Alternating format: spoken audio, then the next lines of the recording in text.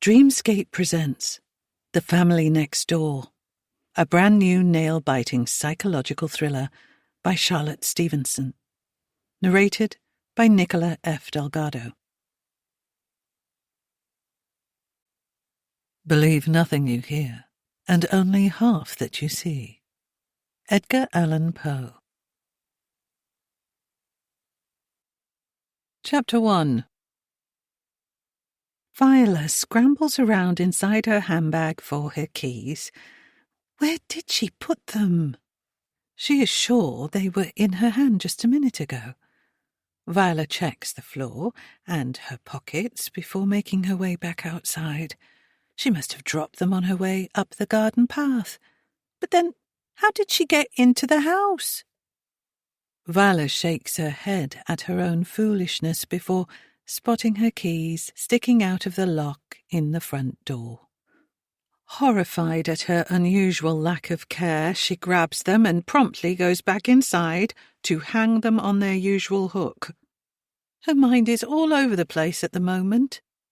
No particular reason, just the very fact of being on the wrong side of 70 and having to do and remember everything herself. Viola chuckles at the thought of what her dear departed husband would say about her leaving the keys in the door.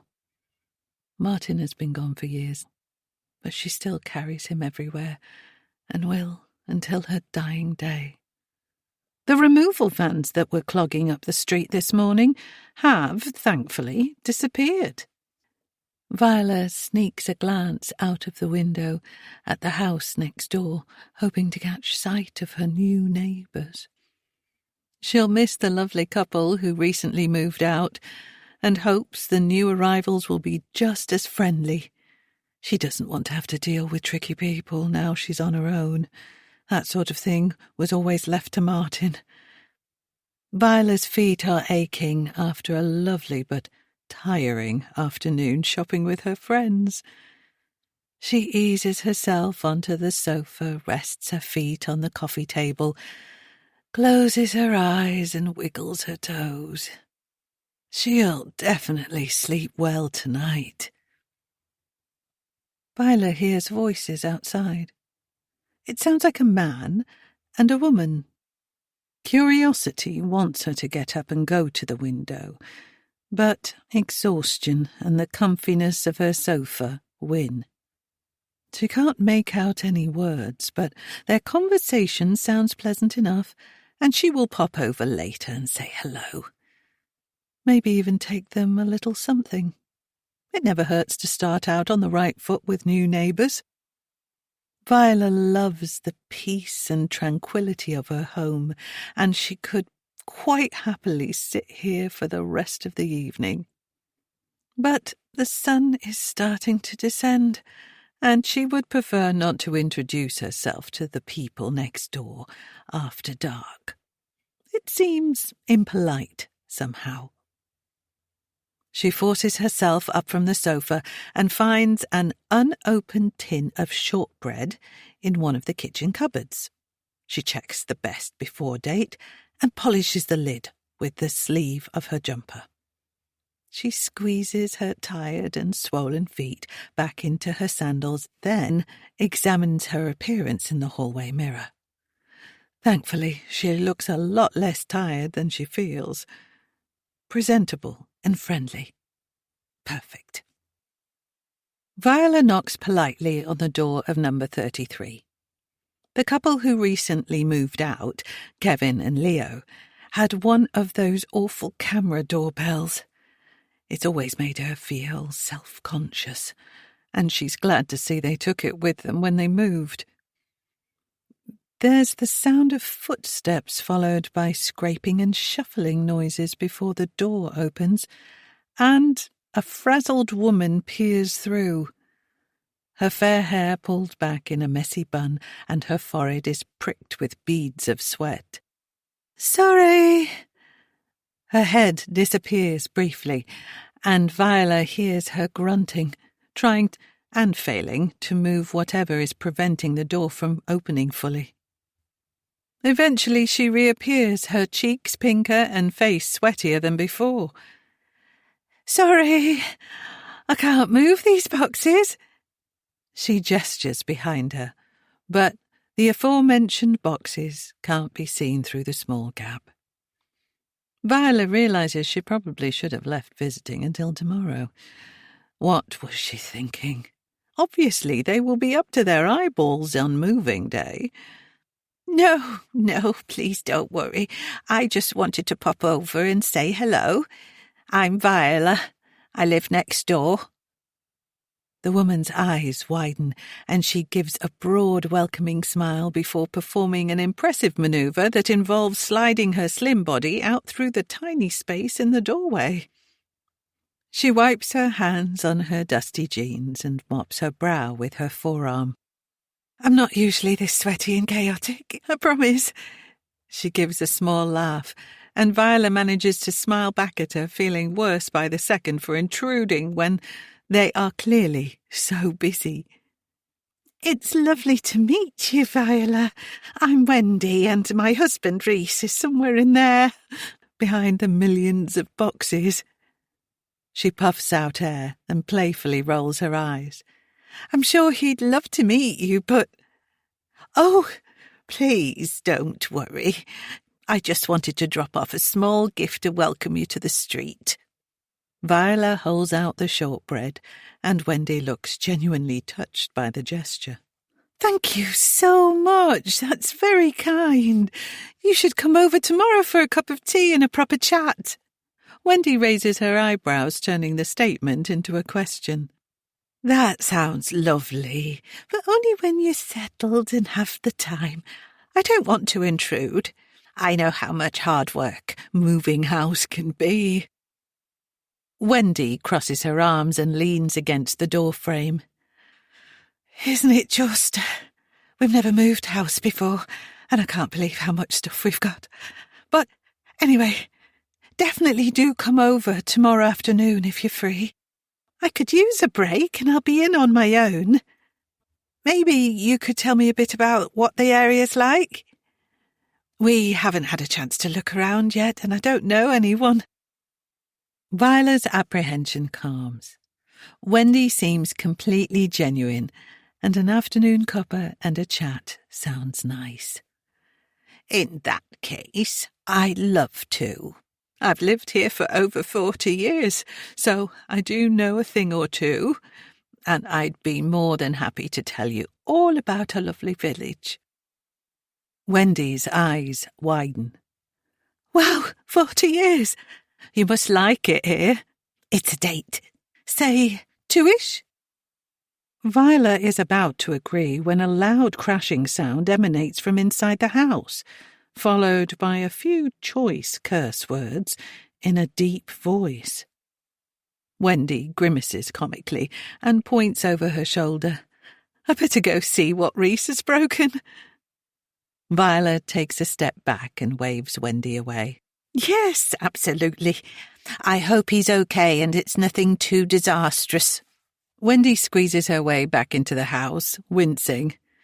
Yikes, I thought I was going to get stuck then. Bye, Viola. So nice to meet you. And thanks again for the welcome gift. Really lovely of you. Wendy gives a final smile before closing the door, and Viola steps back and looks up at the house. Most of the rooms are lit up, and the windows are bare. She's sure she's got some spare curtains somewhere that could be of use. She'll try to dig them out tomorrow morning, before meeting Wendy. Their house is a carbon copy of hers, so they should be the right size.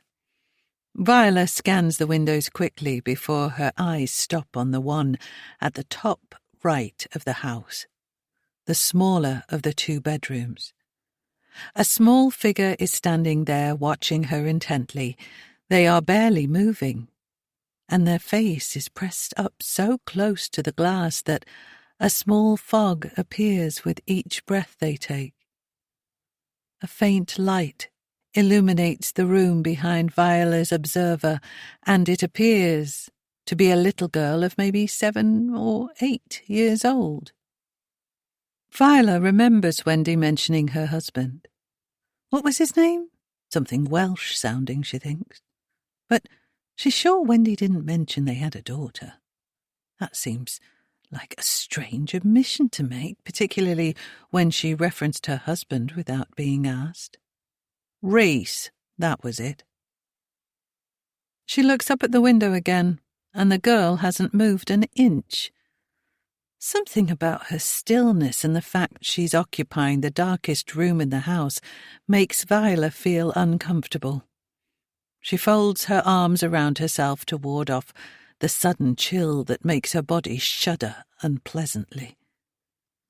Trying to shake off the peculiar trepidation she feels, Viola turns to walk back home.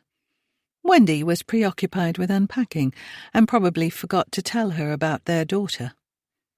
Viola is sure she'll mention it tomorrow. In fact, the girl may even be in the house, given it's the school summer holidays. She's just overthinking it. Viola takes a quick look over her shoulder to check for the girl one last time. As she does, the child seems to jerk sharply before retreating slowly backwards. Viola is mesmerized by the girl's unusual movements, staccato and robotic, and not at all childlike. Suddenly the girl runs back towards the window, planting both her palms forcibly against the glass.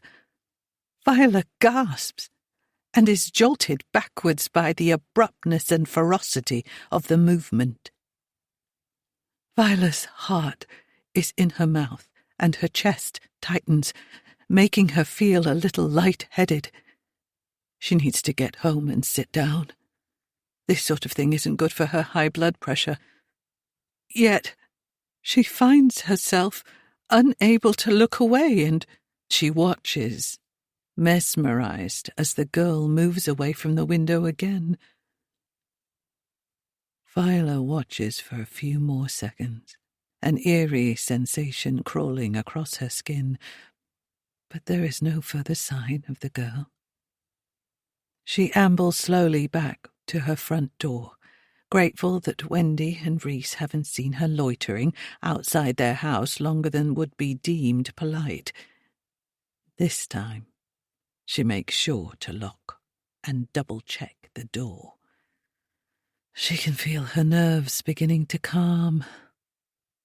Sitting comfortably on her sofa, with the curtains closed and a cup of warm tea in her hand, Viola replays in her mind what she has just seen. Viola and Martin agreed that having children wasn't something they wanted, but even so, Viola's always felt a fierce inner desire to protect and celebrate them. She followed this calling into a career in children's social care. After decades of working with families in need, she thought nothing could surprise her.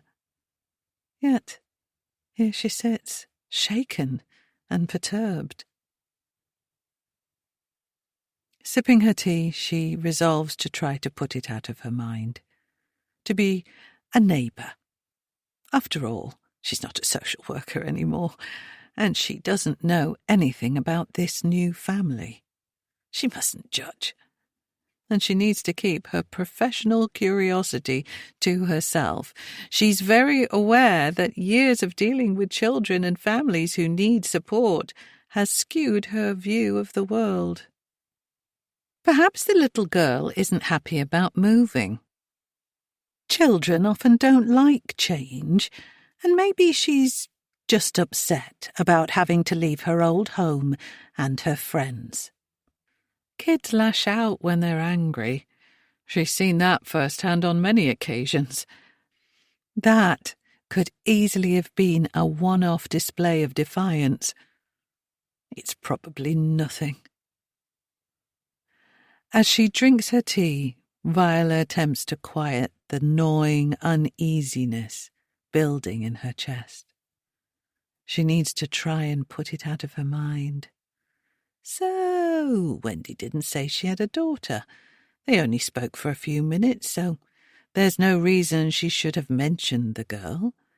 But Add to that the bizarre behaviour at the window, and it all seems a bit too peculiar to ignore. Plus, even from a distance, Viola felt something was not quite right about the girl.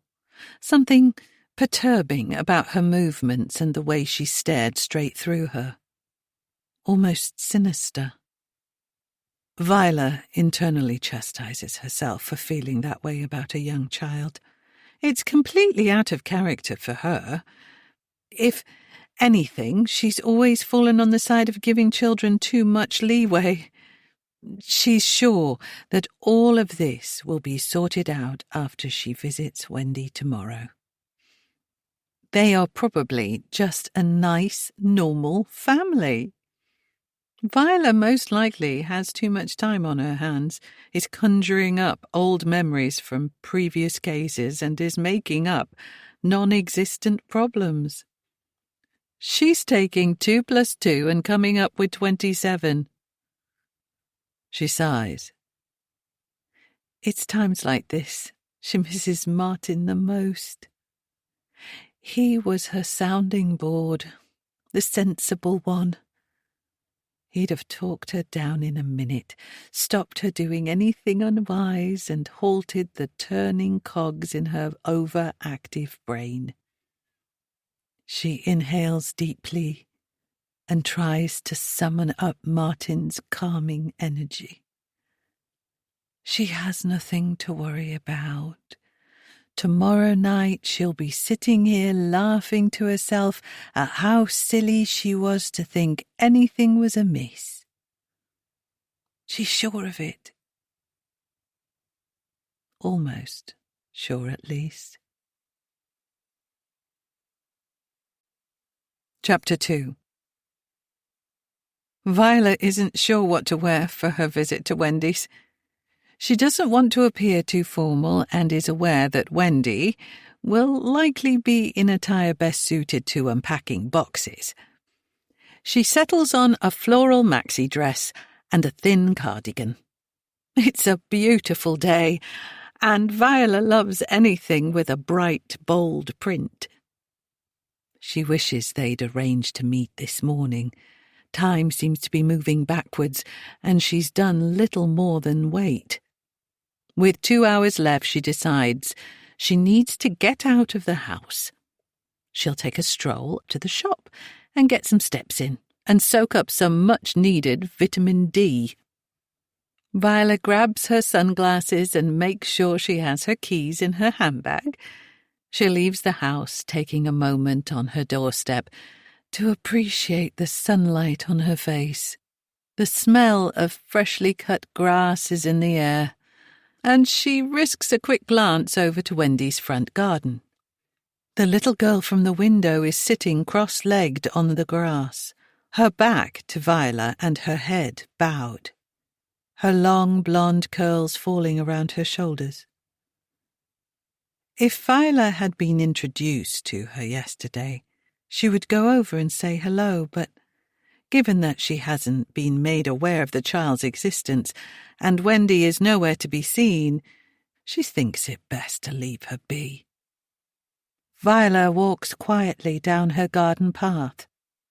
Something inside her doesn't want to alert the girl to her presence, and, for a moment, she considers going back inside and exchanging her walk for sitting in her garden. Viola rolls her eyes at herself. She's being ridiculous. Too much time living alone with only her own needs to attend to. There is no need to avoid a little girl. She ignores the churning in her stomach and carries on walking. Viola's heart drops, and she stops in her tracks as the girl suddenly sits up straight.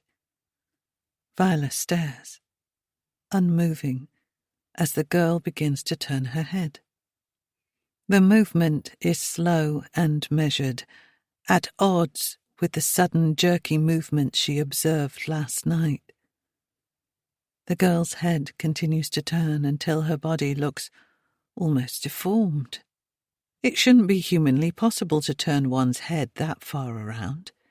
Viola gasps and continues to watch with morbid fascination. The girl's body still hasn't moved, and she peers at Viola through one eye, the other completely covered by her hair. Viola is frozen to the spot, paralyzed by the girl's eerie movements and penetrating stare. Her mouth is dry, and she desperately wants to run back inside. The girl puts her hands on the ground and swivels her body around to join her head. One swift movement. She slowly pulls her hair back from her face, as though opening curtains. Viola doesn't think she has seen the girl blink yet. Abruptly, the girl's face becomes a huge, beaming smile. The smile didn't grow in size. It simply appeared, like turning on a light switch. Viola forces herself to smile back, grateful for the sunglasses hiding her eyes. Martin always told her that one look at her eyes showed the world exactly what she was thinking, and what she's thinking right now should definitely be kept to herself. Viola walks reluctantly towards the girl, the only reasonable course of action she can think of, wishing she could turn on her heels and get as far away as possible instead. Hi, I'm Viola. I live next door. Viola points unnecessarily at her house. The girl puts her hands to her face to shield her eyes from the sun and looks up at Viola's home. Is that your bedroom? Her voice is tinkly and light, almost sing-songy, and Viola's heart thuds faster as the girl points at what is indeed her bedroom. Yes, it is. She doesn't know what else to say. Oh, good. I'll remember that. Viola is taken aback by the unusual, bordering on ominous, response.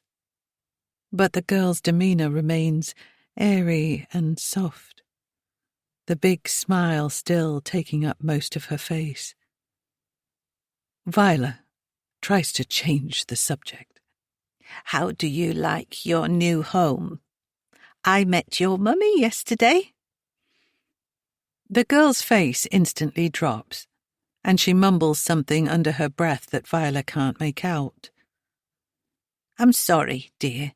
I didn't catch that. She takes a few steps forward, edging into their garden. My name is Mirabelle. Do you think that's a nice name? Initially, taken aback by the bluntness of the question, Viola eventually manages to smile, grateful that she can answer honestly. I think that's a beautiful name. Thank you. I like your name too. Viola. She says the name wistfully and stares off into the distance before returning to the moment and reaching behind her to pick up something. Our garden has all of these yellow flowers. I like them. I think I'm going to put some in my room. Viola looks up to the window that Mirabelle crashed into the previous evening. I'm sorry for banging at you. I like my windows open, and they were being mean. Mirabelle gestures aggressively towards the house, and a couple of buttercups fly out of her hand. She leaps up and grabs them, pulling them close to her. Once again, Viola is convinced this child is behaving unusually, not least because she just referred to her parents as they, and in an overtly dismissive tone. She clears her throat and wrings her hands, trying to calm the unease she feels by simply being in Mirabelle's presence. That's okay, Mirabelle. It gave me a little shock, but not to worry. Viola laughs nervously, and Mirabelle gives no discernible reaction. I'm coming to meet your mummy later. When I popped over yesterday, your mummy and daddy were very busy, so she invited me over today for a proper chat and a cup of tea. The feeling that she needs to justify herself to this small girl is strange, but present nonetheless. The intimate, unblinking eye contact is making her squirm, and she has to look away. As she looks down at her shoes, she spots something lying in the grass, and on closer examination she sees that it's a very sharp pair of secateurs. These are definitely not the sort of thing a young girl should be left with unsupervised. Viola bends down slowly to pick them up, her knees and back creaking and protesting. Before she can reach the handle, Mirabelle grabs them and flings them violently towards the house, grunting as she does so. The secateurs hit the front door with a thud and crash onto the front step, thankfully missing the small pane of glass towards the top of the door.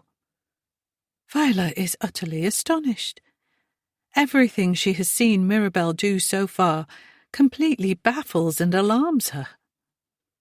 Mirabelle looks up with wide, innocent eyes. You can't have those. They're mine. Viola struggles to regain her composure before finally constructing a sentence. Oh, I don't want them. But they are very sharp, you know. Does your mummy know you have them?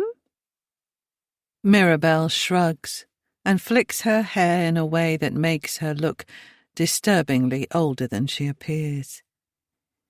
She doesn't need to know because they're mine. Mirabelle smiles as though this is perfectly normal, and Viola is simply being silly and making a fuss about nothing. Viola is beyond grateful to see Wendy open the front door. She has no idea how to respond to what Mirabelle has just said, and doesn't want to spend any more time alone with her for fear of what she might do or say next. This tiny, cherubic-looking child is tying her up in knots and making her feel rather foolish. Wendy looks down at the doorstep and picks up the secateurs, looking first at Mirabelle and then placing them on the outside window ledge. Her expression is unreadable. She checks her watch and looks questioningly at Viola, and before Wendy can ask why she's here so early, Viola speaks. I'm just popping to the shops. Can I get you anything? Wendy looks relieved. Actually, some milk would be amazing. Thank you so much. I panicked when I saw you then. I thought time had completely run away from me. Viola gives Wendy a sympathetic smile. Beautiful day, isn't it? I thought I'd take a quick walk out before I come over. Wendy mops her brow and looks up at the sky. There is not a cloud to be seen. It definitely is a lovely day, and I'm really looking forward to catching up later. Though I must warn you, the house is in total chaos. Viola smiles and bats away Wendy's concerns. She can feel Mirabelle's gaze upon her, and not once has she turned towards or acknowledged her mother. Also, nothing has been mentioned about the secateurs, neither that they're clearly a dangerous implement for a child to have, nor that they had been flung at the door. The dynamic is so odd, and the tension between mother and daughter hangs in the air like an unpleasant fog. Perhaps it's just that Wendy would prefer to talk to Mirabelle about it in private. Lots of people don't like disciplining their children in public these days. Mirabelle was just showing me the beautiful buttercups she has found in your garden. Viola looks down at Mirabelle and sees that her fists are clenched tightly. The girl lifts up her right hand and slowly uncurls her fingers, revealing the squashed remnants of the buttercups, before casually turning her hand over and letting them fall to the grass. A wave of embarrassment overcomes Viola, and she smiles apologetically at Wendy, although she's not sure what she has to feel embarrassed or sorry for. Wendy's face is blank. There's not a shred of visible emotion. Viola wants to leave, right this instant. Whatever this is, she doesn't want to be around it. Something about Mirabelle and her interactions, or lack of them, with her mother, feels menacing. And Wendy's apathy is no less unnerving. Viola does her best to appear relaxed. Anyway, I'd best get going. I won't forget that milk.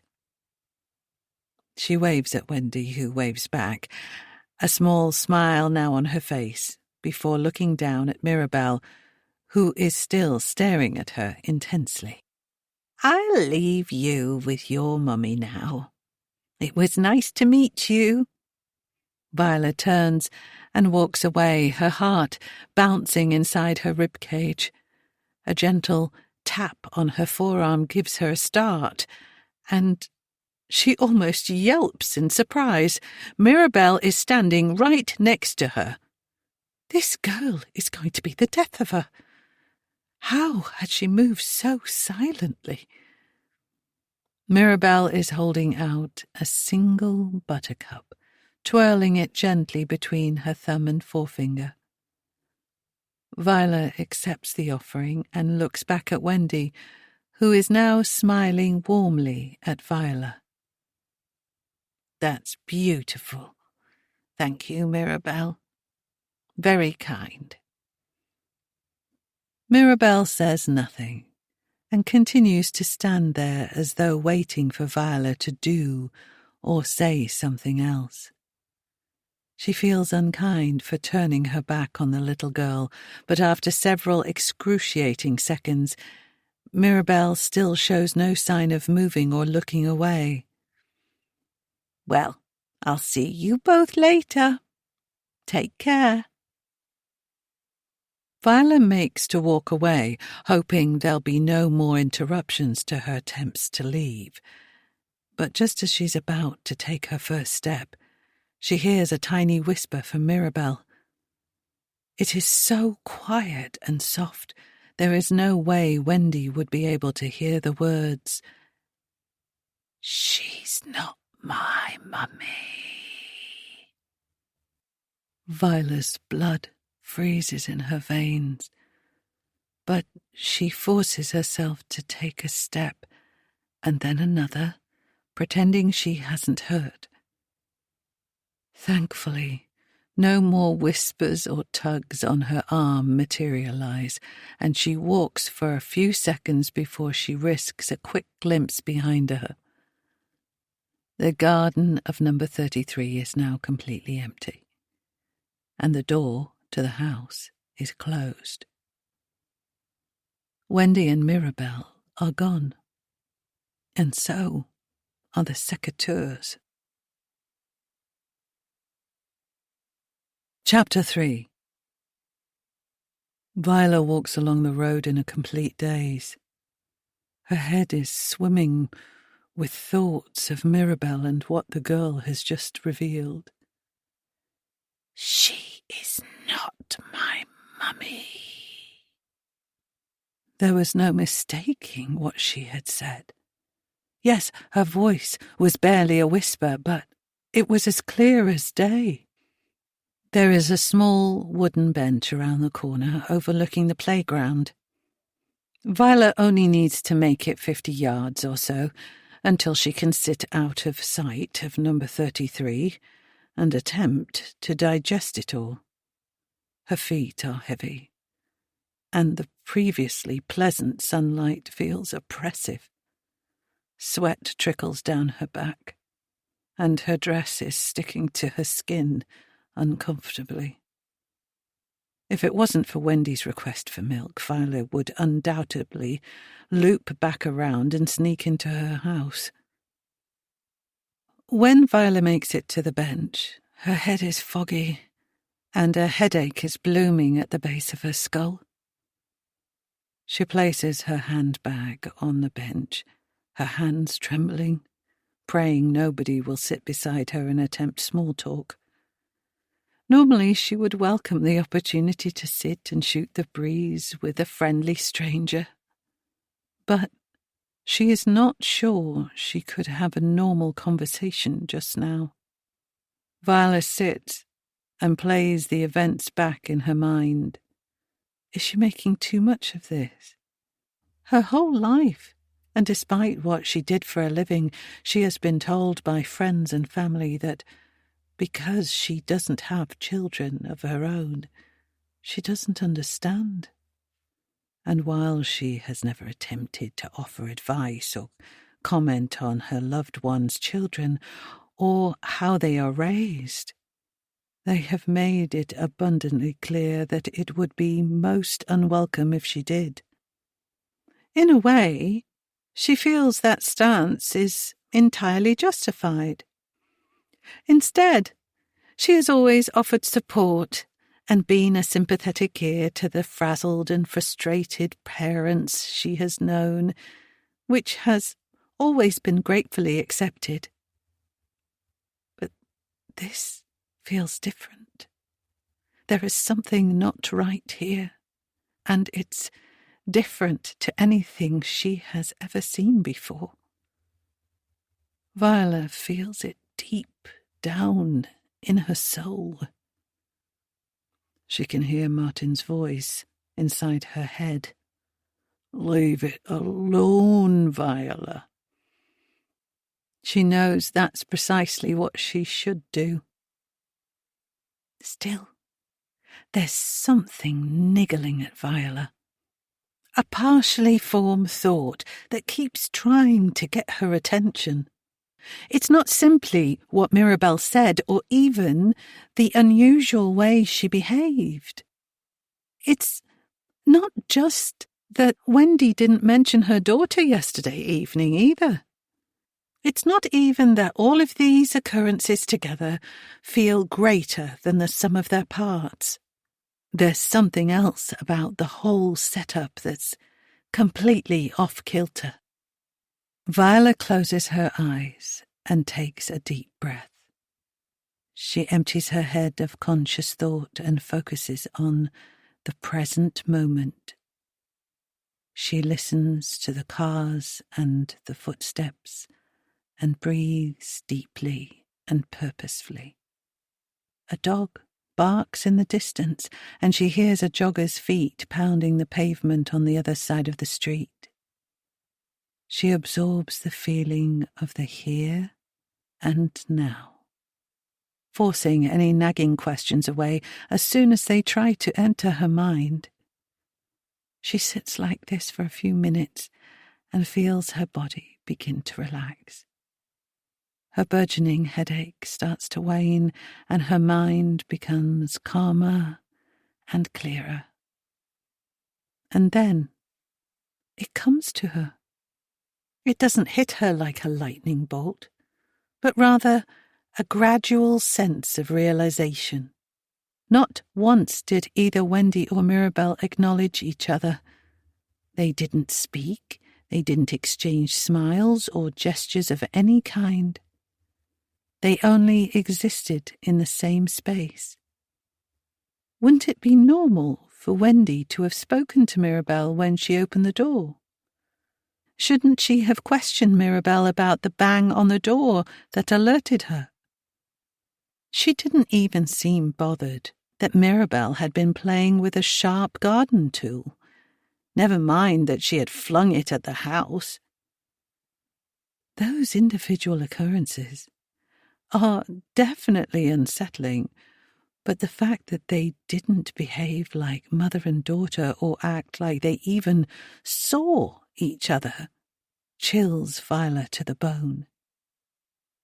She's not my mummy. Milk in hand, Viola knocks on Wendy's door. She has given herself a stern talking to on the journey back from the shop. This will be the last invitation she will accept from Wendy, and she doubts that Reese will offer more than a perfunctory hello if their paths cross. She will have a quick cup of tea, make her excuses, and go home. All she needs to do is be polite. She won't ask any unnecessary questions, and then she'll simply leave them to get on with their lives. How they choose to do that is none of her business. Mirabelle is clearly a healthy, thriving little girl. Viola prides herself on her non-judgmental attitude, and this situation should be no different. Wendy opens the door and steps back to let Viola inside. "Keep your shoes on, Viola.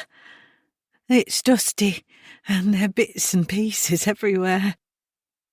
Viola nods and follows Wendy through to the kitchen. Viola is surprised and impressed by the lack of clutter and chaos. They've barely been here a day, and it's already looking like they've finished unpacking. "Wow, Wendy, you've done a lot in such a short space of time." Wendy beams. "If I don't get on with it right away, then I'll lose the will. I wanted to get the downstairs feeling somewhat normal as soon as possible." Wendy yawns. "Sorry, I didn't get much sleep last night." Viola senses an opportunity. "I can imagine. Well, don't worry. I certainly won't keep you long." Wendy pulls out a dining chair for Viola and then another for herself. "No, please do. I'm desperate for a break and someone to talk to." Viola smiles, internally disappointed at the failure of her attempt at an early escape. The house is very quiet, and she has to hold herself back from asking where Mirabelle is. She needs to stick to the plan and keep her curiosity under wraps. No unneeded questions. The dining chair is made of shiny white plastic. It doesn't have legs like a regular chair. It's a weird Z shape and doesn't look entirely structurally sound.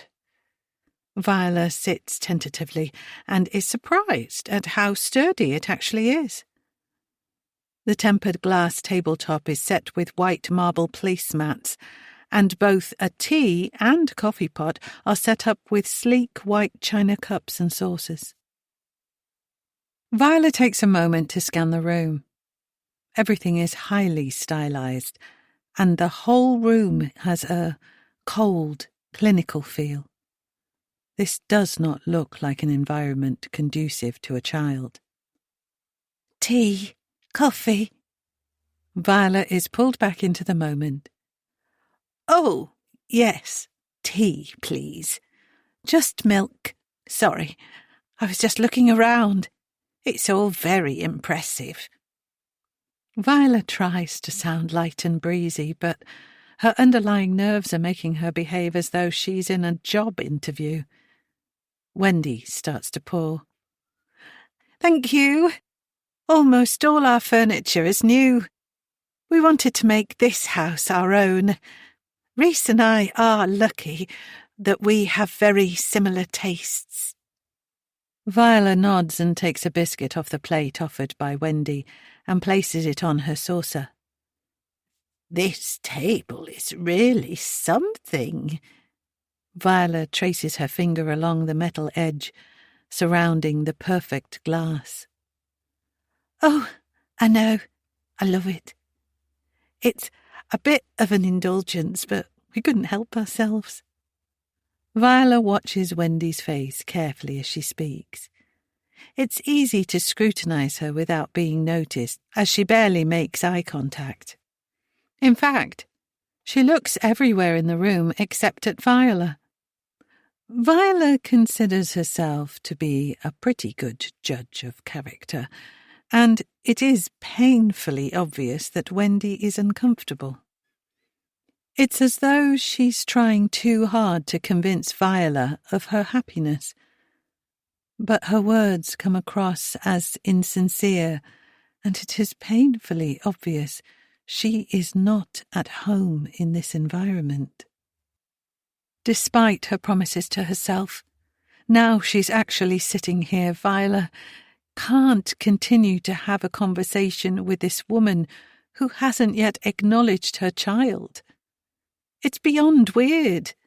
And if Viola plans to distance herself from this family after today, she needs to put her mind at rest.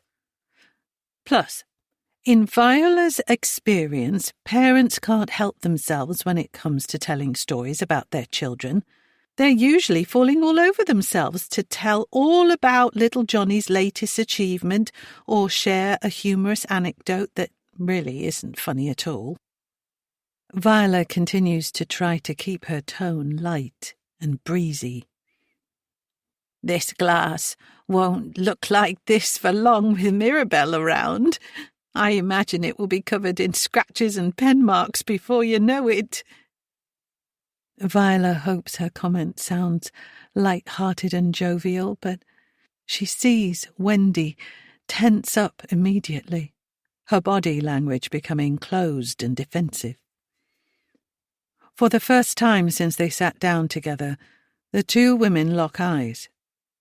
It is brief and fleeting, but something passes between them. Viola sits back in her seat and crosses her legs. What was that? She continues to study Wendy's face.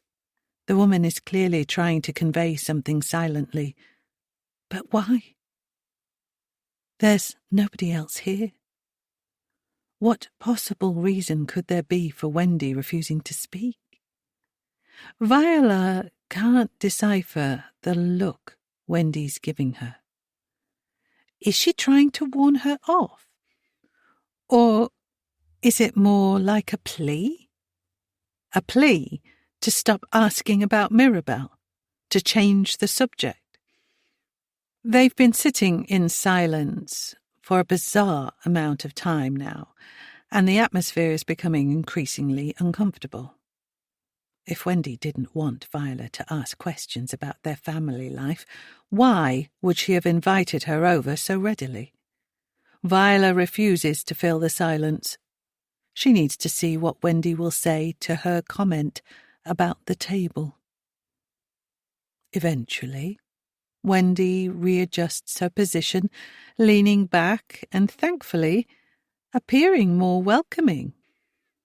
It feels forced, and Viola is no fool, but she can at least appreciate the effort. She chose that name, you know. Mirabelle. Viola scrunches her eyebrows together but waits for Wendy to elaborate further. When she was born, I called her Isabel, but now she insists on Mirabelle. Wendy shrugs her shoulders. I tried to make a compromise and call her Belle, but that didn't go down well. Viola knows it's not unheard of for children to create alternative names for themselves, and she is relieved Wendy said something to break the tension. Oh, okay. Both beautiful names in any case. What else is there to say to that? Viola watches as Wendy moves to pick up her cup. Her hand trembles so violently that she immediately puts it down, removes a cloth napkin from a silver ring and wipes her hands. Anyway, you said you had some good insider info on the local area. I'd love to hear all about it. It's as though a switch has been flicked in Wendy. She has snapped back into conversation mode, all the nervousness and unease immediately lifting from the woman's face. The wall is back down, and Violet is looking at the same woman who met her at the door yesterday evening. Affable, friendly, an outwardly perfect neighbour. Violet takes a sip of her tea, happy that Wendy has at least recognised Mirabelle's existence, even if it was only to unnecessarily explain her name. There is a lot more Violet would like to know, but she suspects it would be like getting blood out of a stone. Yes, of course. Have you managed to go out for a walk or anything yet? Wendy exhales with relief at the accepted change in conversation. No, not yet. I haven't left the house since we arrived. She tries for a small laugh, and Viola smiles back at her. Well, in that case, I'll... Viola is cut off by the abrupt, silent intrusion of Mirabelle. She is suddenly standing right next to Viola's left shoulder. Her posture is straight as an arrow, with her hands behind her back, like a soldier standing to attention. Viola turns her head to greet her.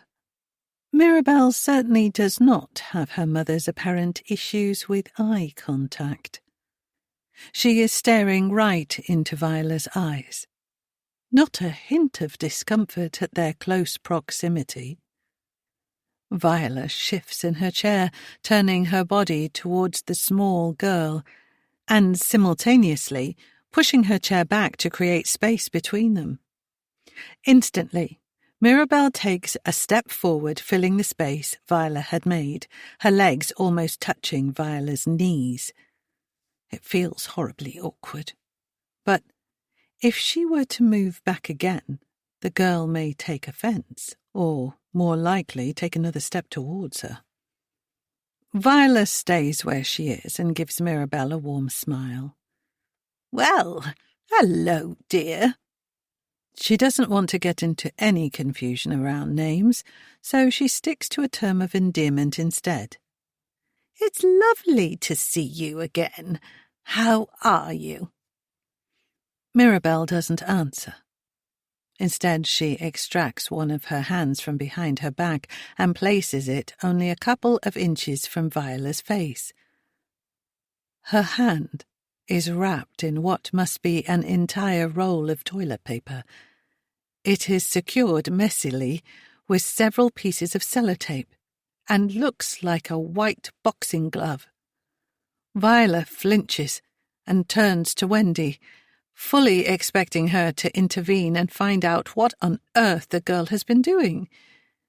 Instead, Wendy is scowling at Mirabelle, her eyes burning ferociously into her daughter. As soon as Wendy notices Viola's attention is on her and no longer on her daughter, she quickly rearranges her facial expression, and an air of calm and concerned parent appears on her face. Mirabelle's gaze never leaves Viola, and she waves the homemade boxing glove back and forth in front of her face like a pendulum. Viola needs to figure out what to do or say.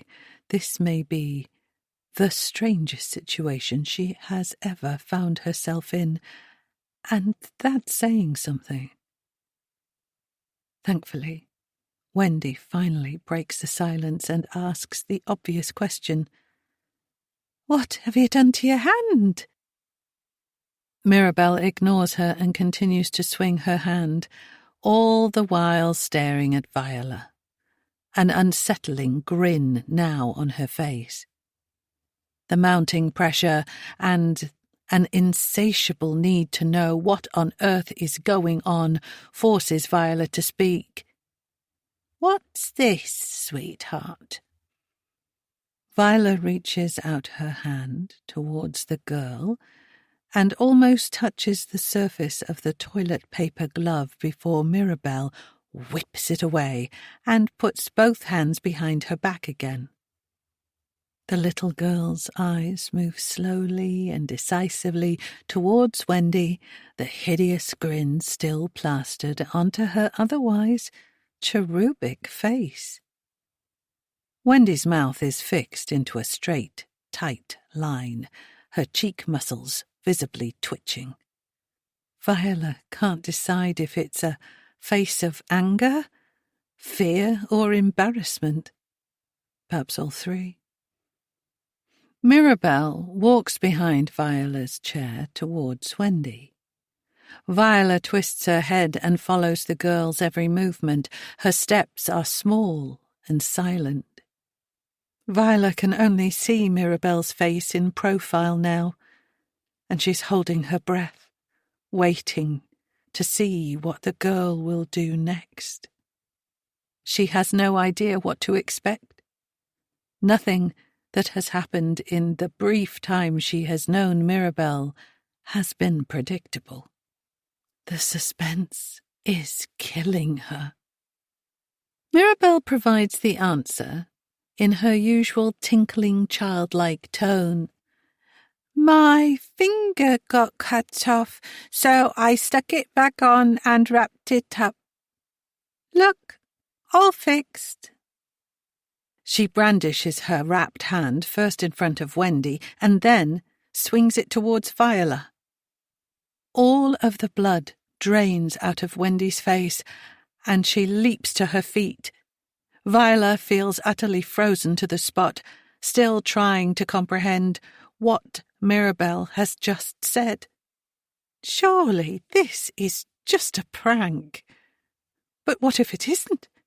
Viola detests the sight of blood and can't bear the thought of seeing Mirabelle's possibly amputated finger.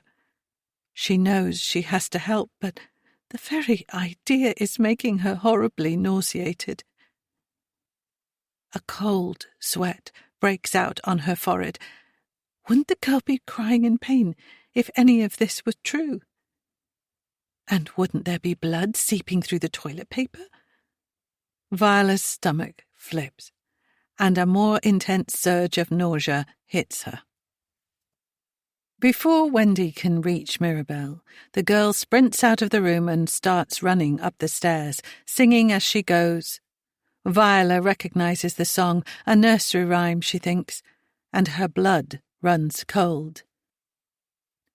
Mummy finger, where are you? Here I am, how do you do? Viola turns, her mouth agape, her voice lost, and stares at Wendy. Tears are pricking the horrified woman's eyes. Wendy wipes her face with her sleeve and chokes on her words as she speaks. Could you see yourself out? I'll sort everything. Please don't worry. Don't worry? What else is there to do in such a situation other than worry? Viola is dumbfounded. Shouldn't one of them be calling an ambulance or something?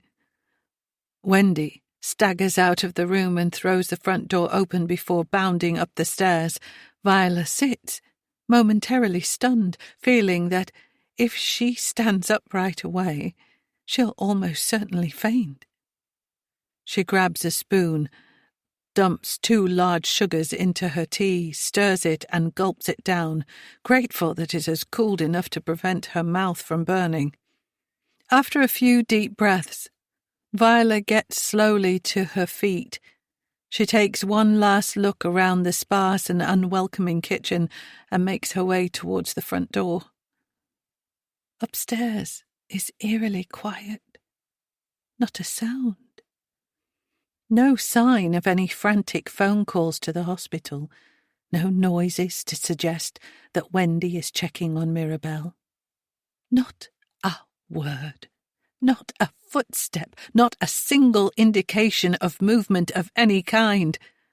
Viola knows that she shouldn't just leave. This is an emergency. She should stay and make sure Mirabelle is okay, that Wendy is okay too, and is taking all the necessary steps to ensure Mirabelle's hand is taken care of. But Viola longs for her home. She longs to sit in her living room and switch off from all this madness. It's all far, far too much for her to contend with. She has no role to play here. She left all of that behind a long time ago. She is just their neighbour, nothing more. She doesn't know these people, and from what she's seen so far, she'd like to keep things that way. And so she walks out of the door, closes it behind her, and presses on towards home. She doesn't look back. Chapter 4. Viola walks straight into the kitchen and grabs the first glass she can find in the cupboard.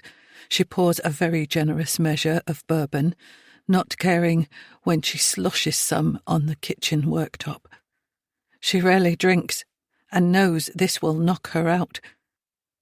Her mind is too critical and questioning when awake, and she had always benefited from the old adage of sleep on it when sorting out problems and straightening out her thoughts.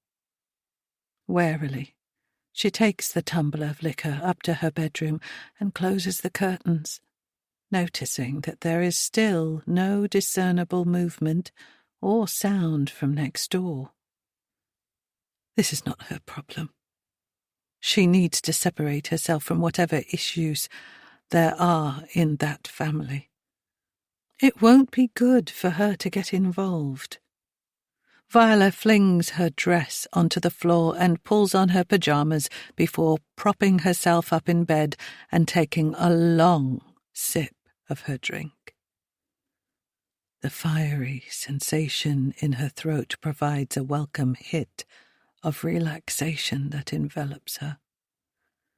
She sips slowly until the entire glass is empty, relishing the woozy feeling the alcohol brings. Finally, she pulls on her silk hair wrap and burrows into the covers, blocking out the world, banishing this hideous afternoon, and falling into a hazy dream world.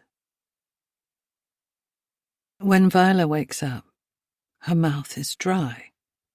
It takes her a few moments to orient herself and remember why she is in bed at this time of day.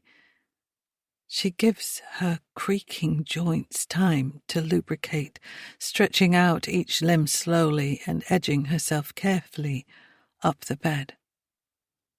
As always, sleep has performed its magic, lined up her thoughts and banished the irrationality. There is nothing for her to be concerned or apprehensive about. She was simply an observer. If anyone should be feeling uncomfortable about what occurred, it should be Wendy, not her. And while she hopes that Wendy doesn't feel that way, it's not her business, one way or the other. There's still a hint of sunlight sneaking through the curtains, and Viola surmises it must be early in the evening. Sleep will be difficult tonight after a long afternoon nap, but at least her night won't be filled with anxiety. She reaches out for her robe from the back of the door and wraps it around herself. She won't be going out again today, and getting dressed seems pointless.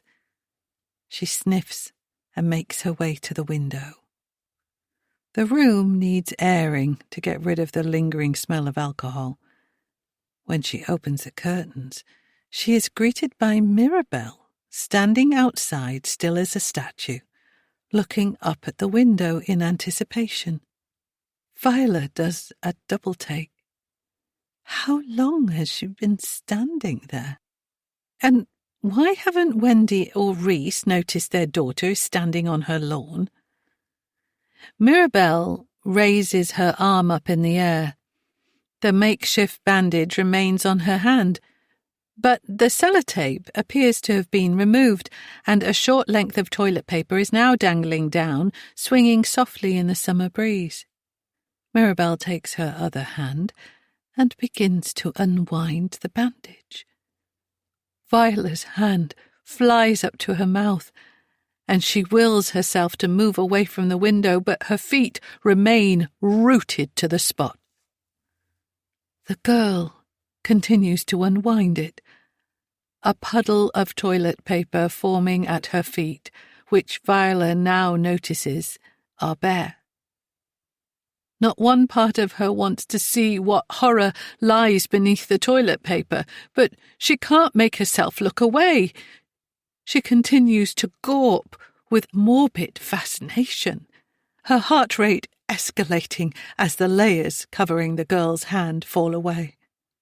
Viola feels the bourbon threatening to make its way back up her throat, and she clamps both hands to her mouth, fighting down the waves of panic and nausea crashing through her. She imagines the poor girl's bloody, disfigured hand, and tears prick her eyes. Finally, the last of the toilet paper falls to the ground, and Mirabelle holds both of her hands up to Viola, palms facing forward. Viola almost sinks to the floor with relief to see the girl wriggle 10 perfect, intact digits. She stares in amazement and confusion as Mirabelle jumps up and down giddily, waving both her hands in the air.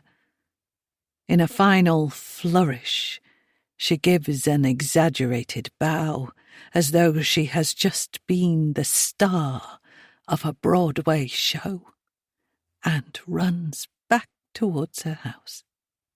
Before entering, she turns back to face Viola and sticks her tongue out. Viola remains standing, stunned, lost for words, and unable to comprehend why the girl would do something so cruel and unusual. Conflicting emotions whirl around inside her. None of this makes any sense. She pulls the curtains close and sits on her bed and lets the tears come. Chapter 5. Mirabelle. I hope the lady next door doesn't feel bad. I only did what I did to embarrass Wendy, and I thought it was funny. The lady seems nice, and I like her name. Viola is a much prettier name than Wendy. I could see how much Wendy wanted to impress Viola, so I thought I'd just do a little joke, but I'm not sure Viola found it funny. Even when I showed her I was actually fine and I did a little performance for her, she didn't look happy. I feel a bit bad about that. I'll pick her some more of those pretty yellow flowers tomorrow, and maybe draw her a nice picture. She'll like that.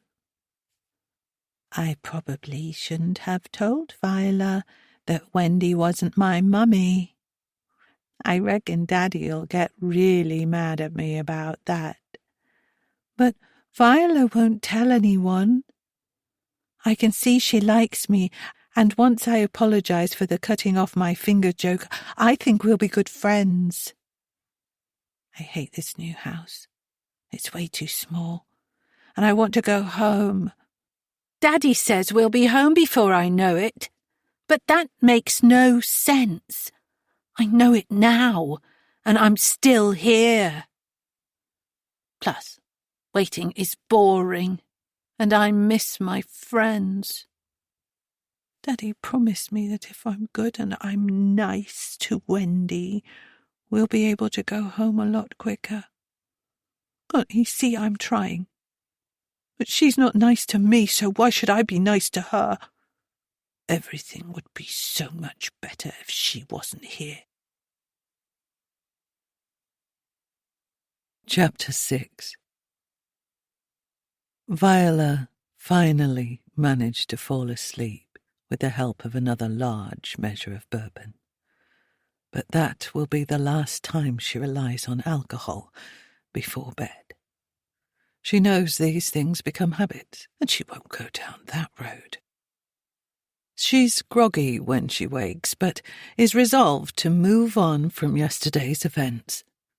There are plenty of neighbours with whom she has little to no contact. Their lives are none of her business. Wendy, Reese, and Mirabelle will just be another family in the street. They can get on with their lives and nothing else needs to be said. They owe her no explanations. Viola refuses to feel uncomfortable in her own house and won't hide from them.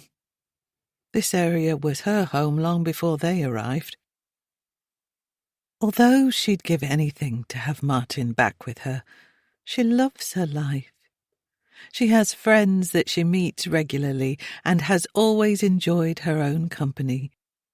Happy to spend hours alone reading or crocheting.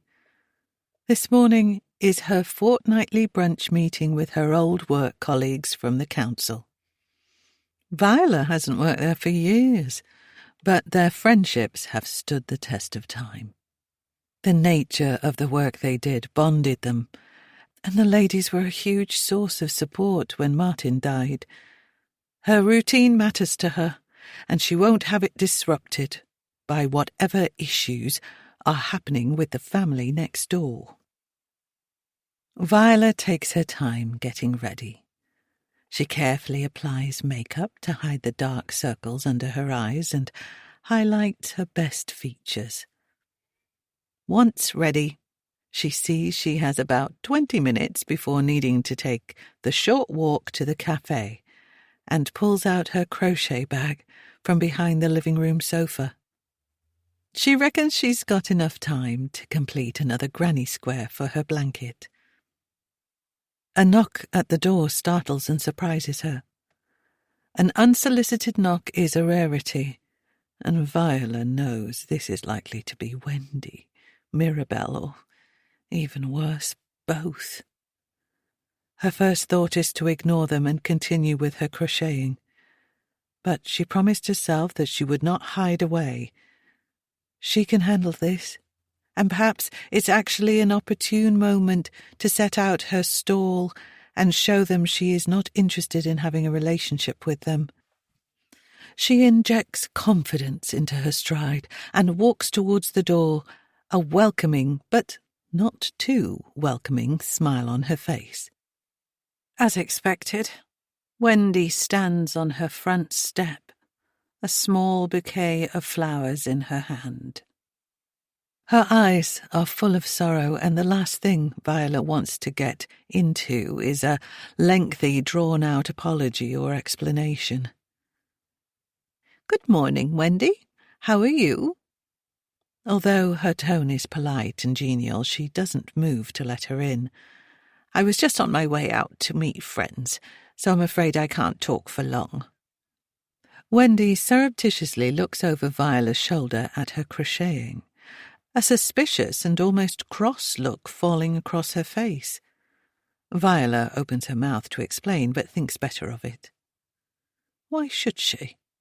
Instead, she gives her a thin smile.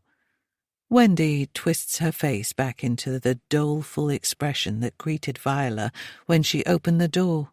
It's creepy to watch, and only increases her distrust of this woman. I just wanted to give you these." Wendy thrusts the bouquet rather too forcefully, and they flatten against Viola's chest. "Oh, sorry. I'm a little nervous about seeing you after, yesterday." Viola takes the flowers and brushes down the front of her blouse. "It's no problem. And you didn't have to do this." Viola looks down at the flowers and back to Wendy with a smile. She doesn't want to add anything further or invite her to elaborate. Wendy's coldness towards her own child has irked her. Even when behaving badly, in fact, especially when behaving badly, children need love and acknowledgement from their parents. Viola takes a step back. Well, as I said, I've got to be going. The flowers are lovely, and it's very kind of... Wendy interrupts Viola's attempt to end the conversation. Belle's hand wasn't actually hurt. She was just playing a game. I know that seems weird, but kids always do things like that. Wendy's eyes are pleading, and Viola knows she should throw the woman a bone and agree with her, insisting that it's not a problem and she completely understands. But Viola is nobody's fool, and is, quite frankly, insulted by Wendy's attempts to brush this under the carpet as normal child behaviour. Children do not always do things like that. Yes, I know she wasn't hurt. Wendy's eyes widen. I know because she stood on my lawn yesterday evening and unwrapped her hand while staring through my window. She did. To her credit, Wendy looks shocked and appalled. Yes, she did. Perhaps it might be a good idea to keep a closer eye on her. This is a challenging and potentially insulting statement, but still, she feels it's fair, and perhaps this might be an alternative way to separate herself from Wendy and her family. Wendy looks taken aback. Look, I'm sorry she did that, but we do keep an eye on her. We knew she was playing in the garden, and we were just about to call her back inside for supper, so please don't think that... Viola holds up her hand. She has lots that she would like to say. For a start, Mirabelle was not playing in their garden, she was in Viola's garden. Plus, it's not the first time the girl has been left unsupervised, and they've barely been here a couple of days. But she has had enough. She wants Wendy to go away so she can head out and enjoy some time with her friends. Look, Wendy, you don't need to explain. It's fine. But, really, I need to be getting on. Viola reaches for the door with her free hand, the flowers now dangling unceremoniously from the other. She's not sure she can make it any clearer that their conversation is over. Wendy's shoulders drop, and she gives a resigned look. Okay, well, perhaps you could come over again sometime and we could finish our chat. Hopefully next time we won't be interrupted. Wendy attempts to laugh, but Viola is not in the mood. Thanks for the offer, but I'm quite busy at the moment, and I'm sure you've got lots to do getting the house sorted. She gives Wendy a pinched smile and watches her closely. She seems to shrink in front of her. First seeming embarrassed, and then sadder and more desperate. Okay, I understand, but can I just say one more thing? Then I'll go, I promise. Of course. Wendy swallows uncomfortably, and tears fill her eyes. Viola's heart softens a little. It's just that Belle isn't like other girls. She's different. A look of guilt and anguish falls over Wendy's face. And I don't mean that in a negative way. It's just that what I'm trying to say is... Wendy is rambling now, but Viola can sense the sincerity in her garbled attempts at an explanation. She finally takes a deep breath and settles herself. It's not easy for me, and I'm trying my best with the hand I've been dealt. Wendy's eyes fill, and a lump forms in Viola's throat, watching the vulnerability before her. Despite her better judgment, Viola yields, reconciling that she is perhaps being too harsh. Wendy is clearly struggling, and if Mirabelle's behaviour was upsetting to Viola, she can only imagine how it must feel for Wendy as her mother. Viola steps forward and places her hand on Wendy's shoulder. Okay, I can see you could do with a friendly ear. Tomorrow, perhaps. Wendy's face lights up. Great! That would be great! Wendy turns to leave, a different woman than she was mere seconds ago. Anyway, I must get back and check on Belle. I hope you have a lovely morning, and thank you for understanding. Viola waves Wendy off and closes her door, irritated with herself for not sticking to her guns, but also feeling like she has made the right call. Wendy clearly needs some support, and just because she is retired, that doesn't mean Viola no longer cares about families and their well-being. Ignoring a very obvious cry for help and support is not very neighbourly. She will give Wendy another chance. It's the right thing to do. Plus, she has barely seen hide nor hair of Rhys, and it would be good to see what he's like. When Kevin and Leo lived next door, they would occasionally help Viola with the odd DIY task. She considered herself relatively self-sufficient, but it doesn't hurt to have the option of help if she needs it. She takes one last look in the mirror and heads out of the door. Her stomach is grumbling, and if she walks quickly, she'll only be a few minutes late.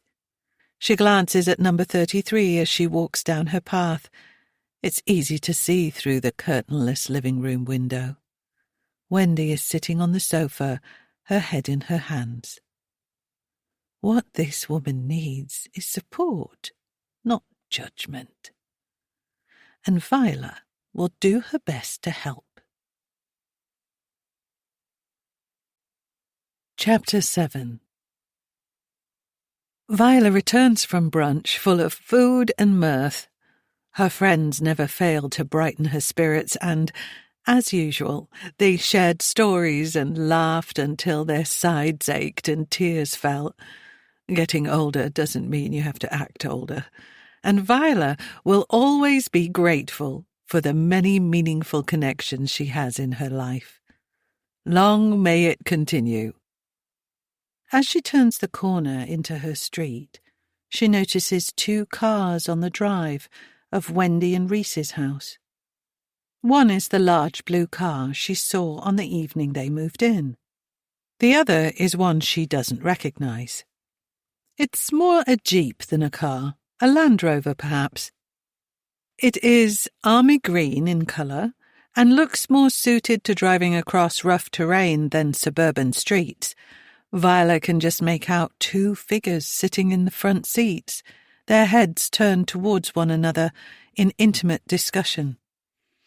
As she gets closer, she sees that the man in the passenger seat is the same age as Wendy, and she assumes this must be the elusive Rhys. Viola slows her pace and pulls out her phone, stopping and scrolling for a few minutes, hoping she'll time things right to meet Rhys as he exits the car.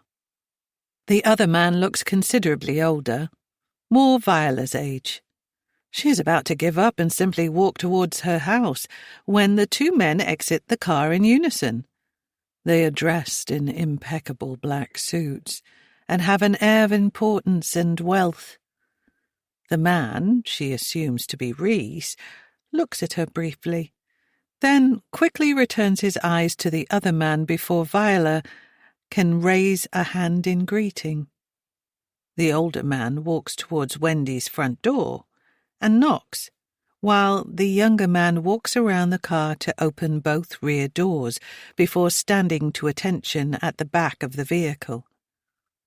His movements are very formal and precise. Perhaps not Rhys, then. Maybe a driver. Although it's definitely an odd choice of vehicle for a private hire. Viola can't drag out her entrance to her house any longer, so she quickly unlocks her door, enters and climbs up her stairs as briskly as possible. The small bedroom at the front provides the perfect vantage point to watch without being seen, and she tucks in behind the curtain, out of sight but still with a clear, unobstructed view. The door to number 33 is open now, and the older man continues to wait. Mirabelle suddenly flies out of the house and crashes into his legs, wrapping her arms around him tightly. She is dressed in a very formal, black, long-sleeved dress, and her hair is pulled back neatly into a bun.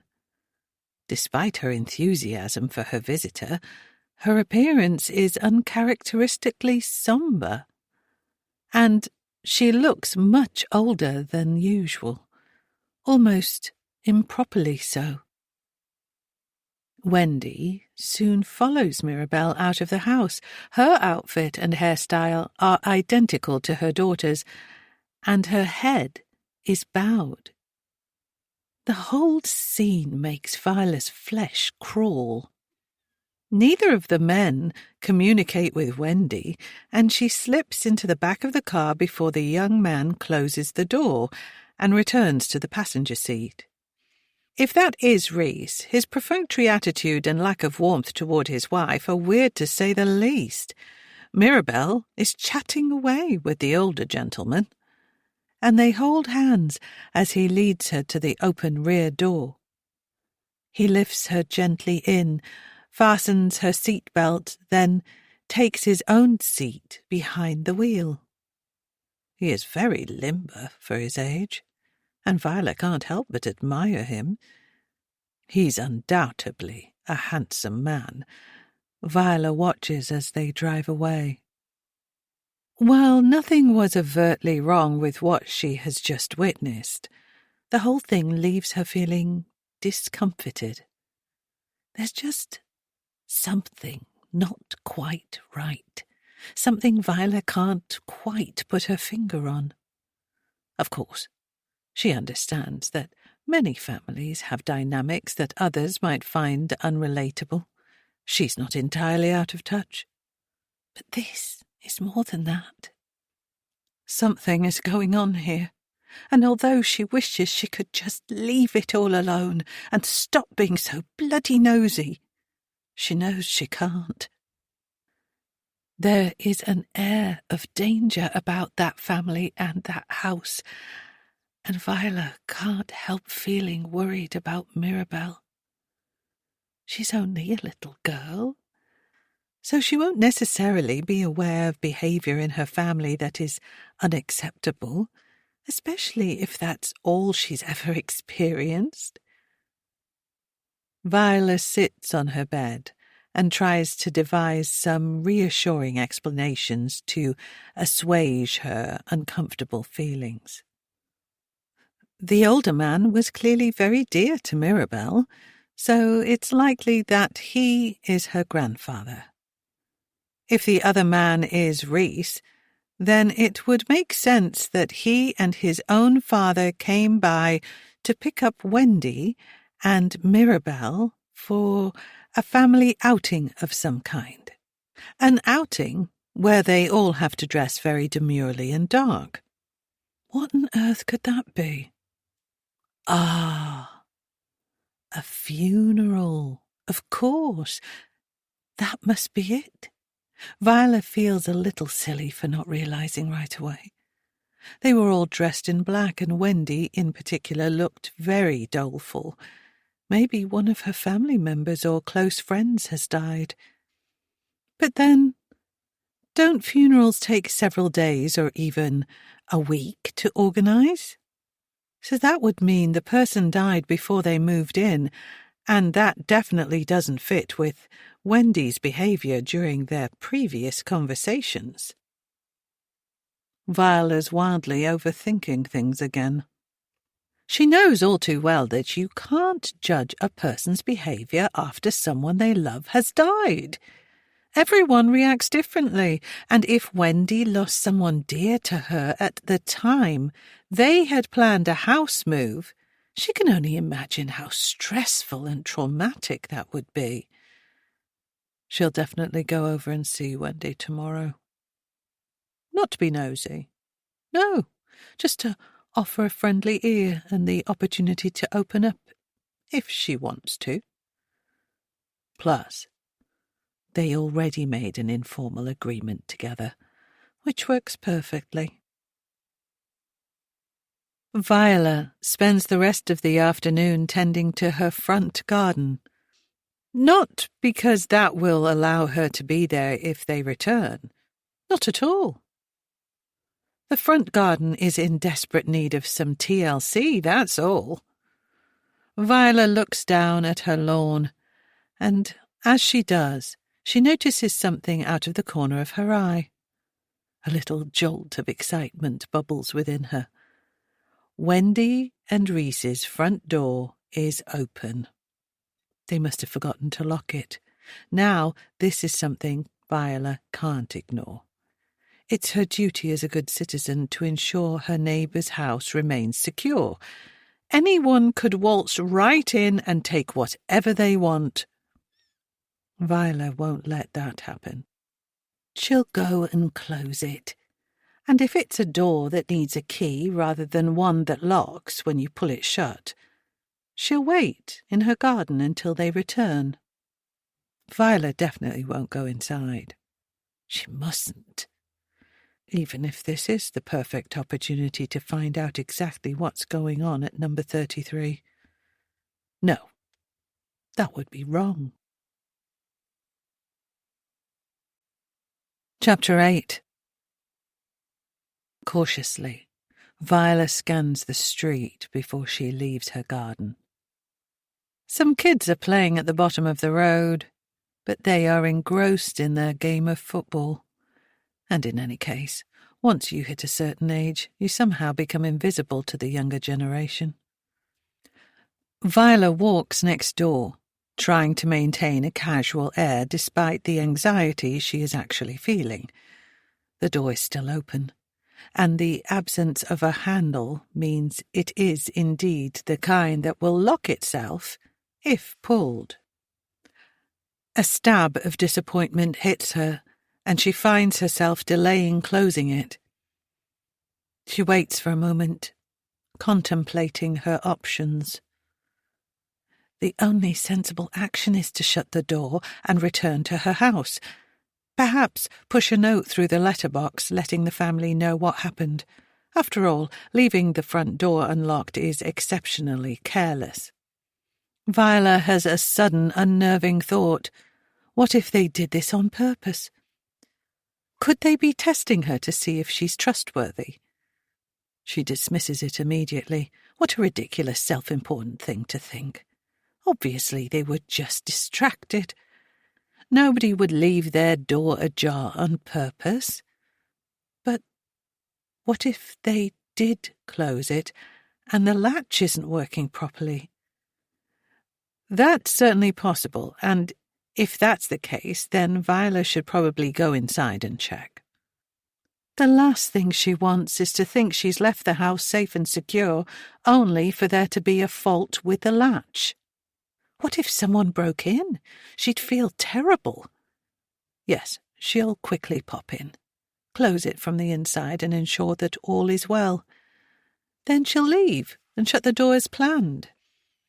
The door closes and locks itself without issue. Yet Viola finds herself lingering again. It can't hurt to take a look around the ground floor. Maybe in their haste they left the keys behind.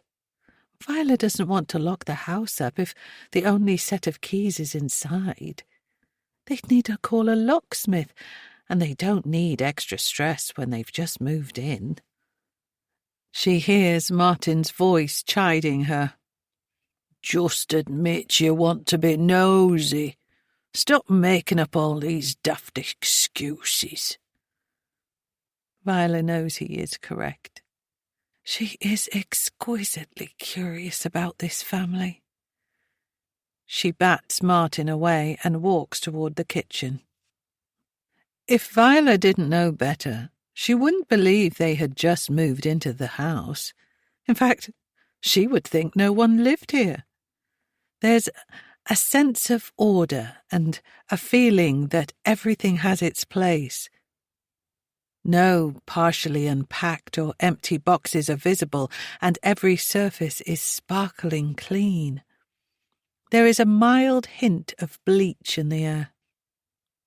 Viola ambles around the kitchen island, searching the worktop for any sign of the keys. They are not here. There's virtually nothing here. It's a show home. She watches her reflection in the sleek, white kitchen cabinets. She should go home. She has no right to be here. She peers around the corner into the living room as she makes her way toward the front door. It is more of the same. 2 white fabric sofas face each other with a glass-topped coffee table between them. A modern ceramic vase sits precisely in the middle of the table, but there are no flowers.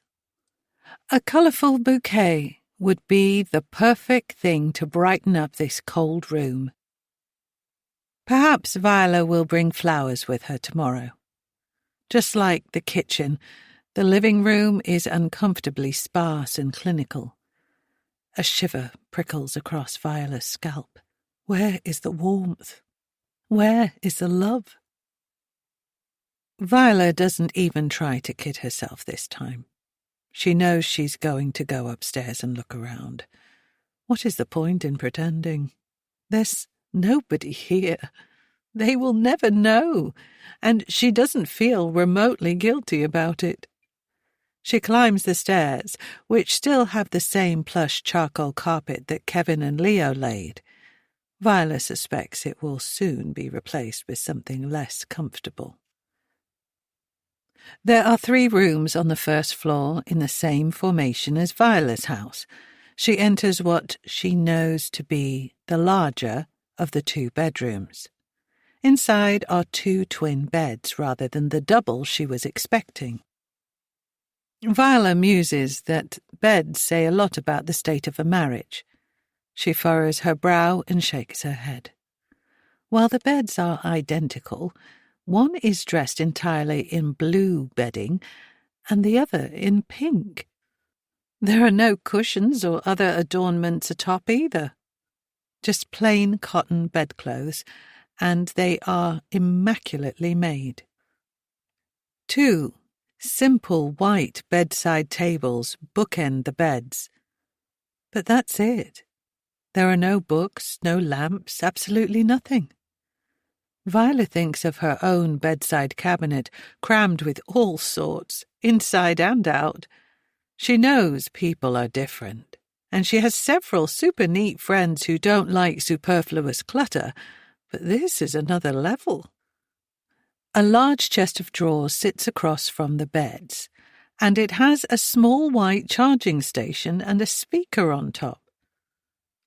Purely functional items. She can't see anything in this room that is here simply because they love it. No art, no photographs, no mess, no boxes. Are these people robots? Viola appreciates that houses may look a little sparse when people move in, but this is different. It's obviously purposeful. The prison-like appearance of the room makes Viola uncomfortable, even without the weird one for a boy and one for a girl beds. She had hoped to find some answers to her concerns about her new neighbours, but she falls further down the rabbit hole with every new thing she sees. She will not open any drawers or cupboards, though. She's already gone way too far with her intrusions and can't justify snooping any further. She tiptoes silently to what she assumes must be Mirabelle's bedroom and notices something she didn't see earlier. There's a lock on the outside of the door, and it looks to be newly installed. She tries the handle, and the door doesn't budge. Viola whispers aloud, "Curiouser and curiouser." She bends slowly, her knees crackling like bubble wrap, and peers through the keyhole. Through the tiny aperture, her view of the room is severely restricted. She can see a double bed taking up most of the room with white covers. The bed is unmade. The covers are askew, lumpy, and messy. The first less than perfect sign she has seen in the house. Viola tries to crane her neck to see more of the room beyond the door, but as she does, something flashes past the keyhole, blocking her view for the briefest of moments. Viola pulls her face away and gives her head a shake.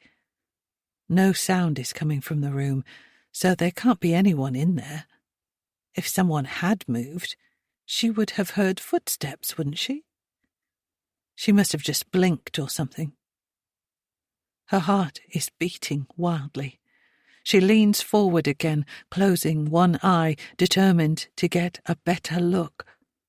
But this time she can't see anything at all. It's as though someone has put something over the keyhole. Her knees are screaming at her and her mouth is dry. She has already taken this snooping mission way too far, and now, more than ever, she knows she should turn around and go back to the comfort and safety of her own home. She'll definitely leave in a minute, but first she listens intently for any signs of life in the room, while trying to quiet her own panting breaths and thumping heart. She can't hear a thing. "Hello?" Her voice is croaky and tremulous, and she finds herself praying that no one will answer her. What on earth would she do if they did? She thinks she hears a small intake of breath, but can't be sure. Her imagination is running wild at what could be behind the door. All her instincts are screaming at her to leave. Why on earth does she have to be so bloody stubborn? Nothing good can come from this. Viola straightens up. She wishes she hadn't come here. She was hoping for answers, but instead is more confused and concerned than she had been before. But she knows she can't ignore the fact that someone might be locked inside this room. She can't just turn her back if there is even the slightest possibility that someone needs her help. Viola knows it can't be Mirabelle in there. She saw her leave in the 4x4 with Wendy and the two men. Of that, she is 100% certain. So who on earth could be locked in this room? They must have no access to a toilet, food or water, and who knows how long they will be left alone. Viola has to try again. She can't leave without at least attempting to communicate one more time. "Hello? Is anyone in there?" Her words are filled with fear and trepidation. Not a sound emerges. Viola taps gently on the door with her knuckles. And this time, she is sure she hears a slight rustling from inside the room. She rechecks the keyhole, but whatever is blocking her view is still there. What is she supposed to do? If it wasn't for her bloody-minded curiosity, she wouldn't be in this utter mess. But that's neither here nor there. She's here now, and her conscience won't let her leave. The thought that someone vulnerable, possibly a child, could be behind the door keeps Viola's feet rooted to the spot. Viola stops herself before giving out her name. "I just need to know you're okay. The front door was open. Viola's words die in her throat as a harsh, raspy, nigh-on inhuman voice spits back at her. "Go away." Viola feels faint. The realization that there is indeed a person locked in here almost knocks her off her feet. She finds herself babbling, unable to form even a single intelligible word, never mind a sentence. "I said go away!" Viola's heart is galloping uncontrollably, and her chest begins to feel tight. What should she do? Whoever is in there is refusing to open the door and obviously wants her to leave. Plus, she is not supposed to be in the house in the first place. Should she call the police? Surely this is illegal. It's imprisonment. She will go home where it's safe and then make the call. Forming a plan of action calms Viola, and her legs feel more sturdy and able to descend the stairs. She doesn't look back at the door, and no further noises or voices emerge as she carefully takes each step towards freedom and away from the awfulness of that house. She pulls the front door closed behind her, the very thing she should have done as soon as she approached the house.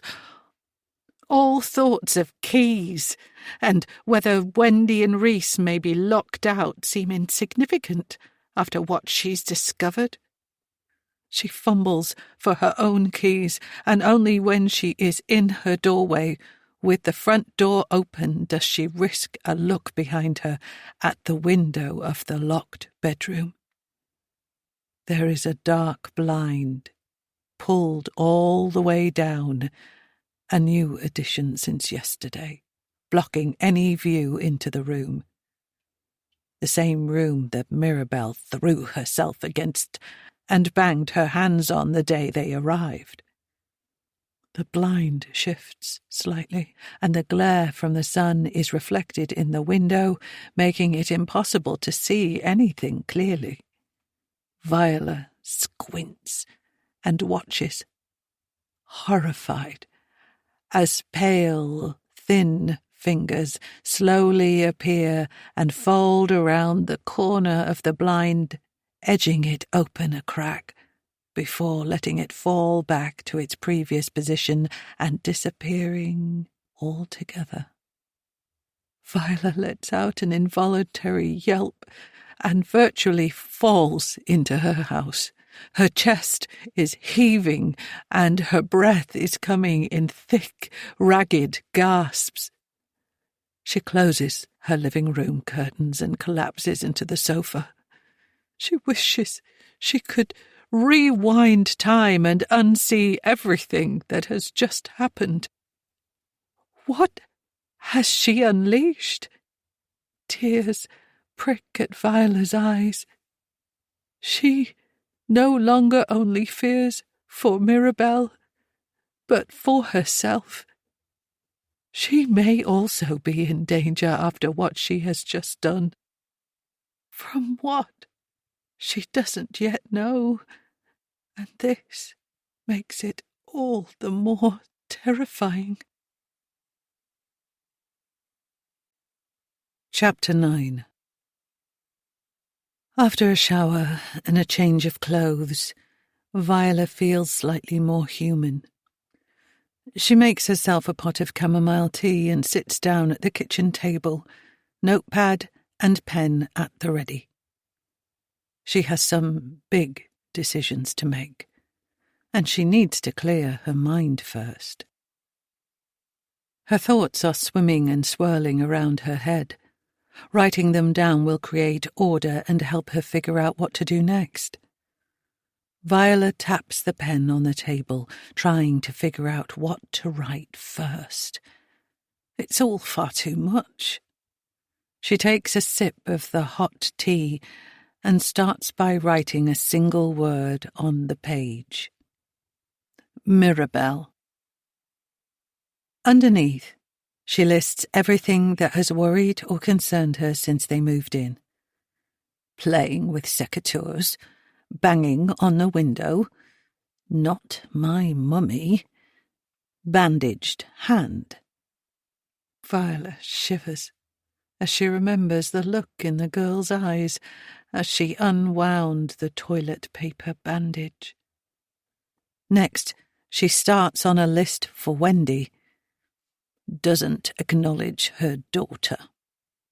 Upset, trying my best with the hand I've been dealt. Possibly attended a funeral. When it comes to Reese, Viola realizes she has little to add, so settles on absent, possibly attended a funeral. Viola stares at the page before her, irritated that it does not adequately capture the magnitude of her anxiety about the family at number 33. Once again, this forces her to consider whether she is overreacting.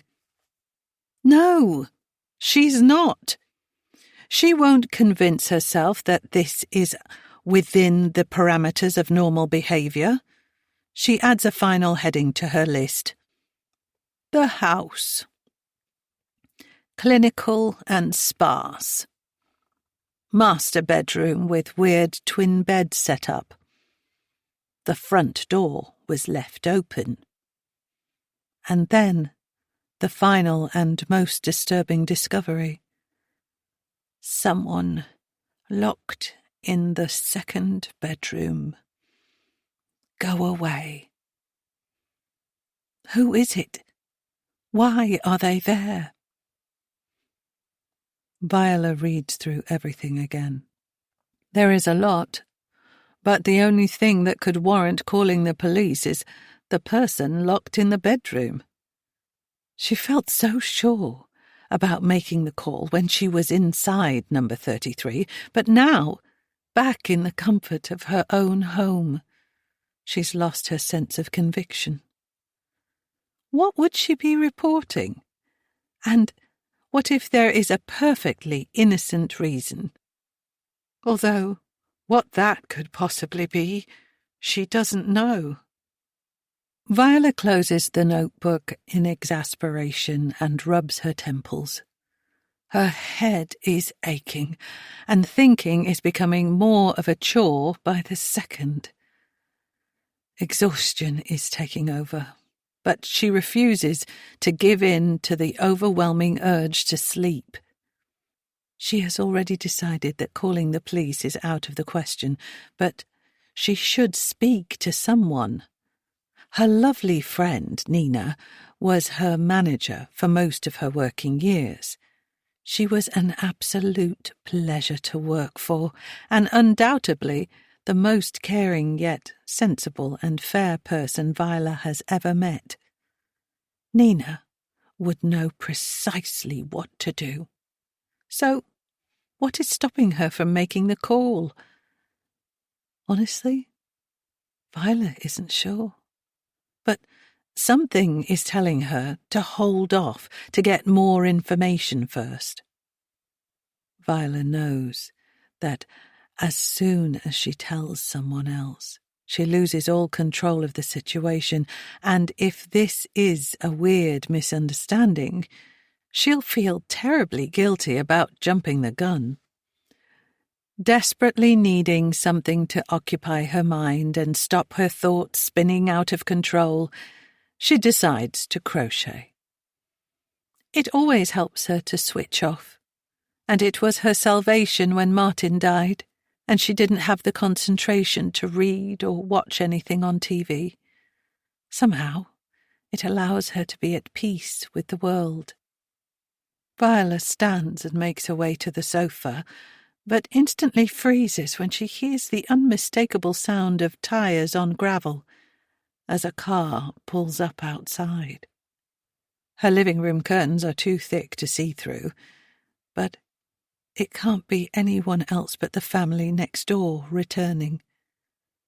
She listens intently, her heart in her mouth, as she hears 4 car doors open in turn and the sound of footsteps crunching across the gravel.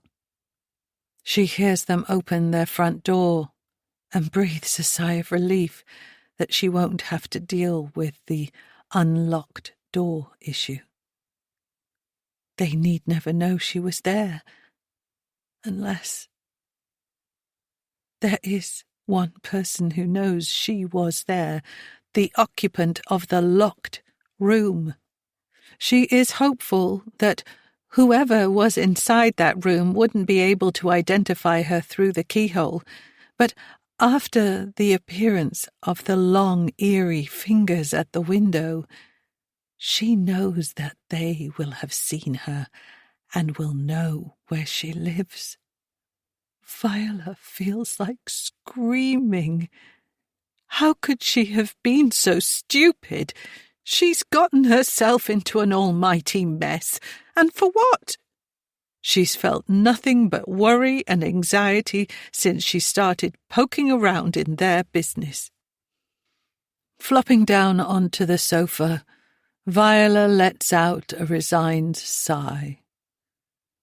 She's in limbo, and she can't do anything about it. What's done is done, and she'll have to face the consequences. Everything, well, almost everything she has done has come from a good place. She's not a terrible person. None of this is to benefit her. She shrugs her shoulders and does something she very rarely does. She swears. Fuck it. It feels good, and she laughs. Fuck the lot of it. Viola sits quietly until eventually her mood lifts a little and she manages to stop catastrophizing. But the respite is short-lived, and fear comes crashing back down upon her as she hears a loud, insistent knocking at the front door. She sits, frozen, not wanting to alert the visitor to her presence. She desperately doesn't want to deal with whoever this is just now. But if it is someone from number 33, and let's face it, who else would it be?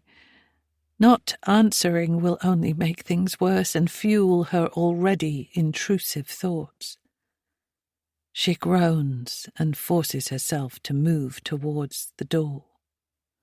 I can do this, she whispers to herself almost silently before straightening her shoulders and opening the door with a smile. Her visitor does not reciprocate her smile, and Viola feels her own swiftly evaporate. It is the younger of the two men from the car, whom she assumes to be Reese. He has changed out of the black suit and into equally black jeans and a polo neck jumper. His appearance is very severe, and the look he gives her makes her feel 2 inches tall. Hello, Reese, is it? She does her best to exude confidence and appear pleased to be making his acquaintance. Yes, hello, Viola. It's nice to meet you.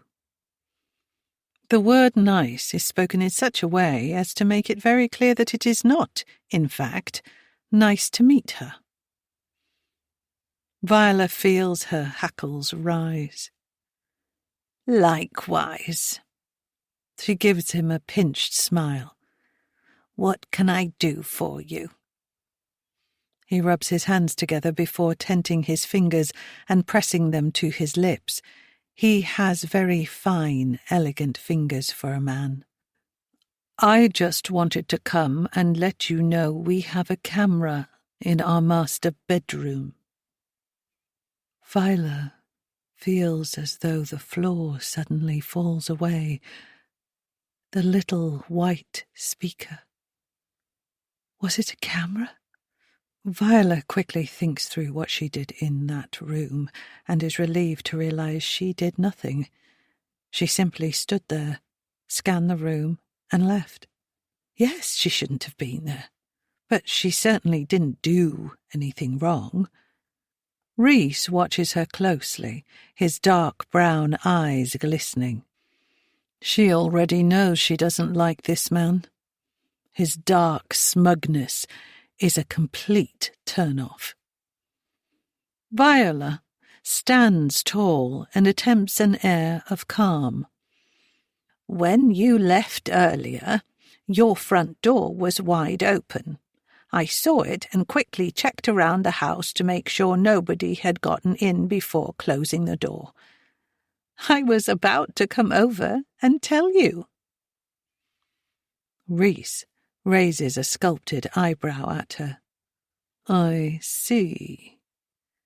He licks his lips, and Viola feels distaste crawl over her. She crosses her arms and waits to see what he says next. They stare at each other. A standoff. A battle of wills. Eventually he gives her a crooked, leering smile and caves in. In that case, Viola, we must thank you. Why don't you come over tomorrow evening for dinner? It seems I'm the only one in the family yet to have the pleasure of your company. Is it Viola's imagination, or does he emphasize the words only one far too much? Viola can think of a million things she'd prefer to do than go back into that house, and she has no desire to spend any of her time socializing with this obtrusive and horrible man. Actually, Viola's ability to talk diminishes as Rhys's eyes darken and her sentence drifts off. I insist. Shall we say 6:30 p.m.? I'm sure Mirabelle would love to see you again before she goes to sleep. Somehow, his tone is both friendly and menacing, and there is an undercurrent of threat when he mentions Mirabelle. Not for the first time, Viola worries for the girl's safety. Rhys flashes her a wide, charming smile that doesn't reach his eyes. He is clearly satisfied with himself. Viola clears her throat and, once again, agrees to something she knows is a terrible idea. In the brief time she has known this family, she has vowed to stay away from them too often. Yet, something keeps drawing her back. Okay, yes, 6:30 is good for me. I'll see you then. Viola steps back and reaches for the door, wanting to end the conversation quickly. Rhys holds his palm out to stop her. He doesn't touch her, but he comes uncomfortably close. Viola gasps before indignance takes over. She has never allowed a man to make her feel threatened and vulnerable, and she certainly won't be starting now. Viola glares at his hand before raising her eyebrows and crossing her arms again.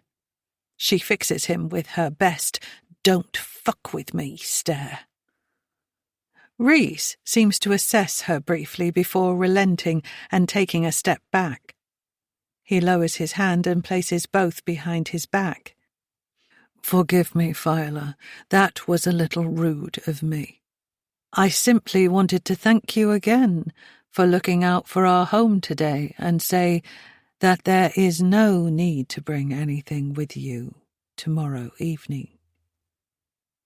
Viola appreciates the apology, even if she doubts its sincerity, but she is not ready to yield just yet. She needs to set out her stall with this man.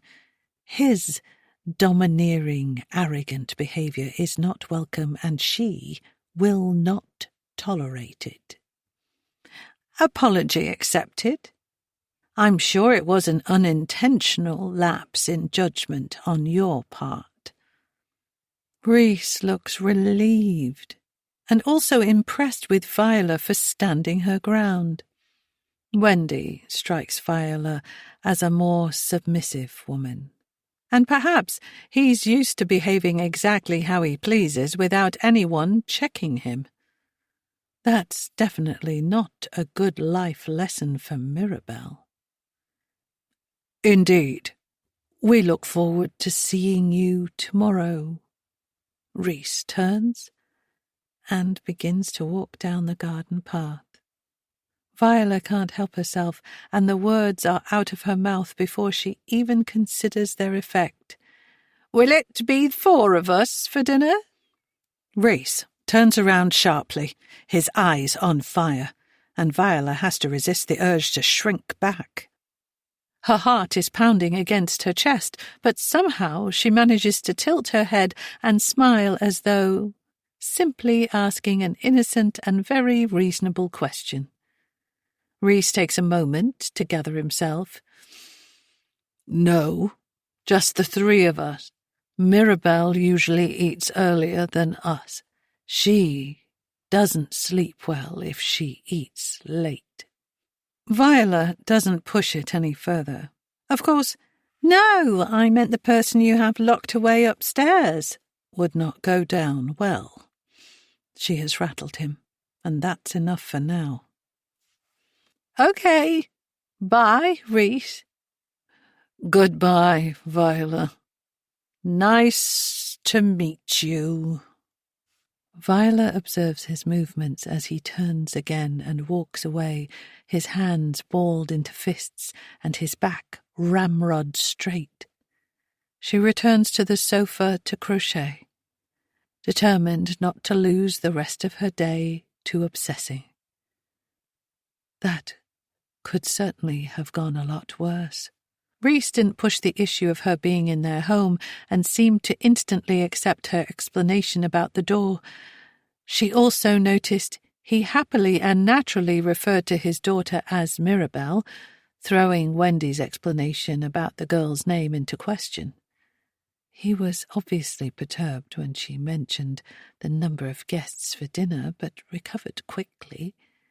That was a risky move. Viola isn't sure he knows she was alluding to another person in the house.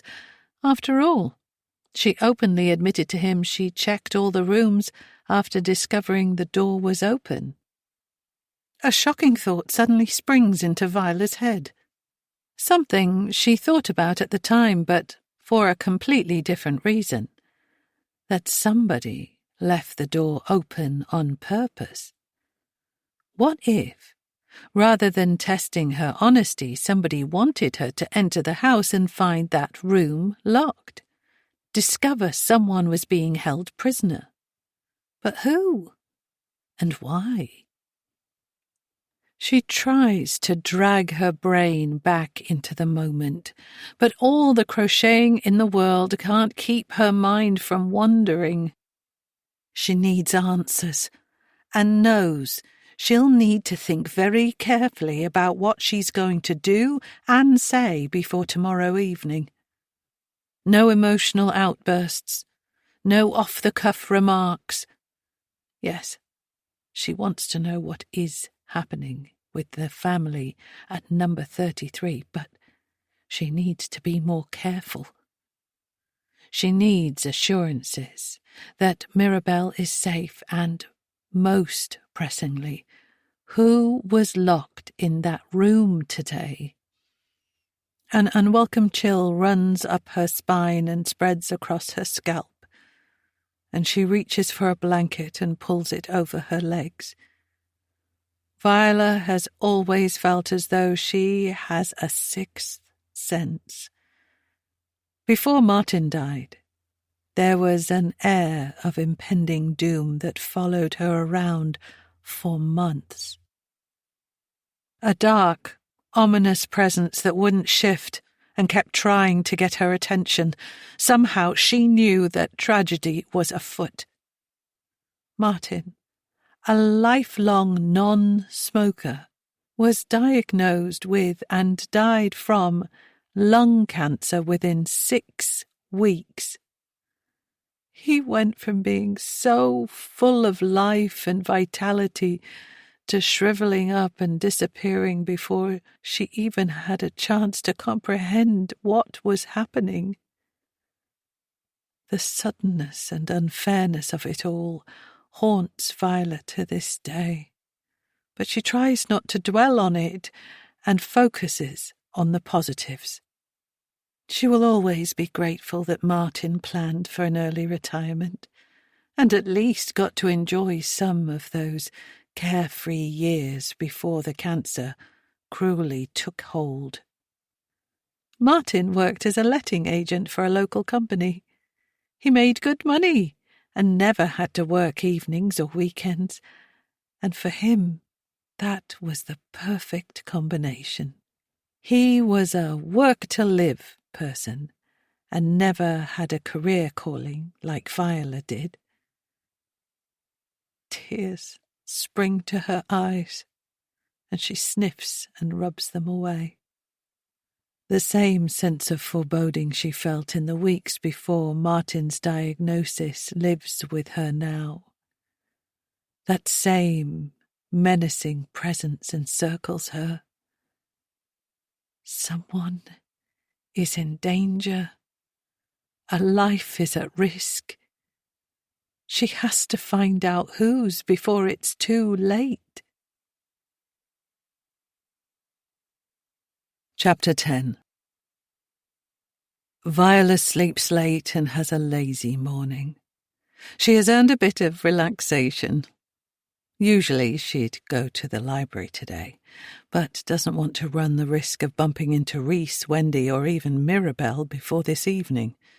Plus, she hasn't been reading nearly as much this week, so there is no need to exchange books. Her head is too all over the place to focus. It's another bright and sunny day, so she decides to spend most of it weeding the back garden. Martin always complained about the direction their rear garden faced, but today Viola is thankful for the fact that it faces away from number 33 and is protected from view by a substantial fence and thick greenery, even if the sun does disappear after 2 p.m. Viola relishes the physical effort of gardening and the satisfaction of a job well done. As she works, she can't help but listen out for any sounds from next door. But all is suspiciously quiet. No loud voices, no entering or leaving, nothing at all. Her apprehension about this evening builds as the afternoon wears on. She had a tricky start with Wendy and isn't sure what to make of her. Reese is less complicated. Viola disliked him instantly. He strikes her as a very controlling man. His behaviour is oppressive, and he carries an aura of darkness. She doesn't trust him one bit. Her best chance of getting any information about the family circumstances is through Mirabelle directly. However, how much she can trust anything the girl might say is debatable. Getting Mirabelle alone might be difficult, and she's already seen that Mirabelle is partial to fantasy. Wendy and Reese will be expecting her in an hour. So she jumps in the shower and starts to get herself ready. Viola has always believed that clothes can transform how you feel about yourself and elevate your mood and confidence. As such, she has never been shy about wearing the bright colours she loves. Martin always adored how Viola dressed and forever complimented her whenever they went out together. She always felt his pride at having her beside him. One thing they always had as a couple was an absolute acceptance of who they were. They never tried to change anything about each other, which made for an extremely happy and loving marriage. Viola knocks on the door of number 33 shortly after 6:30 p.m. She has followed Reese's wishes and come empty-handed. It makes her feel uncomfortable, and her mother would be horrified if she were alive. Rhys opens the door, a broad and welcoming smile on his face. He is dressed in a crisp black shirt and dark grey trousers. Does this man have anything with colour in his wardrobe? He looks down at her hands and smiles with a hint of smugness. The tips of Viola's cheeks flush, although she's not sure why. He specifically asked her not to bring anything.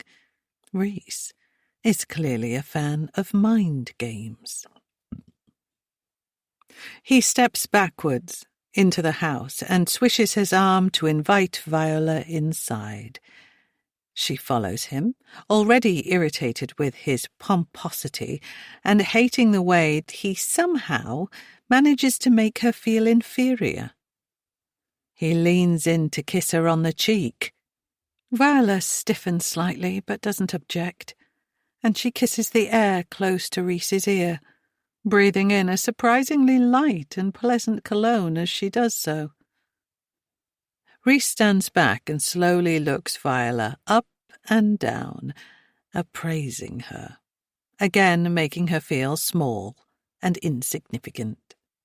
Viola pulls her shoulders back and gives herself an internal shake.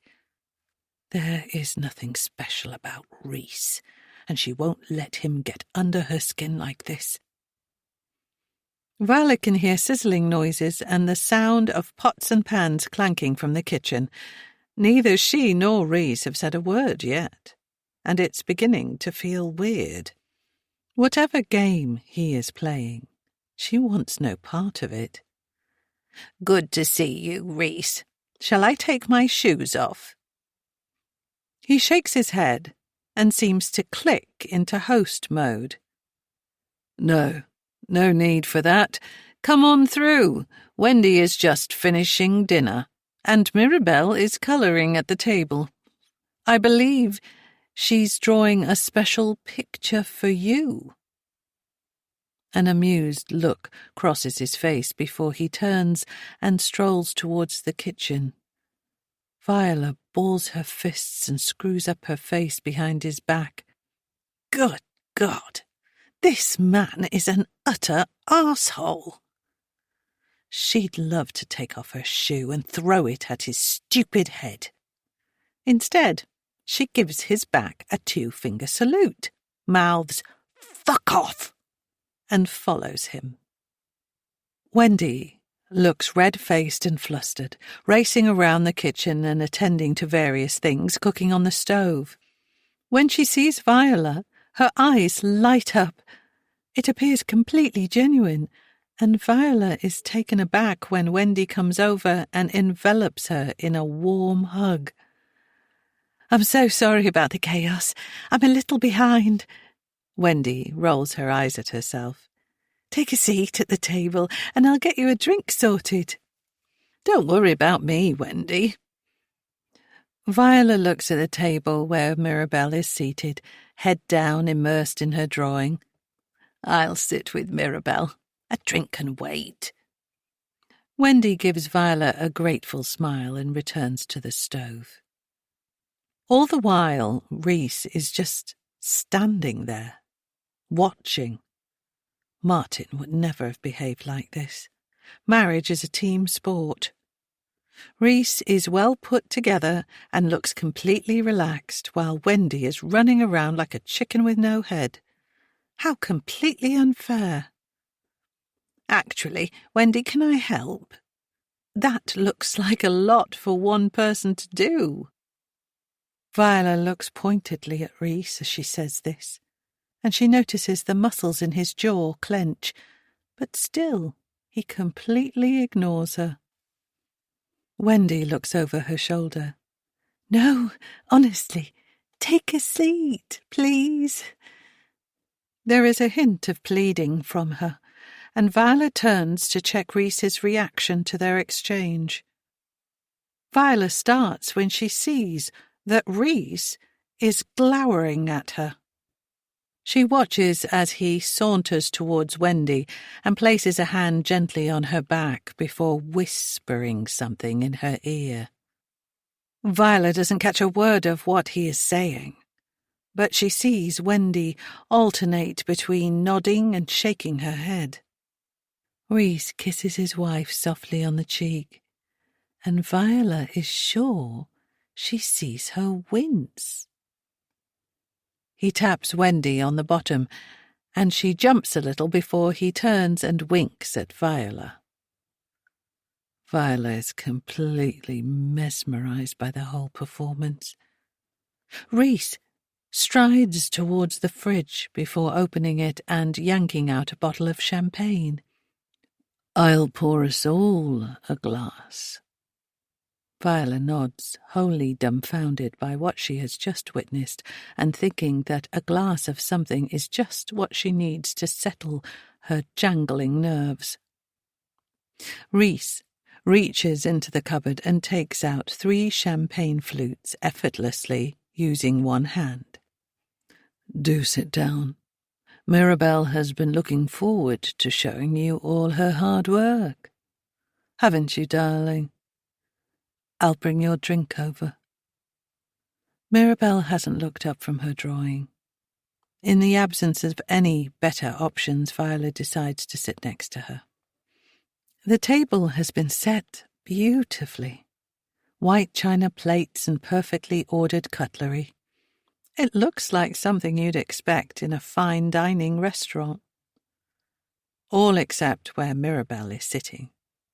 She has pushed the place-setting away into the middle of the table to make space for her books and colouring pencils. The previously pristine glass is covered with finger smudges and pencil shavings.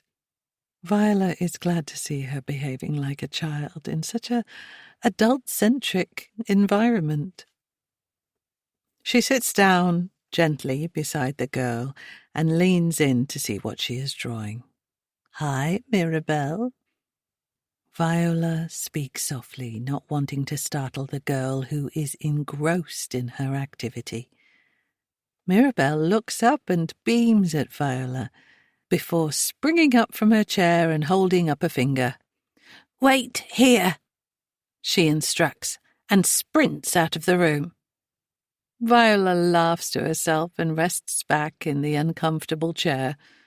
Sitting here all night is going to play havoc with her back. She feels Rhys's dark presence loom over her before she hears his voice. He has such a dark, insidious energy.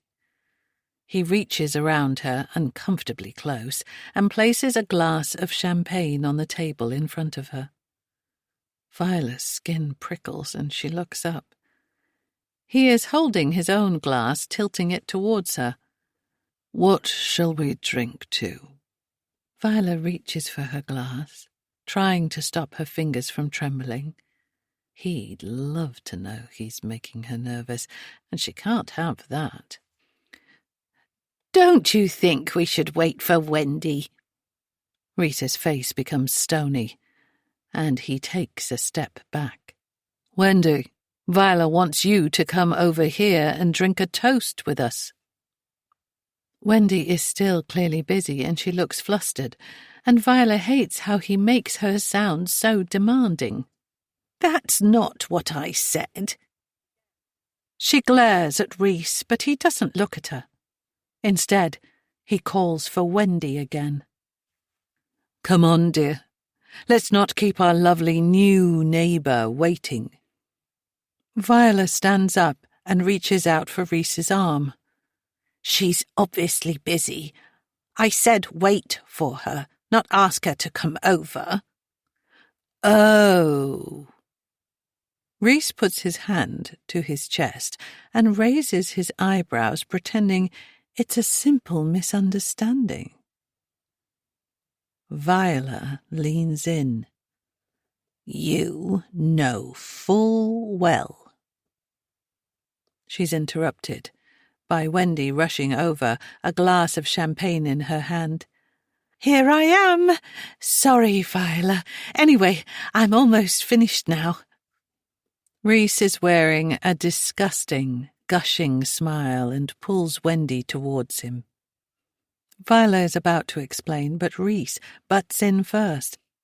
And she has to use every ounce of restraint she has, not to throw the drink in his face and storm out right there and then. How lucky I am to spend this evening with two such beautiful ladies. Wendy flushes and chuckles in a self-deprecating way that Viola knows Reese will love. Viola focuses on Wendy and manages to smile despite wanting to throw up. Reese is in his element, holding court, and Viola wonders what has been taking Mirabelle so long. This moment could most definitely do with being interrupted. Let's raise our glasses, Reese instructs. Wendy raises hers with gusto, and Viola follows her with as much enthusiasm as she can muster. Reese focuses intensely on Viola as he delivers the toast. Wendy seems utterly oblivious to his dark demeanour. How can she be so blind to his poorly disguised malevolence? There's always room in our house for one more friend. Viola feels Reese's eyes on her and her blood runs cold. Is he making a veiled reference to their visitor upstairs? Is he threatening her that she'll be next? She hears Reese's voice again. He sounds far away somehow. To new friends.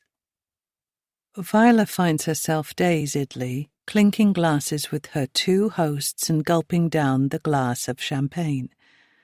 The toast would seem celebratory and welcoming to anyone else, but Viola feels the deliberate threat hidden within. The room is out of focus and noisy, an assault on her addled senses. She feels a hand press down on her shoulder and an uncomfortably hard squeeze followed by a sharp, shooting pain in her arm. Viola pulls away, dropping her empty champagne flute in the process. It falls to the floor and shatters into what seems like 1,000 tiny pieces. Viola looks down and notices a minuscule cut on the top of her foot. She watches a small drop of red blood begin to form and make a tiny puddle on her skin. In her peripheral vision, she sees Wendy dash away and return with a cordless hoover. Viola needs to sit down, and she finds herself being guided back to her chair. It must be Reese, but she doesn't care. She doesn't feel well at all. In an attempt to steady herself, she takes several long, deep breaths and closes her eyes, focusing all of her energy inward. A barrage of emotions is coursing through her, none of them pleasant. Fear, anger, embarrassment and confusion all taking their turn to be centre stage in her mind. A small, soft hand taps Viola gently on the forearm, and she opens her eyes slowly, reorienting herself and taking in the sight of Mirabelle smiling and holding out a piece of paper. The little girl doesn't appear concerned about what has just happened, or by Viola's current state. She simply smiles and waits for Viola to take the gift she is offering. Reese appears behind them, and Viola worries momentarily that he'll ask the girl to leave. Viola desperately wants her to stay. Somehow, Mirabelle feels like a safety net at this moment in time, an anchor in the chaos. Instead, Reese surprises her. Sweetheart, why don't you sit with Viola and show her your picture? I'll help Mummy finish dinner. Mirabelle grins and jumps into the chair next to Viola, her eyes giddy with excitement. Viola looks up to thank Rhys, shocked but appreciative of his offer to leave her alone with Mirabelle, but he's already walked away. She was sure that, given her discomfort, he would continue to twist the knife, try and unsettle her further. Viola can't keep up with this family. 1 minute they appear sinister and somewhat disturbing, and the next they are being thoughtful. It's exhausting, not to mention confusing, and it makes her wary of trusting her own instincts.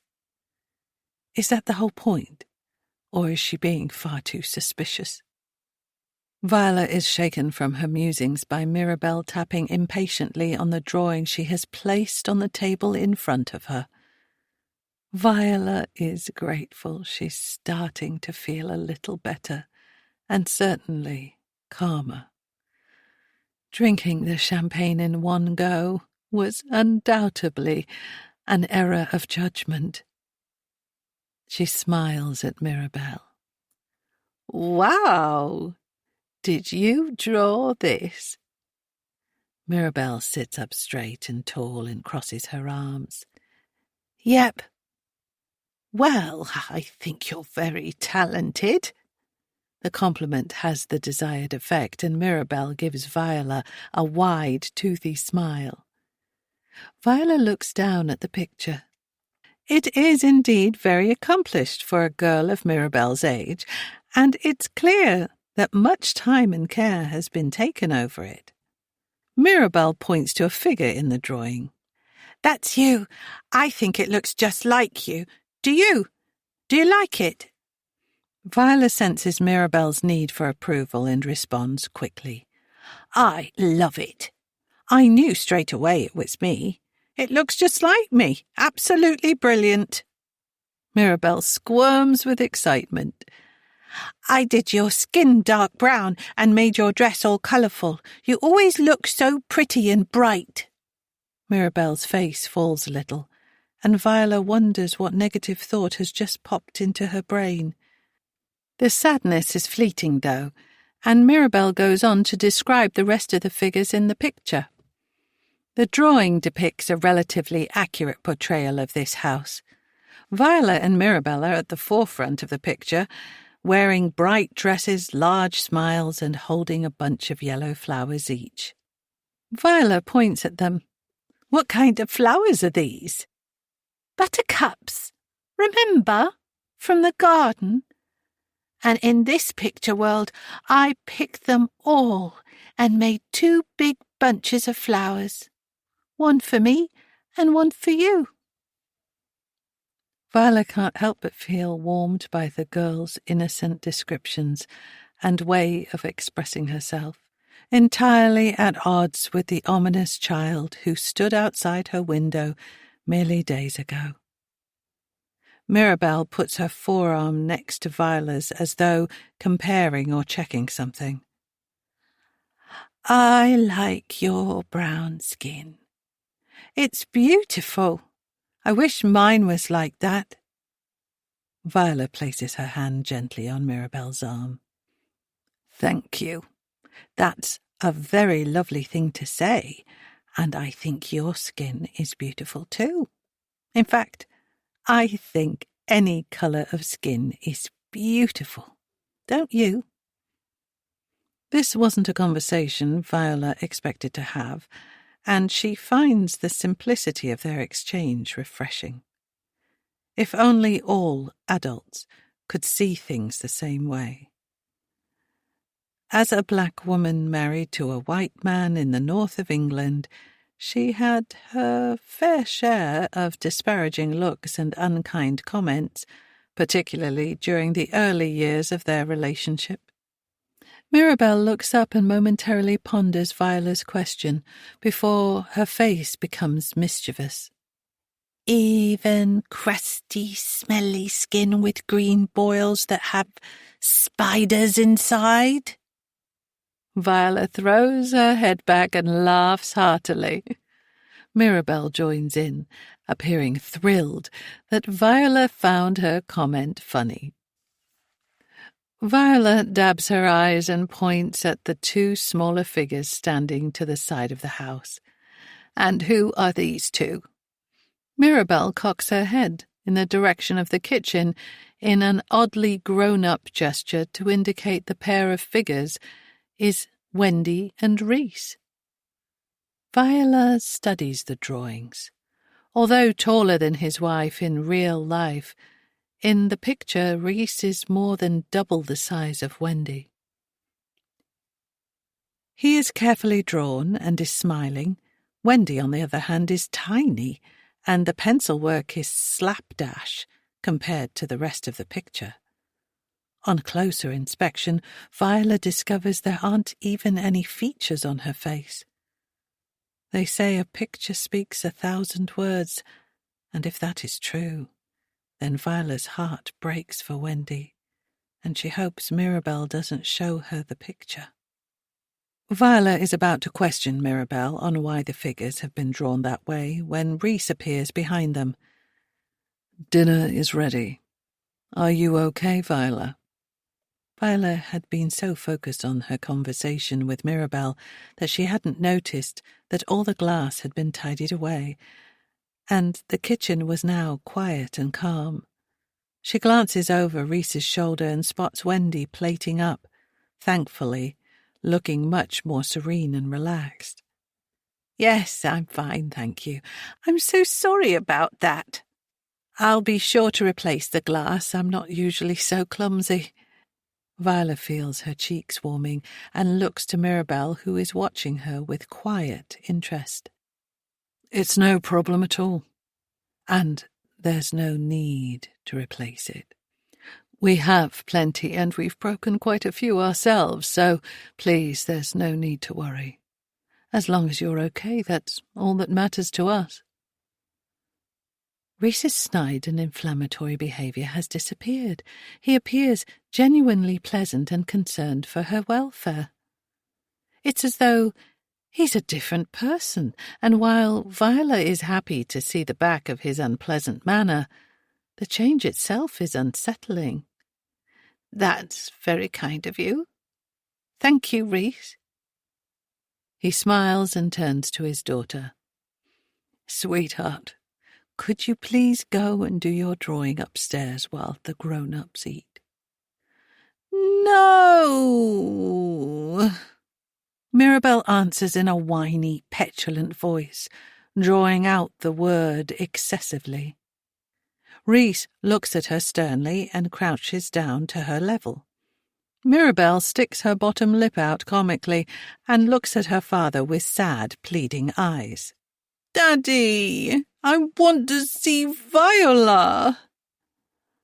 Reese pulls Mirabel in for a hug. Viola was expecting admonishment and raised voices, and is pleasantly surprised by Reese's caring approach to Mirabel's defiance. "I know you do, and we'll let you stay up a little later so you can come and say good night after we've eaten. Then I'll read you a story and put you to bed. How does that sound?"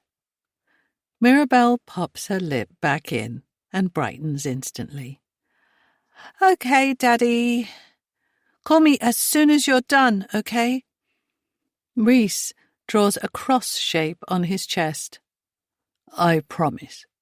Mirabel leans into Viola and whispers, "Eat fast," before grabbing her drawing things and running upstairs. Chapter 11. Viola feels considerably more settled. She doesn't often meet new people these days, and making a bad first impression is so easy. Perhaps she needs to wipe the slate clean and try to get to know Wendy and Reese this evening. Wendy puts 3 plates down in front of them. Reese opens a bottle of chilled white wine and pours 3 small glasses. They must have finished the champagne, or decided that Viola can't be trusted with another flute. Viola has been expecting a bland, unexciting meal, and she chastises herself for making unkind assumptions. The food on her plate looks and smells delicious. Wendy has cooked a red Thai prawn curry, bursting with colourful vegetables and served with perfectly cooked rice. In the centre of the table are a large bowl of Thai salad and a plate piled generously high with flatbreads that look handmade. Viola is very impressed and her mouth is watering. Wow! This all looks fantastic. Did you make the bread? Wendy flushes. I did. Thai is our favourite cuisine, and I love to cook it for people. Reese reaches for the plate of flatbreads and offers them to Viola. She takes one gratefully. Thank you. Right, let's dig in, shall we? Reese adds. They all smile and pick up their cutlery. Viola is astonished to find that she is having a really lovely time. The food is devoured by all, and, if possible, it tastes even better than it looks. One glass of wine turns into two, and the atmosphere around the table is easy and natural. The conversation is light and mostly related to the local area and things to do, and when asked, Viola tells them what happened to Martin. They are both very kind and offer condolences. Viola can't help but notice that the conversation remains focused on her and her life, even when she asks them a direct question. But they do seem genuinely keen to get to know her. Feeling wonderfully satiated, Viola places her cutlery down and dabs her mouth politely with her napkin. That's the nicest food I've eaten in a long time. Honestly, you're a wonderful cook. Thank you. Wendy smiles coyly. Well, I don't know about that, but I'm pleased you enjoyed it. Reese divides the remainder of the wine bottle between the 3 glasses, misjudging it so that he ends up with only a few drops. They all laugh. I've probably had enough anyway. Big day at work tomorrow. Viola considers asking about his work, but another thought occurs to her. The evening has been lovely, and she now feels much more comfortable with these people. Could this be an opportunity to address the elephant in the room and ask about the locked bedroom and the person inside? Or would that destroy all the good ground they've made? Viola knows this is probably the wine talking, but either way, she's sure Reese knows she saw the secured door, and perhaps that she tried to speak to whoever was behind it. Waiting for him to bring it up doesn't feel like a good idea. If there is a reasonable explanation, she could put her mind at ease and continue getting to know her new neighbours. Or she could ruin the whole evening and return home anxious and fearful. Can I say something? Both Wendy and Reese fall silent and focus on Viola. There's no backing out now. Of course you can. Wendy's response is a little high-pitched, and she takes a glug of her wine. Reese simply leans back in his chair and smiles. Sure. Go ahead, Viola. You already know I was in your house yesterday. Viola stops suddenly, as the surprised look on Wendy's face reveals she did not, in fact, know this. Viola throws Reese an apologetic glance, but he doesn't seem put out at all. He rests an arm around Wendy's shoulder. I'd been meaning to tell you, honey. We somehow left our front door open when we left for Helen's funeral. Rhys turns to Viola. Helen was an old friend of both our families. Wendy's hand flies up to her mouth. Oh, that must have been my fault. I'm so sorry. Her eyes flit between Viola and her husband, and Viola can't tell who she is apologizing to. Rhys pulls her in closer. It's nobody's fault. And anyway, Viola spotted the open door, checked everything was okay in the house, and pulled it closed for us. No harm done. Wendy appears only mildly reassured, and Viola would like to add that she watched them all get in the car. It most certainly wasn't Wendy who left the house unlocked, but she doesn't. That would make her look far too nosy, bordering on stalkerish. Wendy appears placated, and Viola's nerves peak as she opens her mouth to ask the question she knows could create an explosion. She directs her words at Rhys and tries her best to sound concerned rather than accusatory. The thing is... She trails off and decides to insert a white lie. Once I'd checked downstairs was okay, I thought I heard a noise coming from upstairs. Rhys's face is entirely emotionless. He lifts his wine glass slowly and takes a sip. Viola watches his Adam's apple bob up and down. So, I went upstairs and tried to check the bedrooms. Rhys maintains a calm demeanour, but when Viola flits her eyes to Wendy, she sees a face filled with pure terror. Her eyes are wide and glassy, and the muscles on her ashen face are twitching wildly. Viola desperately wants to reach out and soothe her, but Rhys interrupts. And Viola turns to him, expecting anger or menace, but he looks curious more than anything else.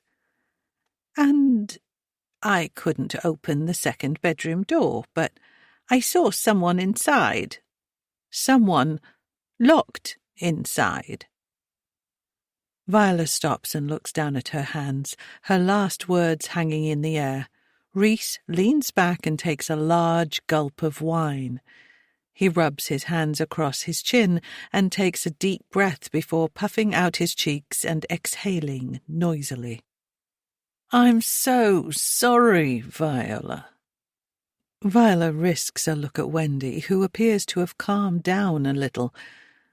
It feels odd to her that Wendy seems more of a spectator in this discussion. In Rhys's presence, it is as though she becomes childlike, or at least not on his level. It is a strange dynamic.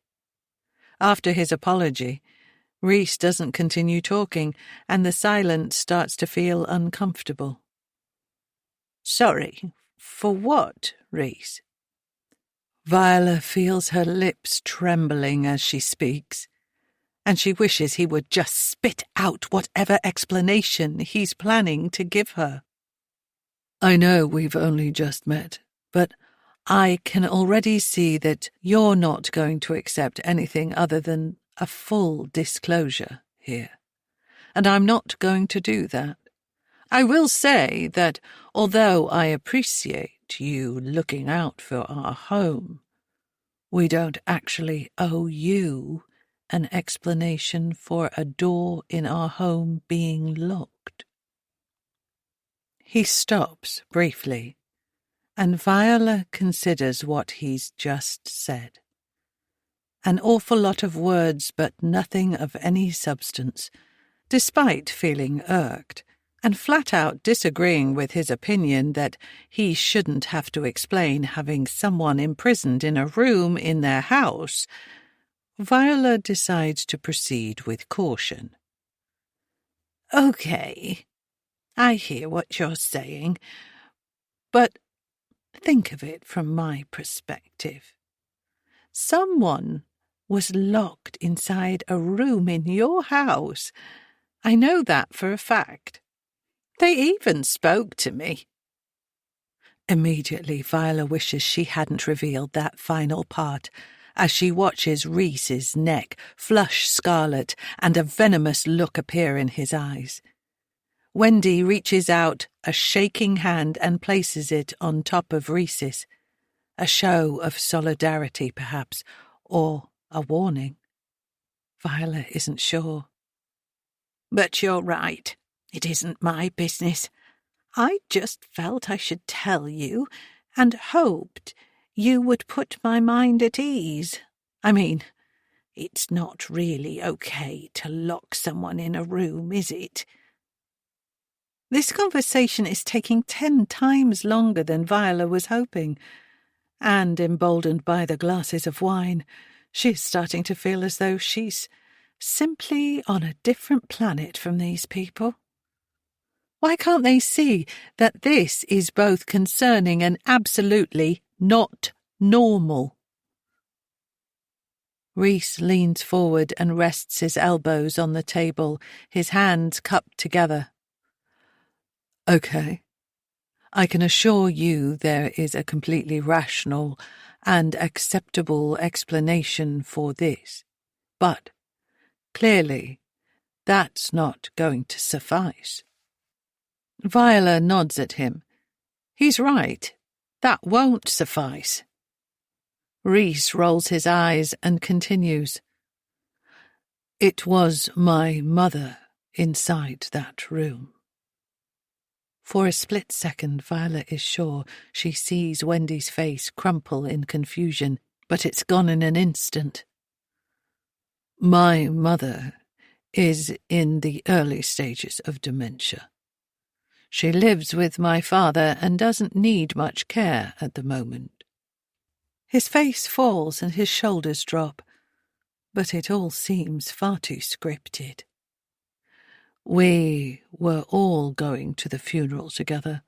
After all, Helen was probably closer to my parents than any of us, but when Mother arrived here, she became really confused.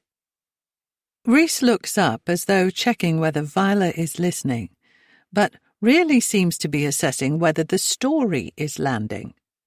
Viola gives nothing away and hides the fact that Rhys, referring to his mum as Mother, has unnerved her. Far too Norman Bates-esque.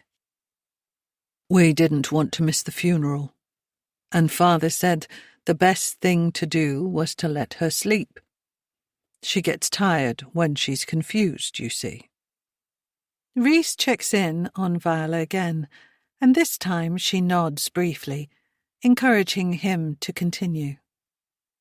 When we left, she was asleep, and we thought she'd remain that way until we got back, but your entrance to the house must have woken her up.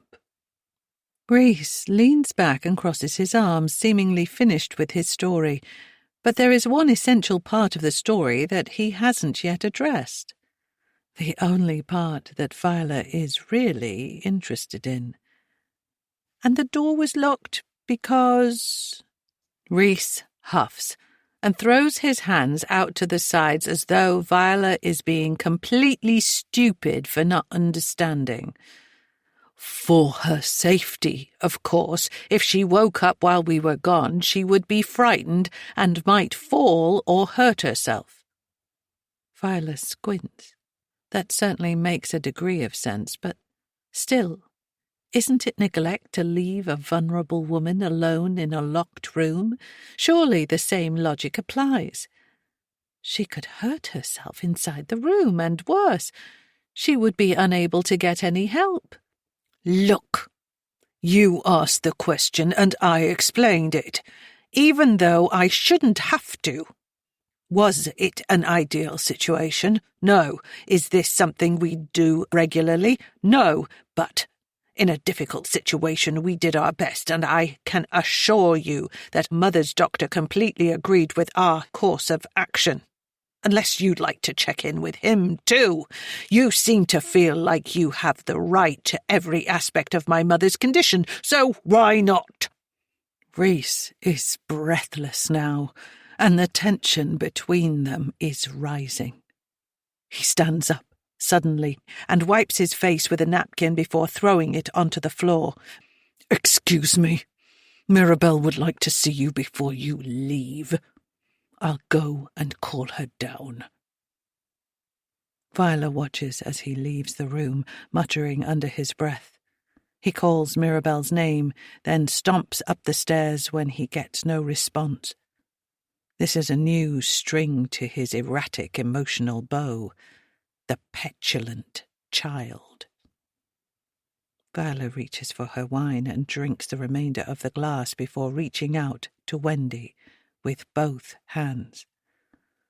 Wendy's hands are icy cold despite the relative warmth of the kitchen. "I'm sorry, Wendy. Dinner was lovely, really, but I had to ask. I hope you understand." A pang of guilt stabs Viola in the chest as she sees that Wendy doesn't look angry, she simply looks sad. She radiates a tragic sorrow that hurts Viola's heart to see. "I'm sorry, too. I'm just sorry." Viola watches as Wendy appears to fold in on herself, crumpling inwards and shrinking before her eyes. They sit like that for a moment. Viola knows that sometimes it's important to just let sadness be. Chasing it away only means it will come back stronger at a later date. So she simply sits and tries to hold the emotion with her. The quiet is punctured by Rhys re-entering the room, but Mirabelle is nowhere to be seen. He doesn't make eye contact. "Mirabelle is tired and wants to stay upstairs. She asked me to give you this." He drops a folded piece of paper onto the table before Viola. The sheet is thin enough that she can see through it and make out it's the picture Mirabelle was showing her earlier. Viola turns and gives Rhys a perfunctory smile. "Thank you, and please thank Mirabelle for me." Rhys nods, irritation still evident in his movements and strained face. "If you'll excuse me. I'm a little out of sorts. I'm going for a run. Wendy, will you see Viola out?" "Of course." Wendy stands, but before she can reach Rhys, he leaves the room and closes the door behind him without even saying goodbye. Viola picks up the picture and slides it into her handbag. "I'll see myself out. And again, Wendy is halfway across the kitchen and returns with another bottle of wine. Rosé this time, and she has it open before Viola can say another word. "Let's have one more, shall we? Rhys won't be back for at least half an hour. And after that, I think we both need it." Viola has already hit her limit for what she likes to drink in an evening, but this seems like too good an opportunity to miss. Plus, Wendy looks like she needs company. Wendy pours 2 generous glasses and Viola takes a sip. The wine is crisp, fruity and delicious, and she knows this large glass will slide down without any difficulty at all. Ugh. Viola can't help but chuckle at the barely intelligible grunting noise that escapes from Wendy's lips. Wendy laughs too. "Sorry, but sometimes there are just no words, are there?" Viola nods, and the 2 women clink glasses in solidarity. Wendy's smile drops, and she becomes serious and pensive. Viola senses Wendy is about to share, so she remains quiet and sips her wine. "I know you must think we're a fucking nightmare." Viola is taken aback by the casual swearing. No, of course not. But even to her own ears her words sound insincere. But what is she supposed to say? Yes, I think you're all weird, and quite frankly, I'm a little afraid and more than a little concerned. Wendy's voice softens, and it's clear she wants to get something off her chest. We came here for a new start. Wendy's eyes fill up and she takes a moment to steady herself and stave off the tears. We've had our problems. She sighs, and Viola gives her the space needed to find the words. I'm not Mirabelle's birth mother. When she said I'm not her mummy, technically she's right. Viola can see how hard it was for Wendy to reveal this. It's a horrible story, and Reese would be furious if he knew I was telling you this. Then don't. Please, don't feel like you have to. I'm here if you need someone to talk to, but don't share anything you're not happy about. Wendy shakes her head, a little wine sloshing from the glass. As she does so, Viola observes that Wendy's glass is significantly emptier than hers. I feel like I'm going to fucking burst if I don't tell someone. Reese is a very proud man, and sometimes I feel pulled along by him. I don't know how to explain it better than that. Viola nods and Wendy smiles, her eyes becoming glassier and more unfocused as the wine disappears from her glass. I've been a mother to Mirabelle since she was born. I can't have children. I had cancer when I was a teenager, and the treatment left me infertile. We used a surrogate for Mirabelle. Reese was so determined to be a father. I'd made my peace, knowing that I'd never be a parent. A long time ago, I was just happy to be alive. When we married, Reese felt the same, but then... Wendy swallows. And Viola can see that this conversation is both draining and cleansing. Getting things off your chest often has that effect. Then he changed his mind? Viola offers up. Wendy nods sadly. Exactly. I wasn't keen to go through any medical procedures with eggs or implantation.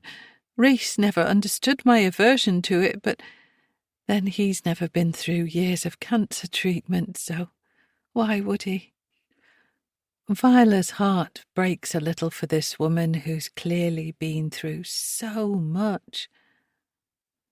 Anyway, long story short, we found a woman, I won't go into how, who agreed to turkey-baste Reese's sperm into her and have his baby. Viola can't hide her shock. Wendy sloshes more wine into her glass and drinks at least half in one go. Reese, in his infinite wisdom, recently decided to tell Mirabelle. Honesty is the best blah blah whatever. And since then, she's had him pretty much wrapped around her little finger. He'll do anything she wants.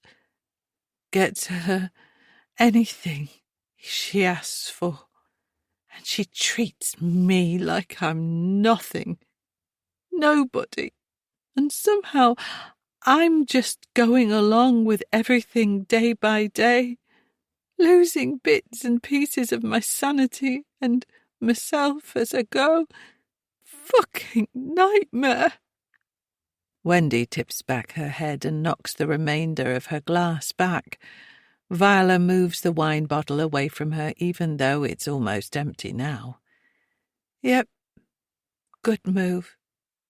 No more wine for me. Wendy puts her head in her hands, and Viola gets up and walks to stand behind her.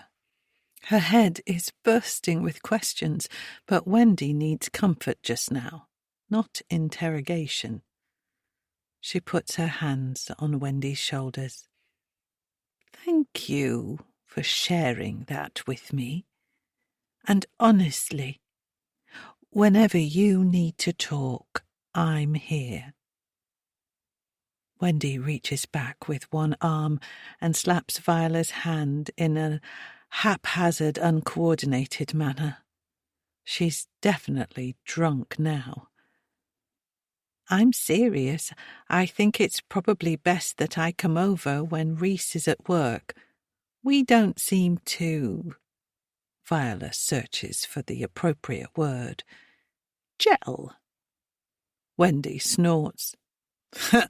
Reese doesn't gel with anyone except Mirabelle and his dad. He's like a prickly fox. Viola laughs internally at the nonsensical comparison. Indeed. So, the next time Reese is at work, come over and we'll have a chat. Okay? Wendy sticks up her thumb in agreement, almost poking Viola in the eye. Viola realizes she's the only fully functional adult in the room, and Reese will be back any minute. Look, I think it's probably a good idea to get you to bed, and me to be back home before Reese returns from his run. Don't you? Wendy's head flies up from the table, her mouth comically wide. Shit! Viola quickly clears the glasses and pours the remainder of the wine down the sink before putting the bottle in the recycling.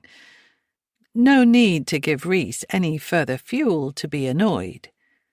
She helps Wendy to the bottom of the stairs. Do you need help getting up to bed? Wendy sways a little, but still seems to have a modicum of control over her limbs, enough to get upstairs at least, Viola surmises. Nope, I'm good, excellent. I'm a professional at stairs. Total professional. Viola smiles warmly at Wendy and gives her a hug. Make sure you go straight to bed, though. Wendy salutes. Aye, aye, Captain. Wendy is adorable and hilarious, but Viola can't help thinking that Reese won't see it that way. Viola lets herself out quietly and blows Wendy a kiss. Wendy waves before slowly closing the door and disappearing.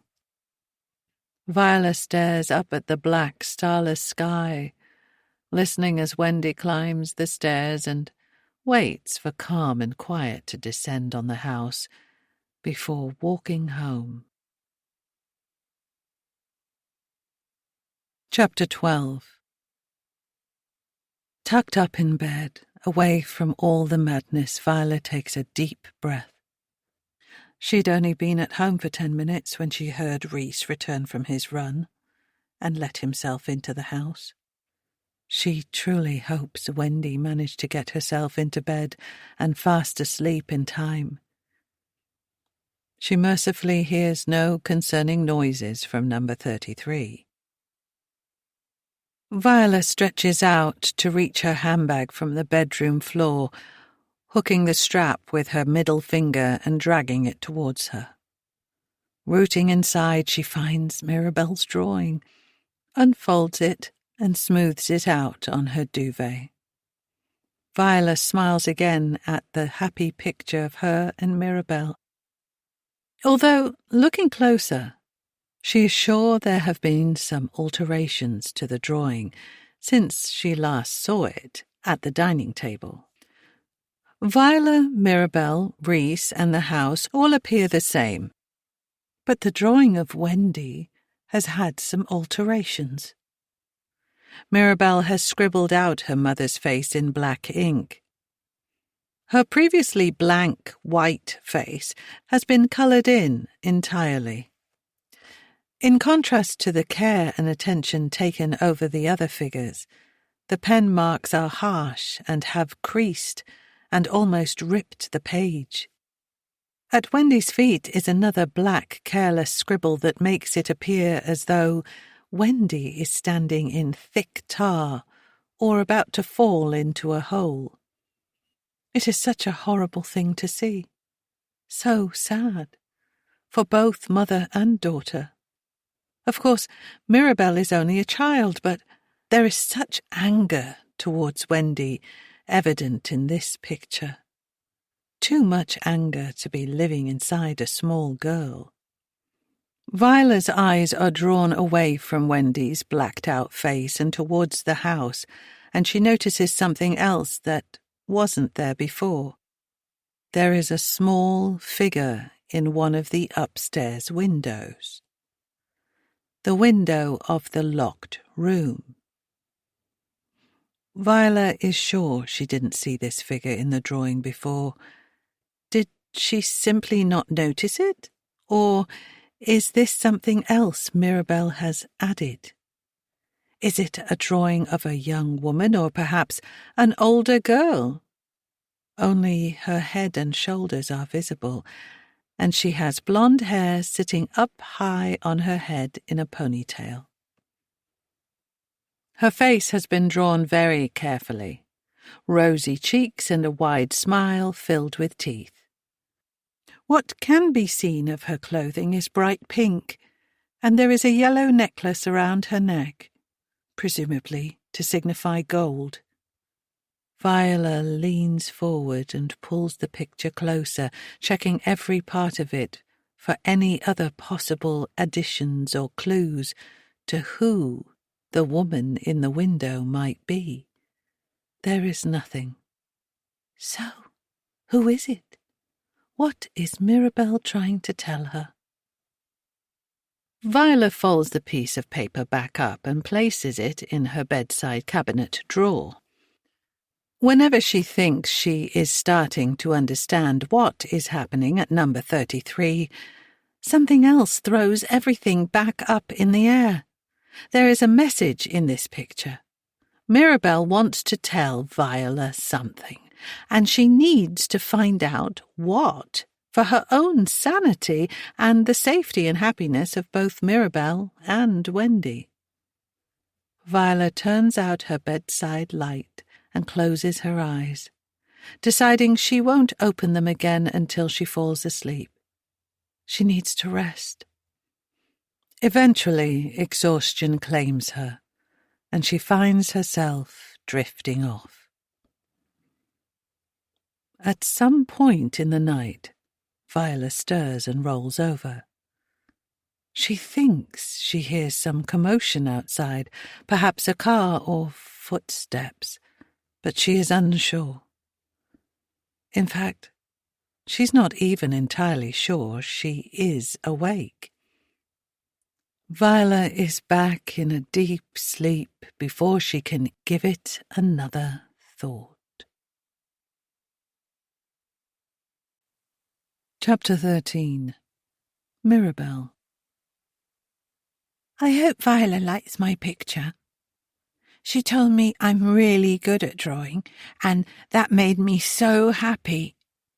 I want Viola to know how bad Wendy is. And I got really cross when Viola came for dinner because she was being all smiley and nice to Wendy. I don't get it. Can't Viola see that she's horrible? So I drew her all black and messy. All I want is to go home. I want my family back. Daddy just keeps saying I have to be patient, but it's so hard. Anyway, Wendy manages to mess up everything all on her own. She drank a lot of wine and talked too much. She's so stupid. And Daddy was really mad, especially when I told him everything Wendy said to Viola. I don't think I have to wait much longer now. Daddy and I will be home soon. Chapter 14. The following day, Viola doesn't even try to convince herself to leave the goings-on at number 33 alone and get on with her life. She's invested now, for various reasons, and she will either have to get to the bottom of it herself or call someone in. She's thought several times about calling the police, but she has no evidence of anything criminal occurring, no matter what she suspects. Reese will simply give the police the same excuse he gave her, that his mother was locked in the room as a one-off for her own safety and with the agreement of her doctor. She's also decided she can't drag Nina or any of her old council colleagues into this. It wouldn't be fair. They're all retired now, and it would only upset them. If she feels there is a genuine case for involving children's social care, she'll have to take the formal route. Still, her concerns seem nebulous, and every time Viola tries to pull everything together into a story that she could explain to a professional, she can't. It all comes across like the ramblings of a nosy neighbour, and Viola is sure that's how they'll view her. So, that leaves it up to her. If there's anything concrete to find, she will find it, and then she can get outside help if needed. Viola pulls on her dressing gown and makes her way downstairs for breakfast. There is no hiding away today. She opens the curtains and cracks open the living room window to air the downstairs rooms. More dust than she would like covers the usually pristine surfaces, swirling unpleasantly in the air as the breeze circulates through the room. She will clean everything thoroughly. She has always been house-proud, and cleaning is therapeutic for her. But all these distractions mean she has been letting things slide. Feeling perked up by half a pot of tea and a couple of slices of toast and marmalade, Viola puts on her cleaning clothes. Dull, drab and unattractive, but entirely fit for the purpose. She is a woman on a mission. She starts by opening all the windows widely and clearing the ornaments and plants from the windowsills. All the curtains at number 33 are closed, and their car is missing from the drive. Viola purposefully looks away, shrugging her shoulders, refusing to be pulled away from the task at hand.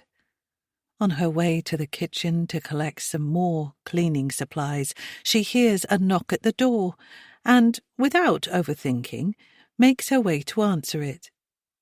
If she wants to return to a normal existence, she needs to start behaving that way, and a knock at the door would never have been cause for concern before all of this nonsense. Her smile falls as she stands face to face with the man she knows to be Reese's father, the man who drove the Jeep on the day of the funeral. Up close, it is obvious that he and Reese are related. They are incredibly similar, both in physical appearance and demeanour. Despite the man being rather attractive, Viola immediately detects an off-putting aura of self-importance about him. Next to him stands a diminutive woman. She is standing very stiffly, feet together and shoulders slightly hunched. Clasped in front of her is a box-shaped handbag that reminds Viola of something Queen Elizabeth II may have held. Viola finds her smile again. "Good morning." The small woman doesn't move or react in any way, but the man responds with a smile and, unexpectedly, thrusts his hand out. Viola has to stop herself from jumping. "Good morning, Viola. I'm Duke, and this is my wife, Christine." Viola looks down at his hand and eventually reaches out to shake it. What is it with these men and shaking hands? Also, Duke. It sounds more like a name for a Labrador than a grown man. Besides a slight tremor that makes her soft cheeks tremble, Christine remains mute and unmoving. She has the typical powder fragrance that many mature ladies seem to favour. Viola wonders at what age society expects women to renounce their individuality and become invisible and powdery. We're Reese's parents. Duke turns towards number 33 as he says this, as though Viola might have forgotten. The last thing Viola wants to do is let these people in. Even without the cleaning mission she has planned, she has no desire to become better acquainted with Reese's parents. Why invite more bad energy into her house? Nice to meet you both. I'm sorry, but I'm just in the middle of something. Can I help you with anything? Viola does her best to speak slowly and sound friendly. Duke answers immediately, using a saccharine tone that turns Viola's stomach. No, we won't keep you. I just wanted to let you know that Reese, Wendy and Mirabelle have gone away for a few days. He smiles and fixes her with a challenging stare. Viola can almost hear his thoughts. Go on, I dare you to question me. Oh, I was round there just last night, and they never mentioned anything. Viola's mouth feels dry, and a small bead of sweat breaks out between her shoulder blades and trickles all the way down her back.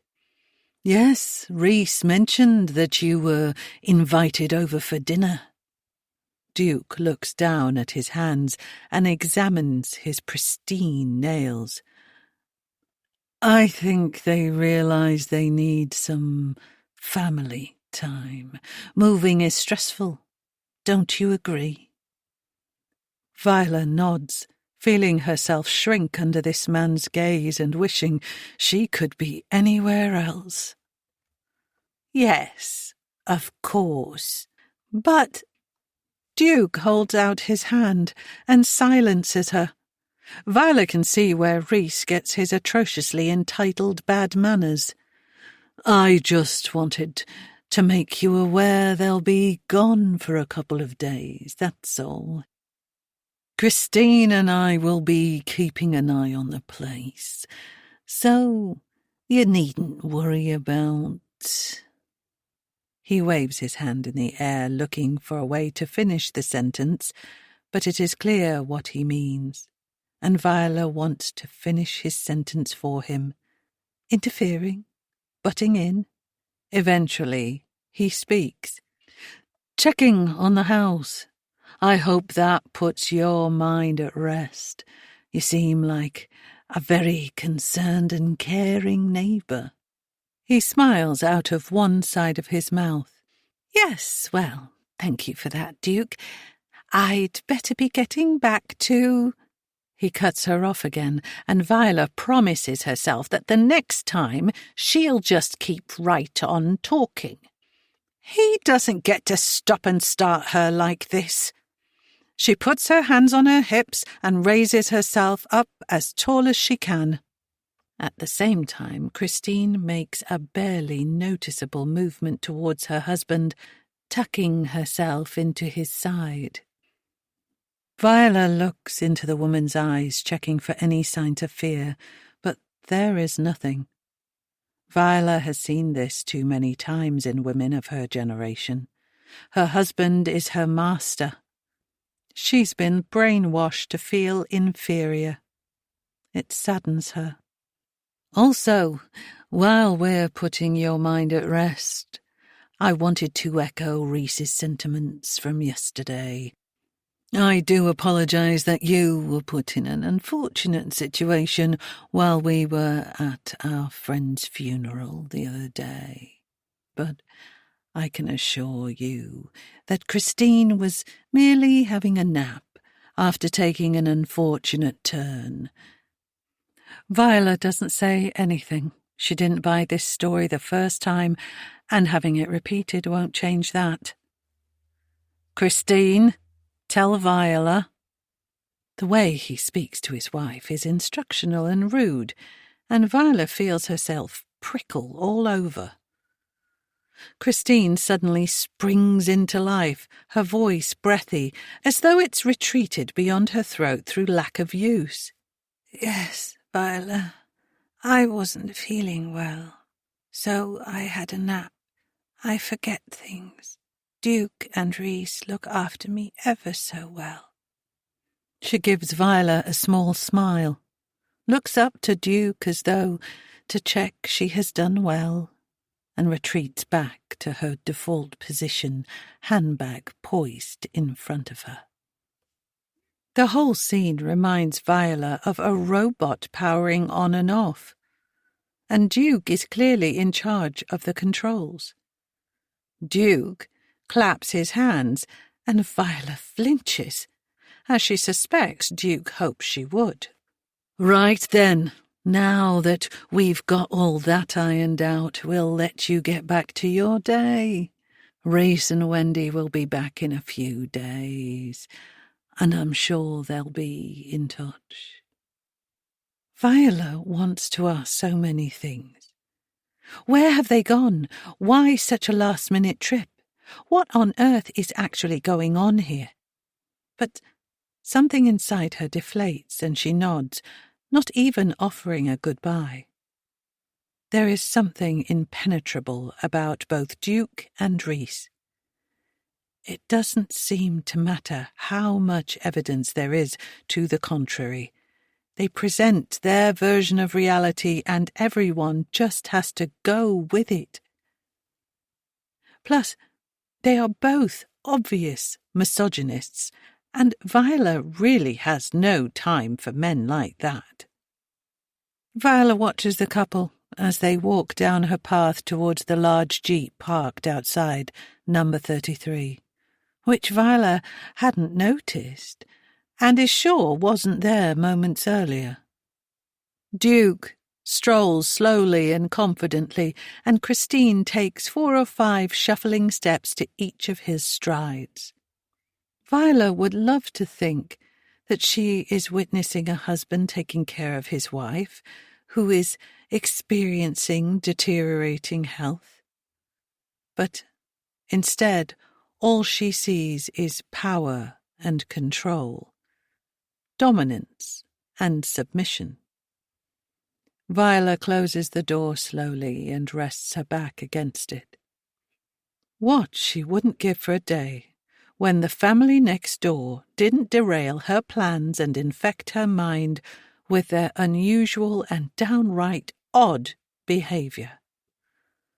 She looks around her living room, dust mote still floating unattractively in the air.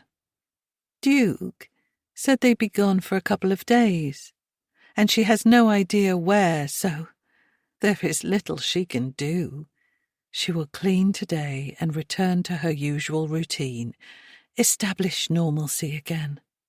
She hopes that Wendy, Reese and Mirabelle are simply enjoying a break together, an impromptu getaway to spend some quality time as a family and relax after the stresses of moving house. However, a feeling deep in Viola's gut tells her that the reason for the family's sudden departure is something else altogether. Chapter 15. 2 days pass, and Viola starts to feel more like herself again. She meets her friends, goes to the shops, and spends some quiet time reading and crocheting. She's grateful to once again feel happy and content. If Duke and Christine have been back to check on the house, she hasn't seen them. The curtains at number 33 remain closed, and there are no signs of activity of any kind. On the odd occasion that curiosity raised its head, she thought about peeking through the letterbox for any signs of piled-up mail. But what would that actually tell her? Nothing, other than either someone has picked it up or they haven't received any. Today, she's going to have a quick cuppa with Nina, pop into the florist's, treat herself to some fresh flowers for the house, and get some for Martin's grave. She'll visit his resting place this afternoon and do her usual spruce up of his plot. Viola has never felt that a visit to Martin's grave is required to feel connected or talk to him. They were together for so long that he will always be a part of her and this house. But maintaining his grave and headstone is a mark of respect, and she often worries who will keep it up and also tend to hers when she is gone. Viola gets ready and leaves the house, but as she locks the door, she sees the imposing presence of the Jeep on the drive of number 33. Talking with Duke will only put a dent in her mood, so she walks as quietly as possible down the front path, cursing herself for choosing to wear her sandals that make tip-tapping noises no matter how softly she places her feet.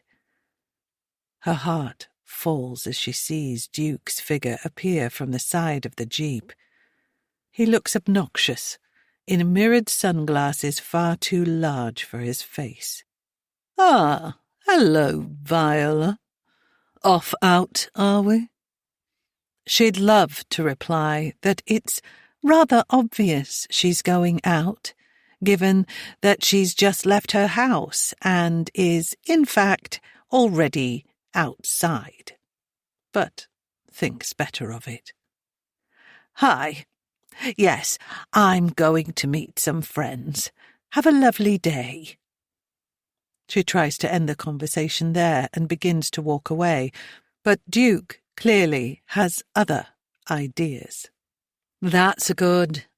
It's important to stay active and social, don't you think, Viola? Christine was quite the social animal before she became unwell." Irritation fizzes inside her. This man is insufferable and patronizing beyond belief. Viola gives him a pinched smile. "Bye, then." "Bye, Viola." She really hates how he overuses her name. It's excessively familiar and gives her the heebie-jeebies. "And just to say that Reese, Wendy and Mirabelle will return on Saturday, as planned." Viola knows she should just keep walking. He's baiting her. Saturday is another 3 days away. That is not what he told her previously. He said a couple of days. If they return on Saturday, that would be more like a week. Oh, did they decide to stay on a little longer? I hope they're having a nice time. Duke takes a few steps towards her, screws up his obnoxious face and whips off his sunglasses. "No, whatever do you mean?" This man is a terrible actor, and she knows he is lying, but what does it matter? A couple of days, 5 days, 6 days. It's really not important. "Oh, nothing. I just remember you saying they were going for a couple of days, that's all. But it doesn't matter anyway. I'd best be off." Viola turns away, but feels Duke move towards her, his oppressive presence suddenly behind her, far too close for comfort. "I think you'll find I didn't say a couple of days, Viola." She faces him. Why is he making such a big deal of this? "Okay, that's what I heard, but no harm done." Viola shrugs, trying to lighten the intense atmosphere. Duke tilts his head at her, and the corners of his mouth turn down in a theatrical, sad smile. It's not a response she was expecting. It's the kind of look you'd give someone you felt sorry for.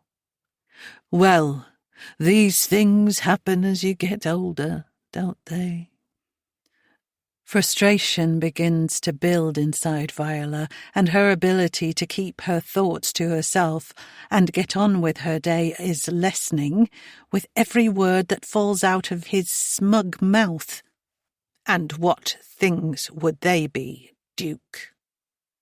Duke raises his hands in a placatory fashion. Whoa! Come on, Viola. Calm down.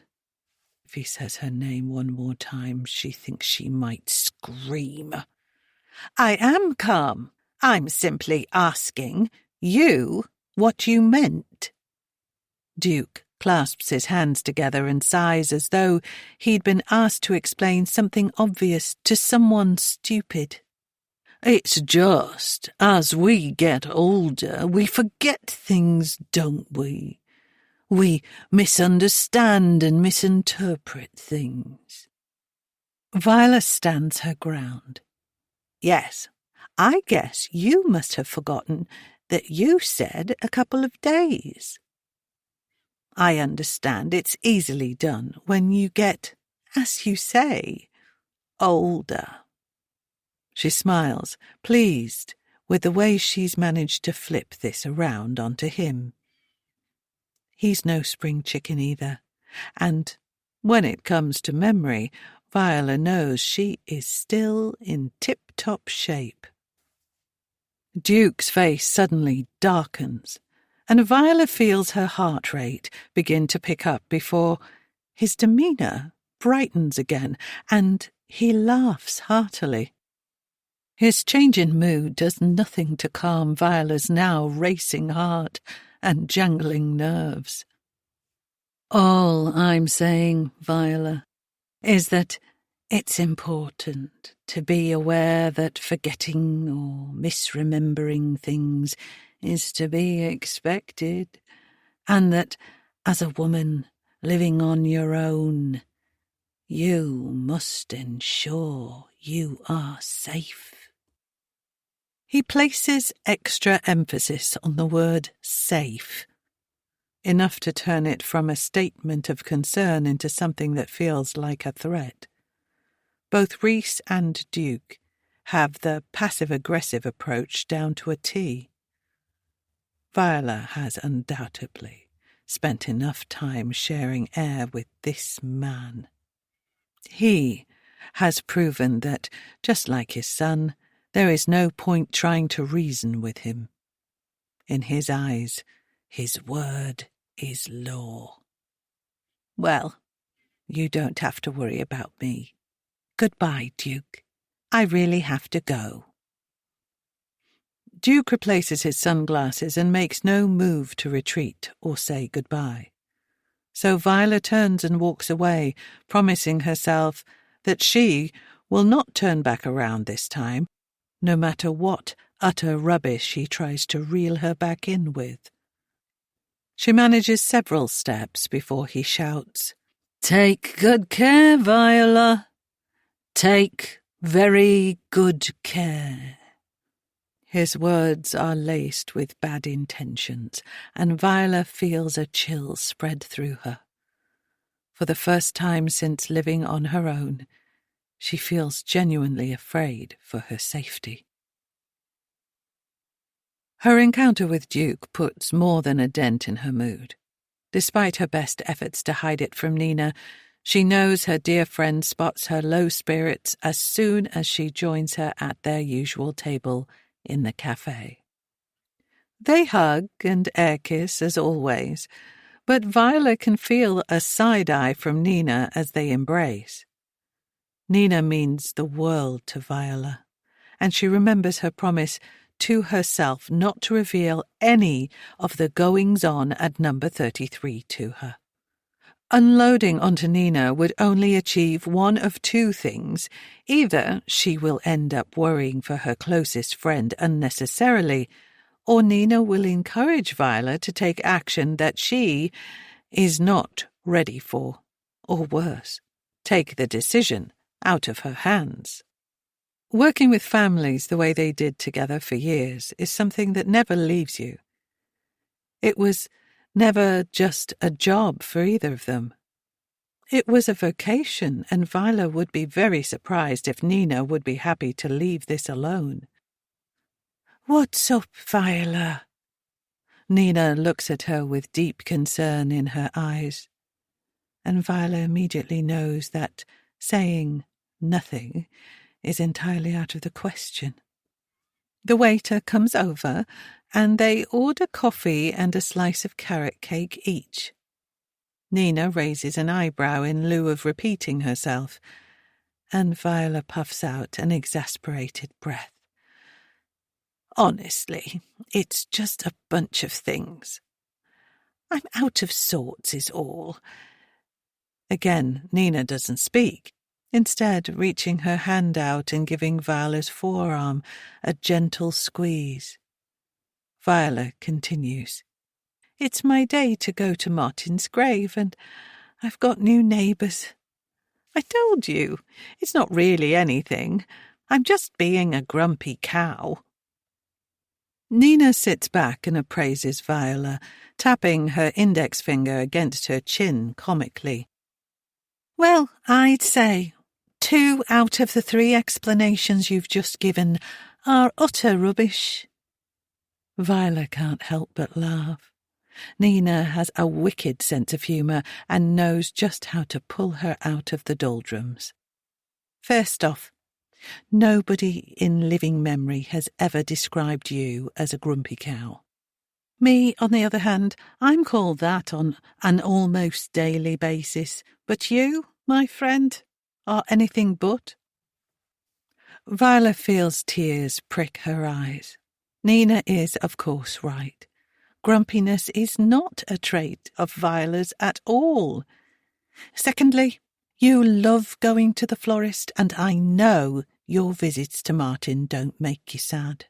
So, unless something has changed there, which my Viola radar is telling me is not the case, I'm guessing your new neighbours are making you miserable. How am I doing? 10 out of 10? 9? Viola rolls her eyes good-naturedly and smiles as the waiter comes over and delivers their drinks and food. The slices of cake are even larger and have more cream cheese frosting than usual. Viola can't wait to dig in, and when she looks up, Nina already has a forkful in her mouth and is making appreciative noises, loud enough to alert the other customers. "You're right. Of course you're right." Viola thinks carefully before deciding what to share. Kevin and Leo have moved out, and this new family have just moved in, and they're... Nina makes a winding motion with her hands, her mouth still full of cake, urging Viola to continue. "They're fine, I guess. There's a little girl who's very sweet, and I've kind of made friends with the mum, but the dad is... well, let's just say I've not warmed to him. He's like this old-fashioned misogynist, and he treats me like I'm some doddery old lady." Although there are glaring omissions in this story, it is essentially the bare bones of the truth. Nina wipes her mouth with a napkin, the cake now demolished. I hate men like that, and unfortunately they are everywhere. You and I, we found ourselves 2 real men. Nina fixes Viola with a penetrating stare. Now, I'm only going to ask this once because it's not like you to get so irritated by shitty human behaviour. After all, we've seen plenty of it.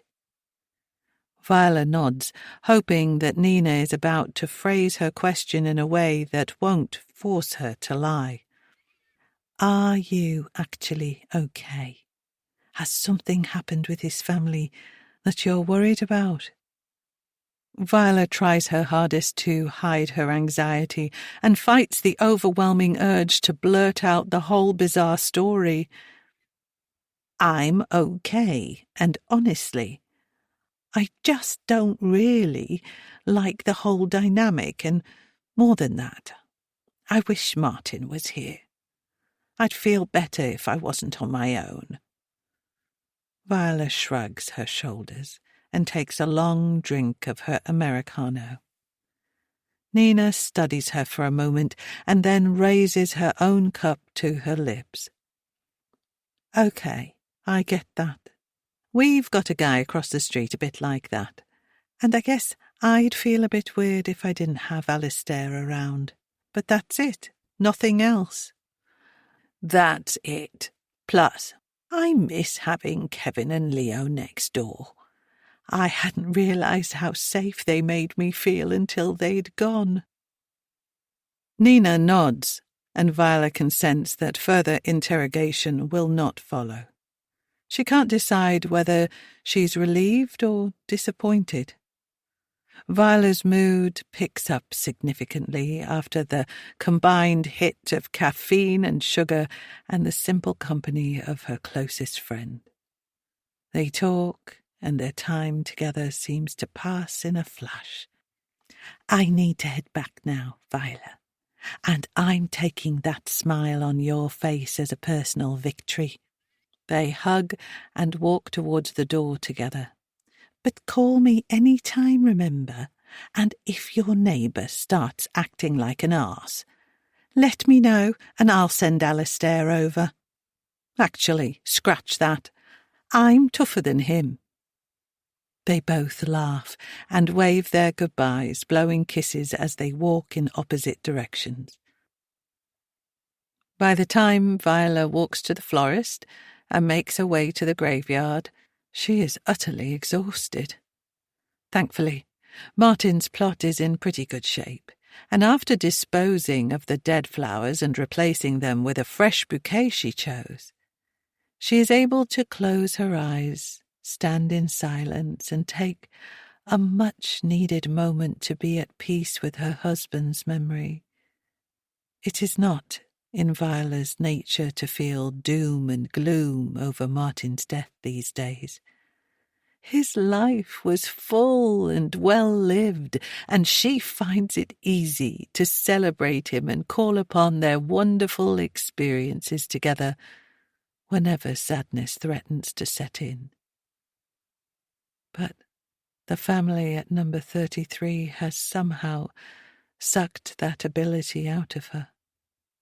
What she wouldn't give to have Martin by her side, supporting her, taking away her fear and comforting her.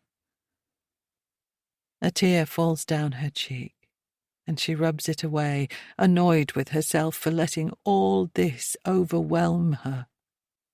She has never once felt abandoned or self-pitying about Martin's death, and she recognizes that she's dangerously close to this now. That's not a place she wants to be in. Viola closes her eyes again and tries to summon Martin's energy.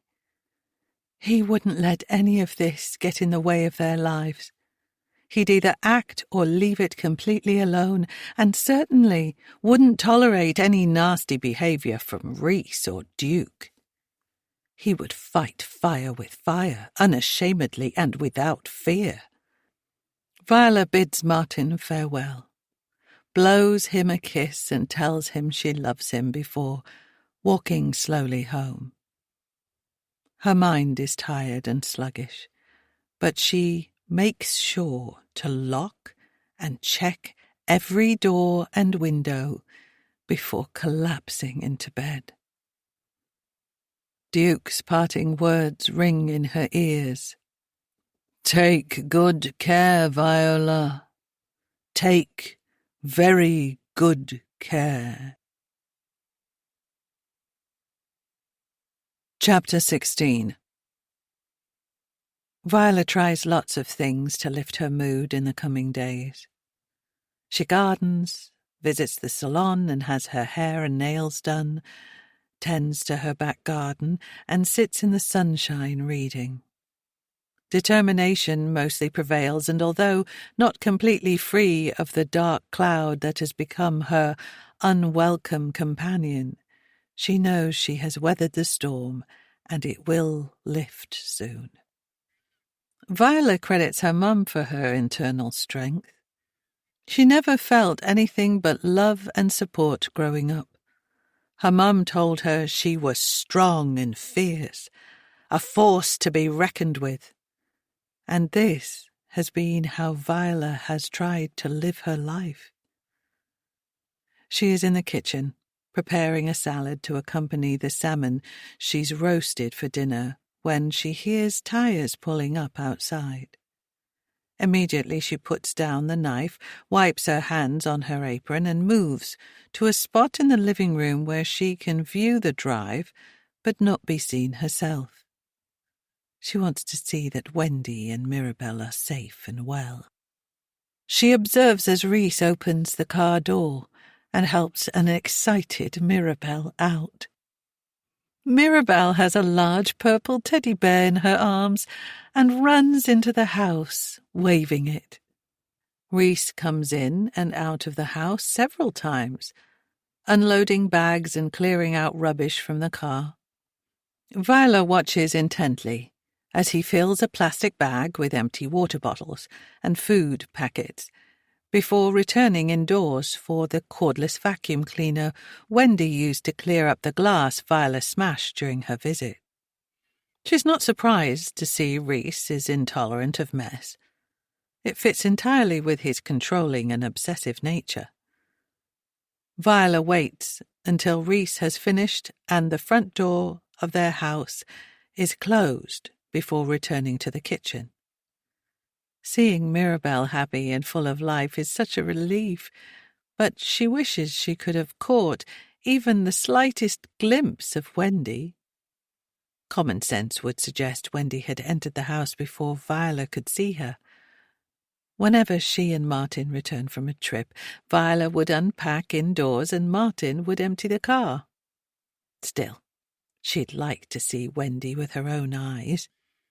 To achieve that, Viola needs an excuse to go outside. Knocking on their door is a definite no, but perhaps she might glimpse Wendy through the window if she gets a little closer to their house. Deciding that watering the plant seems like as good an excuse as any, Viola goes to the back garden and retrieves the watering can from Martin's shed. She has kept everything in here just as it was, even though she has no idea what half of the tools and bits and pieces are for.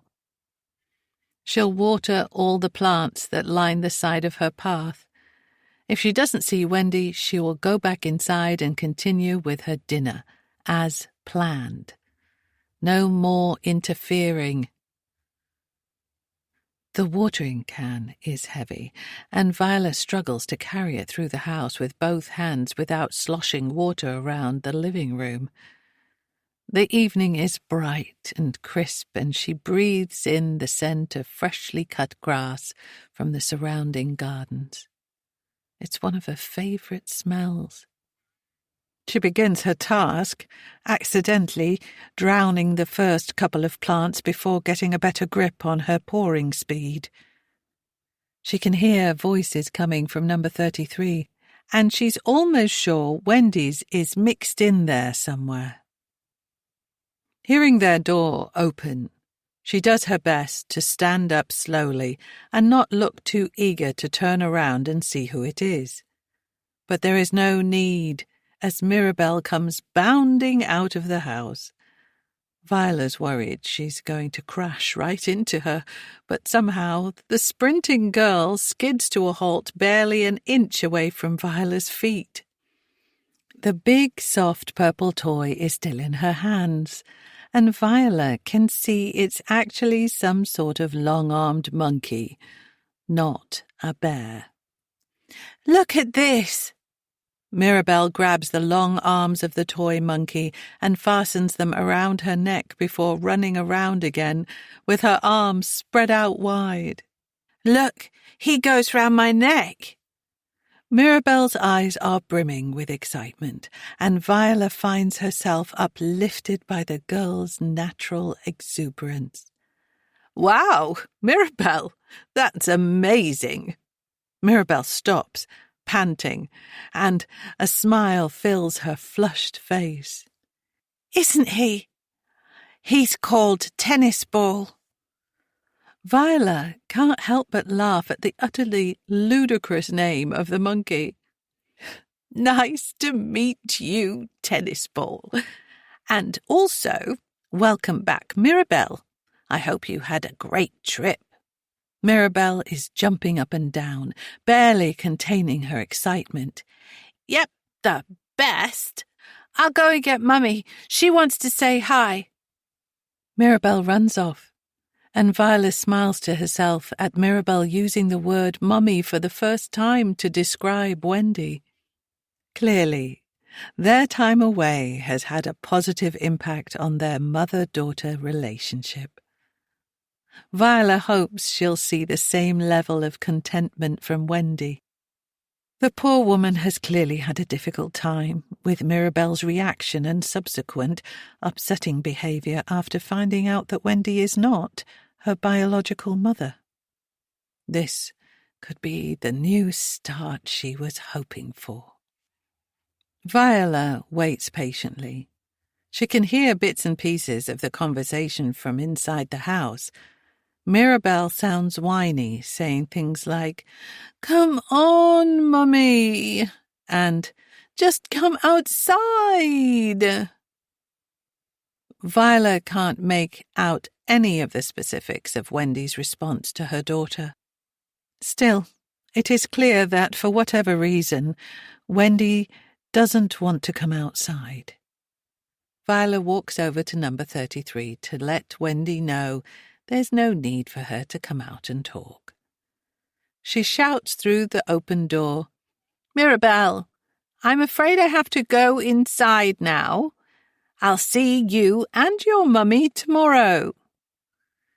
Viola begins to walk away, but a small hand grabs her arm.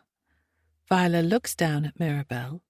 The girl's face is red and cross, and her hand squeezes Viola's forearm painfully, her fingers digging into her soft flesh, her nails making crescent moon indentations in her skin.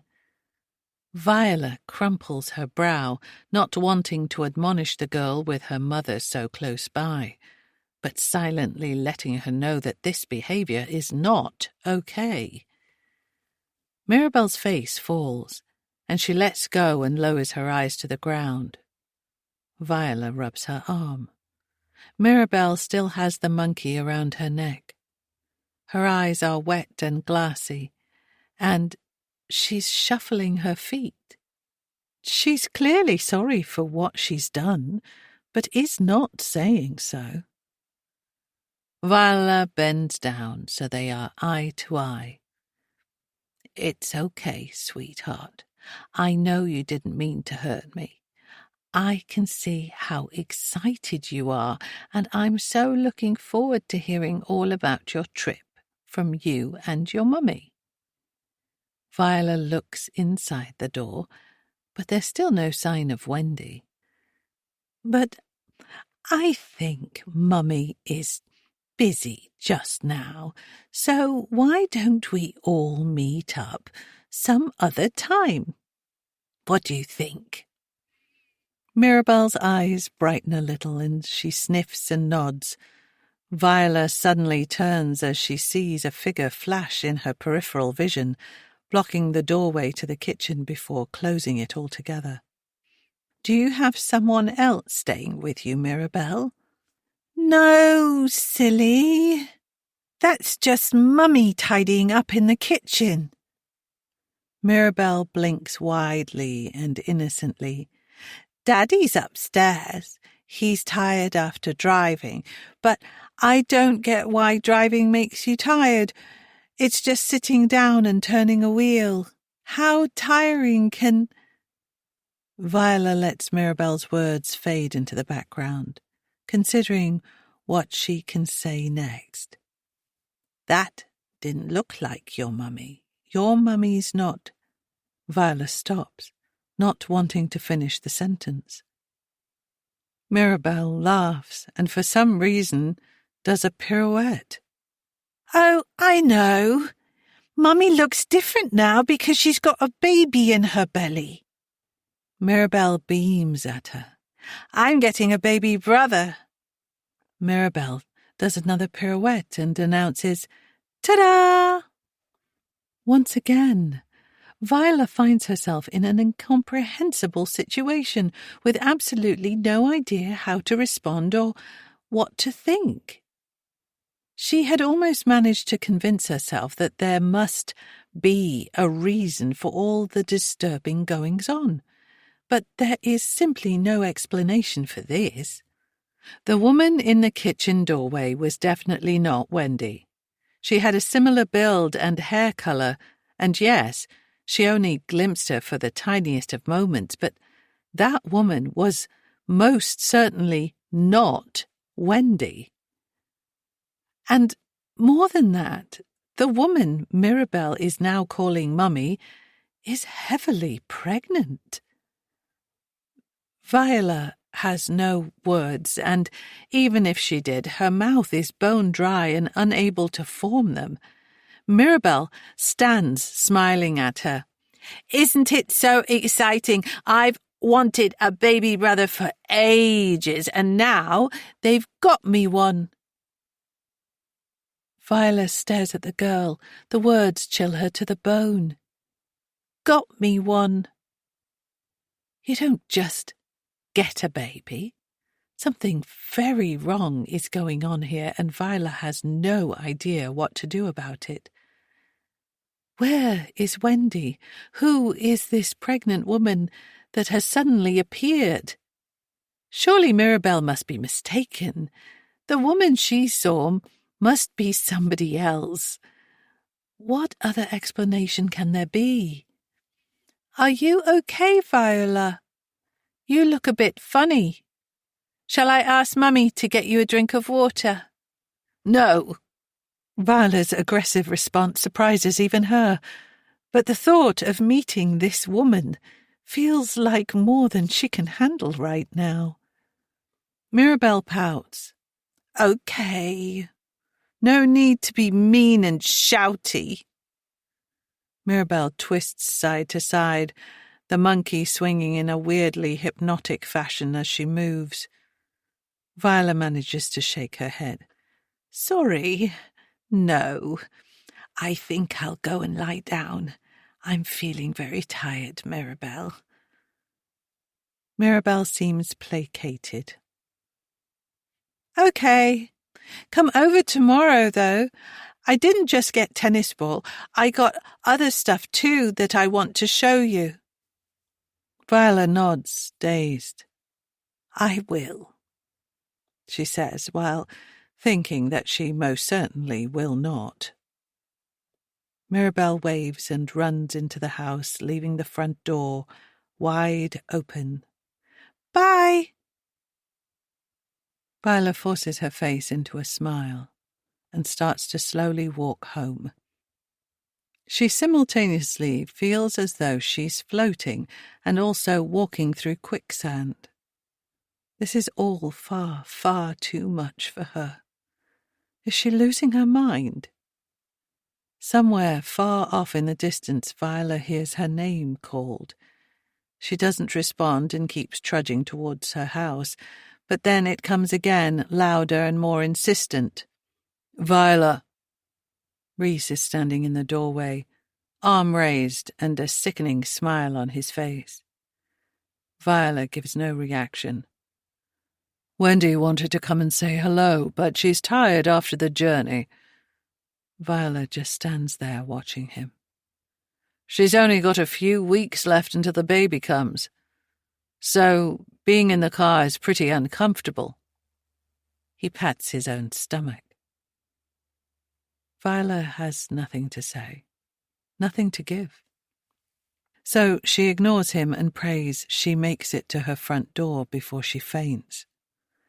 Her fingers and lips tingle, and she knows she needs to sit down very quickly or she'll fall.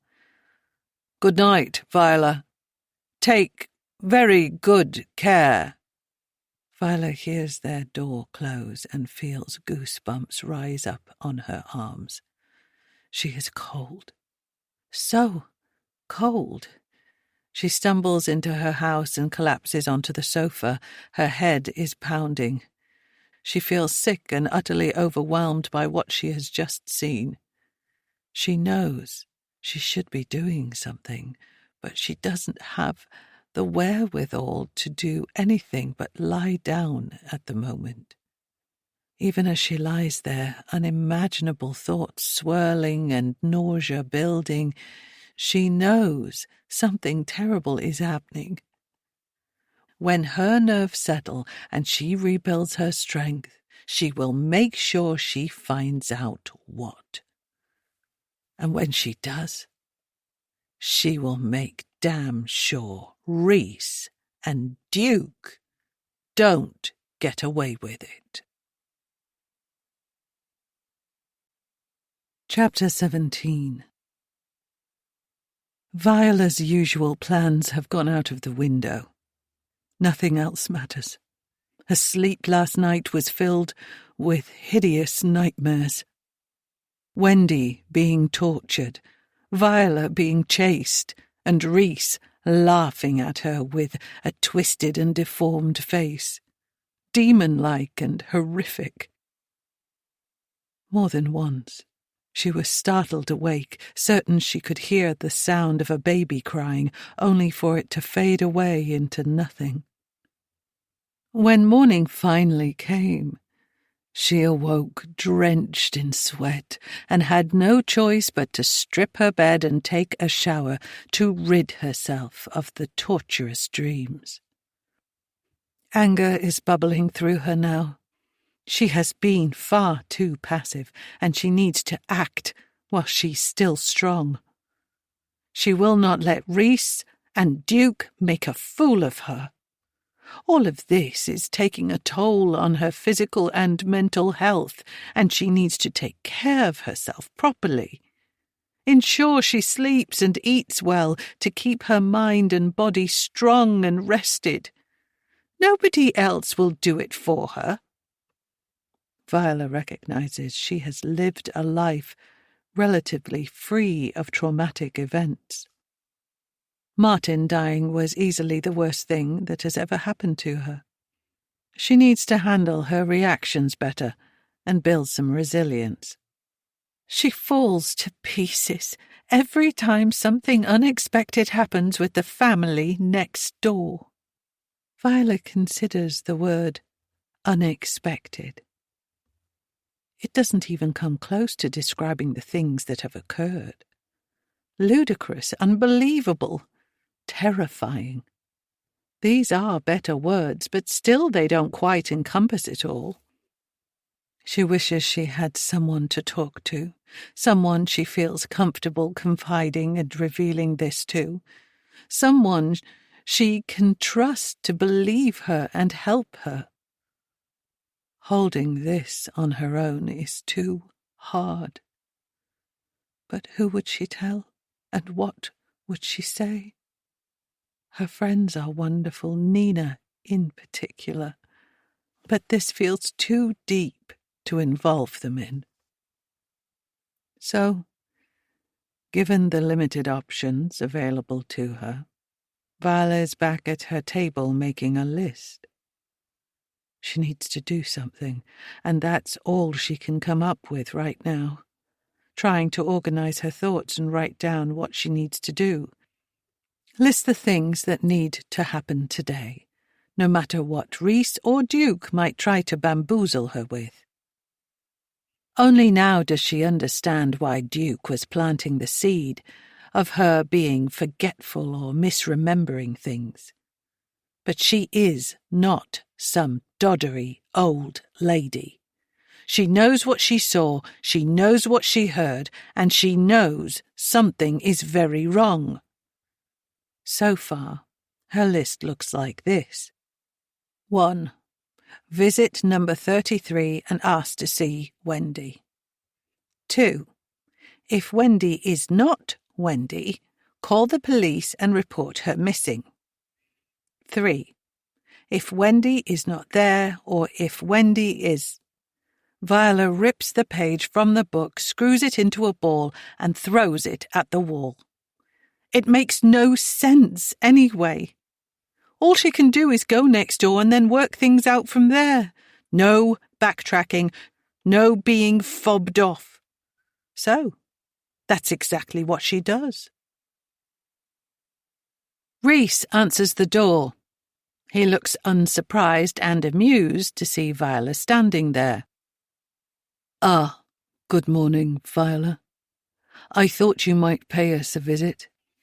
"I bet you fucking did," thinks Viola, defiantly. "I do hope you slept well." Viola is sure she sees him give her a wink, but she's not playing games this morning. She has her own agenda, and if he knows what's good for him, he'll get out of her way. "Is Wendy in?" Reese smiles with fake civility. "Yes." Viola huffs and rolls her eyes when he doesn't say anything further. "Then may I see her, please?" Reese taps his index finger against his chin as though pondering her request. Viola has to ball her fists up tightly and bite her tongue to avoid exploding in a fit of rage. She hates this man so much.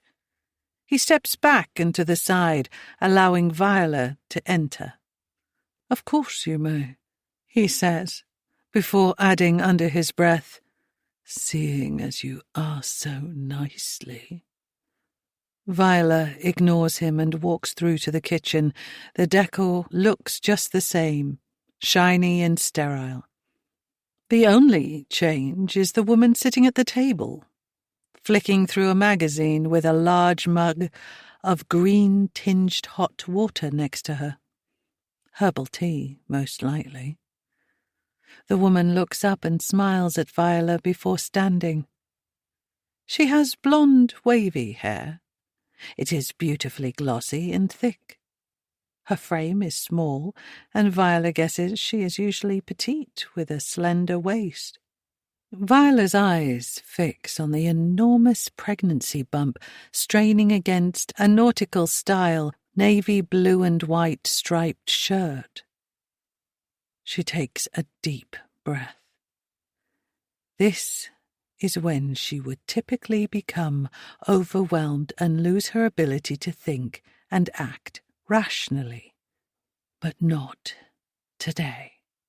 Today, she will maintain control. She will fight. Viola watches as the pregnant woman waddles towards her, still maintaining an air of elegance despite her almost comical size. Viola fixes on her mouth as she speaks, looking for any speck of something she recognizes. But there is nothing. She has never seen this woman before in her life. "Hi, Viola. It's lovely to see you." Viola thinks the woman might hug her, but instead she stands a few feet away, rubbing her tummy as though trying to summon a genie from a lamp. Viola maintains a steely calm. She can do this. These are only people, and there is nothing special about them. "Hi, I'm sorry, I don't think we've met." Reese walks over to the woman and puts his arm around her in precisely the same possessive way he did with Wendy the night of the dinner. "Now, Viola, I know Wendy is blooming at a rate of knots, but surely that doesn't make her unrecognizable." He laughs and strokes the woman's pregnant belly. She looks up at him lovingly before turning back to Viola, her brow furrowed and blinking far too rapidly. Viola knows that the further she gets into conversation with these people, the more confused and in danger of being pulled into their web of deceit and lies she will be. Viola fixes her eyes on Rhys. "Where is Wendy?" Rhys steps back from the woman pretending to be Wendy and points, jokingly, with both index fingers at her before shrugging his shoulders. "Viola, are you feeling okay?" She grits her teeth. "I'm completely fine, Rhys. But as we all know, this is not Wendy." Rhys and pretend Wendy look at each other with mock concern in their eyes. He strokes her on the face. "You go lie down, sweetheart. This isn't good for the baby." She smiles and he kisses her on the forehead. Viola watches every inch of their movements, waiting for them to slip up or reveal something to prove that this is all a charade. Pretend Wendy gives Viola a small, uncertain wave and says, "I hope you feel better soon, Viola," before leaving the room and ambling up the stairs. Viola tries to control her shallow, ragged breathing and to stand tall. Rhys takes a step towards her. "Maybe you should go home and lie down too." Viola feels the shift in his behaviour like a physical force. The jovial air he possessed moments ago is gone, and what's left is threatening and frightening. But Viola has been here before, and this time she is prepared. "I'll give you one last chance, Rhys. Tell me where Wendy is. I don't care who that woman upstairs is, but I want to know that Wendy is safe." A horrible thought falls into Viola's mind. "And Mirabel, too. As long as I know they are both safe, I'm more than happy to leave you to whatever sick and twisted game you think you're playing here." Rhys turns his head slowly, and Viola follows his line of sight. Mirabel is standing in the doorway. How on earth did she get there? Mirabel's face is thunderous. Her eyes are dark and stormy pools. When she speaks, her voice sounds different, throaty and sinister. "I'm right here, Viola. Why don't you go home? I don't like you anymore." With that, Mirabel turns on her heels and walks away.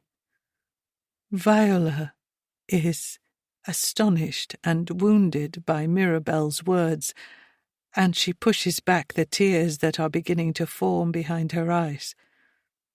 When she looks at Rhys, she sees pure delight on his face. He is enjoying every moment of this macabre performance. "Go home, Viola. Go home and leave me, Wendy, and Mirabel the fuck alone." He smiles sweetly, as though he'd just spoken a completely different sentence. Viola gathers all her strength and nods her head. She can't stop her voice from shaking, but manages to say her piece nonetheless. "Don't worry, I'm going. Expect a visit from the police." Rhys follows her out of the kitchen, but she doesn't stop to look back despite the venomous tirade spewing from his mouth. "Don't you fucking dare!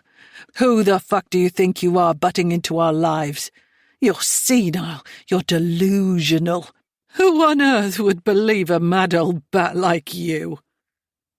Rhys laughs, but there is a hint of nervousness in his voice, the only thing stopping Viola from bursting into tears.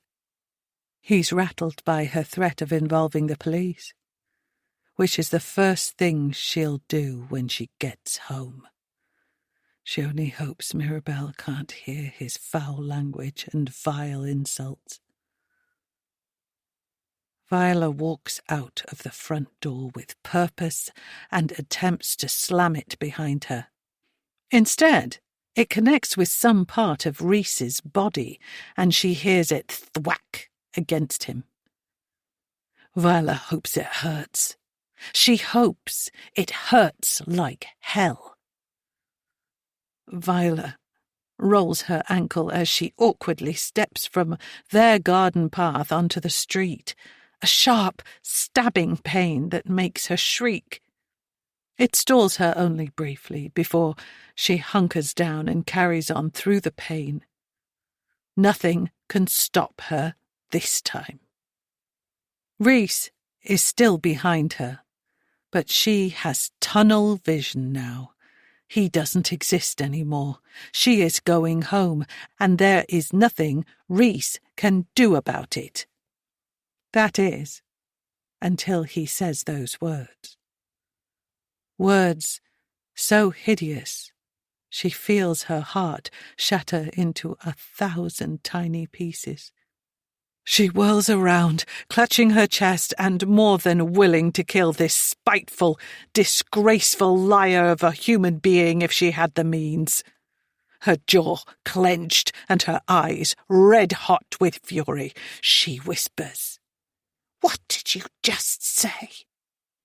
Reese swaggers towards her, hands in pockets, swinging his hips. He leans down and places his mouth close to her ear. Viola wants to scream in his face, but she listens because she needs to hear him say it one more time. I said, think twice before calling the police. You don't want to ruin Martin's memory. Viola is trembling uncontrollably.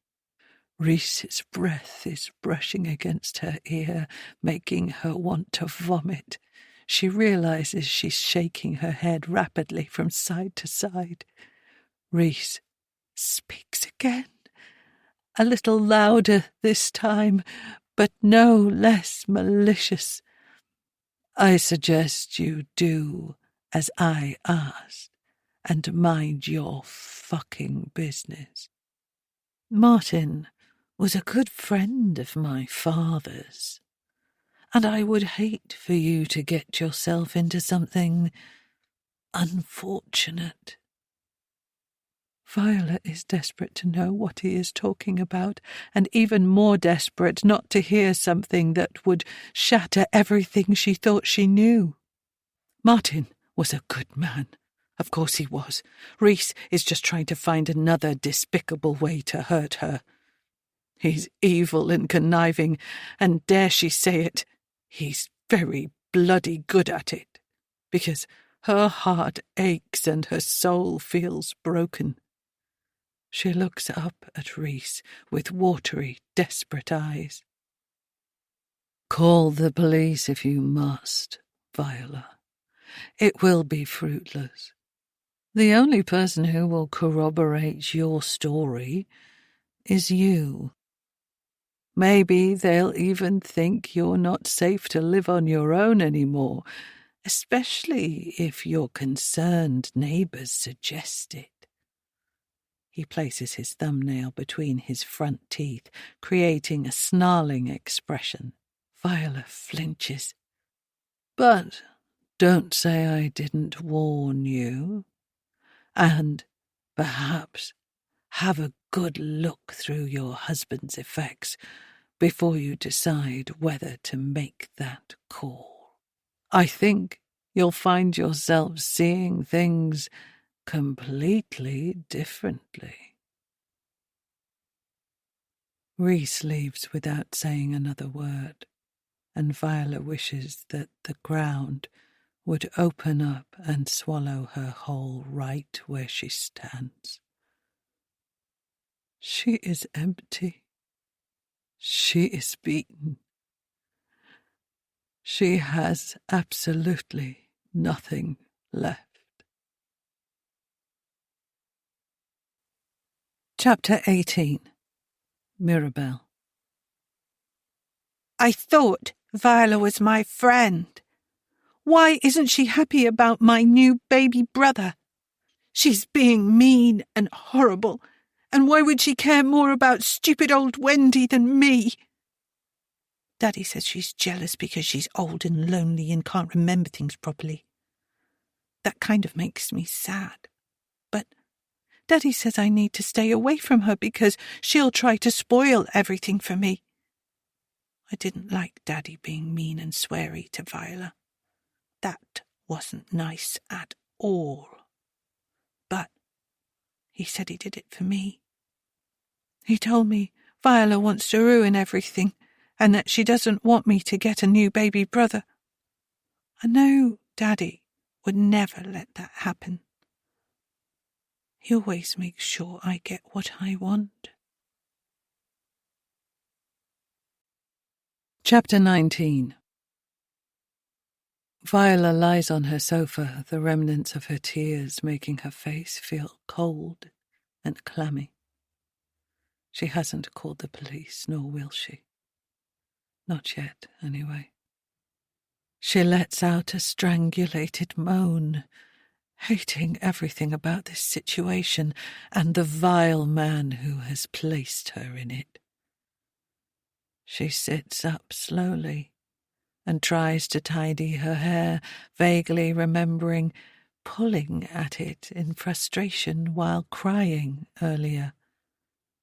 The last hour or so is cloudy, a cacophony of emotions pulling her every which way, leaving her utterly drained and with no clue as to what she believes. Viola knows deep in her heart that Martin was a good man. No, a wonderful man. He would never have been involved in anything sinister. He didn't have it in him to be unkind to anyone, and definitely not anything involving harming women or children. Martin was an old-fashioned gentleman. Reese only knows his name because she had told him it when they were having dinner, and it's clear to anyone who hears her talking about Martin that she is proud of the man he was. Reese is using this fact to hurt her. That's what he does. He's a snake in the grass, and when he saw her becoming stronger and less intimidated by him, he attacked her Achilles' heel. The memory of her beloved husband. Viola knows, though, that she will take a look through Martin's things, even if only to reminisce and raise herself up after her vile encounter with Reese. She is now confident that the horrible man next door has a proclivity for violence. He's not simply domineering and arrogant. Once she has ensured that nothing in her house ties Martin to Duke or Reese, she will call the police and tell them everything she knows. Intimidation won't stop her this time. She won't have blood on her hands. Viola throws 2 large pillows on the bedroom floor and lowers herself onto them, pulling her legs into a crossed position. Her knees crunch in rebellion, but she takes a moment and finds a vaguely comfortable position. Martin's paperwork is in one of the drawers in her divan bed. She hasn't thrown any of it away, just in case she needed it at some point. Viola has no plans to move house, but she recognizes there may come a day when a house with stairs isn't suitable for her. She smiles as she sees an array of envelopes and folders piled up neatly inside the drawer. Martin loved order and was brilliant at dealing with all the life admin that Viola found as dull as watching grass grow. Flicking through the documents, Viola finds nothing to back up Reese's claims, although She has no idea what that could even be. What is she looking for? Instead, she decides to look at every piece of paper in the drawer. She feels terribly guilty for doubting Martin, but Reese is twisted and his manipulation is horribly convincing. Viola feels tears prick her eyes as she scans through an envelope full of every optician's prescription Martin received. They go back more than 20 years. She gave up telling him to throw it all out. "You never know," was his usual response. And as Viola has discovered recently, you indeed never know what life will throw at you. A large white A4 envelope catches Viola's eye. The others have addresses and postmarks on them, but this one is blank apart from the words "Insurance Policy" in tiny letters, handwritten in the top right corner. And unlike every other envelope in here, this one is sealed. Viola inspects the writing. It's definitely Martin's. She turns it over in her hands. It's light and must only have a page or two inside. Butterflies flutter in her tummy as her sixth sense kicks in. She knows there is something important in here, something Martin was keeping from her. Sweat starts to break out on her brow, and she wipes it away before tearing it open. Whatever is inside will not change simply because she chooses not to look at it. Denial will only leave her vulnerable. She closes her eyes and pulls out the contents, her heart escalating uncomfortably. The first thing she sees is a piece of paper that she recognizes. It's the final payment on their mortgage. She relaxes and exhales slowly. Viola remembers raising a glass of bourbon with Martin on the day this arrived. When Martin retired 5 years earlier than planned, he got a much bigger lump sum payment than Viola was expecting. It was enough to pay off the remainder of their mortgage. She was not surprised to hear that Martin put a little extra in their pension pot each month. Planning ahead and being sensible with money was most definitely his strengths. A smaller envelope is stapled to the back of their final mortgage statement. Small, white, and, again, sealed. The kind you'd expect to see with a thank you card or a little Christmas card inside. She decides not to separate the two and instead maneuvers the tiny envelope around until she can poke in a finger and prise it open. She wiggles her fingers inside and pulls out a small folded piece of paper. Viola sits back, her hands tremulous and a horrible sinking feeling in the pit of her stomach. Whatever Reese was hinting at, this is it. She can feel it. The innocuous piece of paper feels like an unexploded bomb in her hands.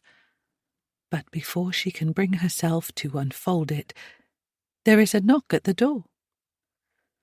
Viola looks at the paper. She knows she'll need time to digest whatever she discovers, so she needs to either ignore the door or wait until she has dealt with whoever the unwelcome visitor is. The decision is made for her as the knock comes again, more like banging this time. Whoever it is will not be easily put off. She lifts her duvet and slides the paper underneath it, safe for when she returns. Viola's legs are partially asleep, but she forces herself up and down the stairs, pins and needles shooting through her feet.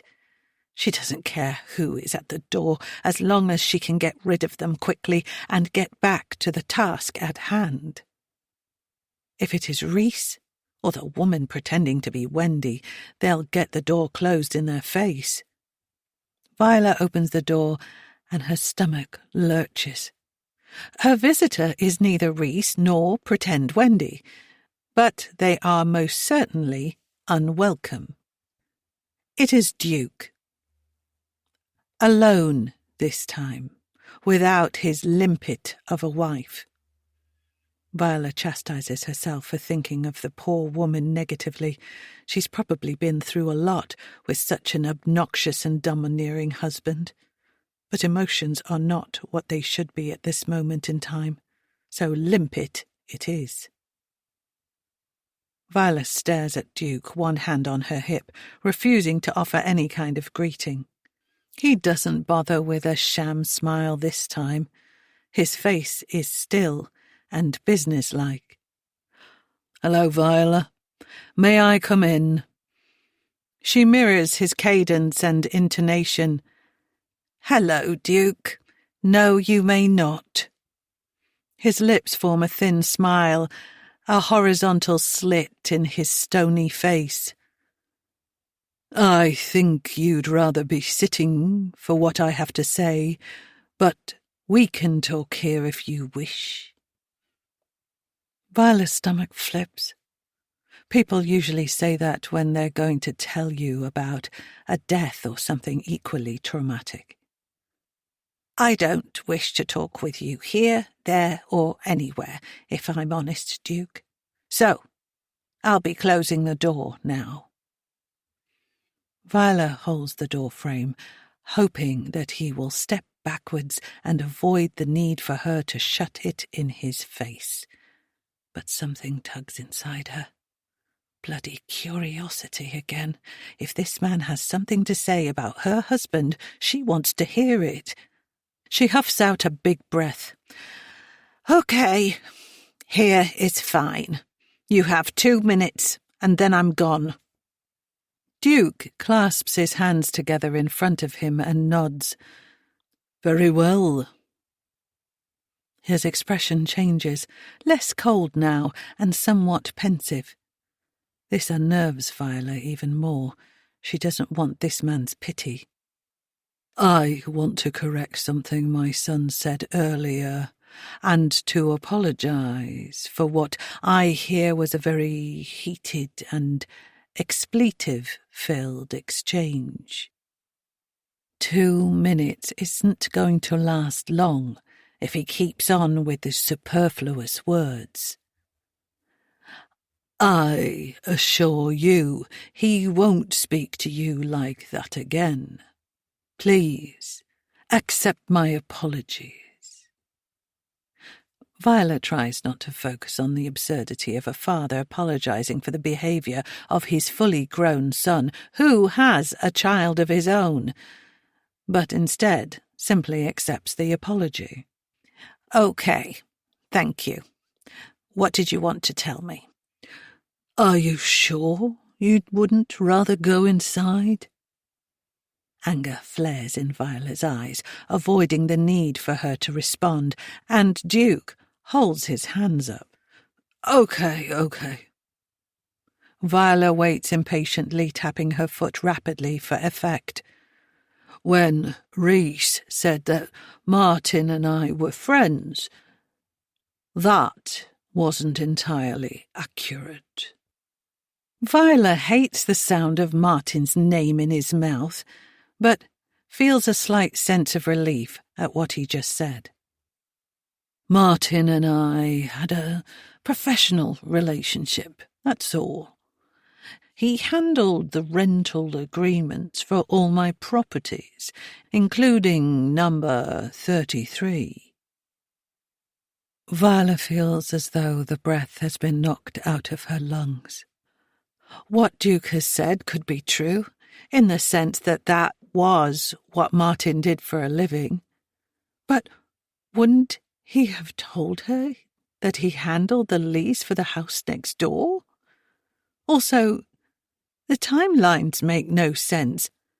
Wendy and Reese have just moved in. Martin couldn't have had anything to do with that. Her head spins, confusion clouding her thoughts. The other point my son was trying to make rather ineloquently is that my family requires a certain amount of privacy. We don't want neighbours interfering in our business. Martin understood that and assured us that you did too. Viola screws up her face. That makes no sense. I'd never met your family until recently, and Martin died years ago. Grief strikes her unexpectedly, as it often does, particularly when having to use Martin's name in the same sentence as the word died. Duke raises a finger. Ah, yes, well, I acquired number 33 some years ago. I've been renting it out, privately, using Martin's services. I only recently decided to take it off the rental market, and I was planning to sell, but when Reese mentioned that he and Wendy were looking to move and start afresh somewhere, this seemed like the perfect place. He smiles. And even though he has explained everything rather well, Viola still feels confused and as though he's not telling her everything there is to know. I pride myself on helping my family when I can. The property market isn't what it used to be. It's hard for young families these days, you know. Viola is sure her face looks ridiculous. She has never set eyes on this man until recently. If he has indeed owned the house next door all of this time, surely she would have seen him. And she would definitely have noticed any appearance of his monstrous car. Plus, even though Martin never really discussed his job, forever telling her it was boring and he was quite happy to leave work behind the second he left the office, wouldn't he at least have mentioned that he was managing the rental of the house next door? He definitely would. So, either Duke is lying or, more disturbingly, Martin was hiding the fact from her for some reason. Thoughts whirling around her head, she allows Duke to continue his explanation, one that hasn't even begun to broach the disappearance of Wendy and her replacement with a heavily pregnant woman. So, you see, number 33 belongs to me. Martin used to rent the property for me, and now my son and his family live there. That is all. Viola considers this. She wishes she had some way to sense-check this with Martin, but realizes she will have to accept the fact that she will never know for sure. And anyway, Duke is completely ignoring the Wendy issue. But what about Wendy? Duke's eyes narrow, and Viola swallows uncomfortably. She has to do this. She needs to know. I am not senile, and I can't be convinced that I am. That woman next door is not Wendy, and I need to know that she is safe, or I'm going to have to call the police. Can you understand that? Duke's jaw twitches, and once again Viola is reminded of the resemblance between father and son. No words are needed to explain the threat and menace emanating from him. When he finally speaks, his tone is icy cold. Martin was compensated for his understanding that my family requires privacy. If that is required again, I'm sure we can come to some arrangement.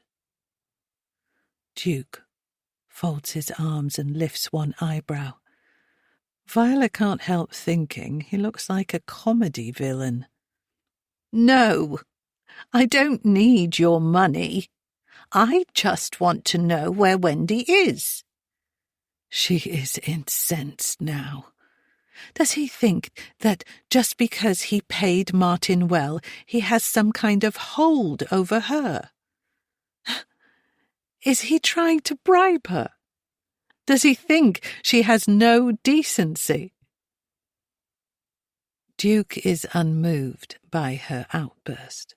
He leans his head closer to her and whispers conspiratorially. Indeed. And, as I said, the reason you don't need money is because of me. He hisses the last word at her, and Viola feels momentarily frightened. I don't believe you. She tries to stand tall, but the weight of the possibility that he could be right pushes her shoulders down, and she knows that the key to the truth lies underneath her duvet cover upstairs.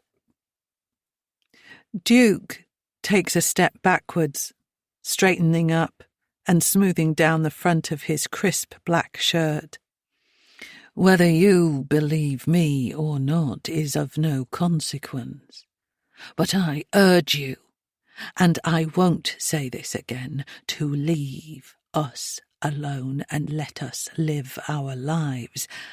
I promise you that meddling in our affairs will not end well. That is not a threat, my dear, before you accuse me. I'm not in the habit of threatening people. It is a simple statement of fact. Viola has nothing to say. She has no answers and wants to ask him more questions and demand an explanation, but the conviction with which he speaks is paralyzing. Good day, Viola. Think about what I've said carefully. Duke nods as a parting gesture, and with that, he is gone, leaving Viola dumbfounded and lost for words yet again. Chapter 20. Not wanting to sit uncomfortably on the floor for a second time, Viola pulls out the ticking time bomb from under her covers and sits on the bed. Viola unfolds the small piece of paper and is unsurprised to see a banking receipt. She recognizes the bank details as their own. When she sees the figure transferred, her mind explodes. £100,000. She feels faint. This is a lot of money, the kind of money that people go to jail for. The details on the transfer are from Mr. Duke Aubrey to Mr. Martin and Mrs. Viola Waterhouse. This means that a payment came from Duke, not just to Martin, but to Martin and her. She drops the piece of paper as though it is scalding hot. The dates fit with when Martin retired. No reason is given for the transfer. No other notes or explanations. Only the cold, hard evidence that Martin accepted £100,000 from Duke and never told her a thing about it. Viola starts to weep.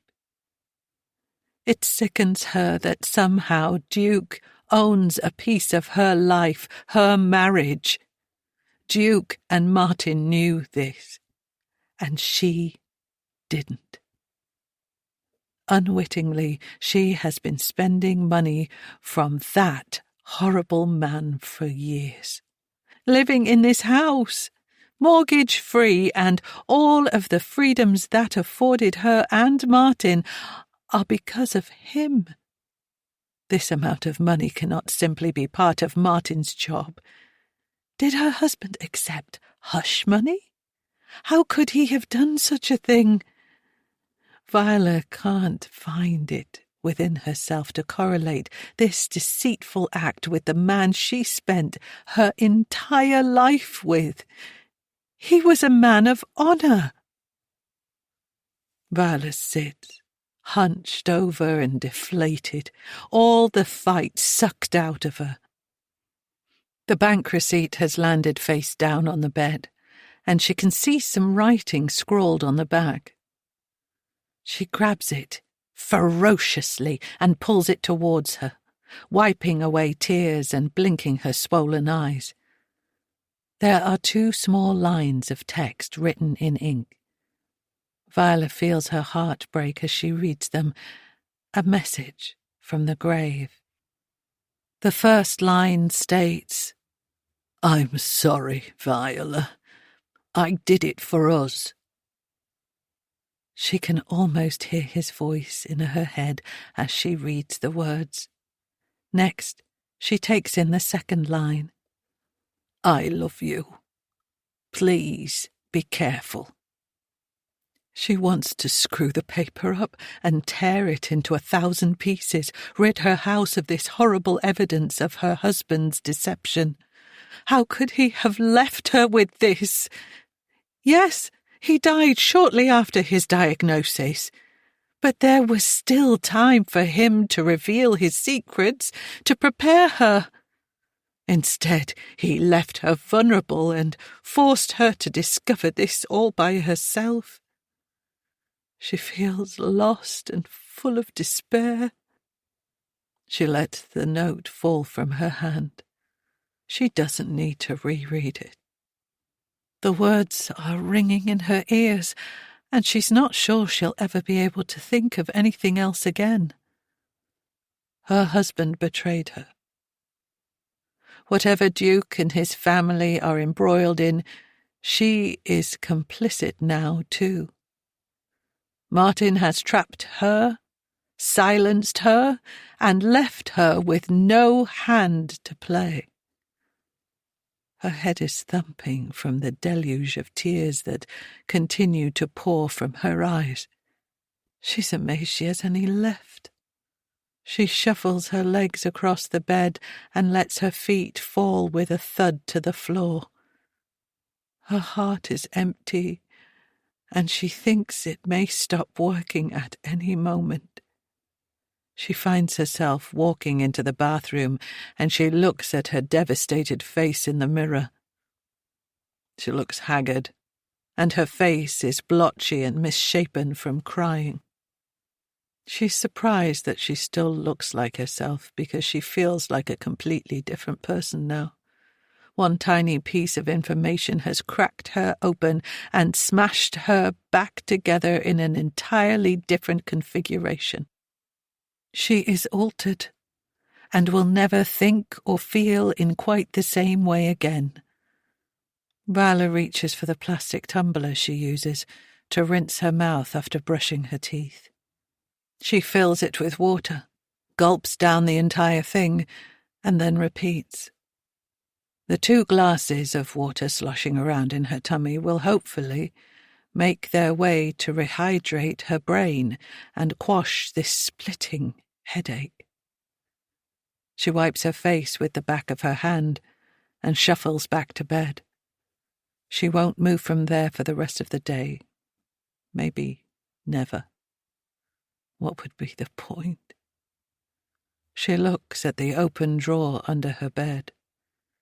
She wishes she could return to the moment before she opened it and unlearn everything. Just be happy and ignore the weirdness next door. Martin was right. Curiosity does only bring trouble. And now she's in a whole load of fucking trouble.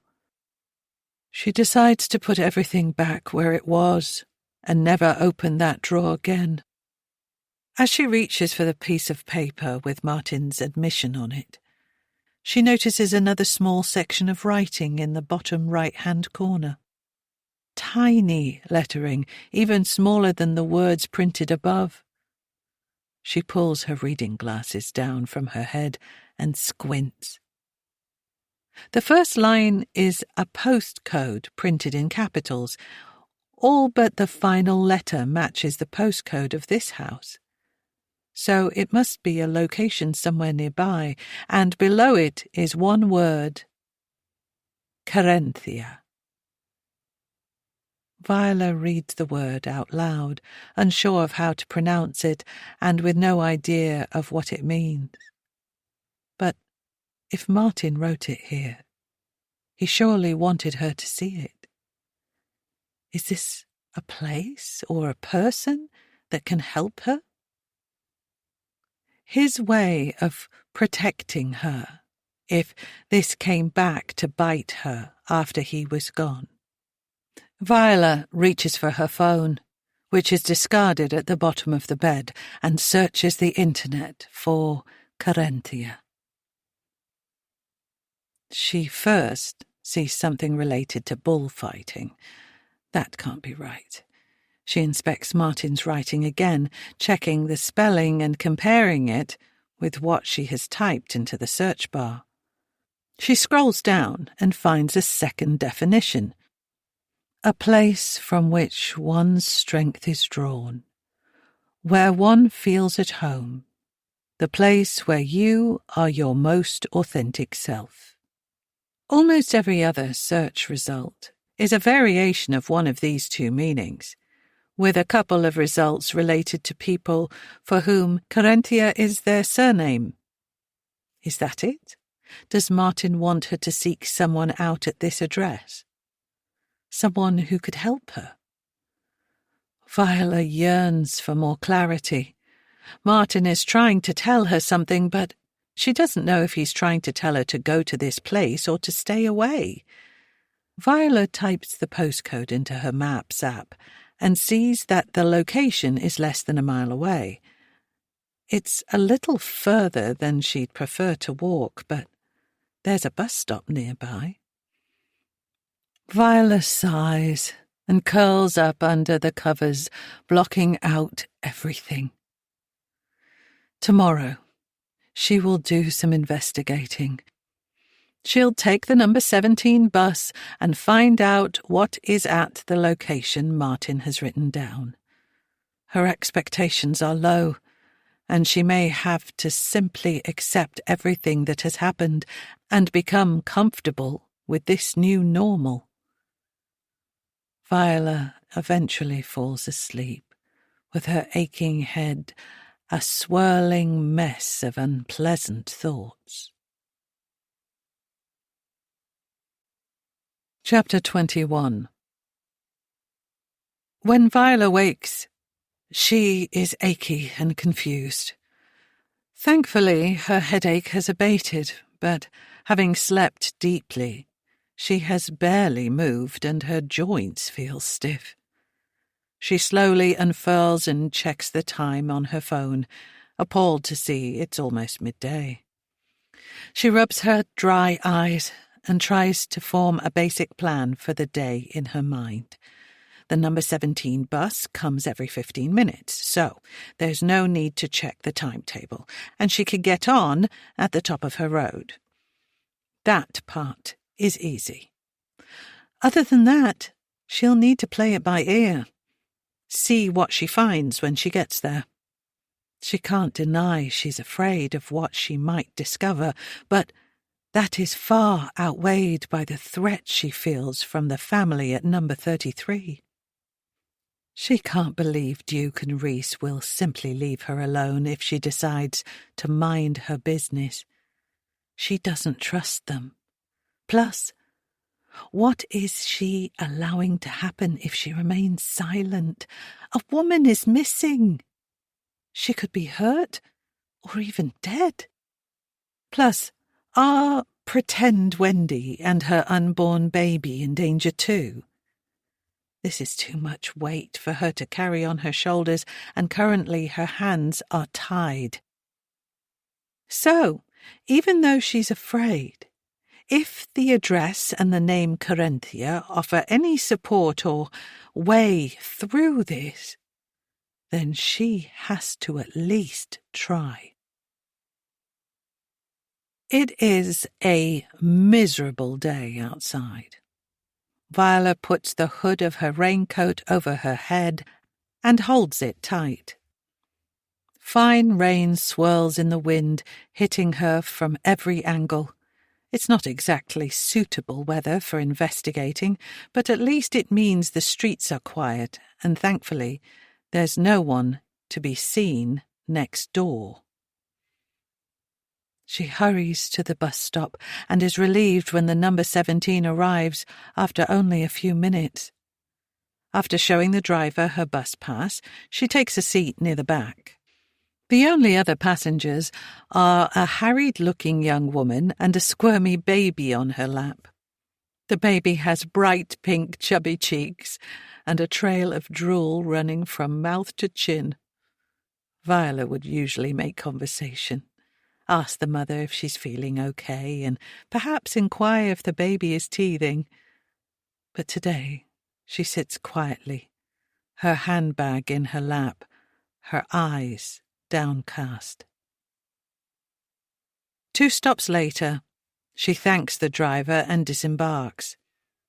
The rain has ceased, but dark clouds threaten more, and Viola tucks in close to the hedgerows to avoid the wind. Checking her phone, she memorizes the route to the destination. The app tells her she needs to walk for 3 minutes in the direction she is currently facing, then take a left, and at the end of the road follow a small path. On the digital map, it looks like there is one large building surrounded by a smattering of smaller ones. There is lots of grassland surrounding it. A farm, perhaps.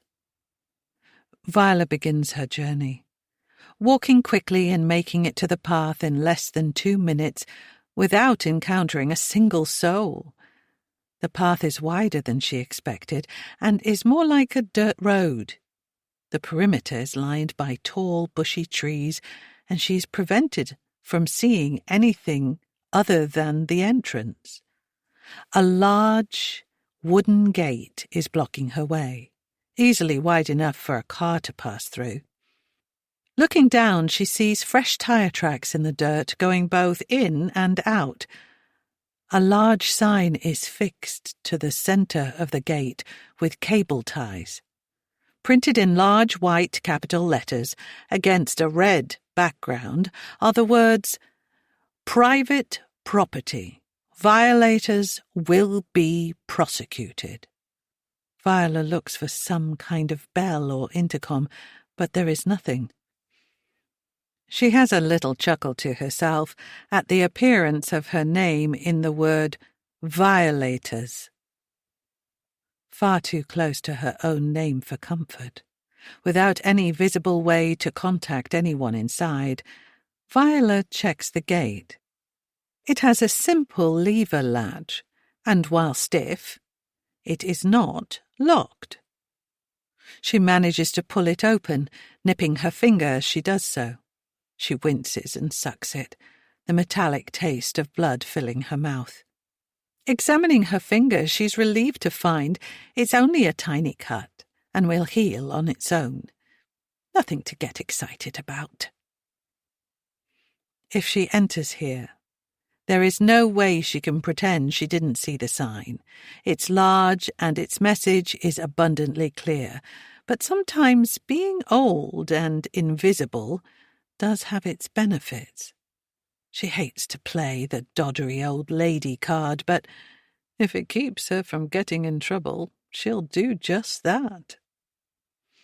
The path takes a sharp left turn after about 20 paces, and suddenly the main building comes into view. It's a large red brick building with white shutters on every window, most of them closed. There is nowhere for her to hide now. If they have any type of security camera, she will already have been seen. Trying her best to look non-threatening and a little lost and unsure, she ambles towards the house. The front door is dark grey and double-fronted. 2 long vertical silver handles make it look more like a giant kitchen cabinet than the front door of a dwelling. There is no knocker, and again, no doorbell or buttons to press. Viola looks around her, searching for anything that might help her alert someone to her presence. The walls on either side are metal, like the inside of an elevator minus the buttons. Above her head she spots a small camera, the same colour as the door and tucked into the corner. She definitely wouldn't have noticed it if she hadn't been scouring. The camera is pointed directly at her, so she does the only thing she can think of. She waves and smiles. The camera doesn't move, and no sounds indicate anyone approaching the door. "Hello?" Viola has no idea if the camera picks up sound, but she may as well try. Once again, there is no movement or noise. She is about to turn around and see if there is another, more accessible entrance when she hears a faint crackle of static coming from her left. She turns and sees several small holes she hadn't noticed before on the side of one of the shiny panels. Tentatively, Viola puts her face down close to them and speaks. "Hello?" She can hear heavy breathing, but no immediate answer. She waits, nerves beginning to creep up on her while she listens to the static. Eventually a voice answers her. It is distorted, but it sounds like a woman, and furthermore, she sounds furious. "The sign clearly says no trespassers. Please leave." Viola's immediate thought is that, in fact, the sign does not say that. It says, "Private property violators will be prosecuted," but she's not sure that would help with ingratiating herself. "I'm looking for Corinthia. Am I not in the right place?" She keeps her request vague, not knowing whether Corinthia is a person, a place, or even anything at all. She thinks she hears whispering in the background, and when the woman speaks again, she is a little less angry, although far from cordial. "Who sent you?" Shit. What does she say to that? My dead husband? No, that wouldn't do. She decides to try something risky and prepares herself to leave swiftly if it doesn't go as planned.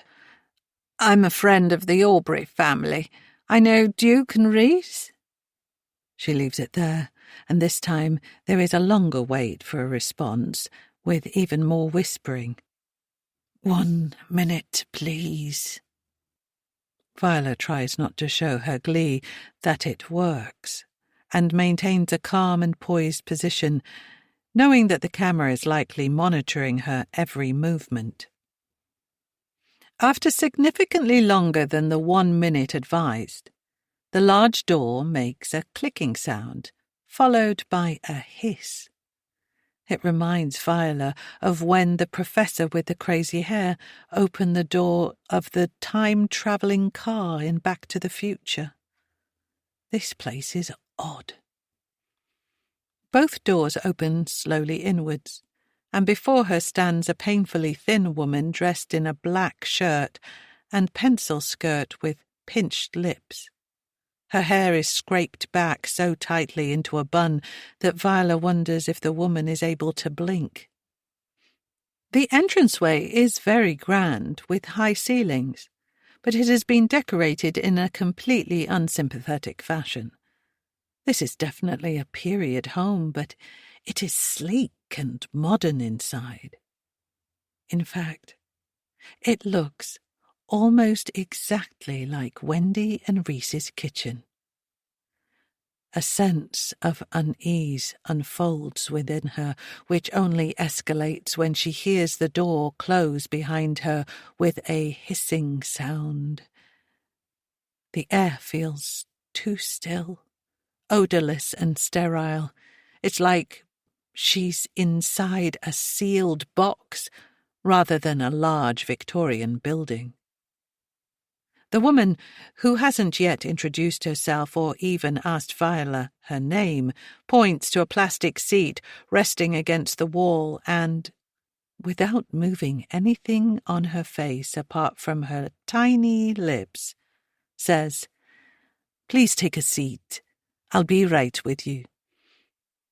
Viola does as she asks, and the woman skitters away through another door that seems to unlock and seal in the same way as the front door. Viola casts her eyes around the large room, but there is nothing to look at. Just lots of empty space and plain silver walls. Weird. She knows she has taken a stupid risk by coming here alone. Even more so now she is essentially locked in with no idea of what is about to happen next and with no means of leaving. Tension begins to build within her. But she has no time to ruminate further, as the interior door opens suddenly and the woman who greeted her appears at her side as though by magic. The woman roughly grabs Viola by the elbow and yanks her up from the seat. Viola's mouth falls open in surprise. Firstly, she is shocked by how strong this petite woman is. Viola must be twice her weight, and she lifted her up without breaking a sweat. The front door hisses open, and Viola is pushed unceremoniously towards it. She has to concentrate hard to stop herself from stumbling. Looking over her shoulder, she is greeted by a stare of undiluted rage in the woman's eyes. Everything happens so fast that there is no time for Viola to react or even form any thoughts about how she should respond. She is shoved outside. The terrifying woman's parting words are delivered through snarling teeth. "Get out. You will regret this." The door closes, and Viola finds herself standing exactly where she was mere minutes ago with no idea of what just happened. Chapter 22. Viola wastes no time leaving the property, and thankfully there is a bus waiting for her to get straight on. Now, back at home and feeling relatively safe, she considers what she has learned from her brief and unpleasant visit. Unfortunately, not a lot, and she has most likely gotten herself into more trouble with Duke and Reese. She is fully expecting a knock on the door at any minute.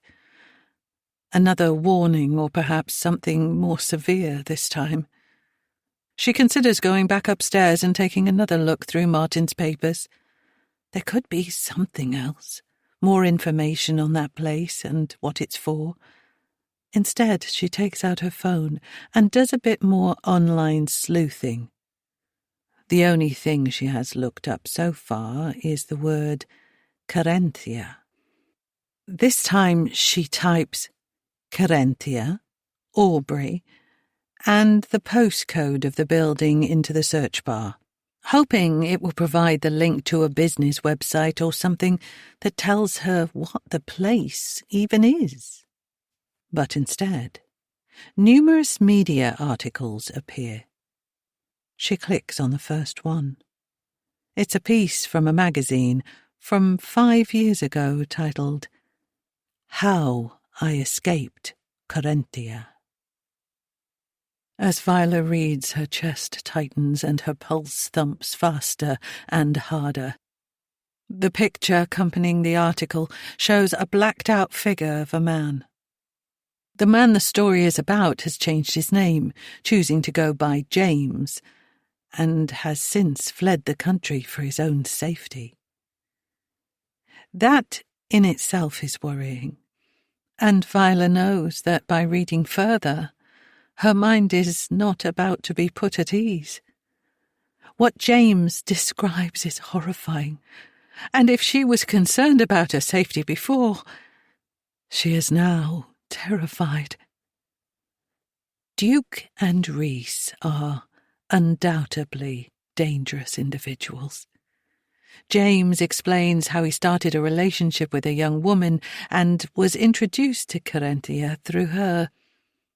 He reveals she initially told him that Carinthia was a charity organization that provided support to the local community. Social events and classes were available, as well as on-site training and support groups. James had found himself struggling to find work, somewhat adrift, and feeling lost with what he wanted to do with his life, so he initially found it a great place to spend time. He explains how Carinthia gradually became more controlling and how he started discovering unusual beliefs from the family running the organization. Seemingly, the aim of Carinthia is to build perfect families and for the members to live as a community away from the rest of society. James names Duke and describes him as initially very caring and kind, giving him opportunities to better himself and learn new skills, offering support and counsel. As James gained members' trust, he was allowed outside the training rooms at the front of the main building and shown the other parts of the property. He was astonished that many families, including children of all ages, lived on site. At least a dozen families were housed in the main building alone. Bathroom and kitchen facilities were shared, but each family had their own living space. He became alarmed that everyone looked, acted, and sounded similar. It was odd. The women looked a lot like my girlfriend, and the men looked a lot like me. But everyone was extremely friendly and welcoming, so I sort of ignored it. It was nice. I felt accepted and supported. It all happened so slowly, and when I look back, I feel really stupid. I didn't realise I was being indoctrinated. Viola shivers at the word indoctrinated, and for the first time she realises what she is dealing with here. This is a cult. Duke and Reese are running a cult.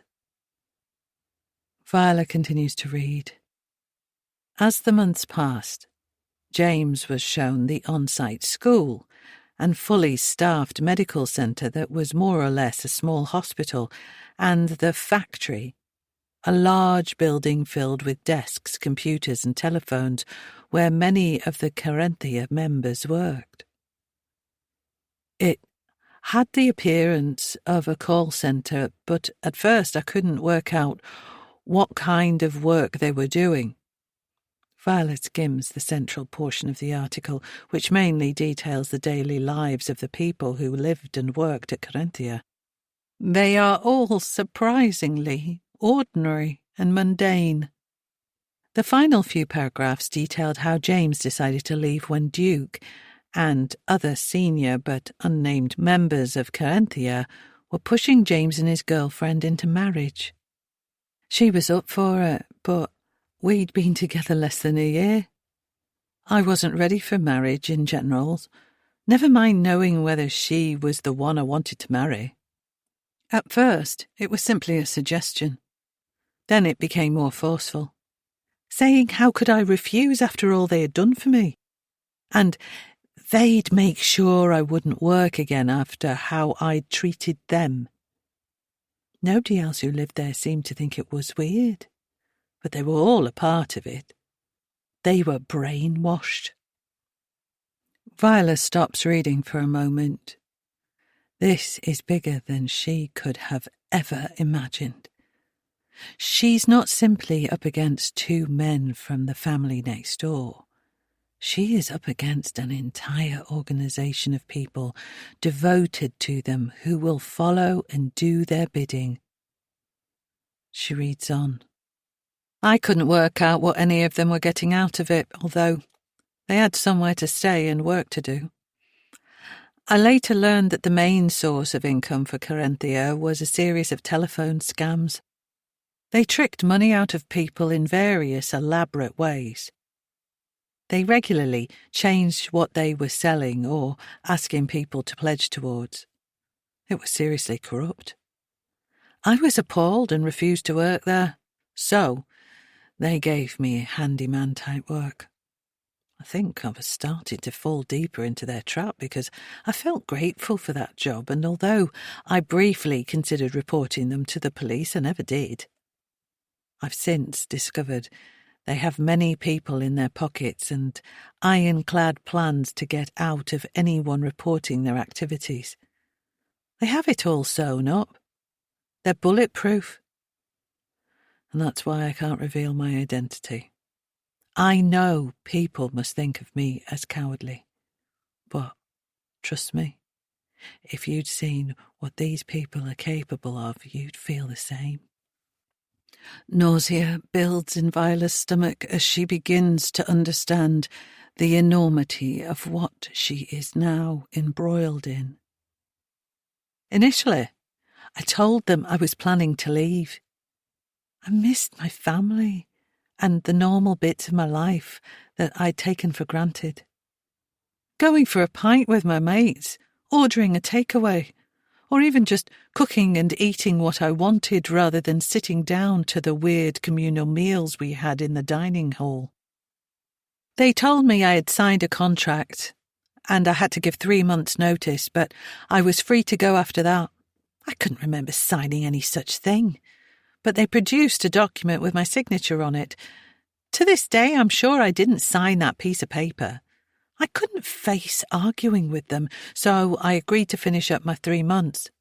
They did everything during that time to suck me in. I was treated well and promised a higher-level position with perks if I stayed. None of it worked. Their promises were tenuous, and while they sounded good when you peeled it back, they weren't actually offering me anything. I longed to get out of there. Finally, when my 3 months were up, I asked to see Duke. I was planning to thank him and say goodbye and try to leave on relatively good terms. He looked at me with fake confusion and tried to tell me that I hadn't given him notice at all, that I must be mistaken. He called in some other members who corroborated his story. They tried to make me feel like I was going mad, forgetting things. They suggested I should go to the medical centre for psychiatric evaluation, that I might need medication. I wanted to scream and yell at them. The look on Duke's face was what stopped me. I could see pure evil in him. I knew he wasn't going to let me leave. The last thing he said to me before I reluctantly agreed with them that I must have been mistaken was that staying here was the best thing for me. Duke said I wouldn't last 5 minutes out there after experiencing the serenity and safety of Corinthia. It was a threat, and I knew my life was in danger if I tried to go against his wishes. The only way out for me was to escape and then disappear as far away as possible. The fact she is reading this account means that James escaped, but that doesn't stop Viola's heart from thumping along wildly with every word. What a horrible thing for him to go through. And by the sounds of it, he's one of the lucky ones. If what he is saying is true, then there are likely deaths attributed to the desertion of Corinthia. The thought makes her blood run cold. I didn't try to escape right away. I knew they'd be watching me, and I needed to take the heat off myself. Thankfully, a couple of other newish members started asking questions and showing dissent around the same time. They were a lot more vocal than me, and I learnt from others that they were being treated in the hospital to help their mental well-being. I don't know if that was true. A couple of people seemed to completely disappear, and seeing as I knew nobody was being allowed to leave, I have no idea what happened to them. Everything was always spoken of in a positive light, as though the things they did were for the greater good. It got more and more unnerving, and the people who spewed the doctrine at me started to behave less like humans and more like robot soldiers. I waited 3 weeks before I couldn't take it anymore. I'd been tasked with patching up a fence panel towards the back of the grounds that had blown over during a stormy night. We were not allowed outside alone, so another member, a young man in his early 20s who seemed to think he'd landed on his feet in this place, and I were sent to repair it together. When he wasn't looking, I threw our hammer into a nearby bush and told him I couldn't find it. I suggested that one of us run back to find another. He looked unsure, so devout to the rules and terrified of upsetting anyone more senior. Eventually, I convinced him to run back quickly. Once he was out of sight, I threw the panel to the ground and ran to the boundary. The whole place is surrounded by an iron fence, cemented into the ground around the perimeter, and hidden with tall, bushy trees. Wires and spikes made climbing it impossible, so I scaled a nearby tree, climbed out across a sturdy branch, and flung myself outwards and across the fence. I was lucky to escape with only a sprained ankle. I could easily have broken my leg from that height. I don't want to talk too much about what I did next. I don't want the leaders at Corinthia coming for anyone I love on the outside. I thank my lucky stars that I didn't share anything about myself despite being asked many personal questions. I'm sure they have plenty of ammunition to use against other members. So many of them bared their souls and told them everything. Those people can never leave without putting their family in danger. Every day, I think about the young man who went to fetch the hammer. It didn't occur to me then, but I'm sure he must have been punished for what I did. I hope he's okay, but I suspect not. I unwittingly sacrificed him, and I hate myself for it. Somebody needs to stop them. I've tried the police, but never heard of anything happening to Corinthia. I'm speaking out as a warning. I urge people not to fall for their lies. They will get their claws into you and they won't let go. They are dangerous people, and I don't want anyone else to go through what I did. Viola closes the article. A quick scroll through the search results identifies a handful of similar stories, all anonymous, giving her nobody with whom to make contact. She considers reading them all in detail, but for now she has learned more than she can handle. What in the world is she going to do? Chapter 23. Number 33 appears quiet and benign. Peering through a gap in her bedroom curtains, nothing distinguishes it from the other houses on the street. Viola feels like a prisoner.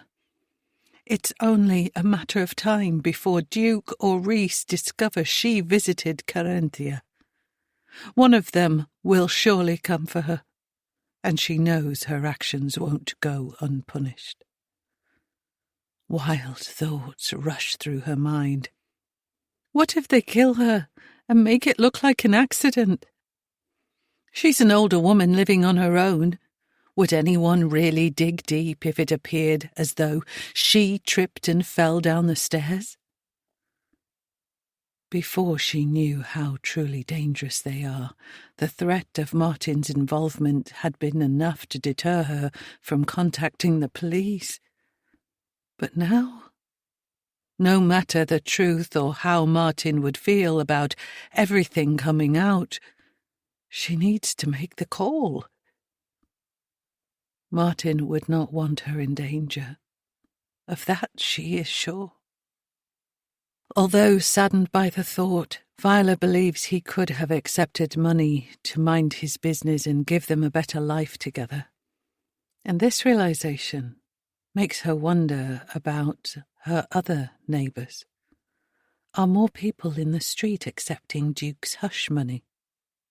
Does more than one house on this quiet, unassuming street belong to the leader of a dangerous cult? Is the community she loves and thinks of as home morally corrupt? Even if Martin's involvement was more than simply turning a blind eye, she can't protect him at the expense of her own safety, and not just because he is dead. She'd feel the same if he was alive. He made his choices, and there are consequences. Viola needs a little Dutch courage before she calls the police. A smidgen of bourbon, just a capful. She doesn't want to be inebriated when they arrive, but she doesn't want to appear like a dithering wreck either. As she slowly trudges down the stairs, the realization of what her life has become hits her, and she feels as though she might fall to her knees right there in the middle of the staircase. She feels desperately alone and totally unprepared to deal with something of this magnitude. But she has no choice. This will not go away on its own. Things just keep getting worse, and she is scared. More scared than she can ever remember being. That is, until she enters her living room and sees Duke sitting comfortably on her sofa. The grumbling fear she felt merely seconds ago now pales in comparison to the gut-wrenching horror that encircles her and threatens to knock her off her feet. Viola can't speak. Her legs start to shake. Duke barely reacts to her appearance. He remains sitting, legs crossed and one arm draped lazily over the back of the sofa. He looks completely relaxed and at home, and a new burst of fear licks at her insides. Before she has a chance to think, her body decides to run away. She finds herself turning in readiness to bolt up the stairs. Sit down, Viola. Duke sounds almost bored as he speaks, fed up and exasperated at dealing with her unruly behaviour. It's very much at odds with the situation they find themselves in. Viola turns to face him. He hasn't moved an inch. She can't make out anything in his expression. He doesn't look angry or upset. He looks blank, as if he wasn't blinking. He could be a mannequin. The eeriness of it stops her in her tracks. Tears begin to form in her eyes.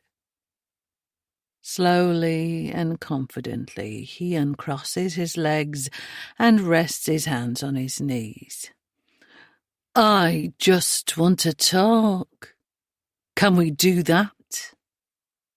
Viola is trembling uncontrollably now, and she knows if she tries to speak, she will scream.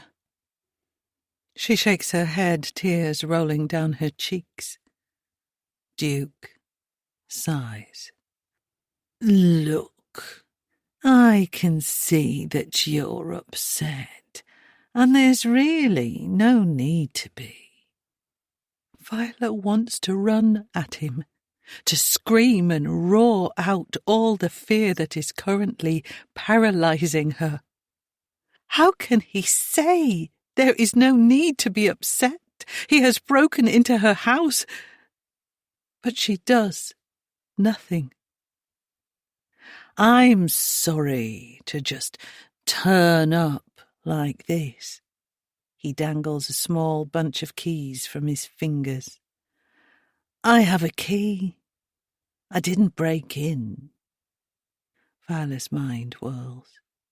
Why does he have a key to her home? How many times has he been in her house? She is so annoyed with Martin. Look, Viola, we definitely need to talk. Come to some sort of arrangement, an understanding.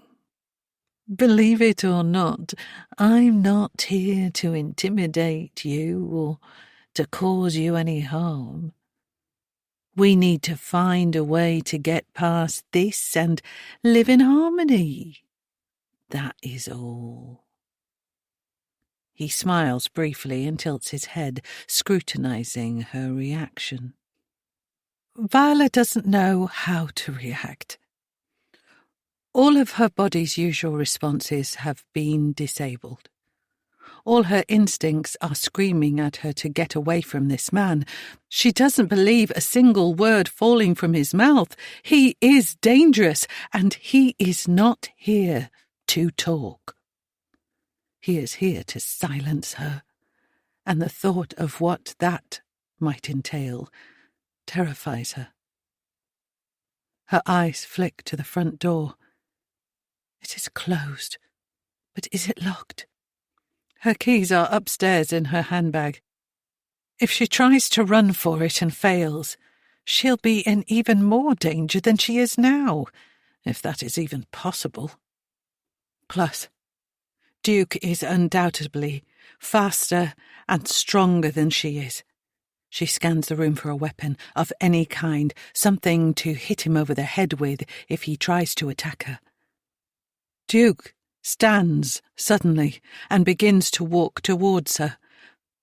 Viola shrieks, and he exhales loudly, clearly annoyed at his failed attempts to control the situation. His eyes flare and his face contorts with anger. All the previous cordiality vanishes in an instant. Viola starts up the stairs, her body moving faster than it has in a long time, her innate self-preservation kicking in. She is almost at the top. Safety is so tantalizingly close, and a glimmer of hope begins to blossom inside her chest. She's going to make it.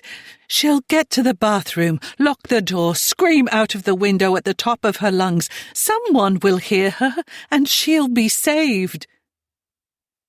But she never makes it to the bathroom or even the top of the stairs. Duke is too quick and strong. Viola feels the last remnants of hope drain away, and a crashing despair rains down upon her. The last thing she remembers before everything goes black is a heavy presence behind her and an arm reaching over her shoulder. She can't breathe. This is it. She is going to die. Chapter 24. Mirabelle. I feel sad for Viola, but why did she have to be so stupid? She definitely shouldn't have gone to Corinthia. Didn't she see the sign? I know old people need glasses for reading, but the letters are massive. If she wanted to go for a visit, she should have asked me.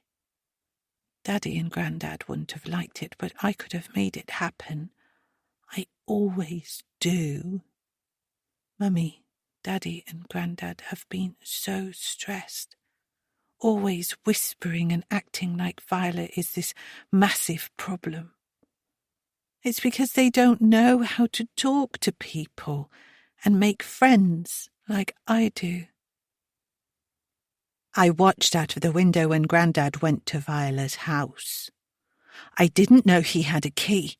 He should have told me that. Viola's my friend, not his. If anyone should have a key to her house, it's me. He's promised me he won't hurt her, and he'd better not. If he does, I'll be so cross that I'll scream and scream and scream. Sometimes you have to hurt people because you don't have another choice. But Viola is different. Viola is special. Like me. Chapter 25. Viola comes round and tries to speak, but something is covering her mouth. Her head is thumping, and her vision is blurry and swirling, making her feel nauseated. When she tries to move, she discovers that she can't. Her muscles scream as she tries to pull against whatever is trapping her, but to no avail. Her body is aching and tender all over, and she has no knowledge of why. Is she in hospital? She blinks her eyes rapidly and tries to bring the world back into focus. She has a strong urge to vomit, but knows she mustn't with her mouth covered. She longs to wipe her eyes. As her body and mind wake up, she begins to recognize and understand the position she is in. She's sitting, and she can't move either her arms or legs. She tries to scream, but she sucks in whatever is covering her mouth and begins to retch painfully. Her consciousness waxes and wanes, and she thinks she either blacks out or drifts off to sleep several times. Time is elusive, and she cannot grasp how many minutes or even hours have passed since she first regained consciousness. The next time Viola feels herself come around, she resolves to fight and stay that way. Yes, she's trapped, bound somehow, and her chances of escape are minuscule, but if she's unconscious, her chances are zero. She flexes her fingers in and out and focuses on the movement and the feeling, anything to keep her mind from drifting into oblivion. Shapes begin to appear in the room, but they have no form or substance. Nausea engulfs her, and she is desperate to close her eyes. It's horribly bright, and her head is splitting. But she keeps blinking, homing in on the different objects and colours that are starting to emerge, pushing the sickness deep down and refusing to let it overcome her. A large dark form in front of her shifts slightly. While she still has little to no ability to discern outlines or details, she suspects this is a person, and her worst fears are confirmed when she hears the familiar cadence of Duke's voice. "Don't struggle, Viola. Just relax and you'll start to feel normal soon." Viola has already decided against battling whatever binds her.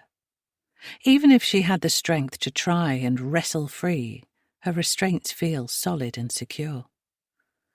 She'd only risk harming herself, and she needs to conserve what little energy she has left to remain lucid. Instead, she concentrates on her breathing and wriggling her fingers and toes. They are the only things on her body over which she currently has any autonomy. Duke barks out a laugh. The inappropriateness jars Viola, and she has to focus extra hard on her breathing. In, out, in, out. "You gave me quite a run for my money there, Viola. You see, It's not like in the movies where you place a rag over someone's face and they're unconscious in seconds. It takes minutes, and let me tell you, you fought like hell. I've got a serious black eye coming up. I have to give it to you. You caught me off guard. He chuckles again. Viola continues to blink regularly and breathe slowly and deliberately. Duke's body is beginning to become clearer. The outline of his head and limbs starting to take shape. How she wishes she could see his face. Hearing she gave him a black eye gives her a small flicker of satisfaction. She rotates her head from left to right, scanning around the room to focus on something else. Why is her vision so damn poor? Has he done something to her eyes? Gradually and insufferably slowly, the room comes back into focus. Viola feels an intense thirst and desperately wants the gag removed from her mouth. Somehow that feels like the most demeaning part of her current predicament. Her focus returns to Duke as he speaks again. You'll feel fine soon enough. Like I said before, people come round fast on TV and have all their faculties. It takes much longer in real life, but I guess nobody would want to watch that. Artistic license, I suppose. What on earth is he talking about? Why is he giving her a science lesson on the relativities of knocking someone out and its poor portrayal on television? But evidently, he is right, and she starts to feel more and more like herself as time passes. Duke's face finally comes into focus, and as she looks around, Viola sees that she is tied to a chair in the kitchen of number 33. Not one of those stupid plastic ones, but a chunky wooden chair. She would imagine it's heavy. Behind Duke sits Reese, Pretend Wendy, and Mirabelle. Viola takes a sharp intake of breath at the sight of the little girl and then immediately regrets it as she starts to cough and splutter. She is being held prisoner and these people are letting a child watch. The depth of their depravity knows no bounds. Viola both does and doesn't want to look at Mirabelle. She doesn't want her to be more frightened than she already must be. But Viola needs to see that she is safe and unharmed. Viola's eyes fill with tears as she takes in Mirabelle's unblemished face. She is wearing a yellow gingham dress, and her hair falls loosely over her shoulders. They lock eyes, and Viola can see that she is not upset or perturbed by what she is witnessing. She's looking at her the way she always does, with curiosity and a hint of mischief. Viola's heart sinks as she suddenly understands that this mustn't be the first time Mirabelle has been part of a situation like this. The poor girl.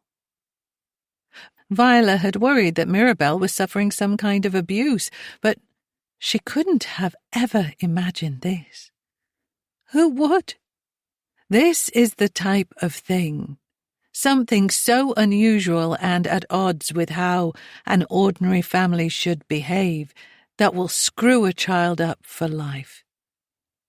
This thought ignites the first iota of strength that Viola has felt since coming to. There is a vulnerable little girl here, and if the adults in her life are so messed up that they deem it perfectly fine for her to be witnessing this, then she needs to do whatever she can to stop them. Duke clicks his fingers and pats his leg as though summoning a pet dog. Mirabelle beams and runs to him, jumping onto his knee and throwing her arms around his neck. Viola watches, horrified, her eyes wide, unable to look away. "Can I take that off her mouth, Grandad? It looks like she's going to throw up, and I don't want to see that." She blinks her long lashes at him. Viola desperately wants the disgusting rag removed and makes a gagging motion, hoping to encourage Mirabelle to ask again. She clearly has some control over Duke and his actions. Mirabelle jumps off his knee and stands in front of Viola. "Can I, Grandad? Please?" Mirabelle is already reaching around the back of Viola's neck to find a way to undo the gag. "Okay, but wait, honey." Mirabelle stops and looks petulantly at her grandfather. "Why?" He strokes her blonde curls, and Viola feels sickened by this action. Their relationship is disturbing in so many ways. "Because I need Viola to promise to be quiet. We don't want her screaming, do we?" Mirabelle's forehead crinkles before she nods and runs out of the room. Viola's heart begins to race. What will they do to her now Mirabelle is gone?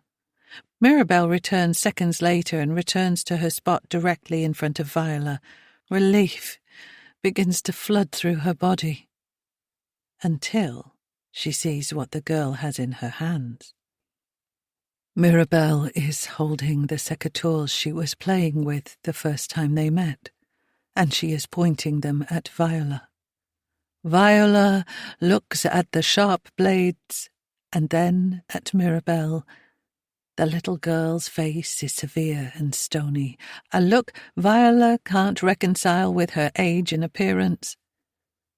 She feels light-headed, and the world starts to fall away before she passes out. The last thing she hears is Mirabelle's sweet, tinkling voice. "Don't worry. I've got this, Grandad." Chapter 26. A light tapping on the side of her face rouses Viola. It takes her a minute to remember where she is, but then it all comes flooding back, and she lets out a yelp. Mirabelle has pulled up a chair and is sitting so their legs are touching. Her feet are at least a foot off the floor. She's just a child. A quick scan of the room reveals that they are now alone. Viola looks at Mirabelle with watery, desperate eyes. The business-like expression remains on the little girl's face, but there is a softness in her gaze now. "I took the rag off your mouth." Viola hadn't even noticed, and in the absence of the adults, she finds she has no desire to scream. What would it achieve, anyway? The gag may be gone, but she is still powerless and tied to the chair. "Thank you." Viola's voice is croaky, and there is a revolting medicinal taste in her mouth that fills her nostrils when she speaks. "I like you, Viola. Well, I mean, I did, until you were rude to Mummy, but I'd still like to be your friend." Mirabelle smiles expectantly, a gesture full of purity and innocence. Viola's adult brain is a jumble of feelings and thoughts. She is tied to a chair, conversing with a little girl she's only just met about being friends. She has been drugged, pulled from her home, and is currently the prisoner of this family. This family, who are the leaders of a dangerous cult. Has there ever been a situation more absurd and bewildering than this? However, Viola knows that to have any chance of getting free, she has to play along with Mirabelle. Get her on side. She licks her lips and swallows, grateful for the fresh air that she is now able to pull into her lungs. "I like you too, Mirabelle, but I don't like being tied to this chair. It hurts. Would you help me?" Viola hears shuffling and footsteps, someone rushing towards the kitchen. Mirabel's eyes darken. "Leave us alone, Grandad. I told you." Viola is astonished at the ferocity and dictatorial tone that the little girl summons. The footsteps immediately halt, and she hears Duke slowly retreat.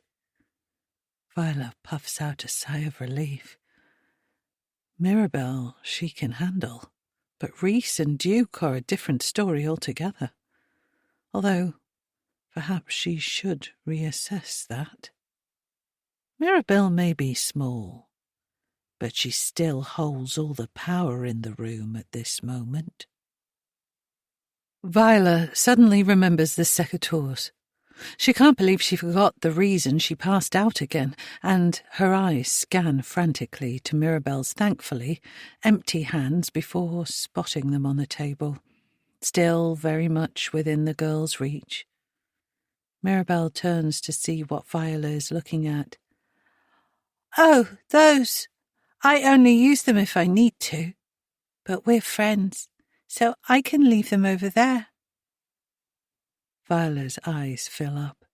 She mustn't scream or wail, but she feels any power she possesses over her own body ebbing away. Mirabel puts her knees up to her chest. "I know you don't like Daddy or Grandad." It's not a question, and Viola doesn't want to say anything that might change the current calm mood between them. So she forces a small smile and stays quiet. "But you like me, right?" The hope in Mirabel's eyes is heartbreaking, and this time there is no need to question what the expected response is. "Yes, I like you." Mirabel beams. "See, that's what I told them, and you'll listen to me if I tell you our story." Viola feels like she might completely break down if she has to hear anything more traumatic than what she already knows. This whole situation has gone from bad to worse to indescribably horrific and insane.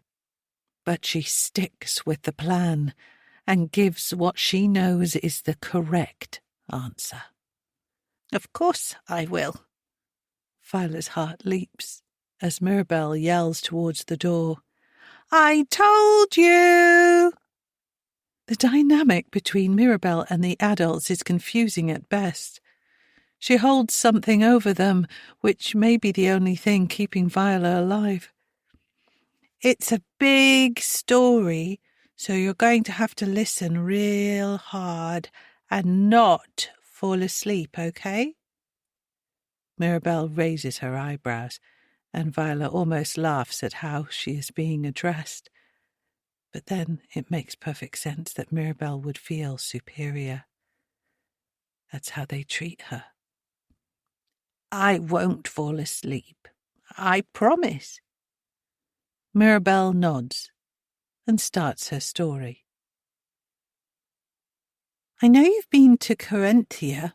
You shouldn't have done that, you know." Viola forces her eyes down by way of apology.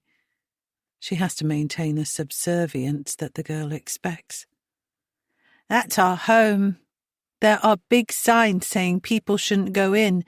If you wanted to see it, I would have taken you."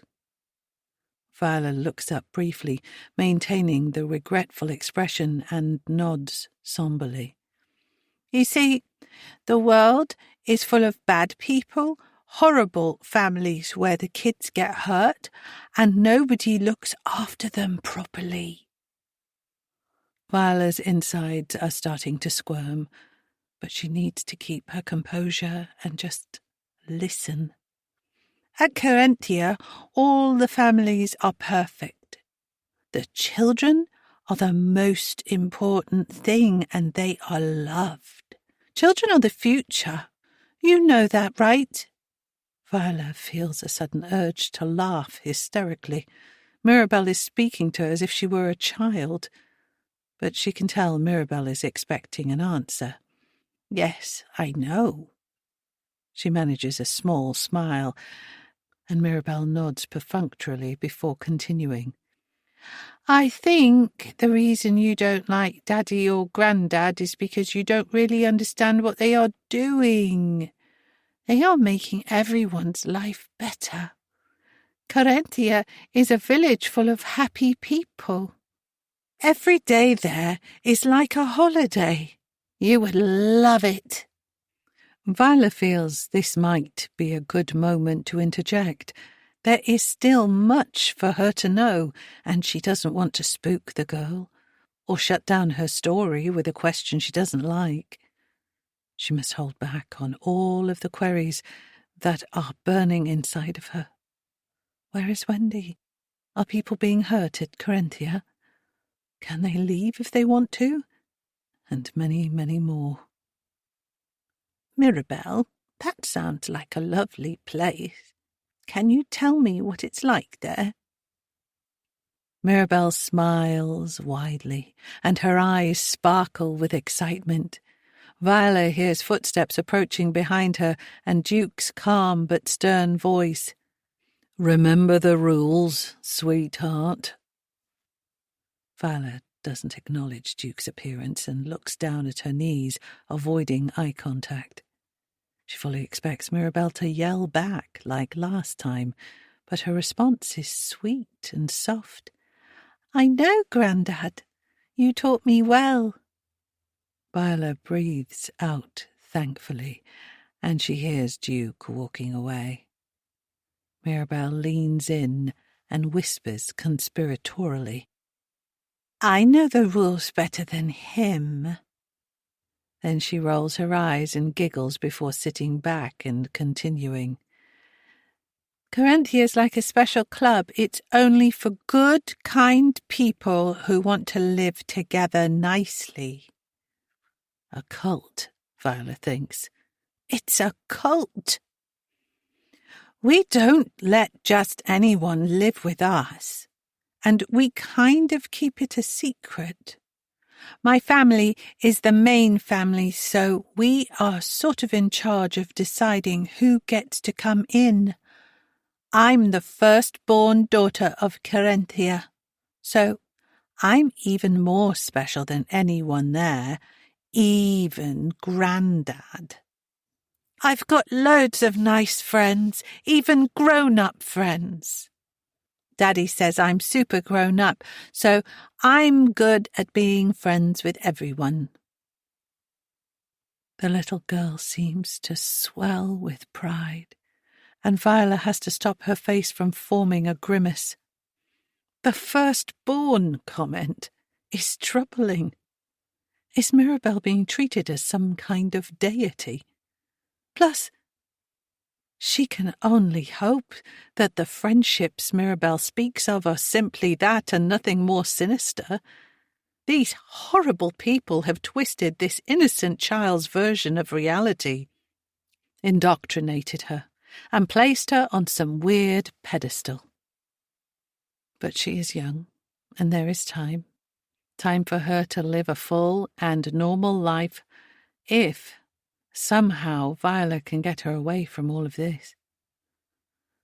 We've got a school and a telephone room where most of the adults work. There are loads of places to play, and I get to help with cooking and everything. It's honestly so cool, and when I'm older, I'll be in charge of all of it. Mirabel stops and ponders momentarily, as though unsure how to say what she wants next. Viola tries to encourage her. Go on, dear. I'm listening. I know, but you don't live there, so I don't think you'll get it. I'll try. You're explaining everything so beautifully. Mirabel studies Viola for a moment, her eyes narrowing. I'll know if you're lying. Viola doesn't doubt that for a second, which is why she chooses her words carefully. I know you will.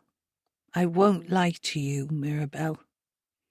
The girl watches her, her eyes moving slowly, and Viola notices again that she is not blinking, just as she was the day they met. Okay, but don't butt in.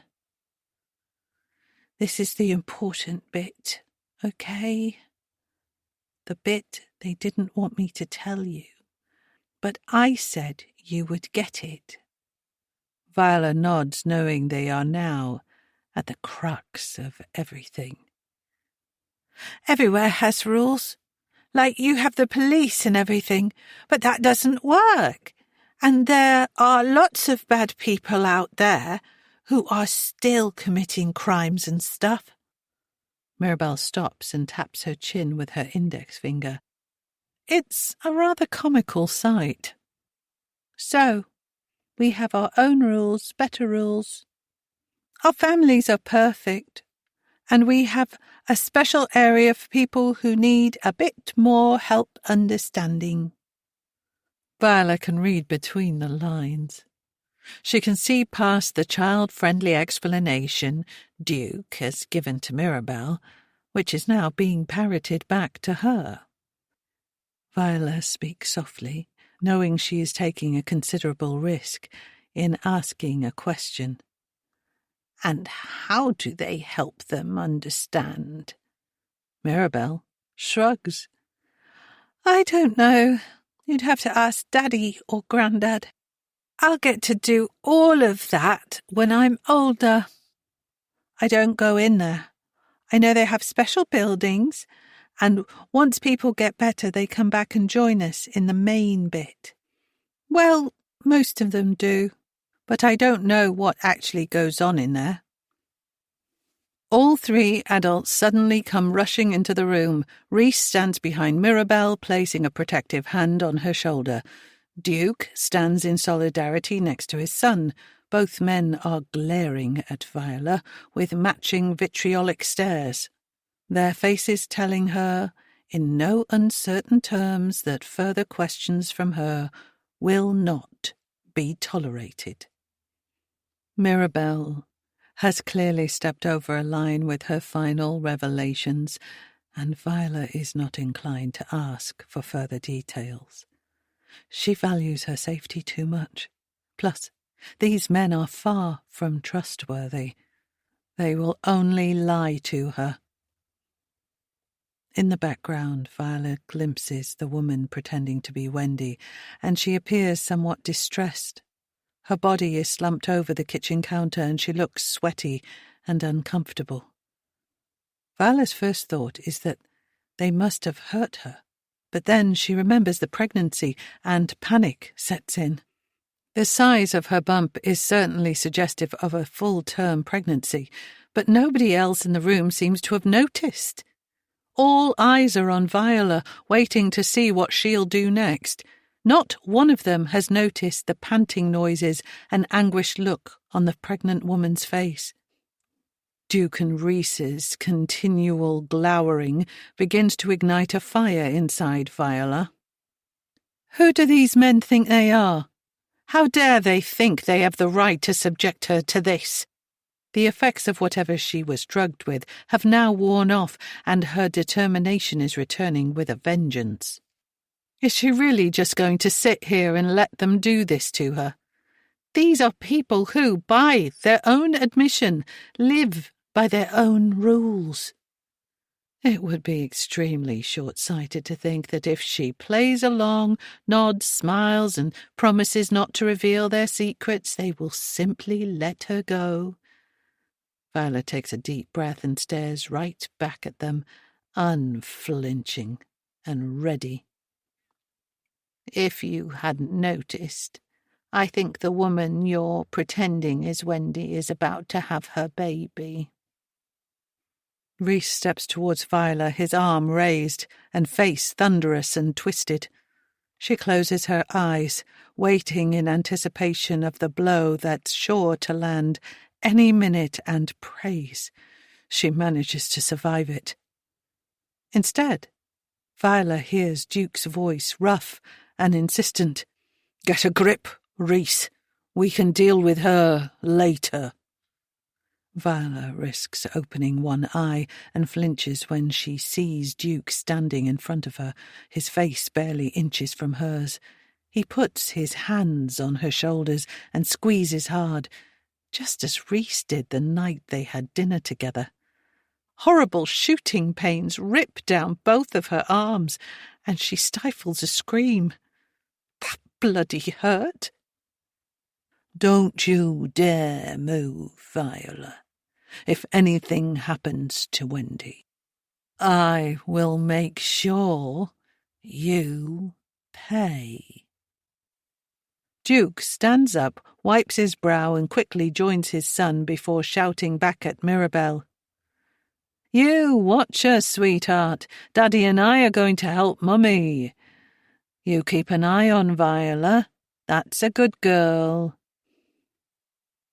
Viola takes pleasure from the apparent dread and anxiety laced through Duke's words. He is clearly worried and unsure of how to deal with the possibility of a woman in labour.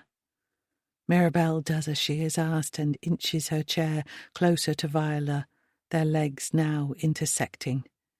The silence between them is uncomfortable. Mirabelle appears unnerved by the scene around her.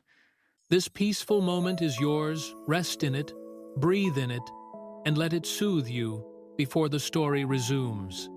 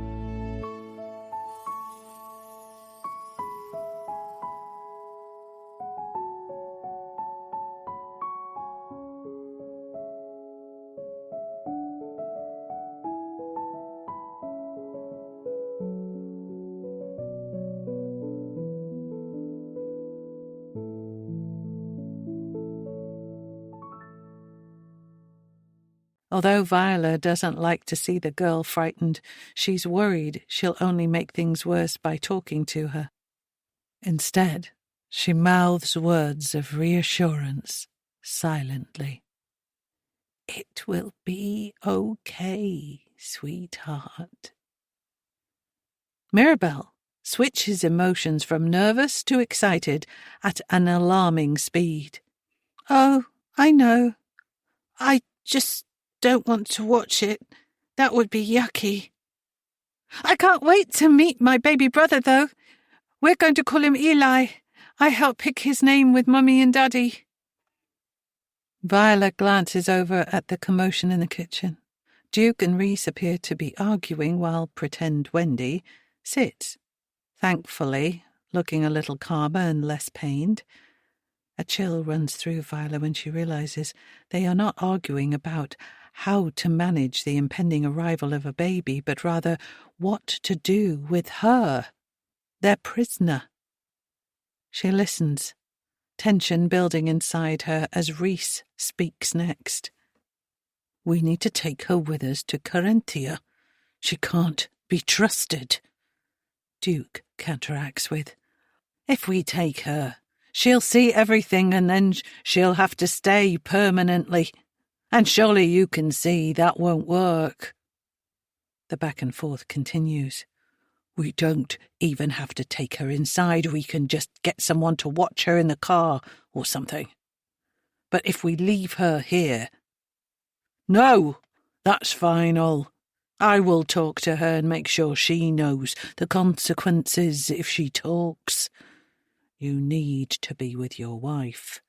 Your baby is coming. Take Wendy to Carinthia and make sure she is taken care of." Reese looks as though a vein is going to burst in his temple, but there is a demonstrable hierarchy between the two men that Viola hasn't witnessed in person before. Reese seems to understand his place and doesn't say anything further. "Good. This is not the time for disagreements, son. Stay focused on our goal and maintain your strength and belief. The line of our family must be protected at all costs. Be a man. Your son is coming." Reese's eyes tear up at Duke's speech. Viola looks from one man to the other, marvelling at just how self-important they are. The line of their family.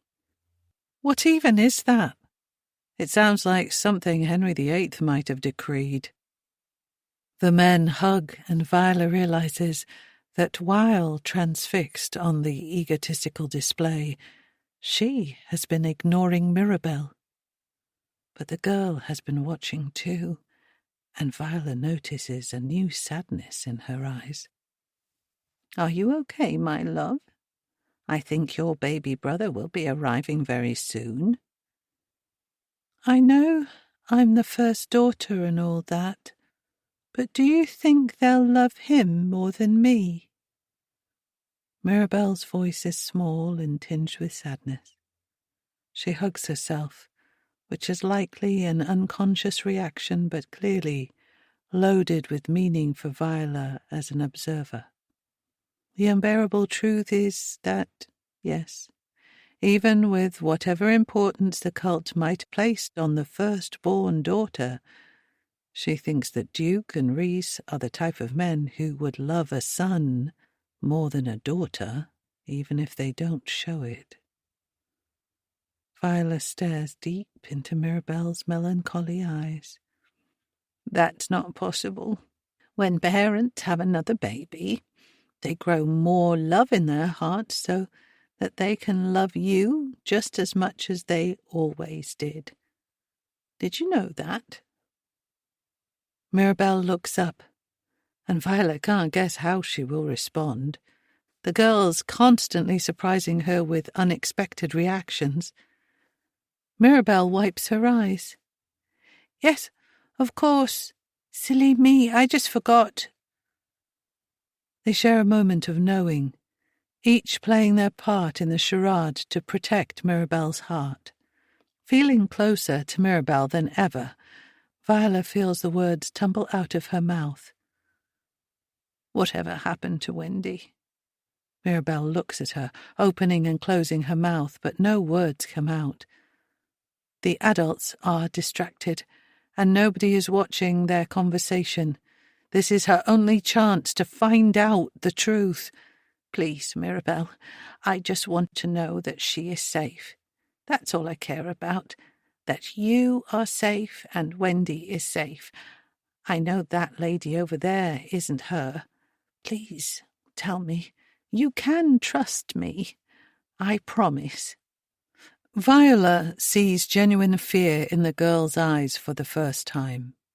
Evidence that Mirabel is perhaps not quite so sure of her position in this family and the protection it affords her. I'm not supposed to talk about it. It's in the rules. Remember what I said? Perfect families. Mirabel, look at me. I understand. Is Wendy safe? Mirabel looks down, her internal debate playing out across her face. Yes, she's safe. She's at Carentia. She wasn't my mummy. That's my mummy over there. And I love her. Please don't be mad. Viola feels herself crumble at the vulnerable, confused child in front of her.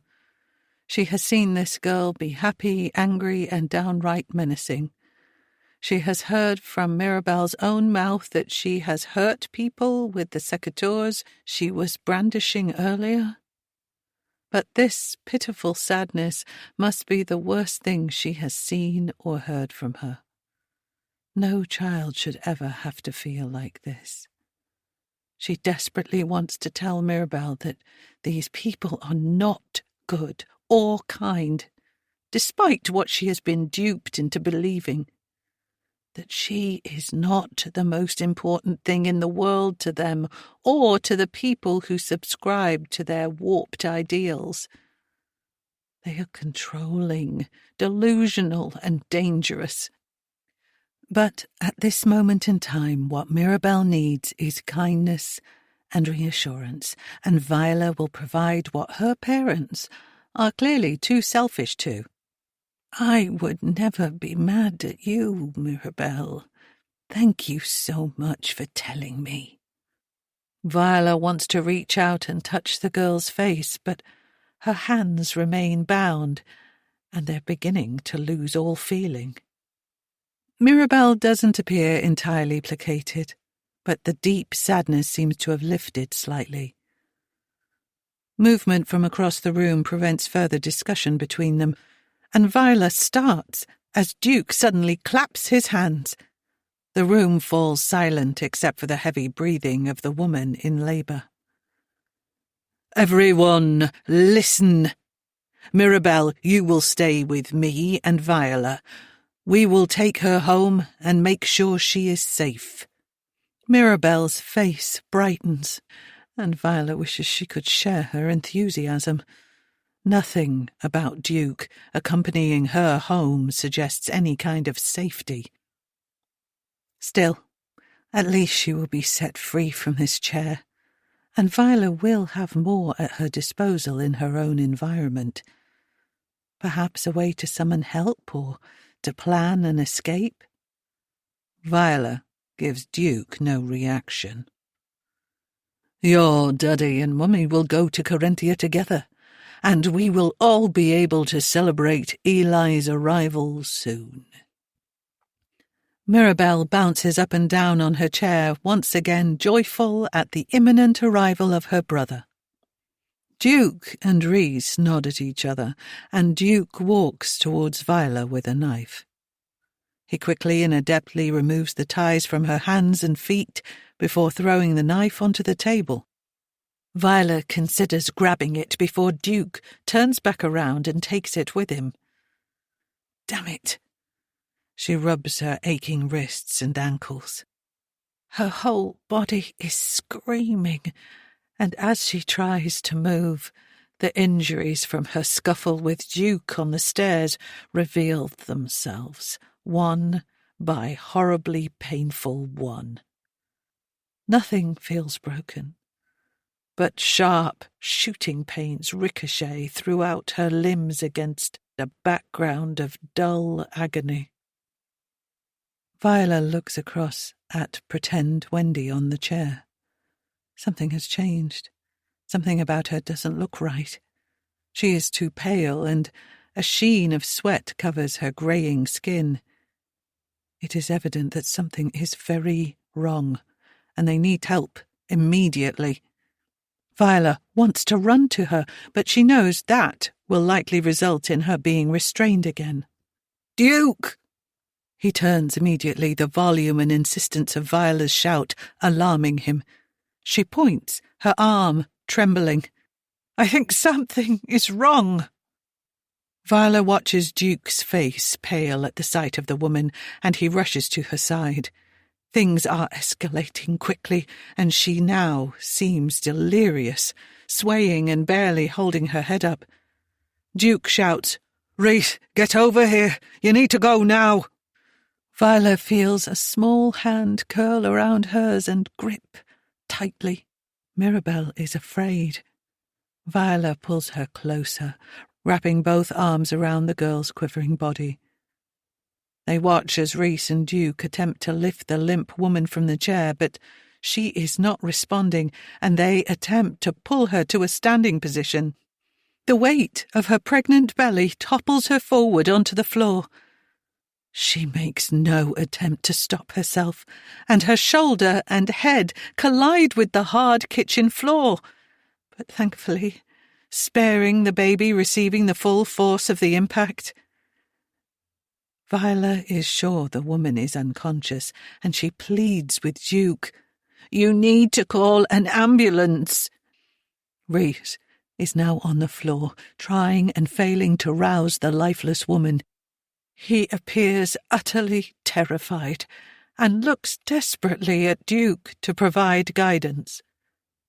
Duke whirls around and stares at Viola, his teeth bared. "Get out of here.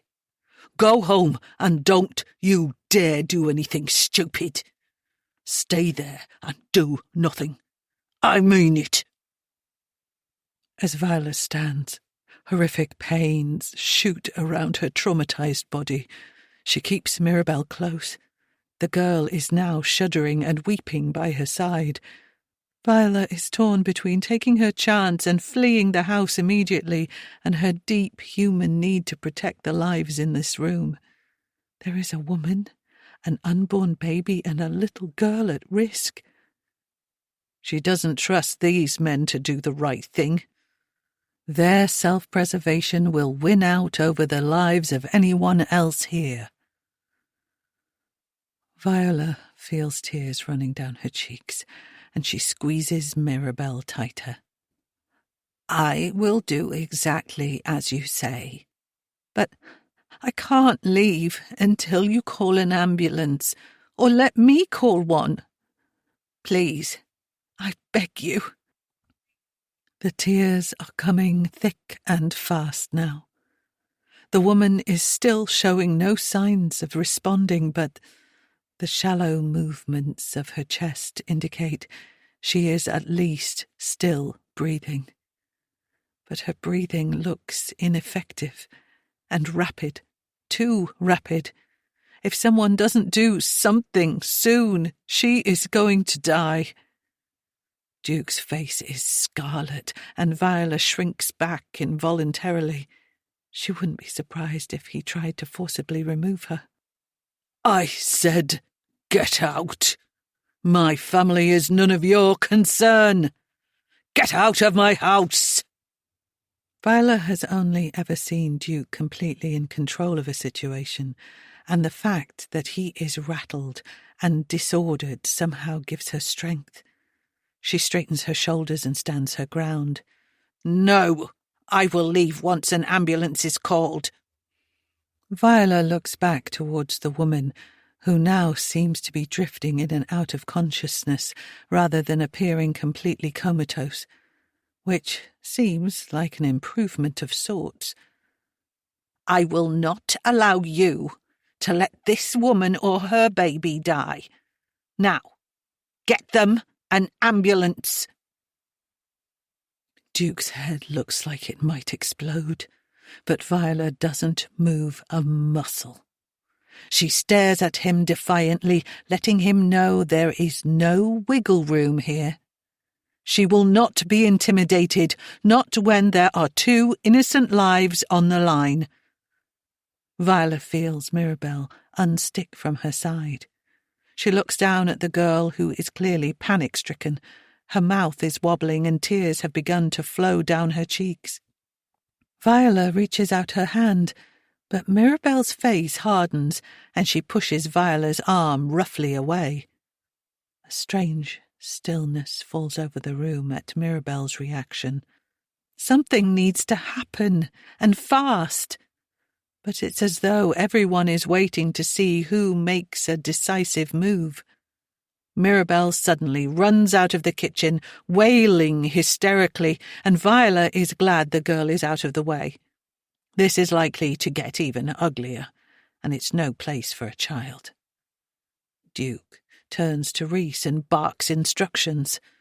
"Help me lift her and put her in the car." Rhys looks down at the woman carrying his child, who is now even paler, her breaths fast and shallow, like the wings of a hummingbird. Viola notices a flicker of something in Rhys's eyes. She can see conflict in there. He doesn't agree with his father, and Viola senses her opportunity. Rhys, no! Can't you see that she needs an ambulance now? We have no idea what is wrong. She might die. Your son could die. Come on! Forget everything else. Surely their lives are the most important thing. Duke grabs Rhys's arm roughly. "Don't listen to her. We need to get her to Corinthia. They'll both get the best care there. You know this, Rhys. Don't let her confuse you." Confused is indeed the perfect word to describe Rhys. He looks like a little boy faced with an impossible choice and afraid of the consequences no matter what he chooses. Fine, I'll call them myself. As Viola makes to take her first step towards the door to find a telephone, she hears a faint siren in the distance. Everyone in the room freezes and listens as the wailing sound increases in intensity. Viola puts her hand on her chest, new tears filling her eyes, this time of relief.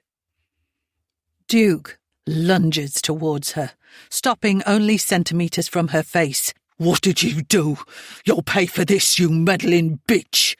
But Viola doesn't care. The cavalry is on its way. There is nothing he can do to stop it now. Viola and Duke both turn as Mirabelle comes marching into the room. "Don't call Viola horrible names, Grandad. And anyway, I called the ambulance, and I'm really cross at you and Daddy for not listening." Viola wants to scoop the little girl up and cradle her. She has saved the day. Duke looks completely stunned, staring open-mouthed at his granddaughter. If he lays one hand on her, Viola knows she won't be able to control herself. "Don't look at me like that, Grandad. Mummy needs help, and my baby brother in her tummy needs help. You wouldn't get it for them, so I did. You know you have to do as I say, so stop pretending that you're in charge." Mirabelle plants her hands on her hips, and Viola can't help but enjoy the effect it has on Duke. His face alternates between fury and disbelief. Viola has no clue what he will do next. The sound of sirens peak, and Viola hears the ambulance screech to a halt outside. Rhys is now sitting on the floor, comforting his wife and stroking her hair, while muttering to himself. A loud knocking at the front door echoes through the kitchen, and without thinking, Viola moves as quickly as she can to answer it. She makes it barely 2 steps before she finds herself being pulled back. One arm wraps roughly around her middle and another around her neck. She fights hard. She will not let Duke knock her out again. She closes her eyes, kicking and punching in all directions with every ounce of strength she has. Viola digs deep and is sure she has made it when she feels cool, fresh air hit her cheeks. But when she opens her eyes, she finds herself outside the back door of number 33, the garden behind her. Duke shoves her hard in the chest, and she tumbles backwards onto the grass. She can still see through the house, and Reese is at the front door letting the paramedics in. Duke snarls and hisses at her. "Go home and stay there. Do it now, or I promise you I will make sure Mirabelle suffers." The door closes, and she hears the sound of the key turning in the lock. Viola tries to focus on the fact that the pregnant woman and her unborn baby are now in the best hands. Her heart is hammering, and her wrist is throbbing. She must have put it out to break her fall. But all she can focus on are Duke's final words and the horrific realization that it was not an idle threat. Mirabelle is under the illusion that she is somehow in charge of this family, but they are clearly manipulating her young, fragile mind and using this chosen one nonsense as a way to keep her on side. Reese at least showed a modicum of integrity when he saw that lives were at stake, but not Duke.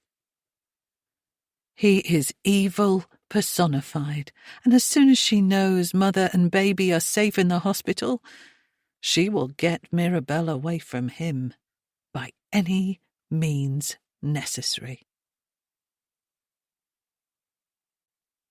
Chapter 27. Viola pushes herself onto her knees and eventually to her feet. Her legs give way several times. Her body is exhausted, and the agony she feels in her muscles and joints is relentless. She needs to get home and take something for the pain. She sneaks through the side gate and shuffles her way towards her house. The ambulance remains outside number 33, but everyone is still inside.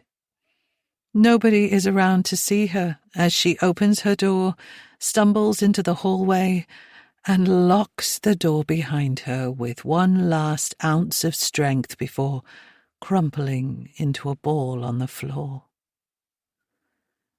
At this moment, all she wants is to give up. So much has been taken from her, and she feels physically and mentally empty. Her life is never going to be the same. She will never feel safe.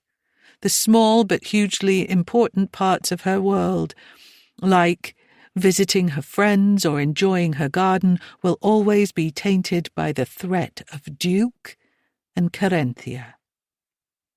She has unwittingly made a dangerous enemy, and she knows this will haunt her to her dying day. Viola doesn't know how much time has passed. The street seems quiet. Has she been asleep, or simply dissociated from the world and retreated inside herself? She is still on the hallway floor, stiff and in pain. Rolling onto her back, she manages to plant a foot against the wall. After several failed attempts, she eventually pulls herself up using the banister for support. Making her way into the kitchen, she grabs 2 painkillers from the cupboard and washes them down with several large gulps of bourbon straight from the bottle. She is dehydrated, and alcohol is probably the last thing her body needs, especially with the tablets she has just taken. but, quite frankly, she couldn't care less. The whole world as she knows it has been obliterated. Standard rules no longer apply. She closes the curtains downstairs, shutting out the world. The ambulance has gone, and there are no other cars outside number 33. She can't find the energy to think or care about what might be happening to any of them, even Mirabelle. Her heart is too damaged to do anything other than beat and keep her alive. An overwhelming need for sleep washes over her, and she climbs the stairs, wincing with every step. She falls into bed, fully clothed, and sleep consumes her. Chapter 28. Mirabelle. That was such a weird night. Good things. I had a lovely chat with Viola. She actually listened, and I believed her when she said that she wouldn't lie to me. I don't know what Daddy and Grandad's problem is with her. Plus, Viola was amazing when she thought my baby brother was in danger. She was like a proper superhero. So brave, telling Grandad what to do. Most people don't dare talk back to Grandad. I can. But that's because I'm the firstborn daughter. It's nice to be special. And that brings me on to the other good thing. My brother. He must be here by now. When I called the ambulance, I knew they would take Mummy to the hospital, which made me a bit sad because I really, really wanted to see Eli before anyone else. But what were those grown-ups even doing? It was obvious Mummy needed an ambulance. Sometimes adults can be so dumb. I'm sure I'll get to meet Eli tomorrow. And then me, Daddy, Mummy and Eli can have a big family hug. We'll be the best perfect family at Carinthia. I can't wait. But last night wasn't good at all. I'm a bit worried about Viola. Grandad shoved her out into the garden, which made me want to cry. I yelled at Grandad really loud and ran up to my bedroom and slammed the door. Even though Viola is clever and sunshiny, she's actually really old. I hope she's okay. But I have to stay here at Carinthia for now, until Eli and Mummy are back. I hate waiting for them to come home, as well as worrying about Viola. I mean, is she sad or hurt? Not knowing is making me feel all squirmy, which I don't like one bit. Maybe I need to find a way to contact Viola. I bet she'd love that. Chapter 29. Days pass. Viola doesn't know how many. She sleeps a lot and eats just enough to keep her alive. She shuns the bourbon in favour of water and cleans and tends to the numerous scrapes and scratches that litter her skin. Her body is covered in bruises, but paracetamol is enough to take the edge off the pain. She is almost certain nothing is broken. The swelling in her wrist is improving, and it has full range of movement. She avoids looking in any mirrors. She doesn't want to see the injuries on her face, but more than that, she doesn't want to see herself. Thoughts of Mirabelle and Wendy try to invade her mind, but she banishes them. She is not strong enough to help anyone, and anything she has tried has ended in disaster. Nobody has knocked at the door, and a small pile of mail sits behind it. She knows she should probably open it or at least check for anything urgent, but nothing feels important anymore. She has turned her phone off. There is nobody she wants to speak to. She mourns the loss of Martin more than ever. This grief is new and twisted, making her feel nauseated, angry and bitterly sad. He was her everything, and she had decided she owed it to his memory to keep living and enjoying life after his death. Now she has discovered that he was a liar, an entirely different man than the one she loved. There seems little point to anything. Viola recognizes she is falling into a pit of despair and letting melancholy take charge, but she is okay with that right now. The curtains have remained closed.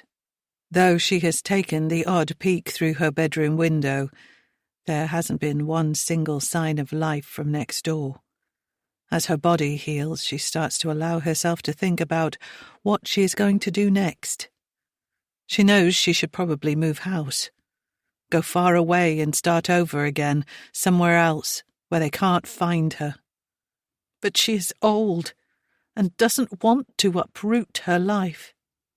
Plus, where would she even go? The supply of fresh food in the house has begun to dwindle. The milk has long since expired, and the fridge is almost bare, but she can last at least a few more weeks with what she has in the cupboards and freezer. She doesn't need much, and any enjoyment she used to get from food has evaporated. All of the paracetamol has gone, but she doesn't really need them anyway. The pain has almost disappeared, but she feels weak from a lack of any activity. She has picked up her crocheting bag a few times, but hasn't made a single thing. The television has remained off. She has done absolutely nothing, and she can feel her mind beginning to rot. Perhaps she will just waste away. Viola stands in the kitchen sipping a glass of water when a movement catches her eye on the counter near the sink. She slaps her hand over her mouth and recoils at the sight. Ants. There are ants crawling all over the worktop. She watches them momentarily, and it's as though they are the first thing she has seen clearly since she left number 33. Days or perhaps even weeks ago. She has been walking around in a haze, noticing nothing, only surviving, and an intense feeling of shame flows through her at the self-indulgence of her behaviour. She takes a good look around her kitchen. Dirty plates and cups are scattered all over. The bin is overflowing, and there are crumbs and bits of leftover food everywhere. The whole place is disgusting. Looking at the glass in her hand, she is horrified to see it is covered in smudges and streaks of goodness knows what. She puts it down, retrieves the rubber gloves from under the sink, and sets to work. The cleaning of the kitchen feels ceremonial. With every cup and plate Viola washes, she starts to see the world a little clearer. With every counter she wipes down, she begins to feel more like herself. Her mission extends into the living room, and she begins dusting down all the surfaces, hoovering and tidying up the clothes and debris scattered across the sofa and floor. Tiredness sets in, but it is a good sort of tiredness, the kind you get from hard work and exercise, not the soul-crushing tiredness you get from sadness and apathy. Finally, she plugs her phone into charge. As it comes back to life, she hears the ping of many messages and calls coming through. She will deal with those later, once the house is sorted. After many hours of hard labour, Viola walks through her house admiring every room. Her bedroom was the biggest shock to her. Bedsheets stained with food, plates and dirty underwear strewn everywhere. She has been living like a feral animal. Now her home is back to how it should be. Everything is clean. The curtains and windows are open, and fresh, clean air flows through the rooms, bringing them and her back to life. She has one final clean-up job to attend to before she tackles the mail and her phone calls and messages. Herself. Facing her reflection in the bathroom mirror, Viola turns her head from side to side, examining every aspect of her face. The bruises are less visible with her dark skin. While she can easily see the slightly discoloured patches, others are unlikely to notice. A little bit of makeup will sort that right out. She is horrified to see the state of her teeth. They are yellow and furry looking, and she brushes them vigorously, spitting out blood mixed with toothpaste. She has always taken great care of her teeth. Something else her mother always impressed the importance of upon her. Viola considers how easy it was to lose herself. She has been lucky to have had good mental health.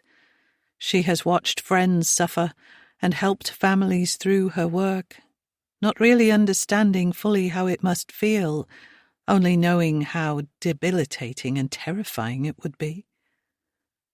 She looks at herself closely, recognizing the spark reigniting in her eyes. This was a temporary moment in time for her, caused by something terrible that happened. She knows that isn't the case for a lot of people, and for that, she feels hugely grateful. Clean, presentably dressed, and content with the state of her home, Viola sits on the sofa with her now fully charged phone and the stack of mail she collected from the mat behind the front door. There are a few numbers she doesn't recognize, spam or sales calls most likely, and no voicemails. Feelings of guilt rise within her when she reads the messages from her friends, and in particular, the numerous messages from Nina. She has left a lot of people worried about her. However, in a way, this warms her heart. There is plenty in her life to fight for. She fires off a variation of the same message to all her friends. She is reluctant to lie, but the truth is definitely off limits. Viola tells them she has been helping a neighbour through a family emergency and hasn't checked her phone. She apologizes profusely and promises she will see them very soon. And she means it. Messages immediately come back. As long as you're okay. Hello, stranger. Glad you're okay. Looking forward to seeing you at the cafe. And one from Nina that brings a tear to her eye, and a realization that she has acted at just the right time. Thank bloody God. You were hours away from me calling the police to check on you. Never do that again. Love you. Kiss, kiss, kiss. Viola responds with another apology and promises she will never go AWOL again without an explanation. She is so grateful for Nina and all of her other wonderful friends and their caring and forgiving natures. She will make it up to them. Next time they meet, tea and cake will be on her. As she rifles through the post, she sees nothing unusual. Flyers, junk mail, bills, all the things she was expecting. Nestled among them is a folded piece of lined paper with a handwritten message. I knocked, but there was no answer. Call me and let me know you're okay. Nina. Kiss. Viola promises herself she will call Nina later to check in properly. She hates that she has worried her so much. Clearly there must have been at least one knock at the door, but Viola can't remember hearing it. The final item of mail is a plain white envelope. It does not have a name or address on it. Viola turns it over in her hands, looking for any identifying features, but there is nothing. Subsequently, she has no idea when this was delivered. She rips it open, and there is a handwritten letter inside. Her hands shake as she begins to read. Dear Viola, I would be honoured if you would join me for afternoon tea, 2 p.m. on Friday, 11th August at Carinthia. I hope we can use this meeting to come to an understanding. Your presence is of utmost importance. Yours, Duke. The words have been written in a beautiful calligraphy style. The grandeur and pomposity of the invite do not surprise Viola. She can easily imagine Duke sitting with a feather quill and a pot of ink. She checks inside the envelope again, making sure there are no accompaniments to the invite. Yesterday, Viola wouldn't have had a clue what day it was, but now she has reoriented herself. She knows that Friday, 11th August, is tomorrow.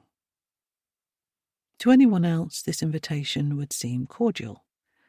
A little too formal, perhaps, but certainly polite. But Viola can see the meaning beneath the words and feel what is inferred between the lines. She has to go. She is expected. Even in her slovenly state, the memory of Duke's parting words has never left her. Go home and stay there. Do it now, or I promise you I will make sure Mirabelle suffers. It shocks Viola that she could exist, no matter how insignificantly, while knowing what Duke had promised and doing nothing about it. That in itself shows her just how incapacitated she became. She barely maintained the will to live, and in doing so she lost the will to do anything else. Viola reads the letter one final time. There is no internal debate to be had, no weighing up of options. She will go to Carinthia tomorrow. She will go because she can't handle the potential consequences of not going. Undoubtedly, she is placing herself in the path of danger, and she is aware there is a chance she might not return unscathed, or even return at all. If Duke is the kind of man willing to harm his own granddaughter in pursuit of his beliefs and wants, then he would scarcely blink an eye at extinguishing Viola. All she can do is try, and try she will. Chapter 30. Viola hasn't had anywhere near enough sleep for the day ahead, but then she's probably slept way too much recently. With her newfound energy and purpose, it's unsurprising that her body won't yield and allow her to rest. Although she made significant progress yesterday with getting her life back on track, one thing she failed to rectify was the lack of groceries in the house. Providing all goes well today, she must go to the shop for some kitchen staples on her way home. Viola sighs and rolls her eyes at the absurdity of planning to pop to the shops on her way back from Carinthia. Who is she kidding? There is no chance today will go well. She is walking freely into a lion's den and will not emerge unharmed. She would be foolish to think that the invitation for afternoon tea and the request that they come to an understanding is all this will be. At best, she will be subjected to bribery, offered money, or perhaps threatened with who knows what to keep quiet. At worst, well, she doesn't really want to think about that too much. Her days of descending into despair and anguish have taught her one thing at least. She values her life and the things and people in it. She doesn't want that taken away from her, and it saddens and frightens her that that choice could be so easily taken out of her hands. She needs to make at least one person aware of where she is going, and decides she will text Nina just before she goes into Carinthia. That way, there won't be time for Nina to talk her out of it, but someone will be able to find her if this all goes horribly wrong. Viola does not dress the way she usually would for afternoon tea. Far from it. Although she hasn't done any physical activity more strenuous than walking or gardening in years, she still has some exercise attire. She is relieved to find that it fits. She scrapes her hair back and secures it with pins. She can't help but laugh at herself when she looks in the mirror.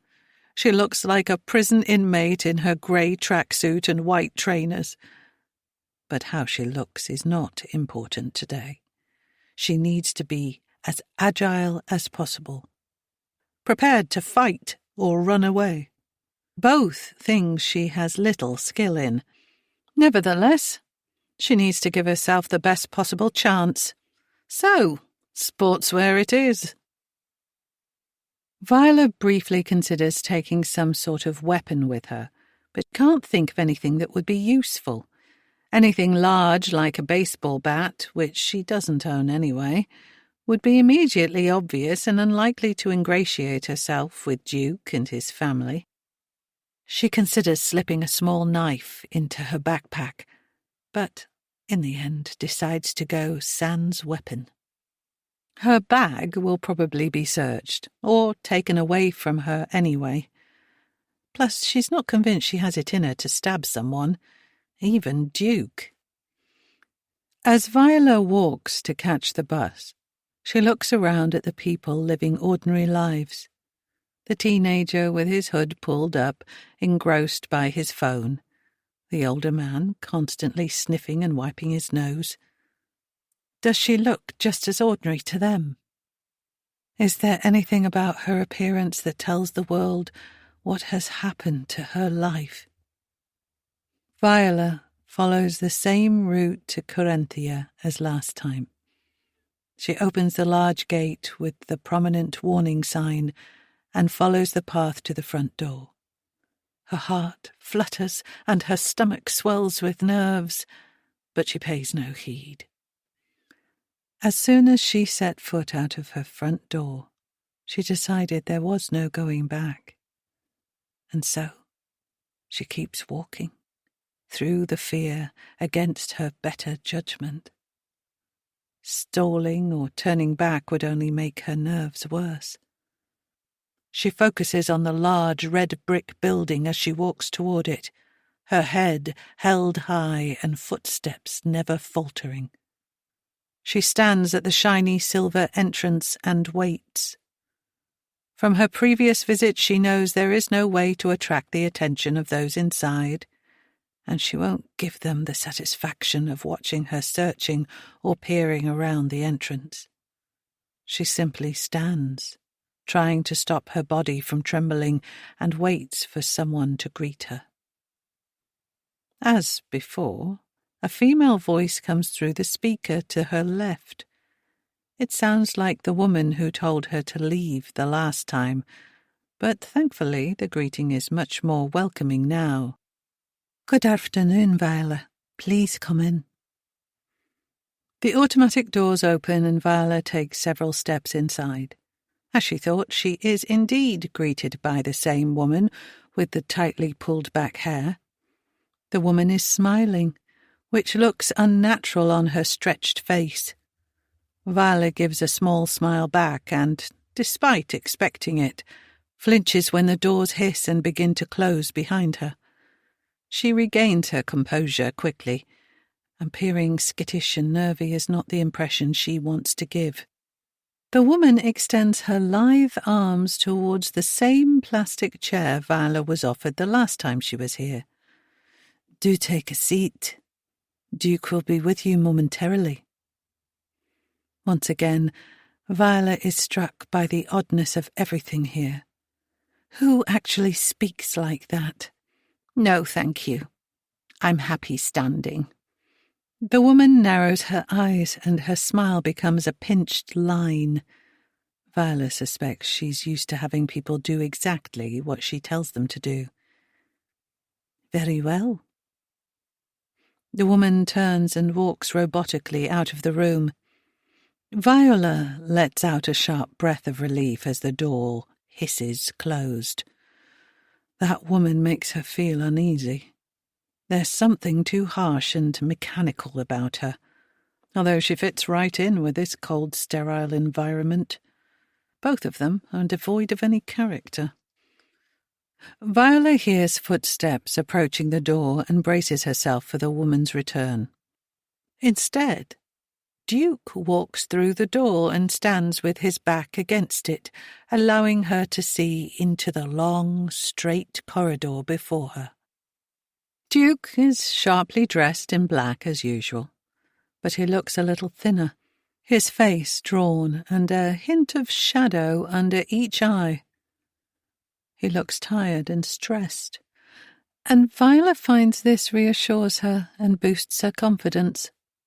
Seemingly, he is human after all. Would you like to come through, Viola? Viola moves her eyes from Duke to the corridor and back again. She can't hide her trepidation. She is already locked in behind one door, and who knows what lies in store for her beyond this one. I have afternoon tea ready for us, as promised. I assume, given your arrival, that you'd like to join me. He's right, of course. What would be the point of stopping here? Viola nods and clears her dry throat. The air in this place seems to lack any moisture, and the nerves aren't helping. She walks past Duke, trying not to touch him with any part of her body as she does. It's the third door on the right. Viola counts as she walks. There are doors on either side of the corridor, all exactly the same and equidistant. It's like a hospital or a very barren hotel corridor. The doors are all solid, with no windows or signs, nothing to indicate what might be inside them. The only noise is the soft, slightly squeaky sound of her trainers and the tap of Duke's shoes as they walk. Standing outside the door in question, Viola waits for Duke to do or say something. She has a sudden, horrible vision of Duke pushing her inside and locking it, leaving her to rot in a cell where she can't speak of their secrets and terrible deeds. A fierce urge to run overwhelms her, but before she can react, Duke reaches around her, brushes her arm with his, and turns the handle. The door swings open, and Viola takes in the room before her. Chapter 31. Reese sits behind a large glass table, identical to the one in the kitchen of number 33. Do these people bulk buy their furniture? In front of Reese sits a silver cake stand filled with finger sandwiches, scones, and beautiful patisserie. The sweet, buttery aroma is exquisitely inviting, especially considering Viola's atrocious diet recently. Coffee and tea sit to the side. The afternoon tea that was promised is actually here. Surely that has to be a good start. Duke closes the door behind them and walks around the table to sit next to his son. 3 plates with cups, saucers, cutlery, and napkins are on the table. The only place setting available to Viola is directly opposite Duke and Rhys, and the layout gives Viola the impression that she is about to be interviewed. It is very much a show of them against her. Viola sits, thinking this could definitely be worse. For one, she is glad no one else is in the room. No new Corinthia members to get to grips with. She fully expected both Duke and Rhys to be here, and the absence of extra bodies is comforting. No additional weight for their side if things go awry. Plus, she is closest to the door, and with a table between the men and her own cutlery, she has a decent weapon and a potential exit. Viola looks expectantly at them. Rhys is a shell of his former well-put-together self. His eyes lack the confidence and steel she has experienced previously. He meets her eye, briefly, but looks down quickly before turning his head to Duke. Tension hangs in the air between father and son. Rhys's downtrodden manner and deference towards Duke give the impression that he has been chastised and told to behave. Viola is fascinated by their dynamic, particularly as Rhys could undoubtedly overpower his father. But brute force is not what makes Duke strong. His power is born of his abilities to manipulate and coerce, his lack of conscience and humanity. And to Viola's mind, that is infinitely more threatening. Duke interrupts the silence. Tea or coffee, Viola? Tea, please, with just a splash of milk. Duke nods and turns to Rhys, who obeys the silent command and pours tea into Viola's cup, never lifting his eyes from the pot. Same for me, please, Rhys. Rhys nods at his father and pours tea for all 3 of them before sitting down. Viola can't help feeling a twinge of concern for Rhys, something she thought she'd never experience. He looks utterly defeated, and while he could do with being taken down a peg or 2, she doesn't like the extra dominance that this grants Duke. Before she can thank Rhys, Duke speaks again. Help yourself to food, Viola. All freshly prepared this morning.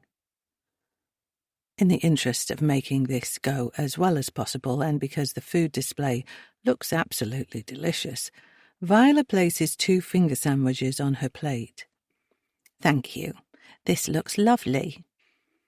Duke smiles, adds sandwiches to his plate, and then to Rhys's as though he were a child.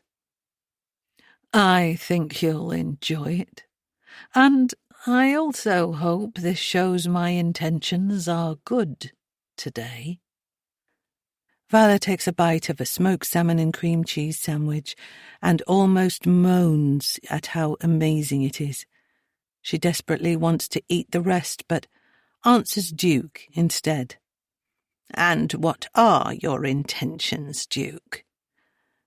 As I said in my invitation, I want us to reach an understanding.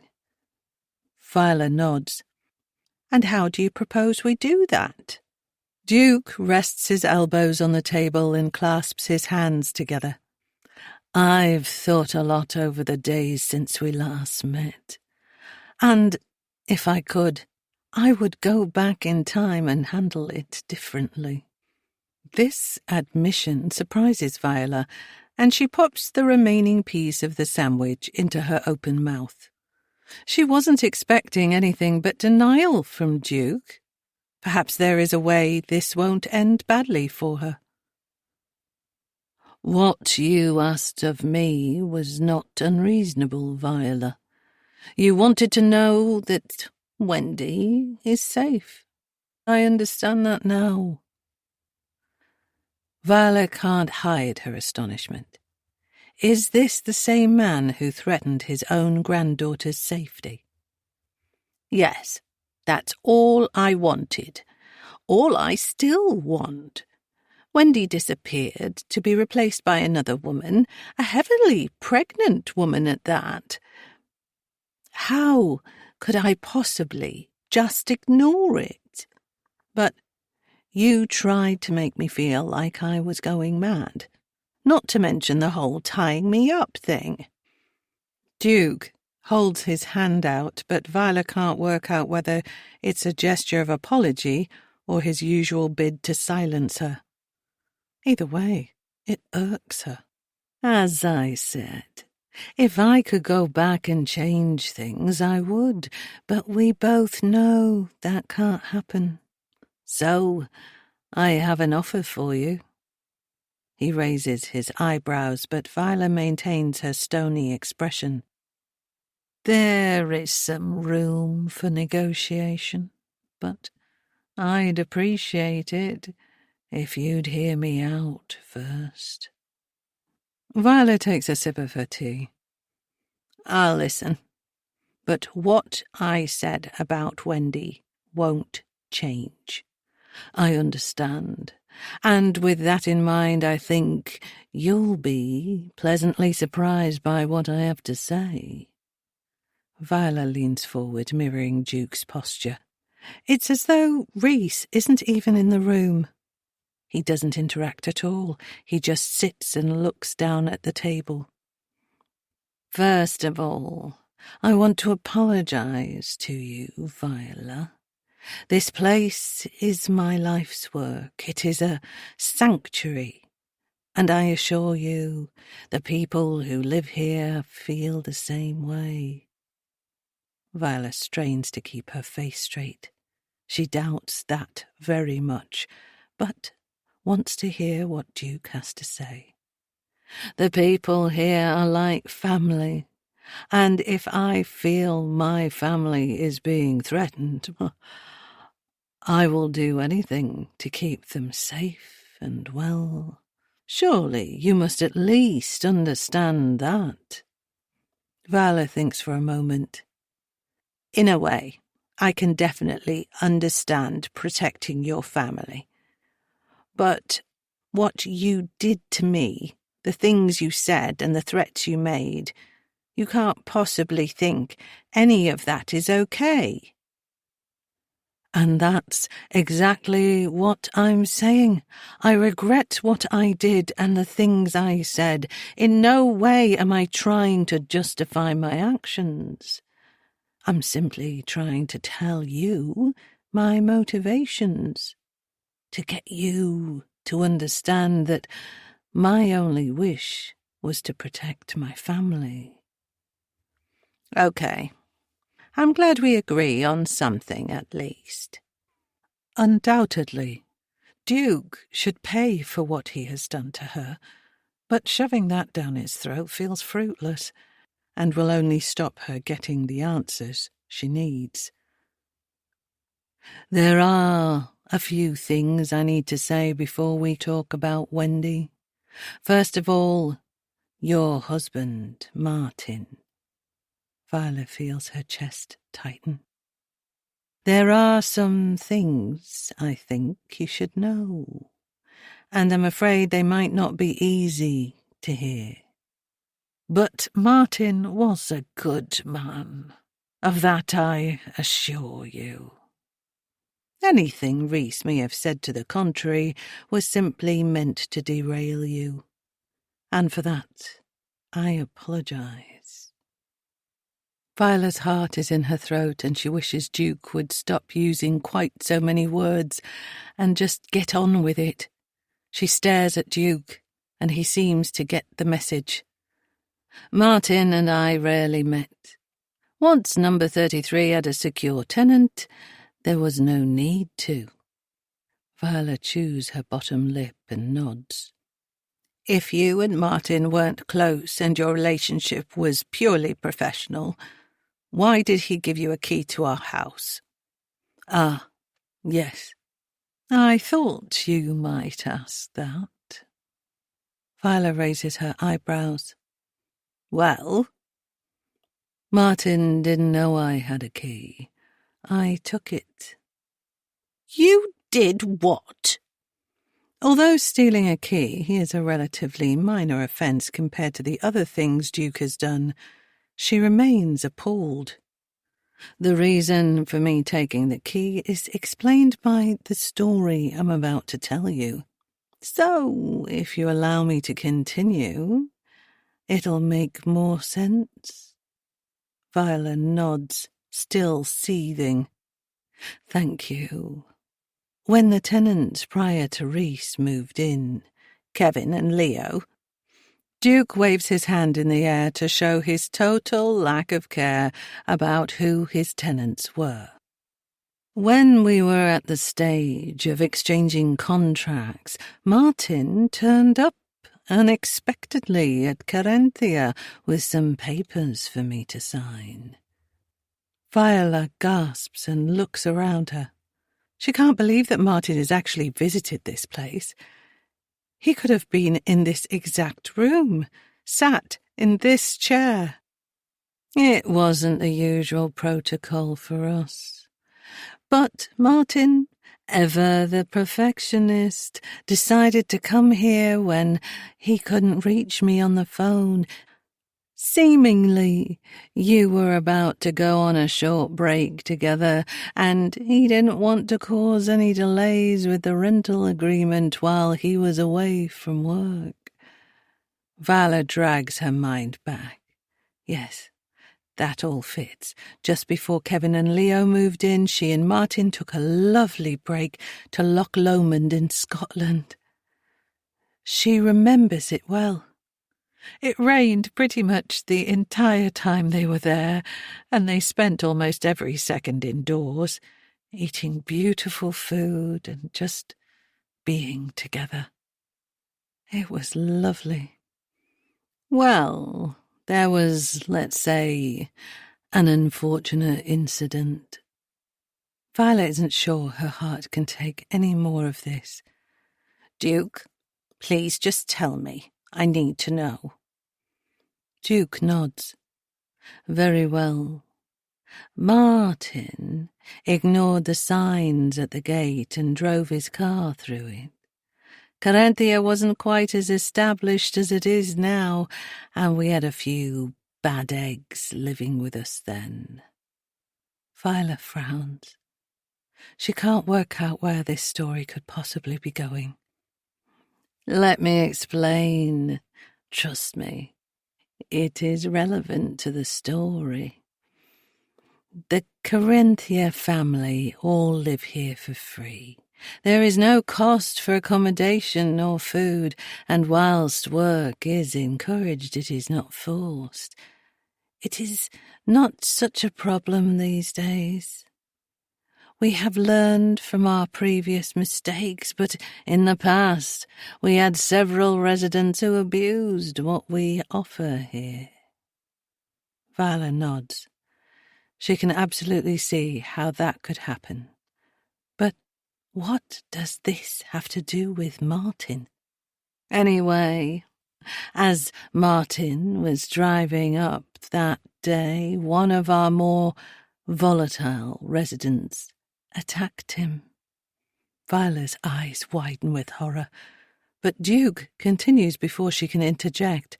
They didn't assault him exactly. They ran over and started banging on his car, shouting, carrying on, and that sort of thing. The person in question was a known drug user and troublemaker, and we were doing everything we could at the time to get him to leave. Oh, my goodness. Viola's voice is a whisper, and once again, she can't believe what she is hearing.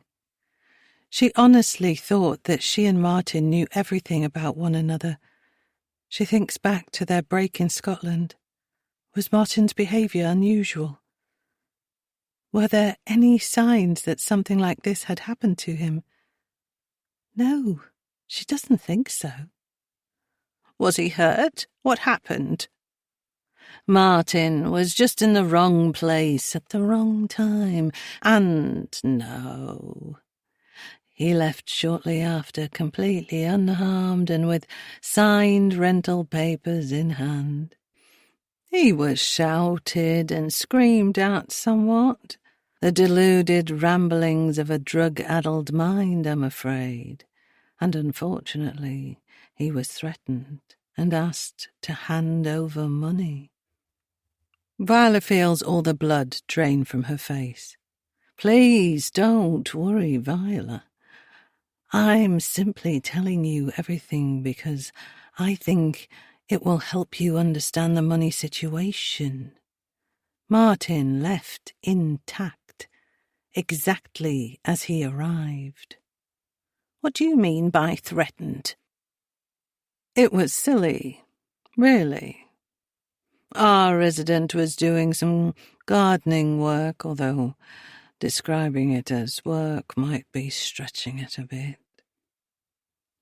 He was mostly just messing around with some of our other unruly members.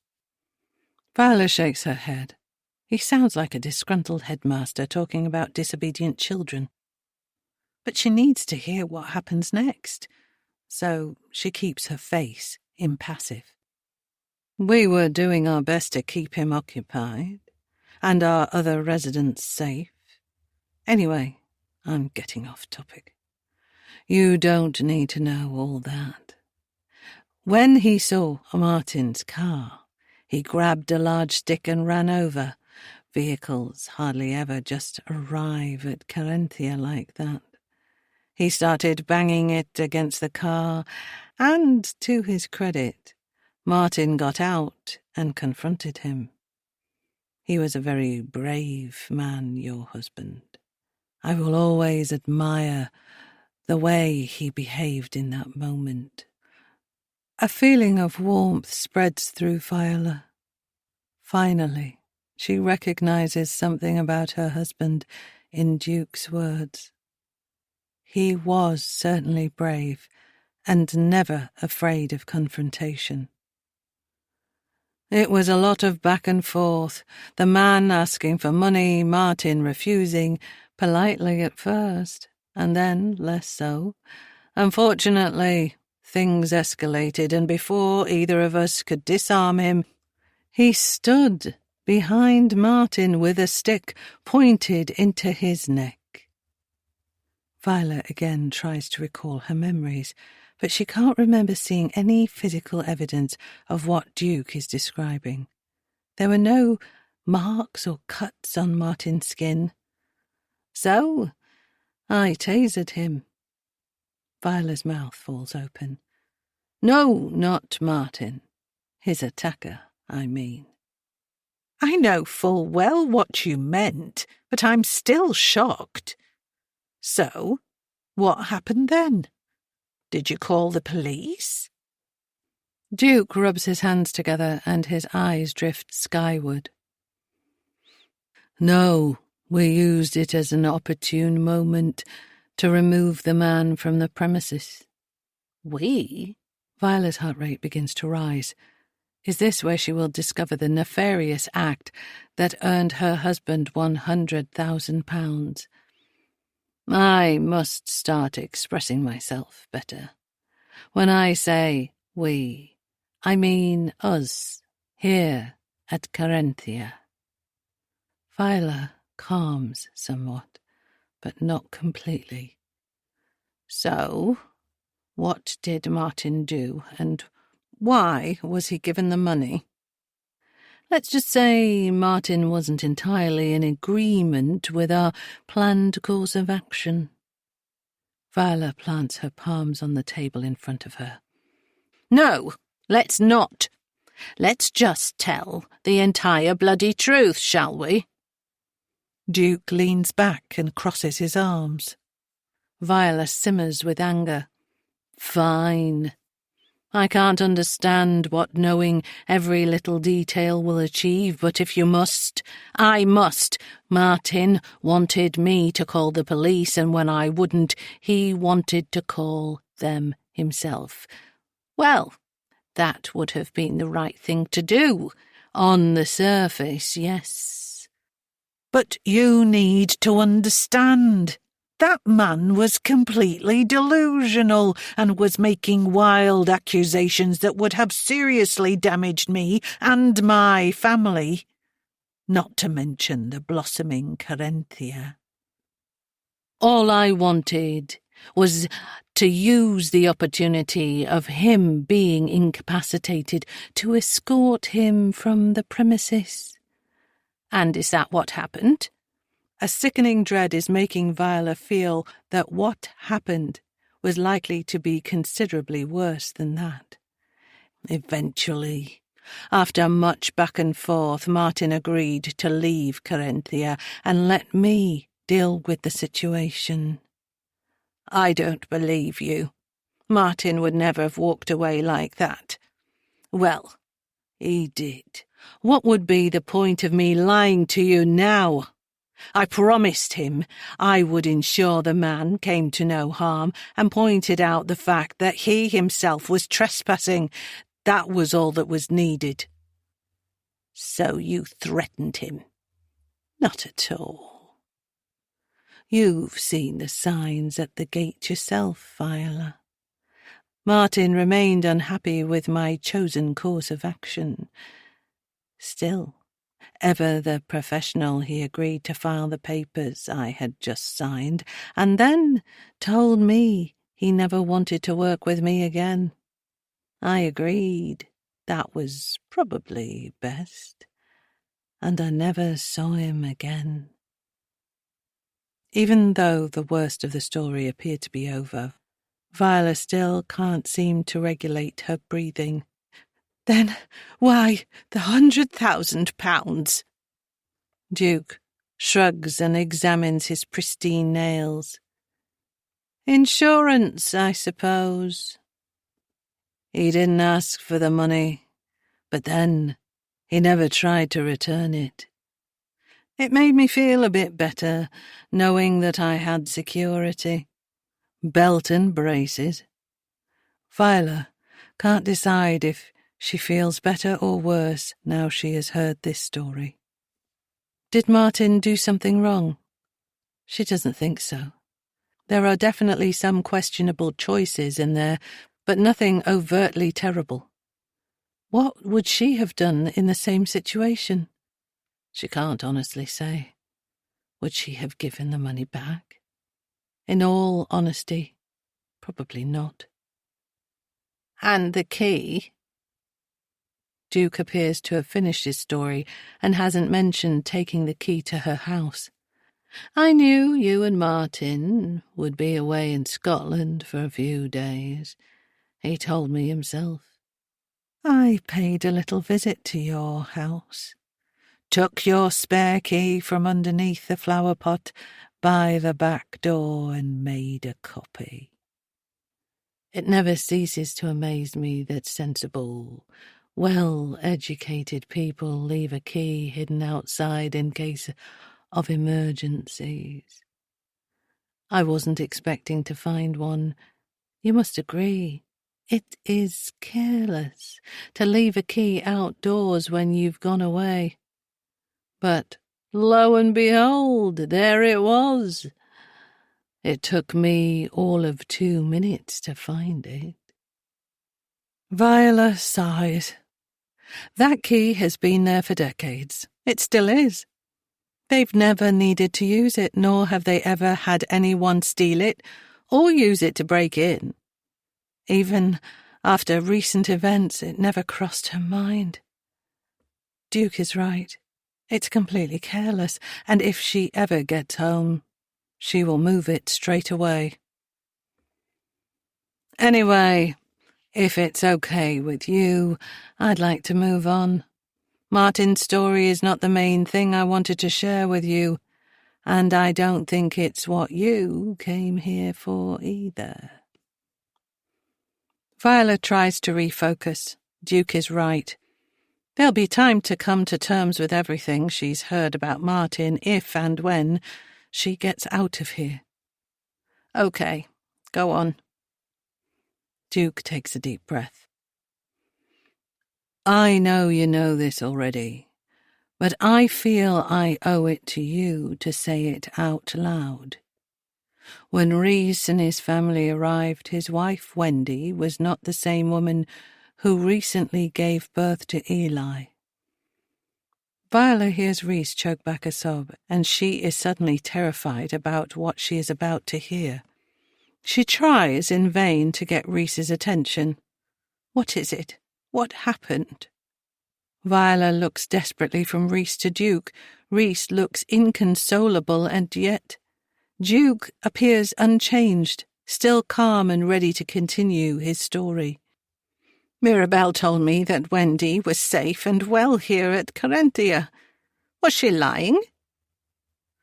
No. What Mirabelle said is true. Wendy is here, and I will prove that to you shortly. But there is more to say first. Viola feels her heart steady slightly. She points to Rhys. Then why is he so upset? I've never seen him like this. Duke sighs and puts a hand on Rhys's shoulder. His wife died in childbirth, and he blames me. Viola's stomach lurches as she remembers the pale and barely responsive woman in labour. Why hadn't she even thought to ask? Rhys suddenly comes to life, and his outburst shocks Viola to her core. I don't blame you, Dad. I blame myself. I sat back. It's all my fault. Rhys's voice cracks at the last word, and he grinds his palms into his eyes. Viola watches the heartbreaking display. This explains Rhys's solemn and withdrawn behaviour. He is grieving and broken. Viola manages a whisper. And the baby, Eli. Rhys now has his head in his hands. Duke leans in and whispers something in his son's ear. Viola can't make out any of the words, but Rhys suddenly stands up and leaves the room without saying anything further. Duke strokes his chin and shakes his head resignedly. Baby Eli is healthy and thriving. He is being looked after. But Rhys, this has hit him hard. He needs time. Well, of course it's hit him hard, as it should. The mother of his baby has died. A terrible thought suddenly occurs to Viola. Rhys hasn't only lost his wife. Mirabelle has lost her mother. Mirabelle, where is she? All in good time, I promise you. You'll get the answers to everything, but I fear we've gone off track slightly. Let's take a minute, and then I'll explain everything to you. Duke picks up his tea and takes a large drink. Viola does the same, but the tea is now tepid. What was her name? The woman who died. I know she wasn't Wendy, but I'd like to know her name. A deep, aching sadness fills Viola's heart. No matter the circumstances, a young woman losing her life and 2 young children left without a mother is undeniably tragic. At the time of her death, her name was Wendy. Viola opens her mouth to speak, enraged that he can't drop the act for even 1 second. But Duke continues regardless. My family and our descendants are the bloodline of Carinthia. Wendy will always be Rhys's wife. Viola screws her face up. That makes absolutely no sense. Are you saying that being Wendy is like a job and the women in the position are interchangeable? That's just ludicrous and actually fucking disgusting. Duke seems taken aback by Viola's swearing. But the way he describes the women as disposable boils her blood, and the swearing is more than required. No, not exactly. Rage is building inside Viola now, and she wants to swing the cake stand at his stupid head. I wanted my son to marry for love. That's what we want for all our family members here. But, Wendy, whom you met when they first moved into number 33, couldn't have children. This was something we didn't know at first. As my only son, and the only way for our bloodline to continue, Reese needed to have his own children. It feels as though hundreds of tiny explosions are going off inside Viola's brain. How can any of this be real? It's like something from medieval times. Bear me a child, or off with your head. Duke carries on, unperturbed by Viola's reactions. Reese, Wendy, and I came to an understanding. They would remain together, and another member of the Corinthia family would be their surrogate. And that's the pregnant woman, Mirabelle's birth mother. Indeed, after Mirabelle's birth, it was all going rather well. They were happy, living here completely content. We wanted another child to complete their family, so we repeated the arrangement with the same surrogate. Viola feels like her brain is falling apart trying to input this unbelievable information. She is speechless, but does her best to take in Duke's words. And this is where the trouble started. I realize it was a mistake now, but as Mirabelle was a little older by the time Reese and I felt ready for another child. Viola can't hold her tongue any longer, and words fly from her mouth, unchecked and uncensored. You and Reese felt ready. What about the woman? No, the women involved. Don't they get any say in this at all? What on earth is this place? A fucking farm for you and your family? Honestly, I can't believe what I'm hearing. Viola is out of breath and her vision is becoming a little blurry. She needs to try and calm herself down. No, of course not. Do you want to hear this or not? And please, can we avoid the shouting and hysterics? It's helping no one. Viola wants to punch him or throw a cream cake right at his obnoxious face, but unfortunately, he is right. She does need to collect herself if she wants to hear the end of this horrifying tale. She closes her eyes and takes 2 deep breaths. Duke continues. As I was saying, Mirabelle was too old not to notice that Wendy wouldn't be carrying the baby, so we told her that she'd grown in another lady's tummy, but that Wendy was still her mummy. Duke stops and wipes his brow, his eyes glazing over as though remembering that time. Well, we couldn't have imagined the reaction we got. Mirabelle was furious. I've never seen rage like that in a child, and her behaviour, well, I can't begin to tell you the things she did. Viola is grateful when Duke doesn't elaborate further. Mirabelle is only a little girl, but the behaviour Viola has seen from her has disturbed her to her core. Mirabelle immediately pulled away from Wendy and actively began to hate her. We tried everything, but she just wouldn't listen. Mirabelle demanded to meet her birth mother. She threatened us and tried to run away. It was terrible. Nothing less than you deserve, thinks Viola, but merely replies with, and what happened then? So, This is where number 33 comes in. Wendy, Reese, and Mirabelle moved in, and the idea was to cement them as a family before the arrival of baby Eli. Except Mirabelle is quite a force to be reckoned with, as I know you've experienced yourself. She's a little girl, Duke. A confused little girl, growing up in an environment that can't be healthy for her. What did you expect? Duke's face hardens and Viola senses she may have crossed a line.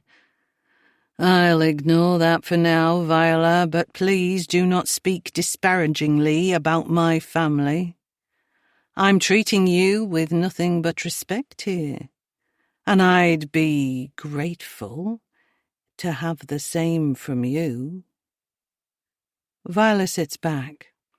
To be fair, he doesn't have to explain any of this to her, and he is doing it at her request.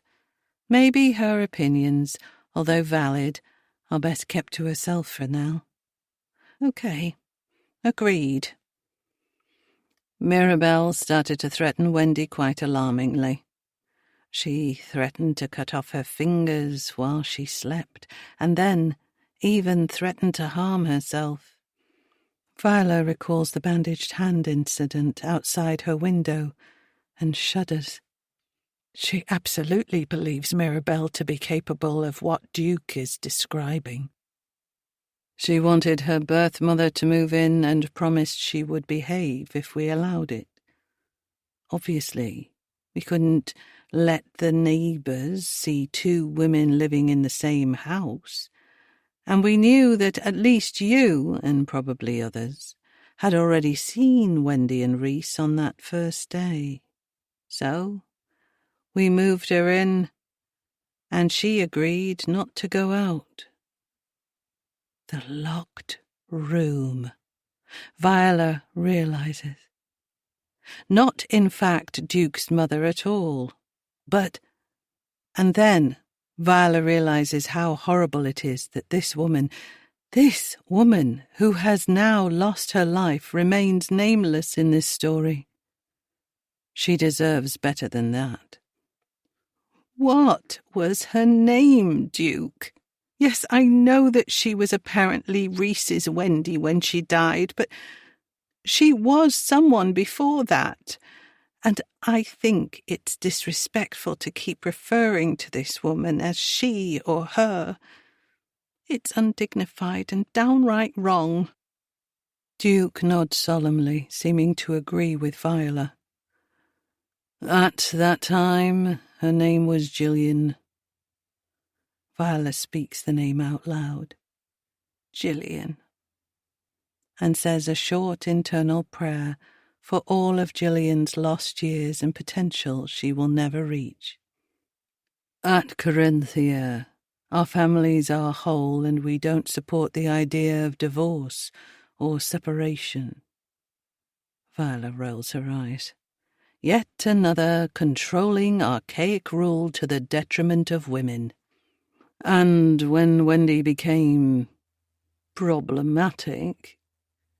Viola is incensed. Problematic?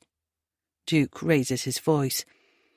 Yes, absolutely problematic, and further encouraged after an evening of too much poisonous alcohol with you, might I add. Reese should never have allowed that. I'm still annoyed at him for leaving you two unsupervised. Viola can't help but laugh. Duke has said and done many things that prove he believes men are superior to women. But unsupervised? Not only does he think women are inferior, he places them on the same level as children. Viola watches as Duke seems to bite back from saying something aggressive and rude, she would imagine. I know we will never see life the same way, Viola. And I take some responsibility for veering away from the facts and giving my opinions. But I'm giving you what you asked for, so take this as your last warning. Do not mock me, or I will abandon the remainder of my story, and we will have to approach this differently. Viola's breathing quickens. Although polite, this is definitely a threat from Duke. Okay, Duke, I'm sorry. Will you tell me what happened when Wendy disappeared? I will. Viola holds her breath, terrified of what she is about to discover. Chapter 32. Gillian moved into number 33 the day of Helen's funeral. That part of this story is true, so don't be getting any strange ideas about what happened there. I assure you, Helen died of natural causes, and we held a funeral for her here. Although Wendy never admitted to it, I believe she purposely left the front door open that day, hoping you would do exactly what you did. That you would not simply pull the door closed, but rather you would go snooping and discover the locked room upstairs. Viola huffs. I don't think it's unreasonable to check around a house when the door has been left open. Do you? Duke smirks and lifts one eyebrow. So, you're telling me that everything you did that day was purely checking the safety and security of the house? There wasn't even a hint of curiosity, or dare I say it, nosiness. Viola feels her cheeks flush. Curiosity, yes, but I'm not nosy. I was planning to check all the rooms, but when I got upstairs and found the weird bedroom and then the locked room, I became curious. Who wouldn't? Duke shrugs. Fair enough, I guess. And what was with the twin pink and blue beds? There is something really odd about that room. Surely you can at least understand that. We believe in order and synchronicity here. It helps everyone feel like they are part of the same family, living and working together for the same cause. Viola sits back and folds her arms. The afternoon tea is so tempting, but somehow eating more feels wrong given the nature of their conversation. She must have been staring at the remaining food longingly as Duke chimes in with, "You can eat, you know. That's what it's here for." Viola shakes her head. After we've finished talking. Duke raises his arms, palms facing her. Okay, but don't feel like you have to abstain on my behalf. If you thought the sandwiches were good, wait until you try the fruit scones. They're to die for. A wicked spark flashes through Duke's eyes, and Viola immediately wishes she hadn't eaten or drank anything from this place. Is she about to fall on the floor, convulsing and writhing with poison coursing through her body? To die for, indeed. Duke barks a laugh. Oh, come on, Viola. I understand you being a little wary of me and my home, but I am not about to poison you. He laughs again, and the noise makes Viola's skin prickle with irritation. She remains stoic. The beds, Duke. I asked about the beds. Yes. Well, as I was saying, we promote uniformity and consistency. The room you saw was set up for siblings. The pink bed was for Mirabelle and the blue for Eli. But he wasn't even born. Nowhere near ready for a single bed. Indeed. We encourage infants to remain in a room with their parents until they are ready for a bed. It's safer for everyone and promotes bonding. The other room has a double bed and a cot. Violet considers this. Okay, so she got the bedrooms the wrong way around. Although the room was barren and decorated in stereotypical colours, it's definitely less unusual that it was eventually intended for siblings. But I saw Mirabelle in the room with the white double bed. Plus, that's where you had Gillian locked away. Yes, that's right. Duke doesn't even seem to flinch at the mention of a pregnant woman being locked away in a room, as though it were a wholly expected and usual occurrence. And perhaps here, at Carinthia, it is. But why? Because when Mirabelle insisted that Gillian move in, we had to rearrange things quickly. Rhys and Wendy moved into the children's bedroom, and Mirabelle slept in the double bedroom with Gillian. And Wendy and Rhys were okay with that? Duke puffs out a breath. If I can speak candidly, Viola, I don't think any of us were okay with it. What I'd say is that at that moment in time, Mirabelle was like a coiled spring. She was an unexploded bomb threatening to go off and cause untold damage. She's a force to be reckoned with, and while that can be tricky to handle at times, I'd rather foster that and have her be a strong woman who stands up for herself and defends her beliefs than try and tame her. So you pander to her. Duke thinks for a moment. Yes, I guess I did. He reaches for a large fruit scone and accompanying jam and cream. He thickly coats both halves of the scone, jam first, then cream, the way Viola prefers. He picks up one half and slides the plate with the remaining half towards Viola. I insist. It's delicious and entirely non-toxic. I promise you. Viola accepts the plate but doesn't eat.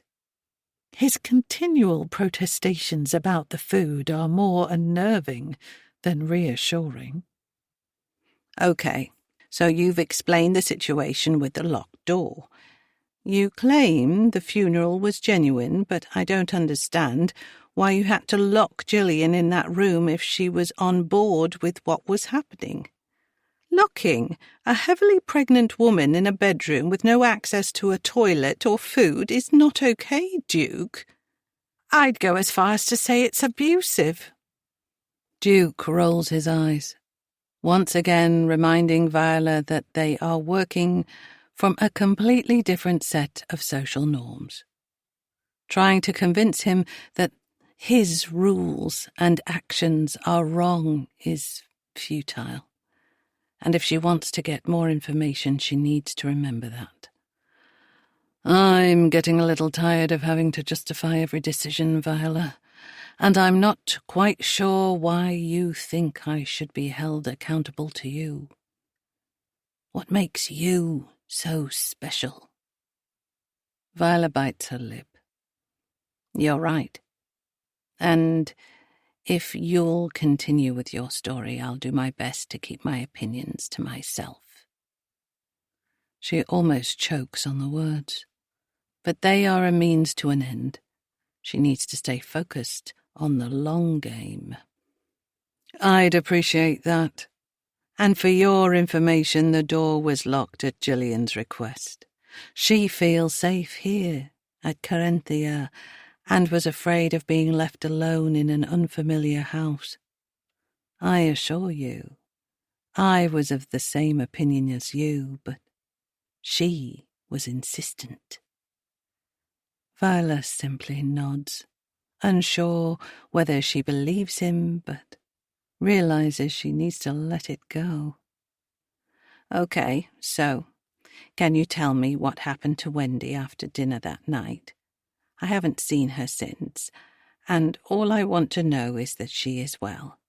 If she is here, and this is where she wants to be, then I promise you I will leave you alone."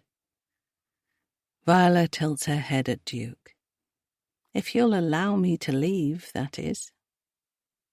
Duke takes a large bite of his scone, chewing noisily before wiping his lips with his napkin. He's doing this on purpose, making her wait and controlling the conversation. "I've said it before. I'm not a monster. Carinthia is a happy place. Everyone here wants to be here. We are a supportive and loving community. I promise you that Wendy is safe and well." Viola nods, not trusting herself to speak and disrupt the flow of conversation.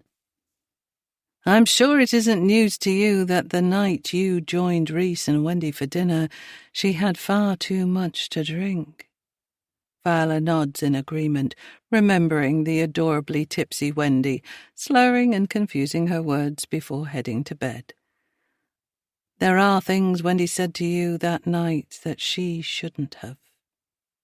Viola raises her eyebrows, quickly picks up the scone from her plate and takes a mouthful.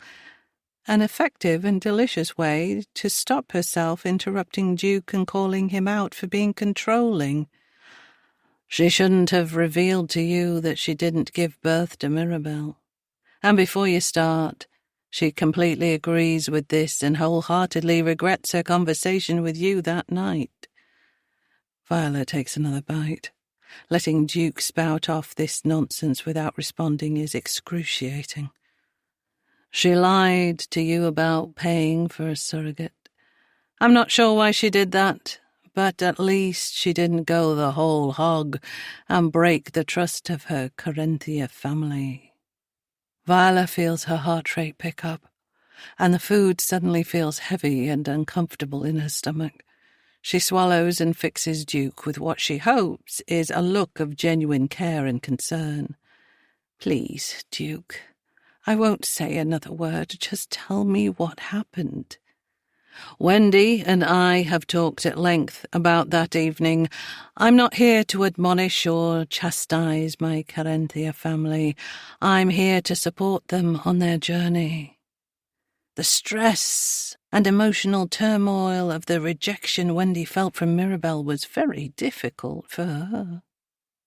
She thought she had lost her place in her family and felt understandably scared and alone, something we never want anyone in our community to feel." Viola eyes him as he speaks. His care for Wendy does seem genuine, in complete opposition to almost everything else she has witnessed from him. "Here at Carinthia, we don't approach anything from a selfish perspective. The needs of the individual come second to the needs of us all collectively. It is the only way to have a harmonious and successful society." Wendy had become inwardly focused and, for want of better words, had begun to feel sorry for herself. Viola nods, finding herself strangely intrigued by Duke's explanations. She doesn't agree with him, but feels she is at least getting to understand the inner workings of his mind a little better. Wendy agreed that her place in the family with Reese and Mirabelle was no longer tenable, and it would be better for everyone if she returned to Carinthia for a period of readjustment, and that Gillian, Reese, Mirabelle, and baby Eli, once born, would be a family unit. Gillian would replace Wendy. I do recognize that must be seen as unusual to outsiders, but it seems natural to all of us, and, given the exceptional circumstances we were dealing with, we were all treading into unfamiliar waters. As I've explained before, We do not support divorce and separation. However, we are allowed to make adjustments that benefit the Corinthia family as a whole." Viola doesn't know what to say. If Duke is to be believed, then Wendy is here, happy and safe, moving on with her life, and Gillian is dead, leaving Rhys without a partner and his children without a mother. This whole situation feels overwhelmingly sad. Viola looks up and sees that her own sadness is mirrored in Duke's face. Gillian died from an amniotic fluid embolism. Viola has no idea what that is. It's extremely rare, and there was nothing any of us could have done. Eli was delivered safely, and they did everything they could for Gillian, but her lungs and heart failed. It was an unavoidable tragedy, and we are all devastated. Rhys will come around, but he is grieving, and if, for now, he needs to blame me, then I am willing to take that role in his healing journey. Viola feels a tear escape. What a horrific and tragic thing to have happened to this family. Nobody deserves something like this, regardless of who they are and what they have done.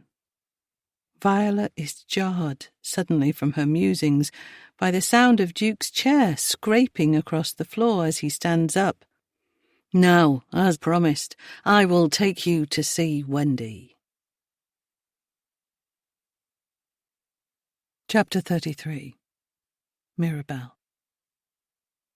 Viola is here! I'm so excited, but also so cross with Grandad for not telling me. She was walking along the path, and I was on a bug hunt with my friends and our teacher.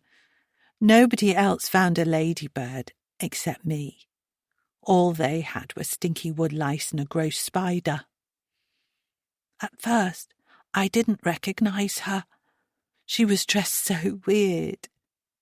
Viola does not suit a grey tracksuit. I'll definitely tell her that when I see her. I was worried she had sneaked in again, but I hid around the corner of Phase 1, and I saw her go in with Grandad. They actually seemed pretty friendly, so I don't think I have to worry about her. It would be so cool if she was allowed to come and visit sometimes, but I don't think Grandad would like that. He's quite strict and doesn't like visitors, even nice ones. Grandad better have a good reason for not telling me Viola was coming. There'll be trouble otherwise. Chapter 34. When Duke says the words Viola has longed to hear, she feels as though she is glued to her chair. "Now, as promised, I will take you to see Wendy." Viola desperately wants to stand and follow Duke. This is the crux of why she is here, after all. But a stifling sense of dread keeps her where she is. Duke has told her so much and revealed things she's sure no one outside of this place knows. No one alive, anyway. Why would he simply let her go? Duke has freely admitted that his priority above everything else is the community here at Corinthia, and that the happiness and rights of the individual come second. If that is true, why would he allow her to see Wendy and then let her go? But then, why hasn't she been harmed so far? Is she being lulled into a false sense of security before being attacked? In any case, there is no going back now. So Viola reluctantly forces herself onto shaking legs, takes a deep breath, and finds her voice. "Let's go," They re-enter the corridor, and Viola is surprised that they continue down it rather than go back towards the reception area. The corridor is a dead end, and unless Wendy is in another of these small rooms flanking the walkway, they will soon have nowhere else to go. Duke doesn't look back, so Viola obediently follows him, holding her arms across her stomach and keeping herself contained and as protected as she can. As they approach the end of the corridor, Viola can see that there is, in fact, another door, identical in colour and completely flush with the wall. Duke pushes several buttons on a keypad off to the side, shielding it with his body as he does so, and the door clicks. He opens it and steps to the side. A welcome, fresh breeze flows in, cooling Viola's flushed skin. Unexpectedly, the door leads to the outside world.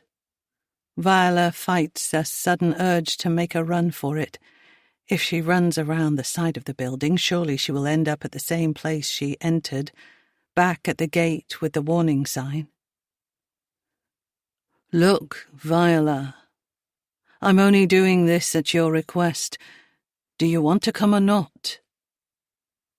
Duke shrugs his shoulders as though he couldn't care less either way. Viola petulantly stomps past him, irked by his indifference and her own indecisiveness. Once outside, she scans the view in front of her. The grounds of this place are enormous, and from here she can see just how many large buildings there are, a dozen at least. The track in front of her forks into 3 separate paths, and at the end of each is an identical, almost entirely cuboid construction. Their appearance is different from the building through which she entered. Not a red brick in sight. These buildings are grey, sleek, and unwelcoming. The door clicks shut behind Viola, and Duke comes to stand at her shoulder. "These are our rehabilitation suites." Viola turns to look at him. "Come, I'll show you." She keeps pace with Duke, and he continues to talk as they walk. "The one on the left, where Wendy is staying, is our Phase 1 suite." He points as he speaks. "The centre building is Phase 2, and we have Phase 3 on the right." "Okay, but what does that mean?" Duke stops at the fork in the path and turns to face her. "Everyone has problems sometimes. I know that, and you know that. In the world you live in, people are expected to just get on with it.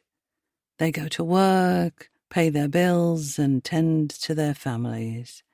At Carinthia, we give people the time, support, and space they need to truly heal."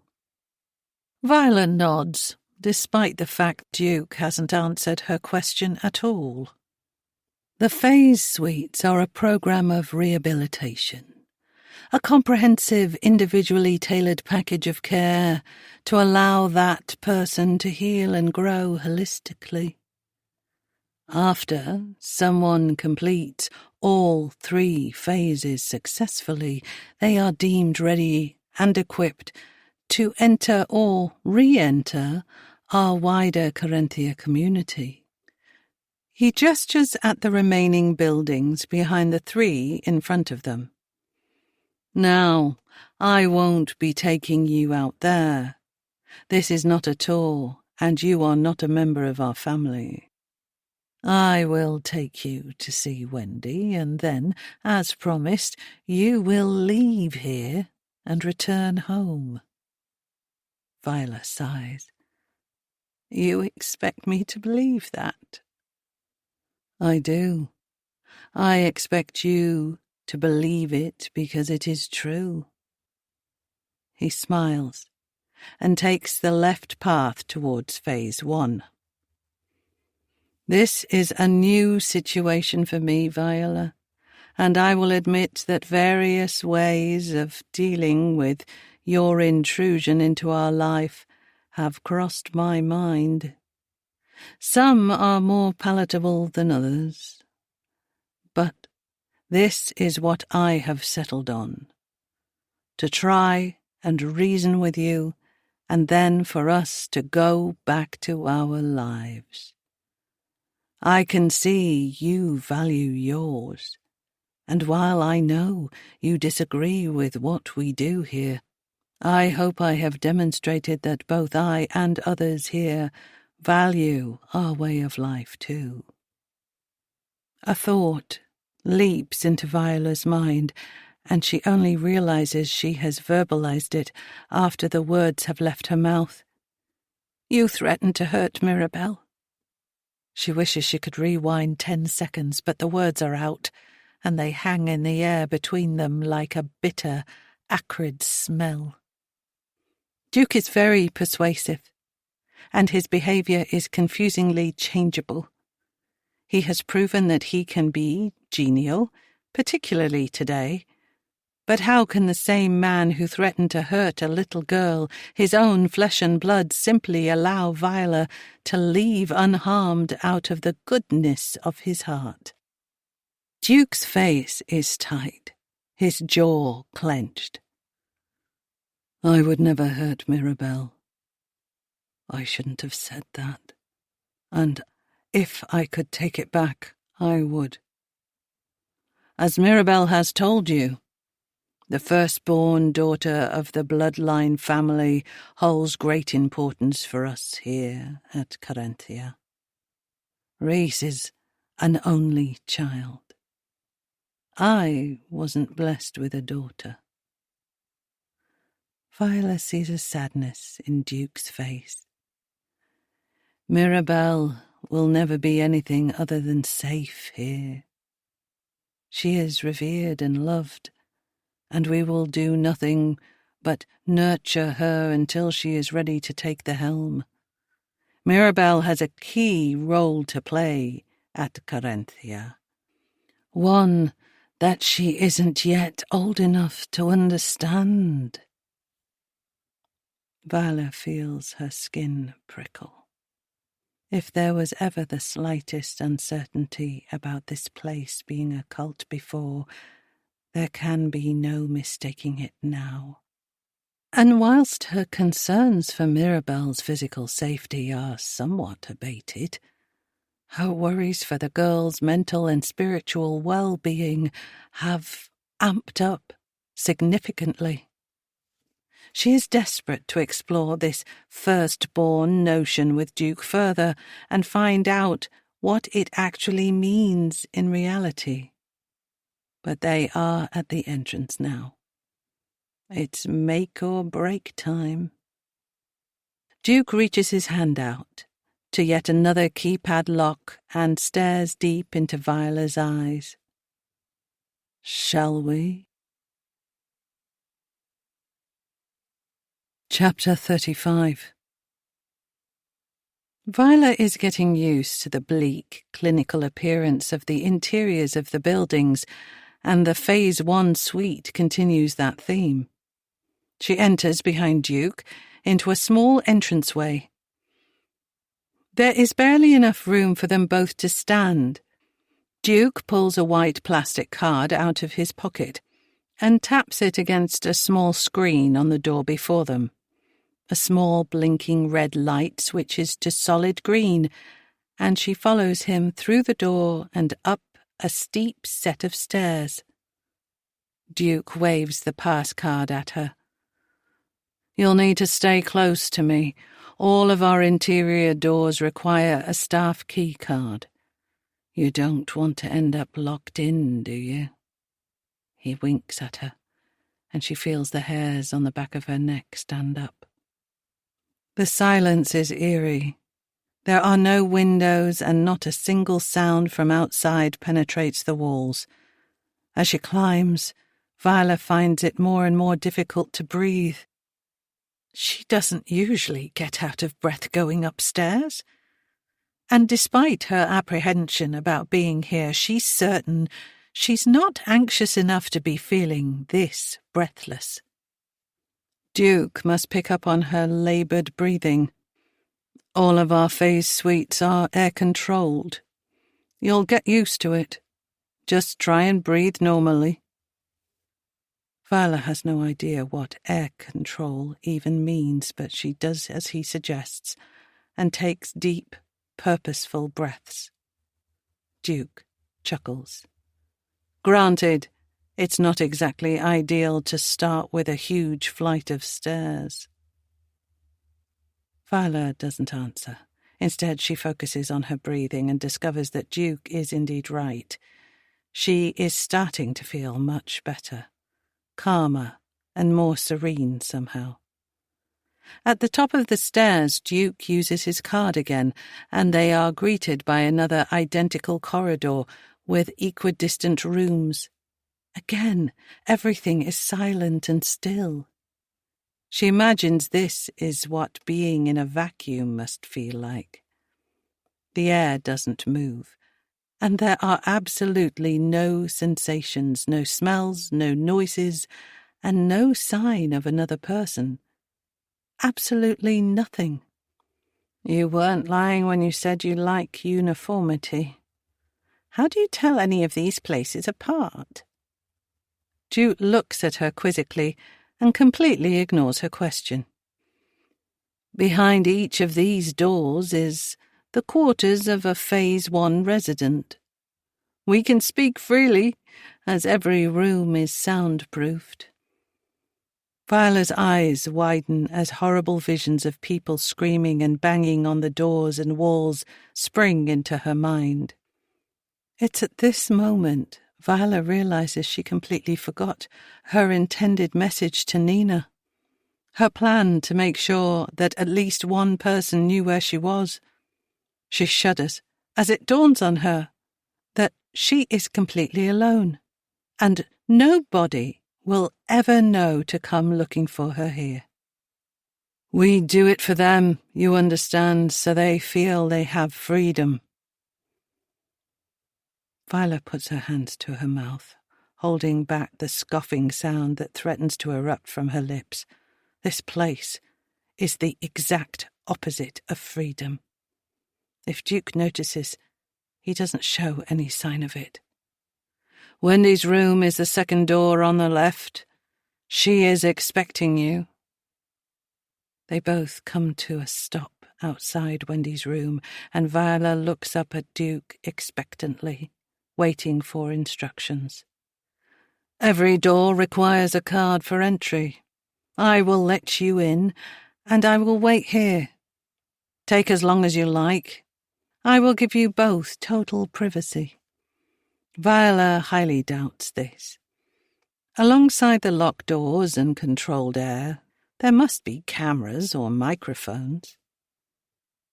When you are ready to leave, don't knock. I won't hear you. Wendy will show you how to call for me. Viola looks at the door and then back at Duke, her mouth suddenly dry. So you're locking me in? Duke lets out a frustrated sigh. Do you want to see Wendy or not? Frankly, I've had quite enough of your... Viola cuts him off. Yes, and I'm sorry, I'm just nervous. Duke's face softens. And I understand that. But at some point, you'll have to either trust what I'm telling you or go home and forget about being able to see Wendy. Viola closes her eyes and nods, as much to herself as to Duke. I want to see Wendy. Before she can open her eyes, Viola hears the door beep as Duke unlocks it with his card. Very well, push the door when you are ready. Viola puts her hand on the door but doesn't push. She is trembling and has a sudden urge to cry. Is this the last room she will ever enter? Is Wendy even behind this door? She feels Duke's hand on her shoulder. She wants to push him away, but his touch somehow grounds her. I hope you get what you need from this visit, Viola. Truly I do. Duke's hand falls from her shoulder, and Viola finds herself pushing against the door and stepping inside. Chapter 36. The air inside this room feels even closer and calmer. It's such an odd sensation. Viola's fingers tingle, and she rubs her hands together in an attempt to feel more normal. Checking behind her, she discovers that Duke is gone, and the door is closed. Both things she doesn't remember happening. She looks at the room before her. Her brain is slow to take in and compute everything. She recalls Duke's instructions and focuses on her breathing. In, out, in, out. Wendy is sitting on the bed. She is dressed in a floaty black top and trousers, starkly contrasting the overwhelmingly white decor surrounding her. The room itself is sparsely furnished, but somehow has a tranquility about it. Accompanying the single bed is a small desk with a swivel chair and a single-door wardrobe. Viola knows she is scanning the room in an attempt to avoid looking directly into Wendy's eyes, and she has no idea why. Hi, Viola. Wendy's voice is soft, dreamy and filled with warmth, giving Viola the nudge she needs to finally acknowledge the woman she went through all of this to see. Viola walks cautiously towards the bed, taking in the sight of Wendy. She looks astonishingly well. Her makeup-free skin is glowing, and her now blonde hair is shiny, falling around her shoulders in effortless waves. Hi, Wendy. You look... well, you look amazing. Wendy smiles, and her eyes glisten with tears of happiness. Viola feels her own eyes well up, and her heart swells with relief. This is not the downtrodden, maltreated prisoner she was expecting to find. I only have one chair in here. Do you want to pull it over and we can chat? Wendy gestures at the desk, and Viola retrieves the chair and wheels it over before sitting down directly in front of Wendy.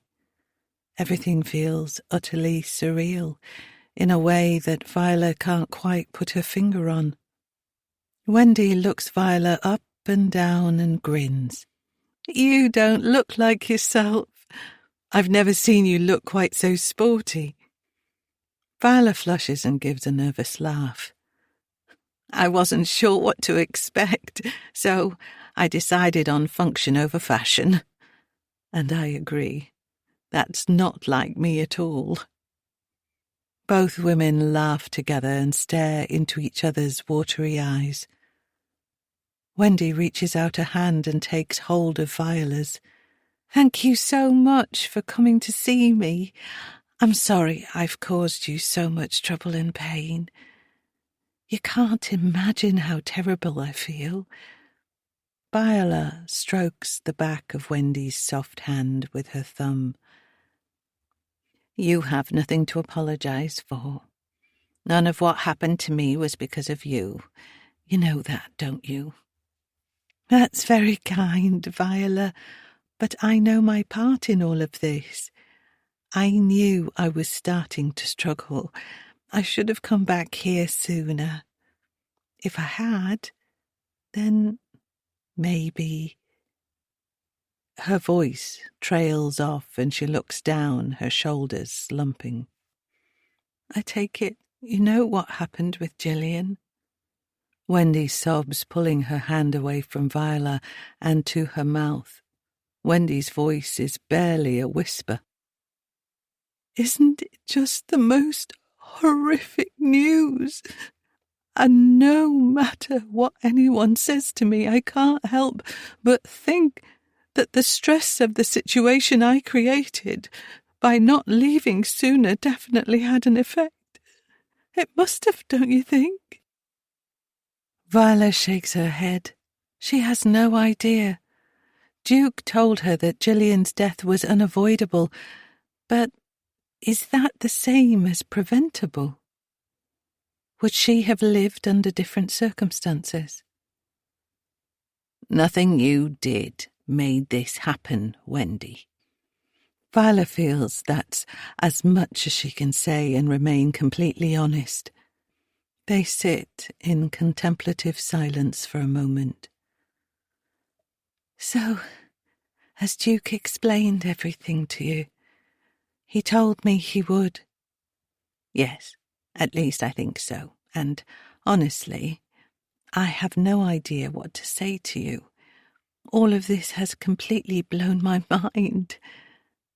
I get that. And again, I'm so sorry you got dragged into it all. Viola smiles. Well, I think I definitely had a hand in it. Next time I get new neighbours, if there is a next time, I'll be leaving well alone. Wendy sniffs and tries to smile. You will get to go back home, and you will get new neighbours. Alarm crosses Viola's face at the thought of another Carinthia family moving in. No, I should have said, Duke is selling the house next to you. Honestly, I never understood why he decided we should move there in the first place. It was a disaster waiting to happen. Viola nods in agreement. But I can assure you that after you leave here today, that will be it. Your life can go back to normal. Viola snorts. Normal? You think? Wendy's face hardens slightly and her eyes fill with determination. That's up to you, Viola. I know what has happened to you, and it must have been horribly and deeply traumatic. But you are safe now. You are alive and well, and you can either grasp that with both hands and make the most of it, or you can let it haunt you. I know what I would do. Viola knows Wendy is right. There will be nothing to compensate for what has happened, and she has already seen the effects of letting things overwhelm her on her emotional well-being. Can I ask you something, Wendy? Of course. Consider me an open book. I promise you no more lies or secrets. Are you happy here? Is what I'm seeing in front of me real, or are you being held against your will? Is this a cult? Are you a prisoner? Viola stops and takes a breath, realizing her questions came out far too quickly and all at once. That's quite a lot of some things, Viola, but yes, I am more than happy to answer each and every one. Viola examines Wendy's face intently as she speaks, searching for any hint of deception. Firstly, no, Carinthia is not a cult. It is a community, a way of life, and I don't want you to think that how you saw me at number 33 is in any way a reflection of my life here or how I feel about Carinthia. I have always been happy here. I love the Carinthia family, and I'm eternally grateful they have continued to support me, even when I doubted them and turned my back. I, and everyone else here, can leave at any time. Anything you've heard to the contrary is a lie. People trying to make money with a sensationalist story. I promise you, I am happy, and when I'm ready and strong enough, when my rehabilitation is complete, I will return to the community. I cannot wait to see everyone again. Wendy beams, a bright smile, and tears once again prick her eyes. Not once during that entire answer did Viola doubt a single word Wendy was saying. If nothing else, Viola is sure that Wendy believes the things she is saying. Whether they are reality or not is something that Viola will likely never know. But Duke has done some terrible things, Wendy. I'm sure you're aware. The way he has treated you and his behaviour towards me. If he is in charge here, I can't understand how everything you tell me can be true. Wendy's mouth becomes pinched and her eyes narrow. I'm not saying for 1 second that you're lying, and I can quite clearly see that you are well and happy. But Duke told me lots of things that worry me, and he's been violent. He drugged me and tied me up, for goodness sake. He locked Gillian, a heavily pregnant woman, in a room. I'm sure you understand why I thought you weren't safe. Wendy's eyes soften and she leans towards Viola. Have you ever loved and cared for something or someone so much that you would do anything for them? That you would do things others can't even comprehend because of how vital that thing is to your life? Viola's mind is immediately drawn to Martin and his keeping of Duke's money. She knows undoubtedly he did that for her. And if Wendy was asking this question of Martin, she knows what his answer would be. He would say yes, without a second thought. Martin would have done anything for her, and she always thought she felt the same about him. But would she have done any of the things that Duke has done? No. She knows she wouldn't. Not for anyone or anything. She would find another way, a better way, where nobody needed to be hurt. Viola considers lying to Wendy. It is clear Wendy is happy here, and she doesn't want to hamper her recovery in any way. If this is where she truly wants to be, then, as a grown adult, this is her choice. But she can't lie. Wendy needs to hear what someone outside of Corinthia thinks about Duke and the things he has done. Yes, I loved my husband Martin more than anything in the world, and I think he would agree with you.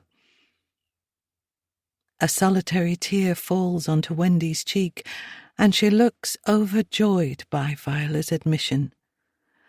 But, for me, there has to be limits. I would have done almost anything for Martin, but no, not anything. He was the love of my life, my everything, but that doesn't give me the right to hurt somebody else. We are all equal. I could never have done the things that Duke did to me, no matter what the reason. Viola takes a deep breath, knowing this is not what Wendy wants to hear. Although Wendy is no longer beaming with joy, she doesn't appear angry or upset either. She is more pensive or reflective, and Viola feels a tiny flicker of hope that she may yet be able to talk some sense into her. Wendy holds her hands together as though in prayer. That makes me so sad for you. Irritated, Viola retorts. Why on earth would me not being willing to harm someone to protect the things I love make you sad for me? That's absurd. And I think how I feel is how most people do. Can't you see that? A sympathetic smile graces Wendy's face. Of course I see that. And that is why most people in the world are out there, and we are in here. We choose to live away from those who can't find it in themselves to love with the ferocity and deepness we are supposed to. Viola wants to bite back, but worries she'll find herself in a pointless argument. At Carinthia, we are committed to one another. We are one, and that means we protect and support each other with the same intensity as we would ourselves. You can't deny that you would fight or cause harm to protect yourself if you were in danger. In fact, I know you have. Viola senses a sinking feeling deep inside her chest. It is painfully clear that Wendy is wholly under the influence of this place. She has been indoctrinated. But protecting your own life isn't the same. It is! Wendy cuts Viola off abruptly. Her eyes are now filled with tears, and the calmness and serenity of earlier have vanished. Viola reaches out a hand, but Wendy doesn't take it. Wendy, it's okay for us to disagree, to think and feel different things. You don't have to cut me off like that just because I'm saying something that doesn't match what you think. This seems to placate and calm Wendy, and she returns to her contemplative state before speaking. Not at Carinthia it isn't. As I said, we are one.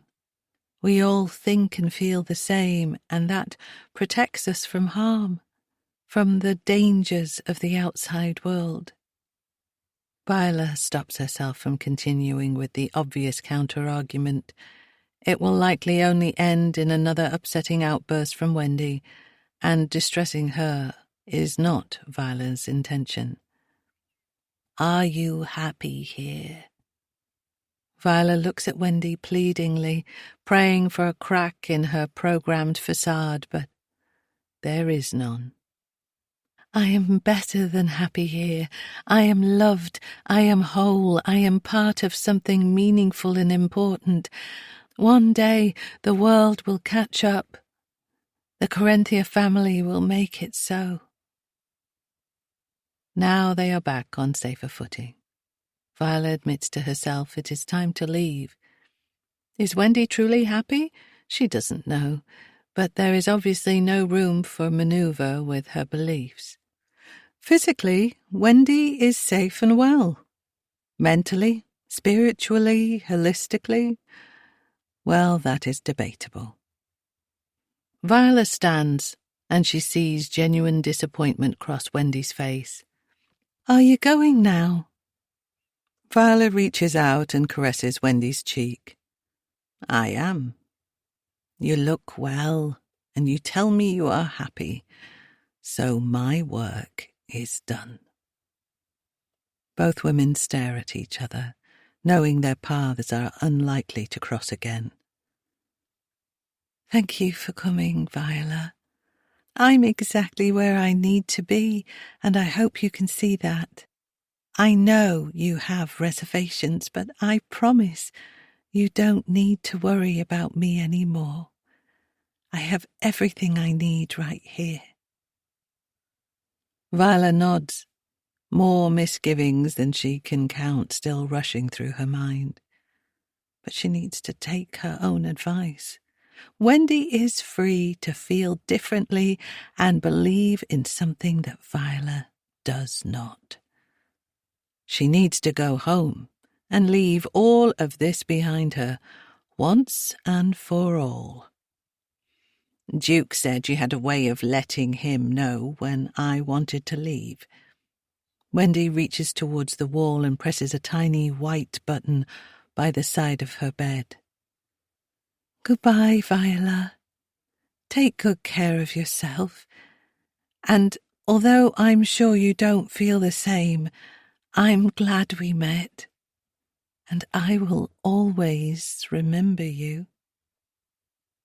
Viola doesn't know what to say. This family has brought considerable pain and anguish into her usually tranquil life. But one thing she's sure of is that she will never forget Wendy. I'll remember you fondly, Wendy. Look after yourself.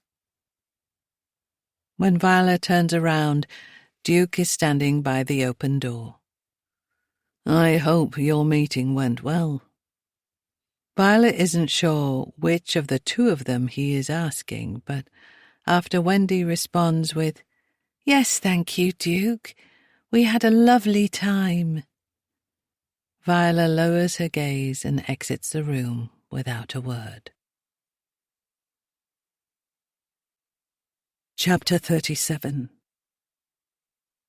Viola does something she never expected she would. She walks out of Carinthia's front door without a scratch on her. She looks around the glorious green countryside and inhales deeply.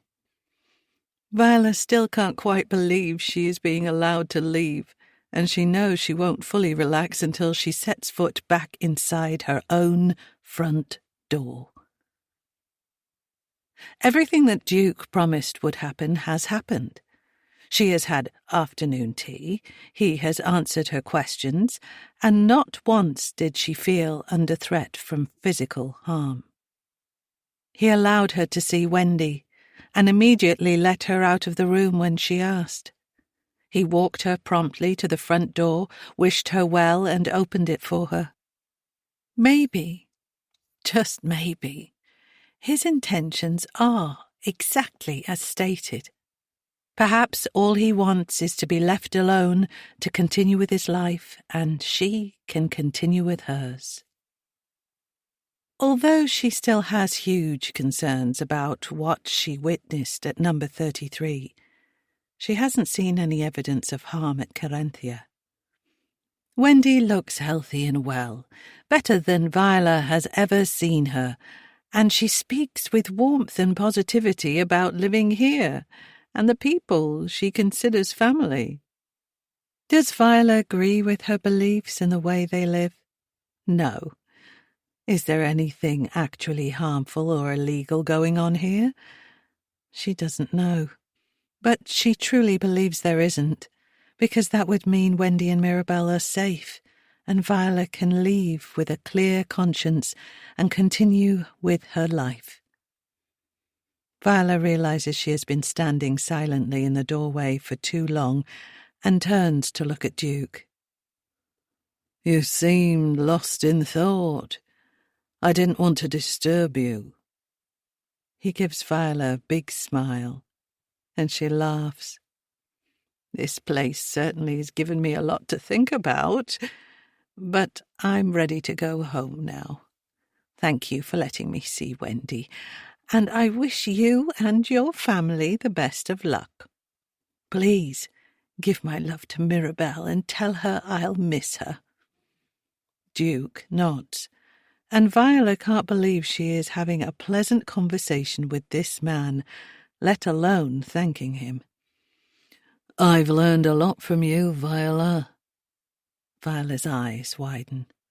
Honestly, I have. I've learned not to react so aggressively and defensively when I feel like the Carinthia family is under threat. I know I have acted appallingly at times. I don't even recognize myself in some of the things I did or said. I'm ashamed. He looks down and Viola has an urge to comfort him. Hugging or touching him is out of the question, so she tries with words. If you act like there is something to hide here, then people will think that.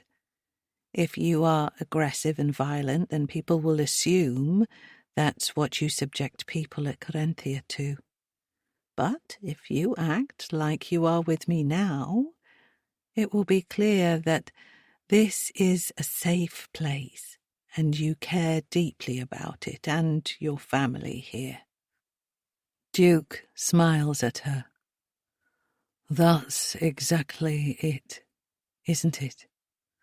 I've been so intent on protecting Carinthia that I have ended up hurting it. Well, no more.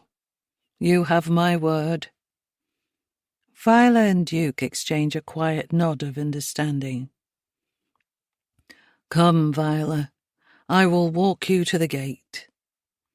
They walk in sync, a companionable silence. And maybe change that awful sign you put up. If you're going for the non-aggressive approach, maybe something a little gentler in tone might be better. Duke laughs, and Viola is glad he took her comment in the light spirit with which it was intended. Viola turns as she hears her name being shouted. The high-pitched voice is far away and mostly lost in the air between them, but even so she recognizes it right away. It's Mirabelle, and she's running across the grass towards them, a whirlwind of excitedly flailing arms and legs.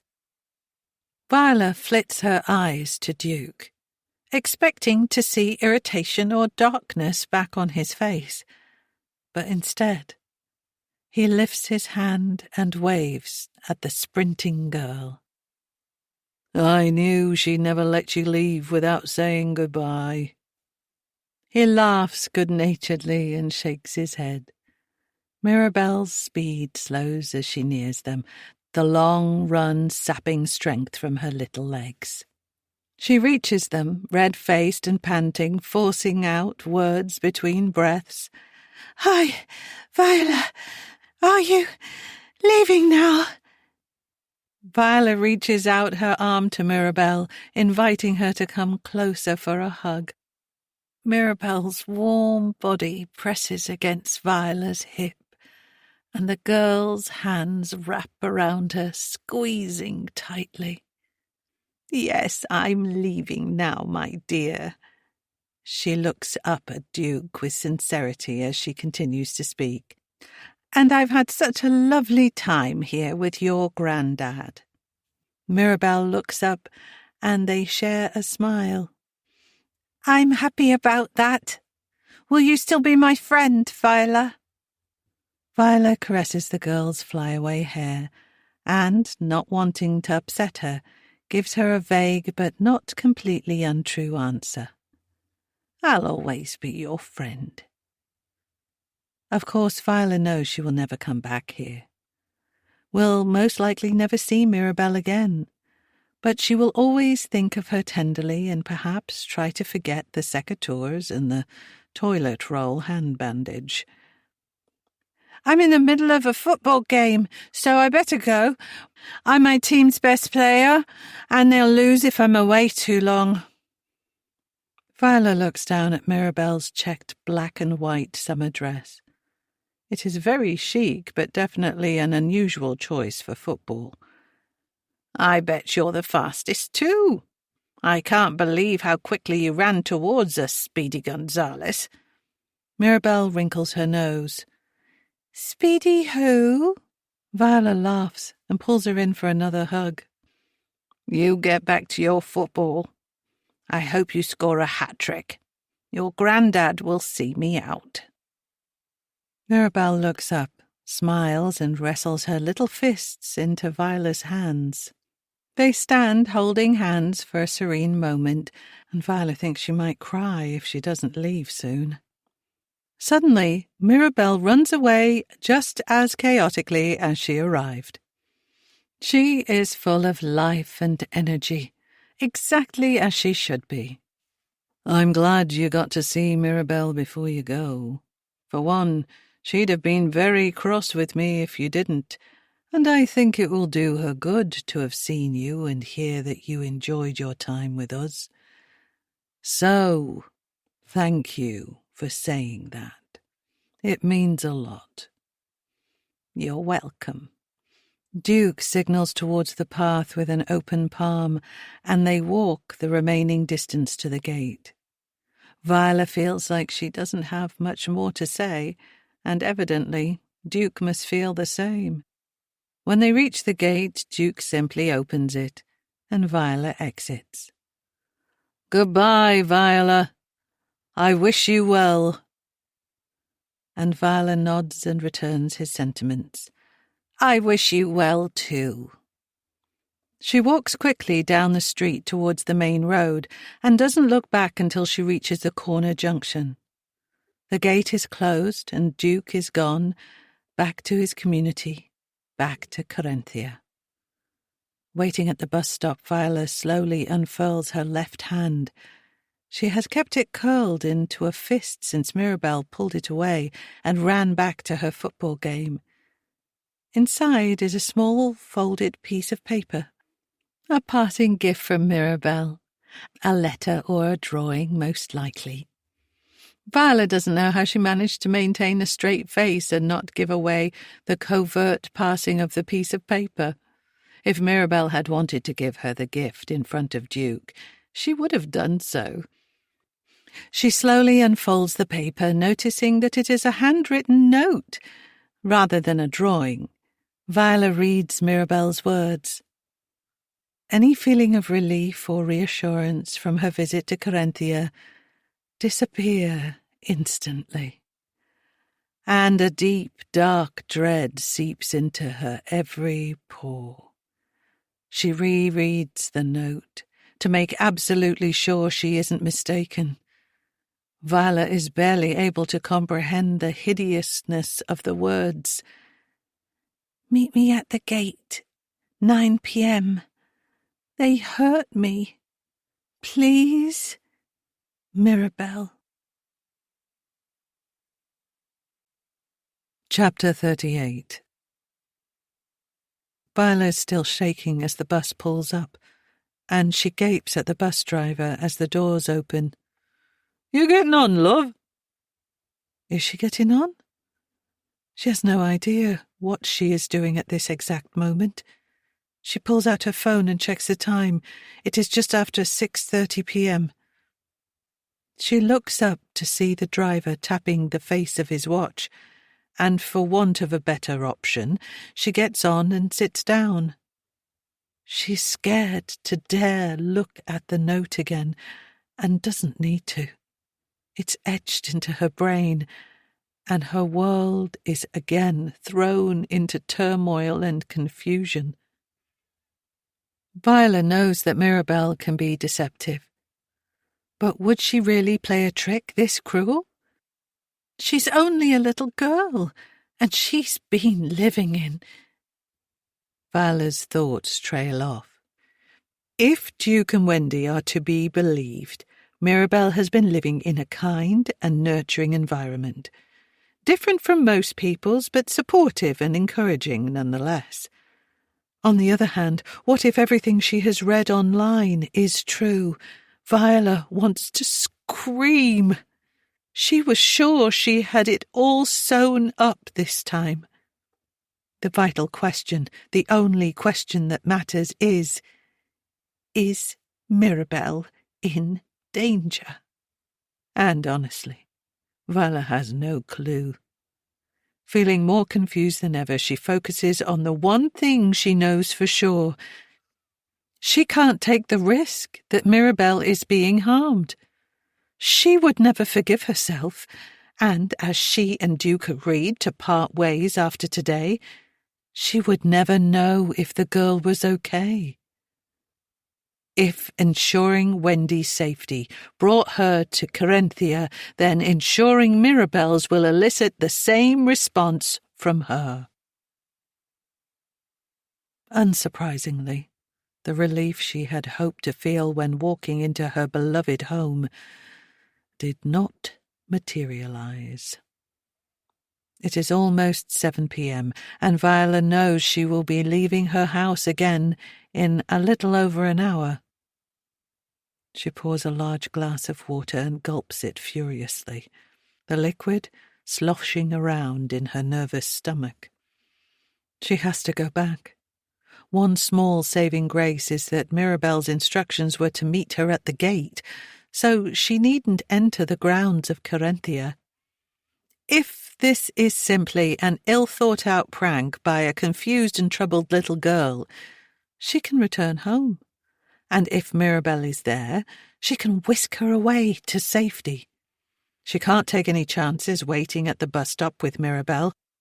But Nina's house is only a 5-minute walk from Corinthia.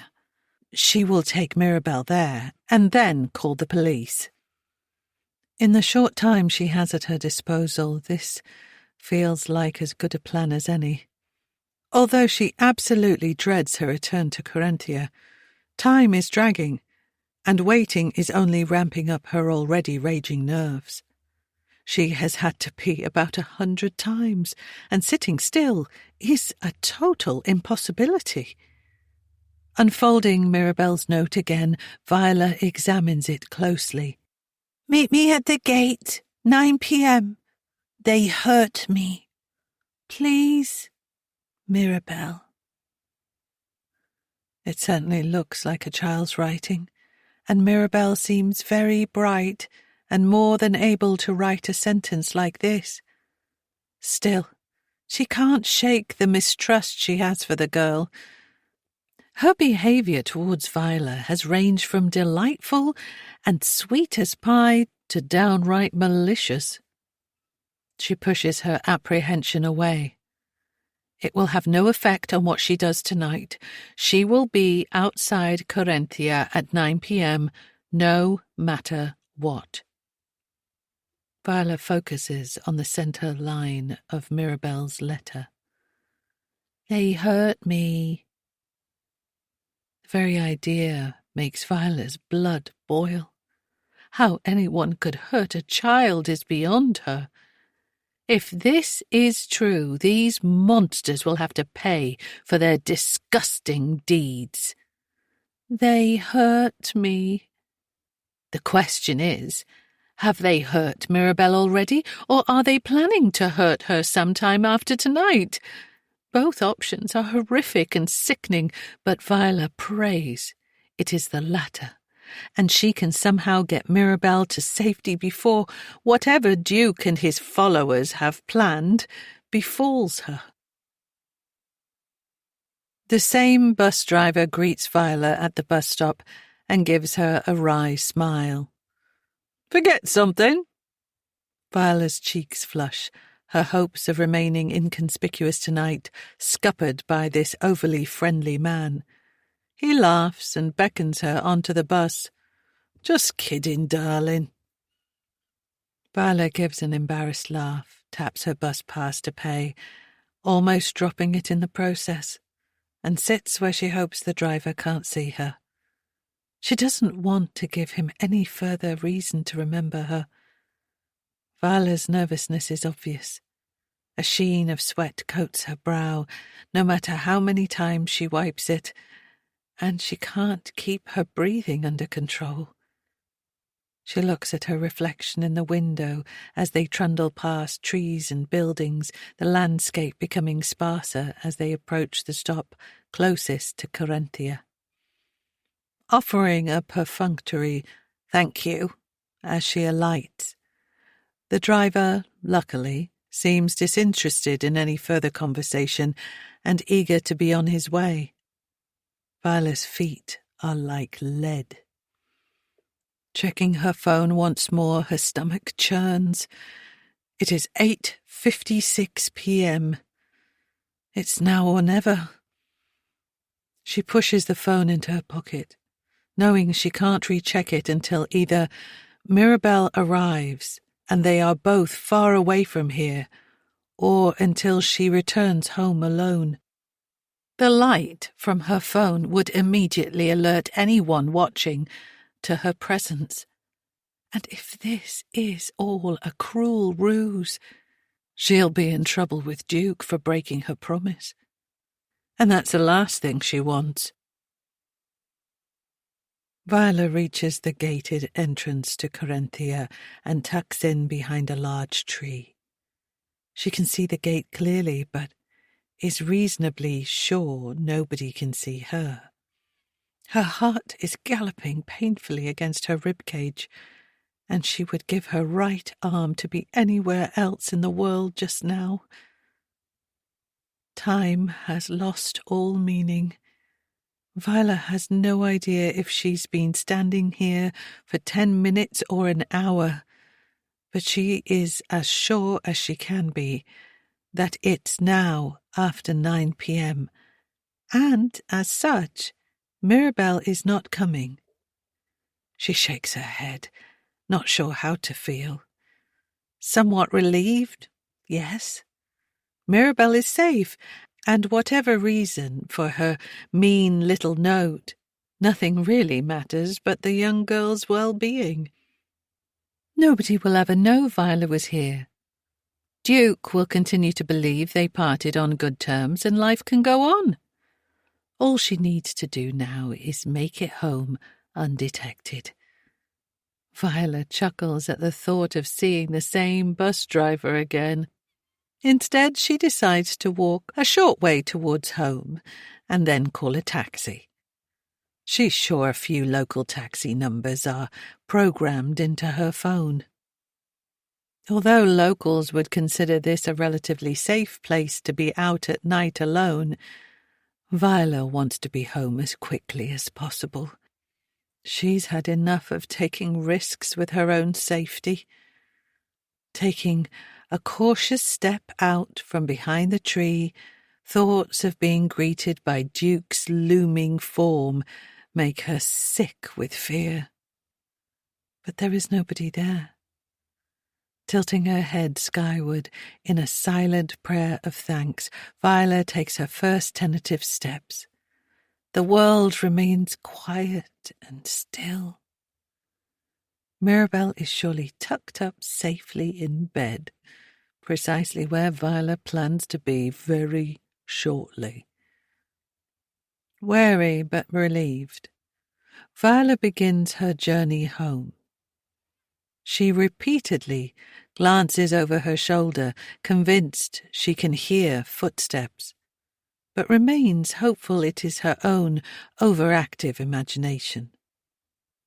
And who could blame her for being hypervigilant? She is far too old to be creeping around at night playing amateur sleuth. It is time to get back to her home and her garden, her crocheting and her close-knit circle of friends. But something is niggling at her conscience, and whatever it is, it won't let her walk away freely. Something is clawing at her, drawing her back towards Corinthia. Could there be something more to this? She ponders for a while, to no avail, her steps so slow and short, she is barely making any headway. Unbidden, a horrific image jumps into her mind, the most dreadful vision of Mirabelle attempting to sneak out and getting caught. Viola plays the hideous scene in her thoughts. Mirabelle kicking and screaming, Duke grabbing Mirabelle and dragging her back into the bowels of Corinthia, locking her away alone and scared, restraining her, hurting her, and maybe even... Viola stops still and turns to face Corinthia, continuing her horrifying train of thought. Could Mirabelle's life actually be in danger? Although he swore he didn't mean it, Duke once promised he would make Mirabelle suffer. Why had she not considered this before? She had been solely focused on two potential outcomes tonight. Either Mirabelle arrives at 9 p.m. and they flee to safety, or Mirabelle doesn't arrive, was cruelly tricking Viola, and is therefore safe and sound inside Corinthia. How could she be so short-sighted as to ignore the third and most terrifying possibility? That Mirabelle was telling the truth, and she had planned to be at the gate at 9 p.m., and someone has stopped her. Viola shudders, fear gripping her throat. Selfishly and desperately, she wishes this thought had not occurred to her. After all, Mirabelle could still be safe and well, and Viola might be about to stir up a hornet's nest. Realizing she needs time to think and is no longer protected from view, she scuttles back to her hiding place and leans against the thick tree trunk for support. Is entering and trying to find Mirabelle worth the risk? What would happen to her if she was caught? Duke's good nature will likely not continue if she blatantly goes against their agreement only hours after they made it. Viola stands, panting in the shadow of the tree. She has only seen the entrance building and the 3 rehabilitation suites inside Corinthia. If she sneaks in to try and find Mirabelle, where would she even start? There were so many buildings behind the rehabilitation suites, and they all looked exactly the same. Mirabelle could be in any one of them or somewhere else entirely. Every door is either protected by a key code or needs a pass to enter. There is literally no way for her to get inside. But, despite the abysmal chances of success, she knows she has to try. It's the situation with Wendy all over again, but this time it's not a grown adult who's at risk. It's an innocent little girl. Viola feels the heat of indignation beginning to build inside her. Any adult who harms a child is beyond despicable, and if she has an opportunity to prevent it, no matter how slight, she has to take it. Realizing she is bursting for the toilet, Viola does something she hasn't done since she was a carefree young woman and empties her full bladder behind a bush. Her cheeks flush, even though nobody can see or hear her, but needs must. As she stands and pulls up her bottoms, she is convinced she can hear voices somewhere in the distance. Heading back towards the gate, she carefully places every step, terrified she will stand on a branch and alert a potential attacker to her whereabouts. Not for the first time, Viola feels like she is in a movie. And if she were at home in front of her TV, watching herself, she'd be screaming, "Run, you stupid woman! Run!" Viola makes it back to her hiding place in relative silence and listens. Nothing. She waits, feeling half mad with terror, but the voices do not resume. She is sure there were at least 2 people talking. They were far away, but it's difficult to confuse the distinct sound of voices with anything else. Another noise breaks the stillness, and Viola expels the beginnings of a scream before clamping both hands over her mouth, forcing herself to remain still and quiet. Suddenly, she freezes. Fresh terror rears up and trickles down her spine. There is no mistaking it this time.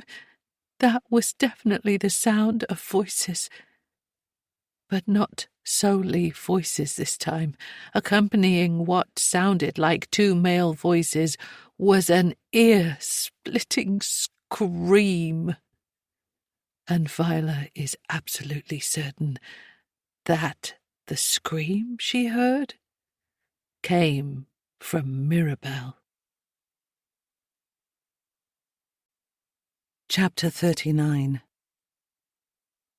Viola fights through the fog of fear engulfing her and propels her body forwards. The remaining daylight is beginning to ebb away, and Viola is struggling to see details through the grey haze of dusk. Undeniably, she is placing herself directly in the path of danger, but none of that matters anymore. Mirabelle just screamed. A little girl is in trouble, and Viola has to do everything she can to help her. The number of times Viola should have stopped, taken a breath, and called the police are too many to contemplate, but she has never done so, and she won't call them now. There isn't time. Anything could happen to Mirabelle before the police arrive. Feeling numb, and her fear mounting with every step, Viola enters the gate of Corinthia.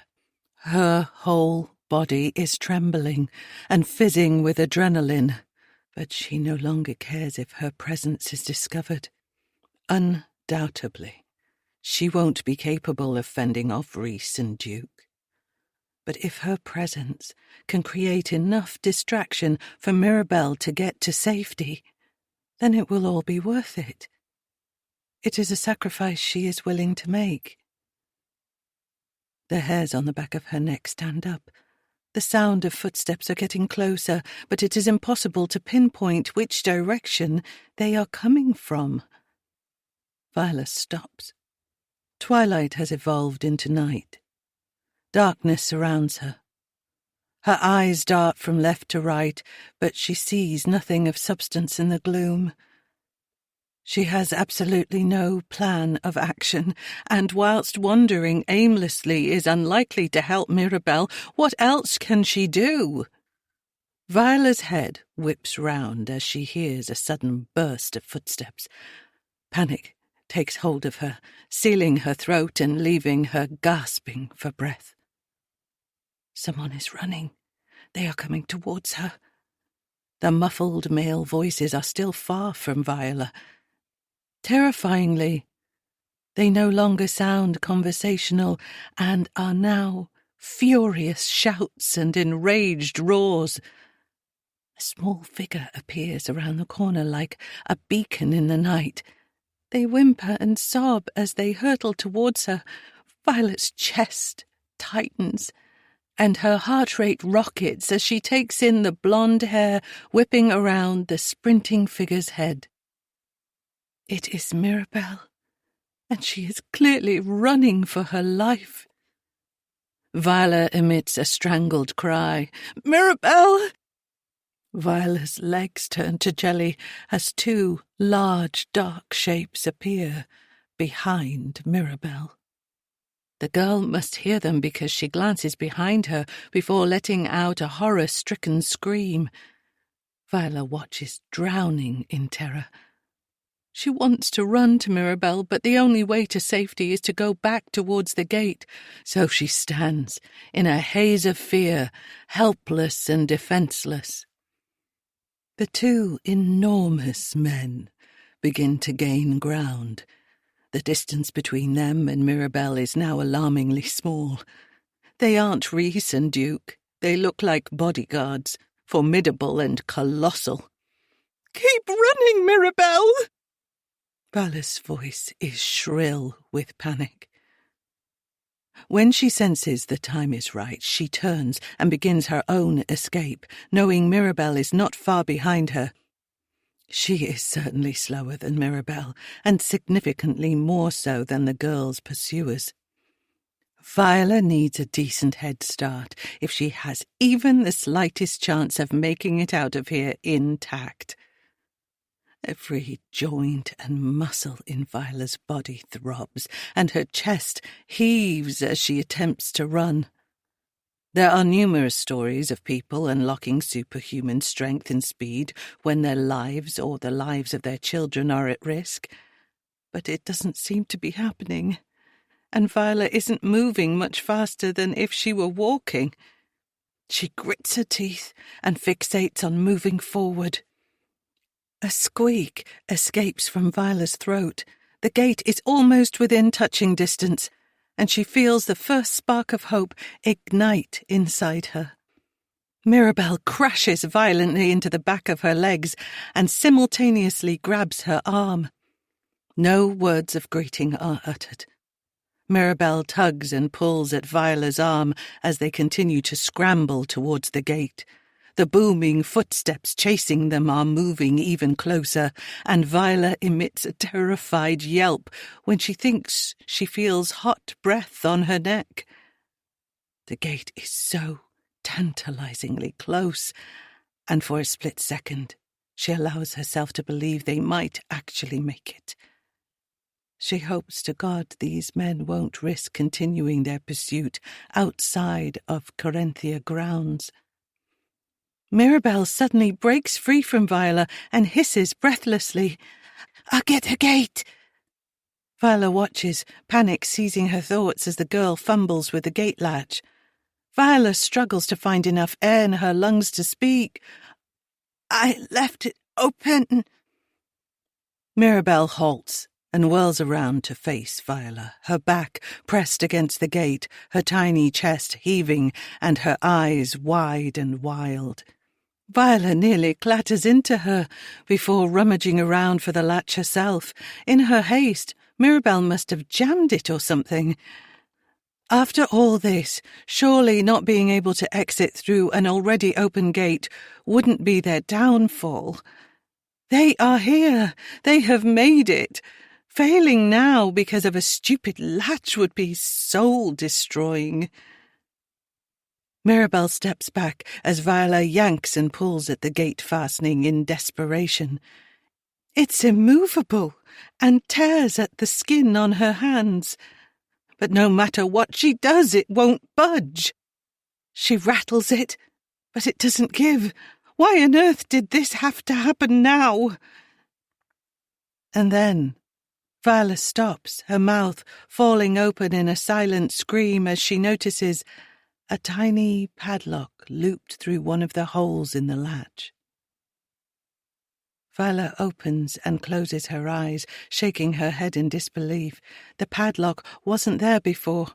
She is sure of it. Did someone lock the gate behind her after she entered? She turns to look at Mirabelle, her voice stolen by shock and devastation. The two hulking men stand on either side of the girl, dwarfing her. Viola doesn't recognize them. They are both enormous beasts, tall, broad, mean, and terrifying. They each have a hand resting on Mirabelle's little shoulders. All of the fight leeches out of Viola, and her body wants to fall to the ground. But then she sees something, a spark of light, a glimmer in the darkness. Mirabelle has something in her hand, and she is twirling it around her fingers. The tiny object glints as it rotates. It is a key. The key to the padlock on the gate. Chapter 40. Viola's mouth falls open, confusion clouding her thoughts. She looks from the key to the little girl's face and sees that she is smiling. No, not smiling. Smirking. Viola can't think. She tries to speak, but she can only manage one word before her ability to say anything else deserts her. What? Mirabelle grins maniacally and looks up at the two massive men beside her before shrugging their hands off her shoulders. They stand like two sentries at her command. A sickening sense of understanding begins to dawn on Viola, and Mirabelle lets out a contemptuous giggle as she sees the realization across Viola's face. Viola's body begins to tremble. What did you? But at that moment, Viola knows further efforts will be futile, and she stops speaking. She stops moving. She just stops altogether. Viola's world falls still.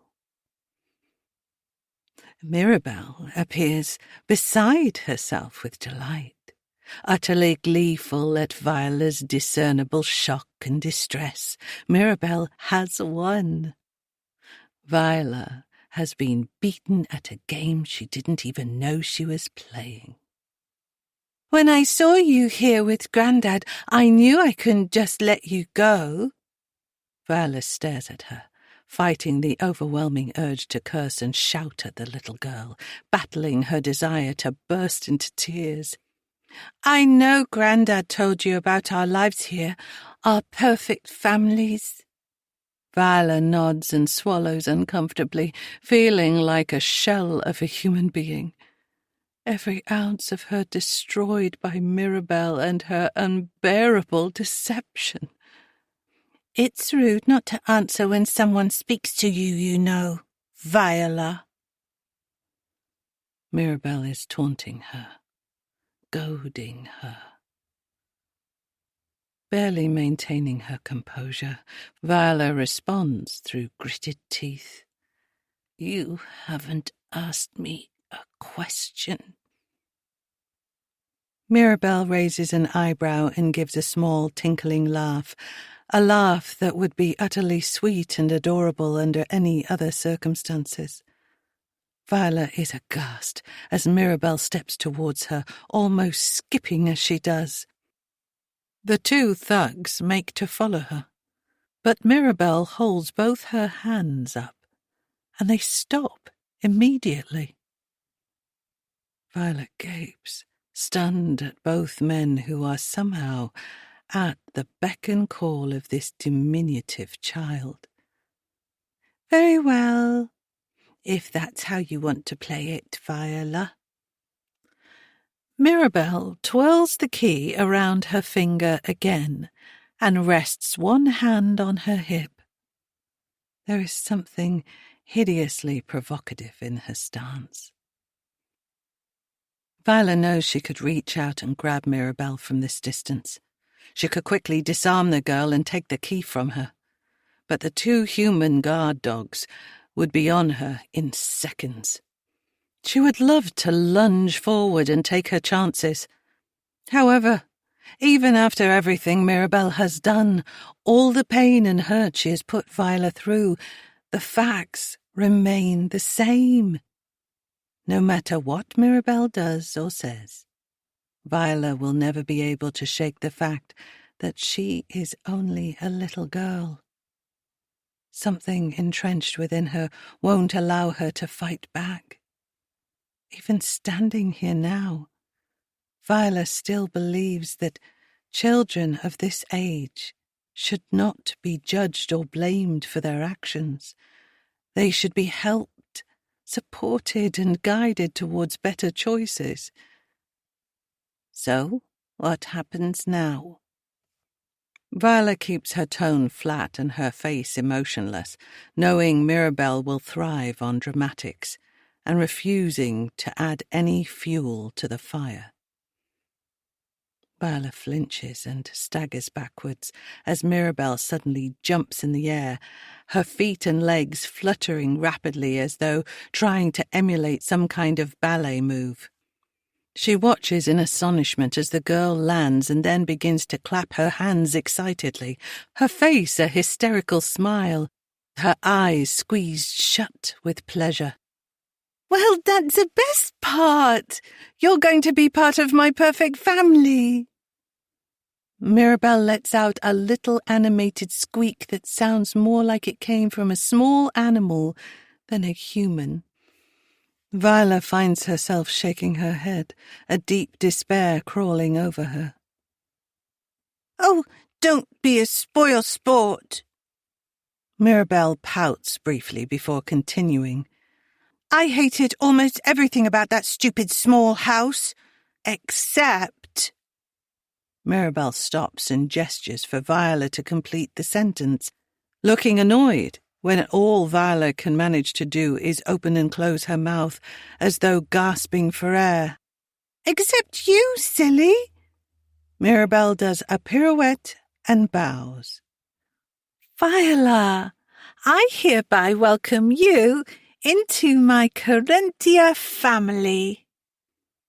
Viola can only observe in stunned silence as Mirabelle mimes playing a trumpet salute before holding out her arm and performing a pretend knighting ceremony, tapping an imaginary sword onto each of Viola's shoulders in turn. Mirabelle slips seamlessly back into her train of thought as though that whole ridiculous performance hadn't occurred. You can't really be my grandma because, well, I've already got one of those. Although, hopefully not for too much longer. She crosses her fingers before she feigns falling asleep. Ugh, she's such a bore. It's like she's already dead, a walking corpse. Mirabelle demonstrates a rather impressive zombie impersonation. But then we've got the whole skin colour thing too. And no matter how many times I've wished before I go to bed, my skin is still this boring white colour. So... Mirabelle drags out her final word before becoming pensive and still. Viola will never get over the speed and magnitude at which Mirabelle can change her emotions. It's alarming, like watching somebody with a split personality. The punctuating actions accompanying almost everything she says only add to the perverseness of the whole scene. So, asks Viola, not at all sure she wants to hear the answer. Mirabelle's face becomes serious. I know, it's tricky, right? But then I think I came up with something that would work. You're going to be my nanny. Her eyes sparkle. Viola knows she is expected to respond with excitement or joy at this news, not the terror and panic that are currently churning through her. Viola smiles, holding back tears as she considers what she can say next. If she can keep Mirabelle talking, that will at least give her some time to try and come up with something, anything, that can get her out of this. Okay, but what do your dad and granddad have to say about all of this? Viola feels a hot flash of anger at the thought that everything Duke told her was utter lies. She trusted him and believed that, although misguided, he at least had good intentions mixed in amongst his strange beliefs. Mirabelle shrugs her shoulders and sighs theatrically. Oh, them. They don't know yet. Viola can't stop her mouth from falling open. Then how did... She trails off and looks up at the two men. They are staring straight ahead, unmoving, like two cyborgs who have powered down. Oh, these are mine. Mirabelle smiles sweetly. I know you think Grandad is in charge here, and he pretends he is too, but he's not really. Everything at Carinthia is for me. I get anything I want. Her sweet smile falls, and a dark, thunderous expression replaces it. And so I should. Viola's heart is pounding against her ribcage. She has no idea how she is maintaining her composure when, inside, she is screaming and falling apart. And what do you want, Mirabelle? The question was clearly unexpected, as she stalls briefly before saying, I wanted my mummy and daddy. But they tricked me and gave me a horrible fake mummy. Viola's heart breaks at Mirabelle's mournful expression. For the first time tonight she looks exactly what she is, a confused and sad young girl. That wasn't kind of them, and you have every right to be upset. Mirabelle wipes her hand across her nose and sniffs. But then I got my mummy back and was so excited about Eli. Mirabelle's eyes glisten. I can't wait for you to meet him. He's the cutest, squishiest thing ever. Viola smiles, a choked-up feeling in her throat. What this girl has been through is heartbreaking. We're going to be the perfect family. Me, Eli, Daddy, and my real mummy. Mirabelle is fidgeting now, picking at her fingers and wringing her small hands together. But Viola doesn't want to steer Mirabelle off course. This is the heart of everything. What do you mean, but? You know what happened. You were there. They killed her. Anger returns to Mirabelle's eyes, a burning, ferocious rage. Viola tries in vain to calm things down. No, what happened to your mummy was a terrible thing, but nobody killed her. It was just something awful that happened, and I'm so sorry that you and Eli lost your mummy. I can't imagine how that made you feel. There is an eerie silence in the air as Mirabelle quietly seethes. Viola has no idea what reaction she is going to get. Mirabelle eventually looks up, her eyes vacant. I don't know how I feel. I know my mummy is dead, and I know I will never be a normal girl. You think I don't see it, but I do. You think I'm too young to understand, but I'm not.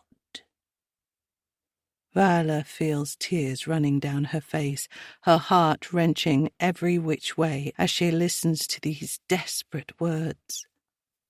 I know life is different out there, Viola. I'm not stupid. I know other children don't live like me. Viola senses her chance. Then come with me, Mirabelle. I will take you home and keep you safe, I promise you. I can make it so you never have to come back here again. I can help you. That's why I came here tonight. That's what I thought you wanted. Mirabelle looks down, her head shaking slowly from side to side. It's too late for that. Viola steps forward and bends down, placing her hands on either side of Mirabelle's face. She lifts the girl's bowed head gently until their eyes lock. Viola whispers, ploughing every ounce of feeling she has into her words. It's never too late. Come with me, Mirabelle. Come and live a wonderful life outside of this prison. I promise you, I can make that happen. Viola pulls Mirabelle into a hug and squeezes her fiercely. She can feel her little body shivering against her chest. Viola almost yelps with joy as she hears the girl speak. The words are small and smothered by their embrace. Do you promise? I promise. 1,000 times I promise. Mirabelle pulls away and turns to her two companions. You can go back now. Both men nod, turn, and walk away without question. Viola can't believe what she is seeing. As Mirabelle stated, those two men really are hers. They weren't really chasing me before. I kind of did that on purpose. Make it look real, and then I could get the gate locked. Mirabelle avoids Viola's gaze, looking suddenly embarrassed. None of that matters anymore. Now, let's get out of here, before anyone else realizes you're gone. They hold hands and leave Corinthia behind. Can I really stay with you? Can I go to a proper school and have proper friends? Will you make sure they don't come and take me away? Mirabelle's questions are rushed and fired in quick succession. Viola knows she can't answer any of them honestly and not leave the girl terrified. First things first. Let's get you safe. That's the most important thing. Viola squeezes Mirabelle's hand and feels the same reciprocated. They walk swiftly and silently away. Viola doesn't know what the future holds, but she did what she came here to do tonight. Mirabelle is out of that horrible place. She should feel stunned by the sudden shift from Mirabelle. The switch from planning to trap Viola inside Corinthia as her nanny to leaving by her side occurring within minutes. But Viola is not surprised in the slightest. To say Mirabelle is complicated would be an understatement, but Viola feels connected to her. Although ill-equipped to comprehend many of the girl's behaviours, she can understand why Mirabelle is the way she is. They did this to her. Duke, Reese, and to a lesser extent Wendy, are all complicit. They were supposed to be her loving, nurturing family. But instead, they exposed her to a corrupt and conditioned environment. There will be a long road of healing ahead, filled with many ups and downs for both of them. But Mirabelle is finally free, and whatever happens next, Viola will be there for her. Chapter 41. 3 months later. Viola beams as Mirabelle runs into the room and sits beside her. The last few months haven't been easy for either of them, but as time passes, everything starts to feel more settled. "How are you today, my lovely?" Mirabelle has brought Viola a beautiful drawing, as she often does when she visits. "Oh, let me see what you've done this time." Mirabelle flashes a beautiful, toothy smile. "It's me and you. Look!" And indeed it is. It's a picture of the two of them hugging. "I love it. What a clever girl you are." Viola never has to exaggerate when Mirabelle brings her artistic creations. The girl's talent only continues to blossom, and once again she has produced a very accomplished drawing. The figures are carefully drawn and neatly coloured in, and the surrounding trees are surprisingly lifelike. Inspecting it, Viola is taken back to the exact moment in time Mirabelle has depicted. Their heartfelt embrace before they held hands and walked through the Corinthia gates together. That pivotal moment when their lives changed. Viola doesn't comment on this, not wanting to take Mirabelle's mind back to what was a very emotional and traumatic night, especially not when she looks so wonderfully happy today. "I will put this on the wall with the others. Thank you, Mirabelle." They smile at each other warmly. "So, tell me, have you just finished school?" Viola watches with awe as Mirabelle waves her arms and jumps around recounting her day. "I got 10 out of 10 on my spelling test. I was the only person in the whole class to get disappear right. Everyone thinks it's SS, but there's only one S in disappear. Did you know that?" Viola laughs, her heart singing as she revels in the amount of love and life there is inside Mirabelle's little body. "I'm not sure I did know that. Spelling is not my strong point." Mirabelle gives Viola a stern look. "Well, then you need to practice." "I'll help you. Next time I come visit, I'll bring you some tricky words to learn. We have this big, long list of what my teacher calls tricky words. But I don't think they're tricky at all. If I had named the list, I would call it easy words." Viola laughs heartily, bursting with joy. Mirabelle comes to visit Viola at least once a week now. She is thriving with the love and support of a caring family, and they are happy for Mirabelle and Viola to have time to themselves, and Viola is genuinely grateful. Time with Mirabelle is cathartic, never failing to raise her spirits and fill her with sunshine.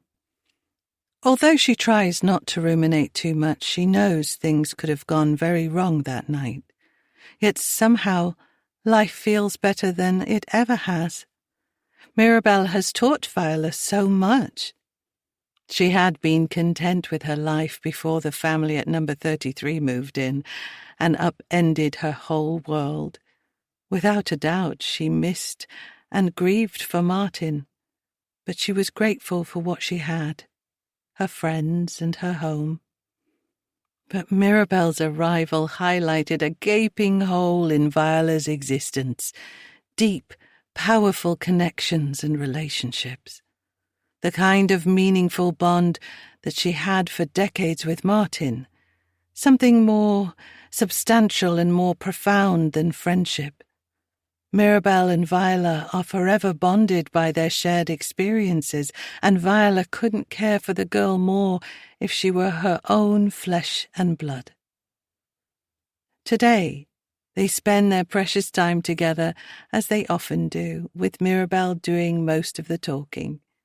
Viola is more than happy to listen and soak in all the new stories Mirabelle has to tell. Time always flies during her visits, and before they know it, their time is over. Trying to hide her disappointment, Viola stands and opens her arms, welcoming Mirabelle in for a hug. "I'll be back next week, and I won't forget that spelling list. You could always try picking out some long words in your books and testing yourself if you like. Just a thought." Mirabelle shrugs, and Viola has to stifle a giggle at the hilarity of her grown-up behavior. She is just adorable. They look at each other with watery eyes. Leaving is always sad for both of them, but Viola knows it has to be this way, and she must remember to be grateful to have Mirabelle in her life at all. Halfway towards the door, Mirabelle turns, a thoughtful look on her face. "Can I ask you something, Viola?" "Of course, you can ask me anything, you know that." "Do you like it here?" Viola scans the room. The plain, white, sterile walls, the sleek, clean-lined furniture. They are so different from what she has always been used to, but now they are her home. "Of course I do, sweetheart. I love it here." Mirabelle flashes Viola the most beautiful, genuine smile. "Good. I'm so happy you're in phase 2 now. But if you try really hard, you'll be in phase 3 soon, and then we'll be able to see each other every day. Wouldn't that be brilliant?" Viola grins and wipes away an escaped tear. "That would be amazing, and I promise you I'm going to try really hard." Mirabelle stands at the door to Viola's quarters and waves and blows a kiss. Viola pretends to catch it and press it to her lips, treasuring their last moment together for the day. The door opens, and Mirabelle skips out. Viola catches sight of Duke in the corridor, but turns away and returns to sit on her bed before he can make eye contact with her. She knows it is essential to remain civil with him to complete her rehabilitation successfully, and although she knows she must, she hasn't found it within herself to forgive him yet. Duke didn't want her here, and she's pretty sure he still doesn't. All of his thoughtfulness, inviting her to Corinthia, allowing her to visit Wendy, was purely a means to an end. He didn't want to share this wonderful place with her. Mirabelle has opened Viola's eyes and shown her that she wasn't in Duke's plan for Mirabelle's perfect family. And if it wasn't for his granddaughter's insistence, she would never have been welcome into this extraordinary community. Mirabelle has helped Viola see the error of her ways, and once she has progressed through each phase, she will become a permanent resident of Corinthia. Viola can now see how wrong she was. She was naive and closed-minded, fully taken in by the nonsense she had read online and allowing it to fuel her misunderstanding about what this place really is. Corinthia is not a cult. It is precisely what Duke said it was. It is a loving, supportive community. Martin would have loved it here, and Viola wishes he had the chance to experience it for himself. She welcomed the opportunity to hand over her house and belongings to Corinthia. They are building something groundbreaking and vital, but they can't do it alone. They need support, and she was more than happy to give to their worthy cause. This is her home now, and as such, she has no need for her old house.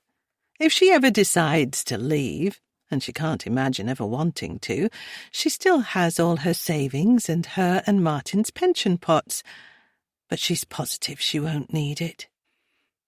Having this time to heal herself has been so therapeutic. Ridding herself of her superfluous possessions was a wonderfully freeing experience. She has everything she needs here. She feels completely safe and protected. That night, when she tried to take Mirabelle away from Corinthia, is now a dim and distant memory, one that Viola has no desire to revisit. She knows that in the days that followed she had some sort of breakdown. She remembers little of that time except how she felt, afraid, alone, and bewildered. Given what she had attempted to do, the Corinthia community could have easily turned their backs on her, kicked her out, and left her to suffer. Instead, they welcomed her with open arms, cared for her, and nursed her back to health. For that, she will be forever grateful. And in the coming months, she hopes to build and strengthen her relationship with Duke, prove her worth, and help him understand that she deserves her place here. And the best part of it all is that she will get to see Mirabelle every day. Pulled from her daydream by a knock at the door, Viola sits up straight on the edge of her bed. This is what is expected when staff members enter a resident's quarters. A petite young woman enters with a cup of tea balanced on a silver tray. Viola recognizes her but can't recall her name. Diane or Diana, perhaps. A cup of tea for you, Viola. How are you feeling today? I'm feeling good, thank you, Dana. The name pops into Viola's head at just the right time. Good. Do you mind if I sit with you for a few moments? I could use a wee break. The woman has such a beautiful, soft Scottish lilt to her voice. No, of course not. Viola picks up her tea and cradles it in her hands before taking a long drink. Dana is watching her intently. Viola has come to expect and understand this. The drinks here are always more lukewarm than hot.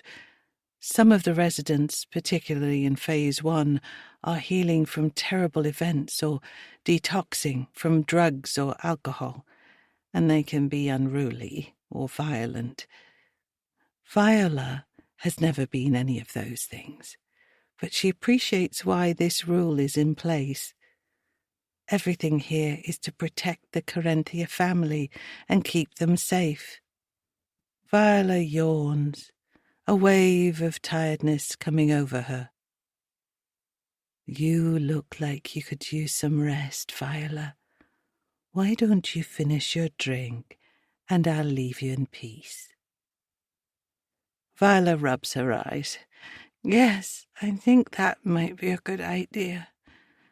I think Mirabelle's visit must have tired me out. Viola's words slur, and she doesn't just feel tired, she feels spaced out, drunk even. And is that drool coming from the corner of her mouth? She wipes her chin on her sleeve and tries to look at Dana, but her eyes can't focus. She thinks she hears the woman stand and walk to the door, but the room is spinning and tilting now, and Viola feels an overwhelming urge to lie down and sleep. Viola can hear two voices now, Dana and another person. A man. Duke, yes, Duke is here. We better be quick. For goodness sake, Dana, how much did you give her? We can't do this if she's comatose. I gave her the exact amount I always do. She must have an empty stomach or something. I don't know. I'm sorry. I'll hold her and prop her up from the back while you speak to her. Viola feels Dana's presence behind her and leans into her gratefully. Take some deep breaths, Viola. You seem a little out of it. Viola does as she's asked and starts to feel a little more alert, enough to see Duke is crouching in front of her. Duke, hi. She finds herself smiling at him, all thoughts of him not wanting her here no longer mattering. Hello, Viola. I hope you enjoyed your time with Mirabelle this morning. Viola smiles and then snorts unattractively. Where did that come from? She really must get a grip of herself. I've come with some good news, Viola, but I can see you're a little out of sorts. Are you okay to have a little chat? Viola reaches out towards Duke. Her hands feel tingly and look ethereal as she raises them up in front of her face. She wiggles her fingers, watching them dance and blur. This is all very weird. Viola! Dana's voice is sharp and feels as though it pierces through Viola's brain. She winces as she feels a painful squeezing sensation in her shoulders. Ow! Viola hears unintelligible muttering coming from behind her. Dana seems upset with her, but she can't recall why. Duke speaks to her again. He is all out of focus, and nausea roils in Viola's stomach. I'm delighted to tell you that you have completed your Phase 2 rehabilitation, and we feel you are ready to progress to Phase 3. Viola feels a flush of happiness and pride before the horrible nausea returns with a vengeance. That's good. I'm so... Viola finishes her sentence internally.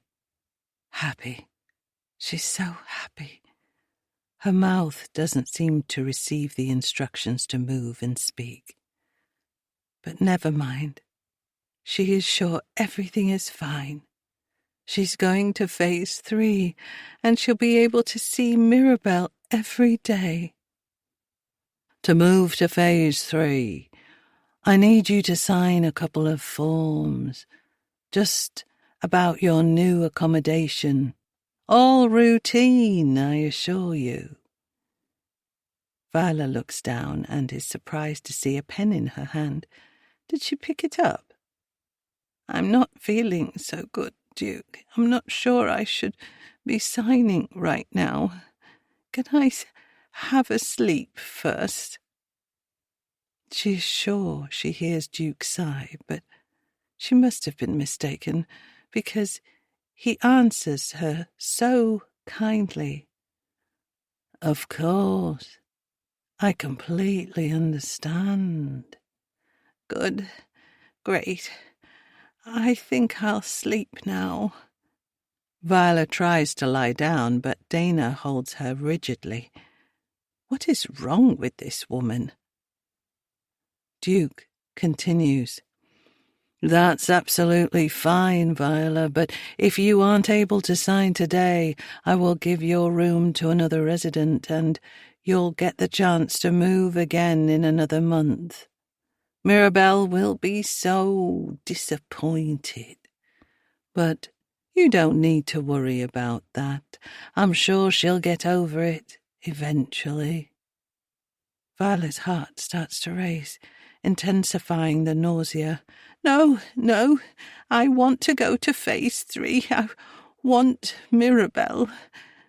Well, only if you're sure you can. Yes, I can. Give me pen. I'll do. Now. Viola reaches out her hand before realizing she is already holding a pen. Did she pick it up? She doesn't remember doing that. Duke holds out a clipboard and points to where Viola needs to sign. She can't read it, but if she tells him that, maybe he won't let her sign. She'll have to wait another whole month, and she doesn't want that. She wants to see Mirabelle every day. She wants to be Mirabelle's nanny. It's all she wants. Viola signs, and Duke pulls the clipboard away and swaps the paper she just signed with another one. What's this one? Viola tries to bring the document into focus, but she can't make out a single word. There is a dark blob at the top right-hand corner of the page. Is that the logo for her bank? That's weird. She prods her finger at the blob, which is confusingly moving in and out of focus. Why's this here? Duke leans in and talks quietly into Viola's ear. If you want to move to phase 3, sign the form. If you don't, give me back the pen and I will leave you to sleep. He jabs his thumb at the page, and without a second thought, Viola scribbles what she thinks is her signature next to it. Good. Thank you, Viola. Dana? Could you please help Viola into bed and come back and check on her in a few hours? Of course, Duke. Viola feels herself being guided onto the mattress, her head sinking into the soft pillow. Ah, Viola. I know you're uncomfortable around me because Mirabelle convinced you I didn't want you here. Viola wants to answer Duke back, but the pull of sleep is too tempting. I wanted to let you go. I thought you had earned it. I was going to give you your freedom. I made a deal with you and planned to stick to it. Viola lets the words wash over her. She hears Dana pipe up briefly. Duke, I hate to question you, but should you really be saying this to her? She won't remember a thing when she wakes up, my dear. Think about how easy it was to convince her she'd had a breakdown. I could say anything right now and she wouldn't recall a single word. Viola feels a hand stroking her hair. It's such a wonderful, comforting feeling, and she finds herself drifting further and further away. It was Mirabelle who wanted you to stay initially. That much is true. Once she decided she wanted you in her life, I'm afraid your fate was sealed. I have no idea what she has planned for you. I love that girl with all my heart, but my word, she can be wicked. You missed your chance to escape, Viola. I never granted that before, and I don't think I ever will again. Nobody has ever been allowed to visit Carinthia and then leave. You're one of us now, Viola, and unfortunately for you, that means you no longer have any of your freedoms or a single penny to your name. Viola hears the words, but they mean nothing to her, and they fall out of her brain just as quickly as they enter. See, Dana, she can hear me and respond, but nothing is making its way in properly. She's not making memories. That's the absolute beauty of it. Viola hears Dana mumble something. What did Duke just say? Something about her memories, she thinks. Let me prove it to you. Duke leans in close to Viola's ear and whispers. His breath tickles and Viola laughs, but then she forgets why and covers her mouth with her hand. I sent that ambulance away, Viola. Mirabelle was upstairs sulking, and I just sent them away and told them it was the actions of a bored, naughty little girl. A few apologies, and they were on their way to the next emergency. Viola notices tears wetting her cheeks and wonders what on earth is happening. Eli was born healthy, and Gillian, well, sadly, she didn't make it. But that's neither here nor there. She was simply a vessel for my bloodline, completely disposable. Nausea hits Viola violently, and all she wants is for the world to stop, for everything to be quiet and calm. Don't tell Mirabelle, though. She'd be furious. Viola hears Duke laugh and wonders who has said something funny. Mirabelle seems to have formed a special bond with you, Viola, and I've learned the hard way that if you don't give her what she wants, she will find a way to take it. Sleep is dragging Viola away now, and she wishes Duke would just stop talking and leave her alone. Before she falls into the blackness, Viola can just make out Duke's final words. Good luck, Viola. I think you're going to need it. Chapter 42. Mirabelle. I knew Viola would love it here. I can't believe Grandad was going to make her leave. He said he wouldn't even let her visit. How mean is that? Plus, he tried to do all of this behind my back. He's been getting really bad at remembering his place recently. I've definitely got to do something to get him back in line.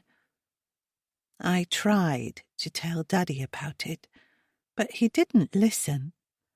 After Mummy died, he got so weird. He couldn't even be excited about baby Eli, which I thought was terrible. I don't think he understood why I wasn't really sad about Mummy.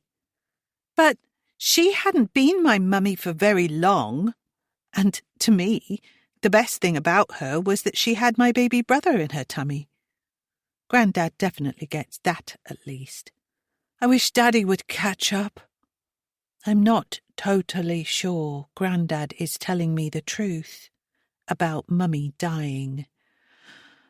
I won't say anything yet, though.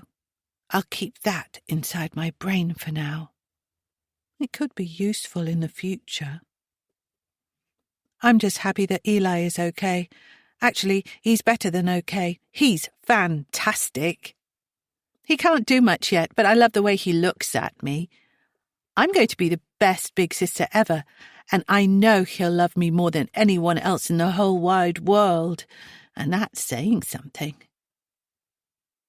All of this has made me really angry with Daddy and Grandad. They were upset when I stopped being nice to Wendy, but they all lied to me, so why should I be nice? And Daddy was upset again when I wasn't super sad about my new mummy dying. I wish they'd stop telling me how to feel about everything and just listen to me. I'll give them another chance, but if they keep being like this, I'll have to do something about it. Anyway, Daddy is in phase 1 now. He's kind of stopped talking and just cries a lot. I heard him say to Grandad that he wanted to leave, and he was saying loads of mean things about Carinthia. I told Grandad that if Daddy didn't want to live with us anymore, he should just leave. Grandad didn't seem happy with that idea. But it makes perfect sense to me. Eli and I are living with a new family now. They seem nice. They are younger than Mummy, Daddy and Wendy, and sometimes they don't seem to know what they're doing, especially with Eli.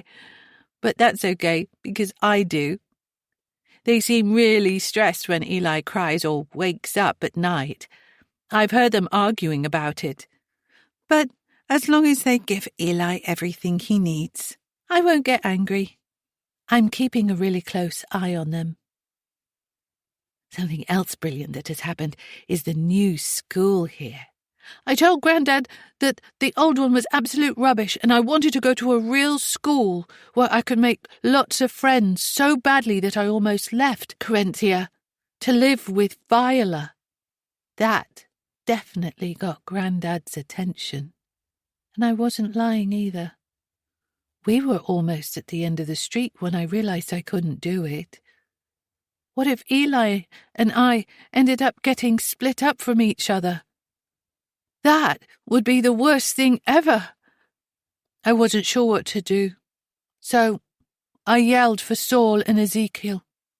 They're like my bodyguards, and even though they don't say very much, I like having them around. They never argue with me or lie to me, at least. Viola went completely nuts, though. She tried to drag me down the street. I feel bad, but I had to trip her up. Then Saul jabbed her with that stuff that makes people go all sleepy.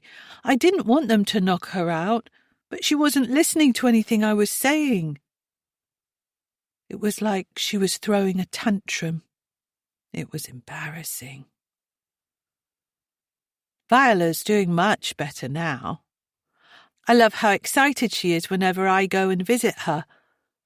It makes me feel really important. Soon, she'll be allowed to see me every day, which will be brilliant as long as she doesn't start being weird again. When Eli is a bit bigger, maybe when he's able to walk, I've decided I'd like a little sister. I'm not sure how that will work now that my and Eli's mummy is dead, but I will always find a way to have my perfect family. Grandad knows how important it is to keep me happy, and if he forgets, I have lots of ways to remind him. The end. This recording of The Family Next Door, a brand new nail-biting psychological thriller, was presented by Dreamscape Media, LLC. Narrated by Nicola F. Delgado. Produced by Haley Taylor. Text copyright 2025 by Charlotte Stevenson. Sound recording copyright 2025 by Dreamscape Media, LLC. Thank you for listening.